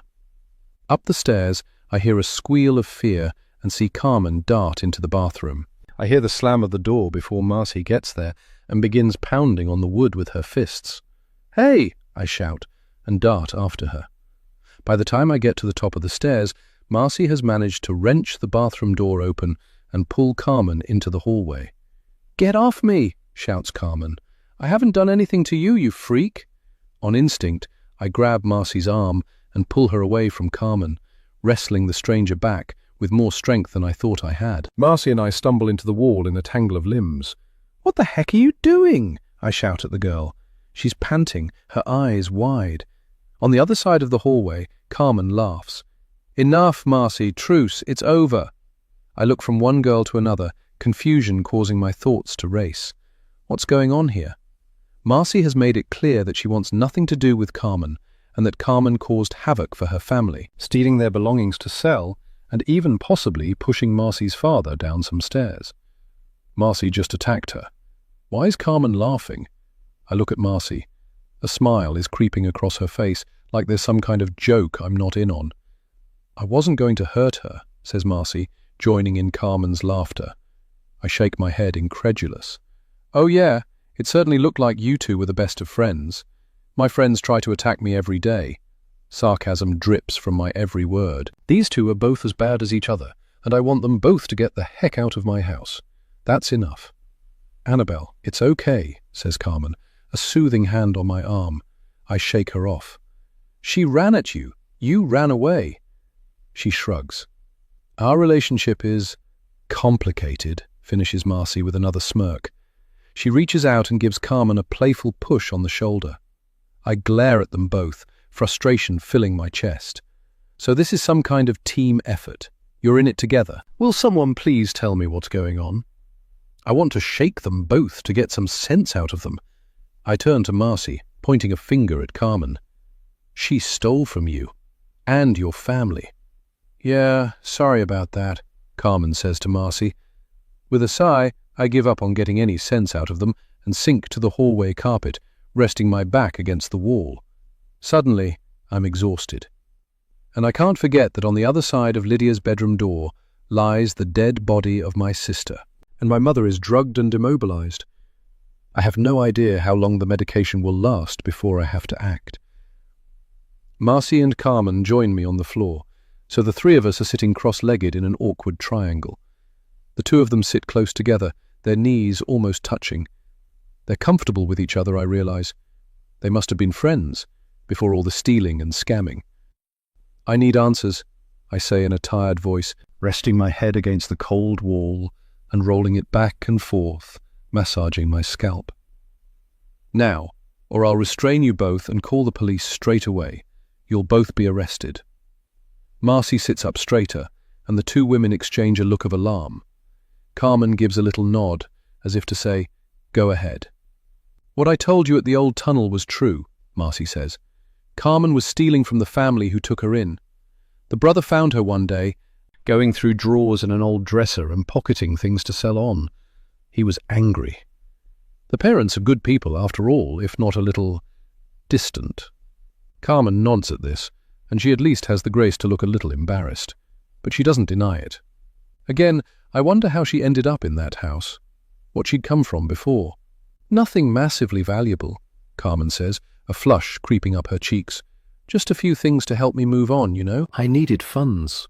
Marcy rolls her eyes and waves a hand. "And honestly, everyone in that house is so dysfunctional about money and belongings that it's possible the parents won't care. The house is too big and full of worthless old junk. If they noticed at all, they're probably glad to get the space back when things went missing. But still, stealing from the people who took you in," I glare at Carmen. "That was the brother's position too. It was the principal, and he wanted her gone. He wanted to kick her out straight away, but I persuaded him to hold off for a couple of weeks so I could have a bit of fun with her. I decided to help her find her next home." She looks around, her gaze tracking across the framed family photos on the wall, as if she owns this place. I gasp. "You sent her here?" My mouth stays open, aghast that she'd exploit a grieving family in that way, sending a thief to live in their house. Carmen shifts her weight, stretching out her long legs in front of her and wiggling her toes. "I guess she thought I had nothing to lose," she says with a sad shrug. Her ankles still have the red marks from the zip ties. Amusement creeps across her face. "You're a criminal mastermind," she says to Marcy, a laugh behind her voice. I groan, frustrated that once again I'm out of the loop. "Explain, please." "The papers. You left them there for me to find. You knew I'd come here," Carmen says to Marcy. Marcy nods, smiling back. "I needed to get to Annabelle." My mouth falls open. "What?" "You set me up," Carmen says with a shocked laugh. "Guilty." Marcy holds out her hands, palms up as if saying, "Oops, I knew you wouldn't resist." "Resist what?" I ask again, barely holding back my anger at this stage. Carmen gives me a sympathetic smile and leans forward. "One day I was snooping around Marcy's stuff, looking for things I could flog, when I found a stack of newspaper cuttings about the missing girl, your sister Lydia. And in there was a colour photo of her with her ginger hair, and she looked just like me. I knew I could get away with pretending to be her, and there was enough information in the articles for me to get here and get through the door, especially as your mum asked no questions." I shake my head, disgusted at this whole situation. "Why did you have them?" I ask Marcy. "The clippings, the picture." I look at Carmen, and I see the faint mark on her jaw where the brown eyeliner fake mole has worn away since she's been restrained. Something's still not adding up. "Why did you have newspaper cuttings about my sister? And photographs?" Marcy and Carmen exchange a look. I grit my teeth.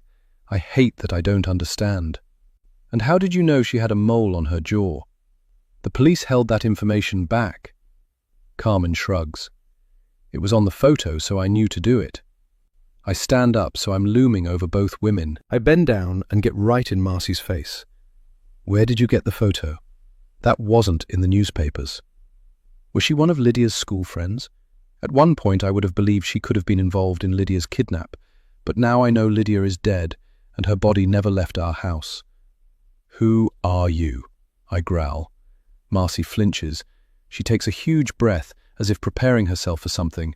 She pulls her scarf down to reveal her jawline, and the mole right there in the correct place. Not eyeliner this time, a real mole, the same size and shape as a black sesame seed.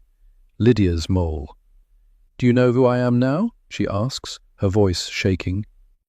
Chapter 77. Annabelle. The walls close in, and I lean forward, my head between my knees. This isn't real.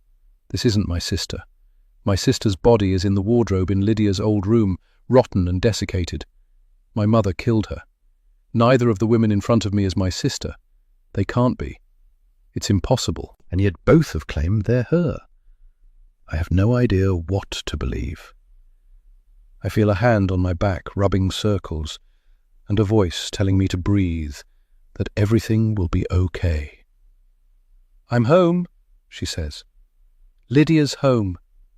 I pull away. "Get out of this house." I point down the stairs with shaking fingers. This is not Lydia. What kind of insane game are you two playing? I get my phone from my pocket again and dial the police. "No," says Carmen, and rushes forward, grabbing my phone and hitting the red button before the call can connect. I lunge at her, but Marcy holds me back. "Don't hurt her. Just listen," she says, her voice breathy in my ear. I pull away from her, and she lets me go.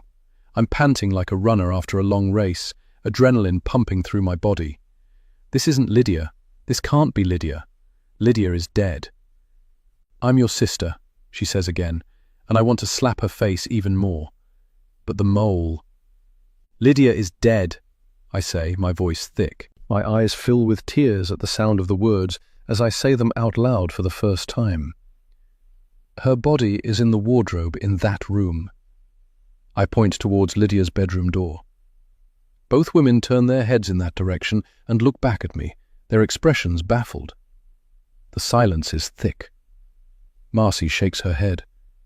"I didn't die, Annabelle," she says, and at the sound of my name on her lips, the same slight W sound at the end instead of an L, just like Lydia said it when she was little.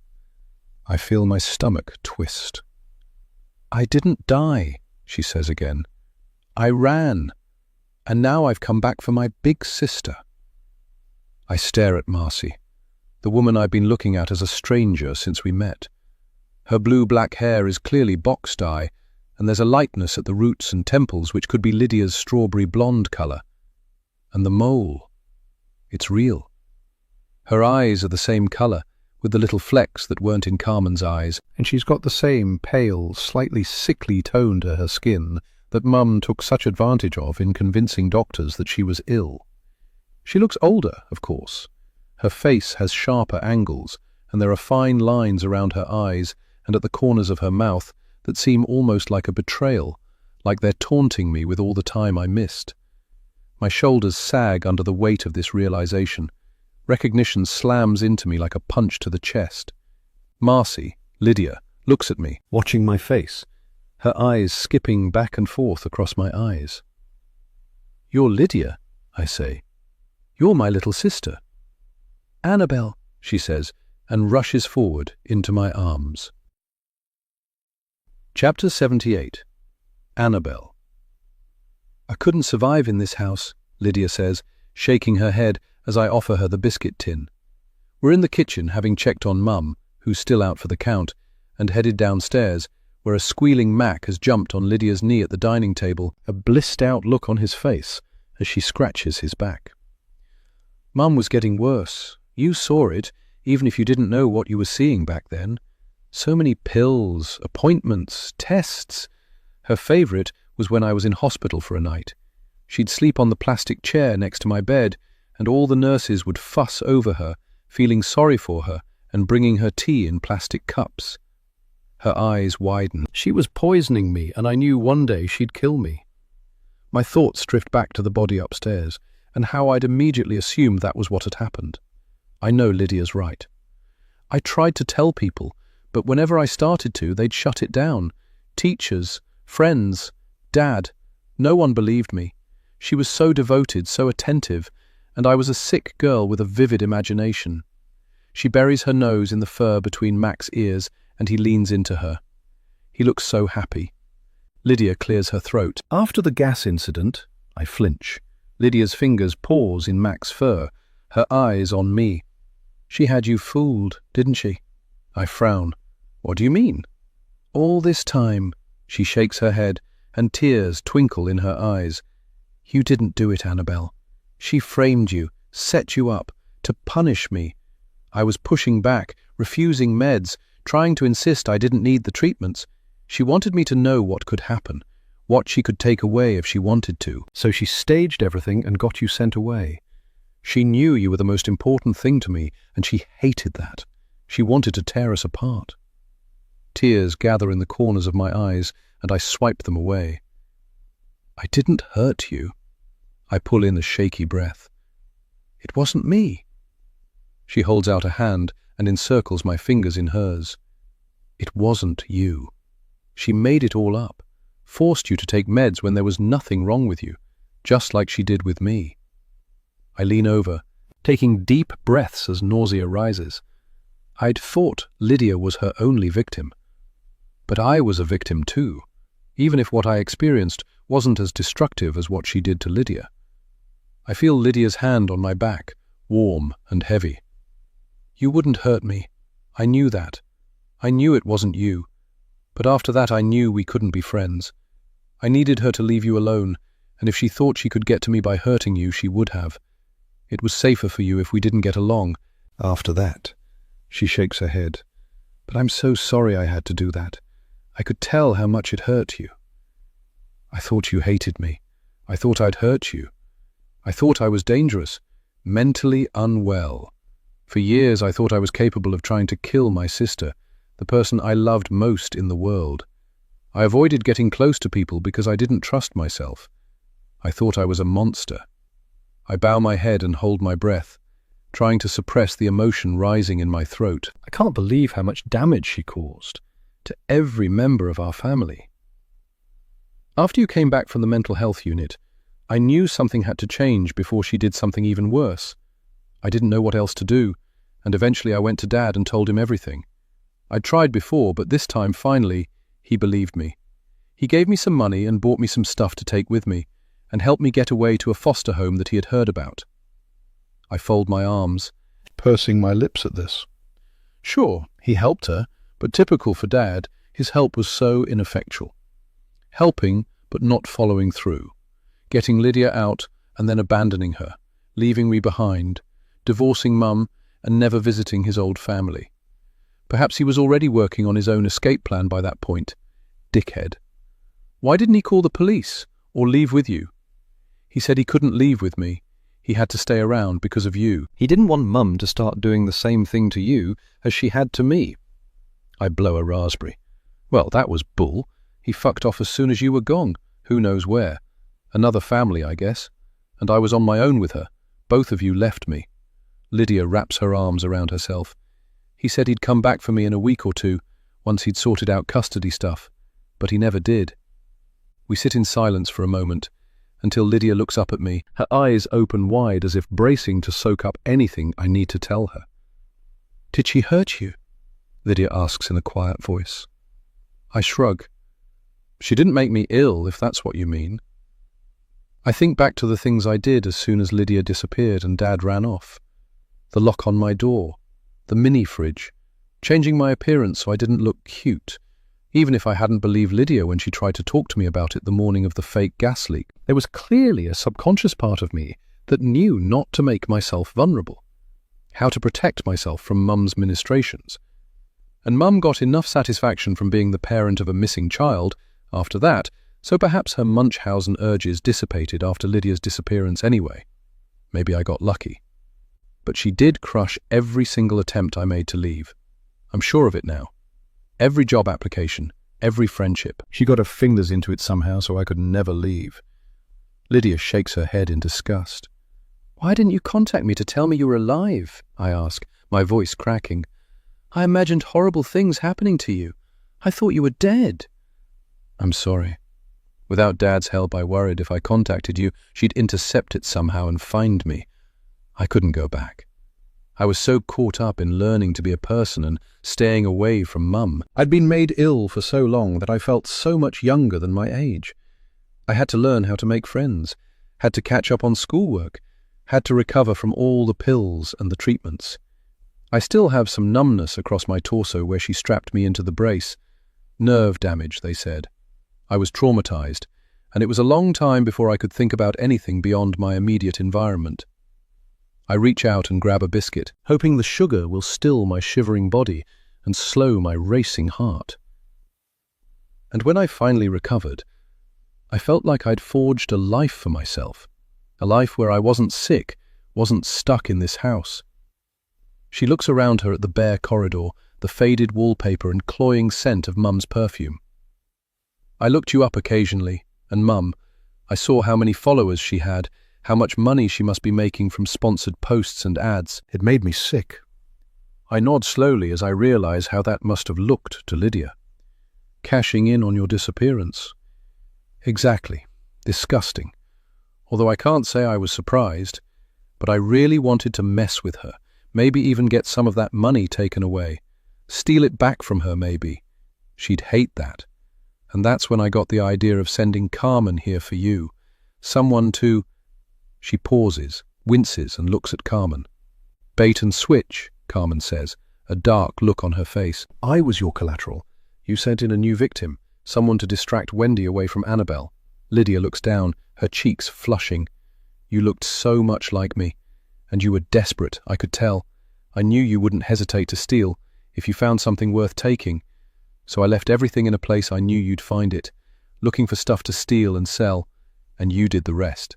I guess I walked into that one, Carmen says, rubbing at the red marks on her wrist. I couldn't come back, Lydia says to me, but I wanted to try and help you somehow, from a distance.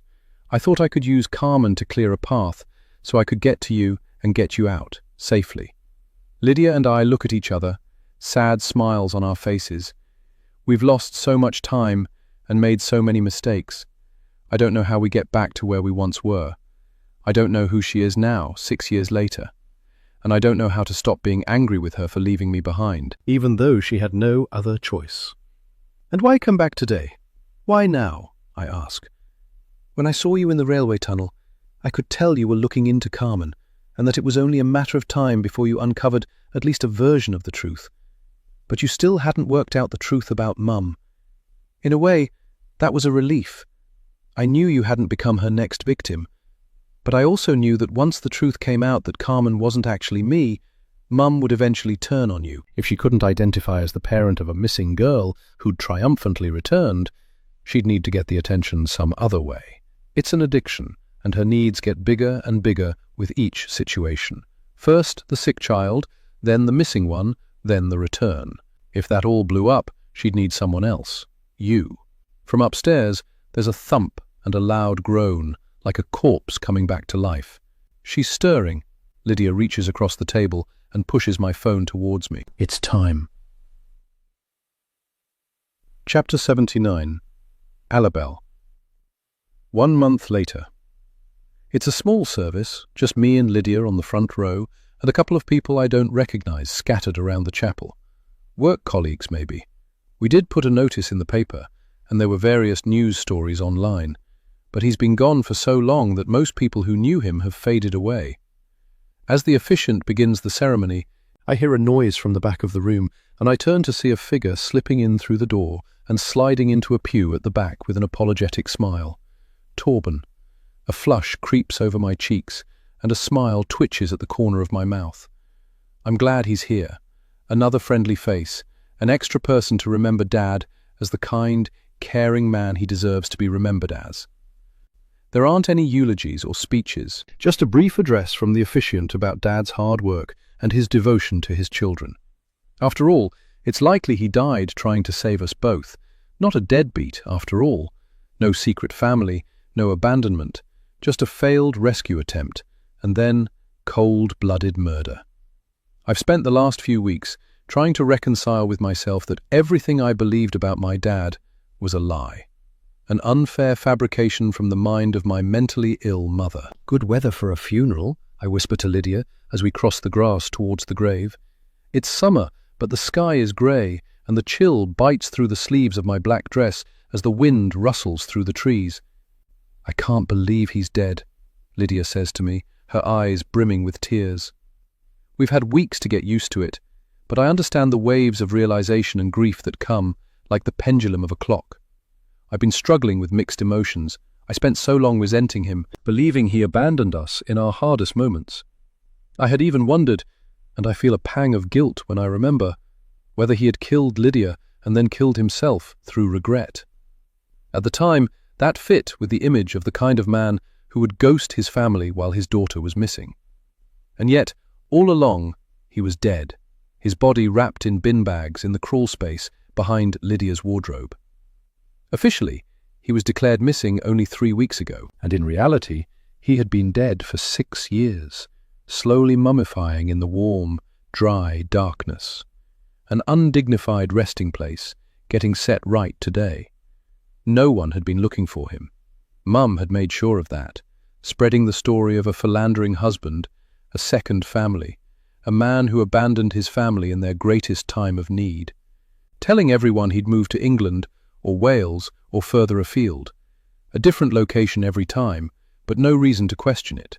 A heartless man, one who'd leave like that. He couldn't take the strain of a sick child, she'd tell people, a sad yet accepting smile on her face. Another way to make herself the center of attention, the martyr. He didn't have a big family, not many friends. Mum isolated him from the few he once had. He'd been a contractor, so it wasn't too unusual for an employer to receive an abrupt resignation with no notice. Departures like that are unseemly, but not uncommon. And he was quiet, gentle, calm, the kind of man who can disappear without people noticing.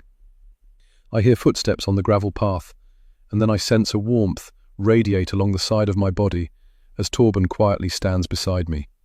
No expectations, no demands, just his comforting presence as we remember Dad together.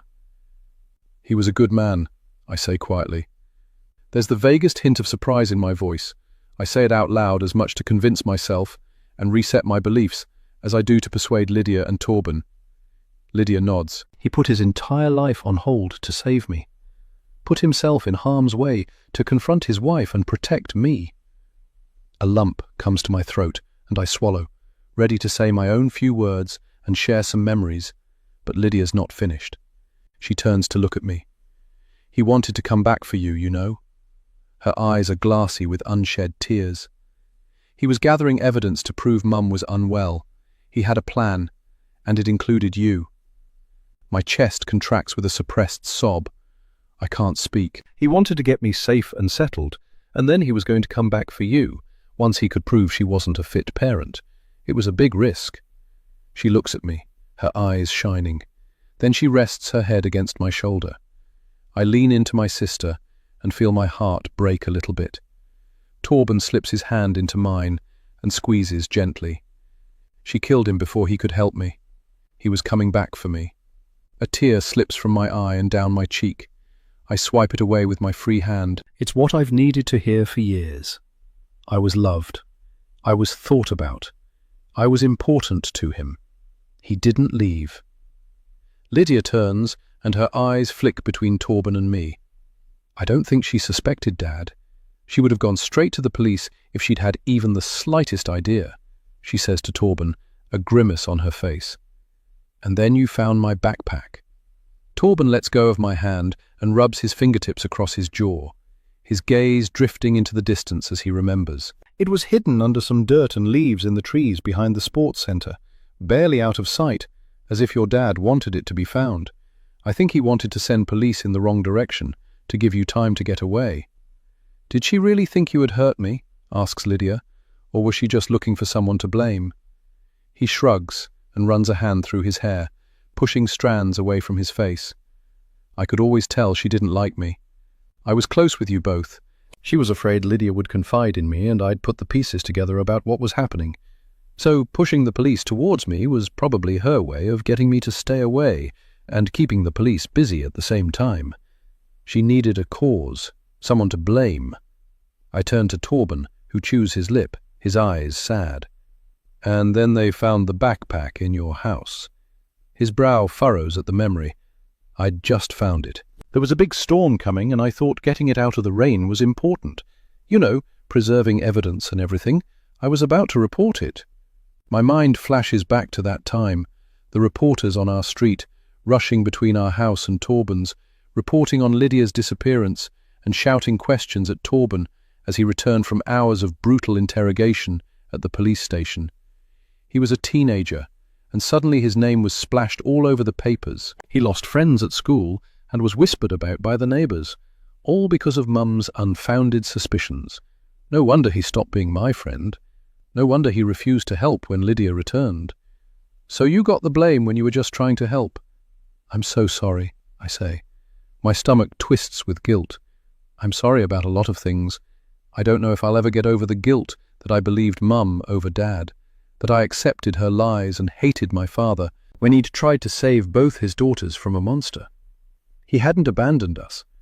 His only crime was underestimating how much of a monster she really was.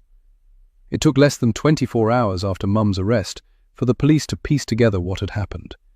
She tried to play the victim again, of course, telling the police that I had drugged her and was keeping her captive against her will. That if there was a body upstairs, it must be my doing because I was a tearaway, trouble with a history of violence. They'd almost believed her. I could see it in their expressions. But then Lydia walked into the room and all colour drained from Mum's face. Lydia backed me up, of course, and could tell them everything about Mum's tendencies. She even produced a diary, one that she'd taken with her, a record of all of Mum's abuse and control up to the day Lydia ran away. All the forensic tests on Dad's body showed Mum's DNA and a huge, skull-cracking wound to the back of the head. We'll never know what really happened, but we can guess. Perhaps he asked too many questions about Lydia's health issues, threatened to go to the police with the information he had about Mum's treatment of her. It's likely she found out he helped Lydia to leave, and when confronted, he threatened to do the same with me if she ever touched me. Or maybe he came back for me, and Mum worked out what he was planning. Getting confronted with the consequences of her actions for the first time probably made her angry, and in a rage, she hit him, killing him instantly with one blow. I shake myself, trying to rid myself of the image of my dying father, murdered by my mother. Sensing my emotion, Lydia reaches out and holds my hand, her eyes fixed on the wooden coffin in front of us, waiting to be lowered into the grave. She hasn't cried yet. Not like me. I spent the last 6 years pretending to be tough, and suddenly I cry all the time. At TV adverts, as they carried Dad's body out of our house, as they loaded Mum into the back of a police car, that one surprised me. It's like all the emotions I've been suppressing have come rushing back, stronger and more intense than ever. He saved me, Lydia whispers, as the officiant walks towards us and takes his place at the head of the grave. He didn't know how to protect us from her, but he did the best he could, and he died trying. I nod, my throat too raw and swollen to speak. She's here, Lydia says, and my eyes snap up from the coffin, looking over to a large oak tree on the other side of the cemetery. She's half hidden, in jeans and a long black coat. She doesn't come over, just stands watching and leaning against the tree, a hand in her pocket like an office worker on a cigarette break. We haven't seen Carmen since she slipped out of the back door before the police arrived, that night a few weeks ago. I raise a hand in a wave, a silent thank you, for bringing me back my sister in a roundabout way. Carmen nods and turns, walking away and out of the cemetery. Next to me, Lydia takes my hand, and my heart swells. My sister is back. The end.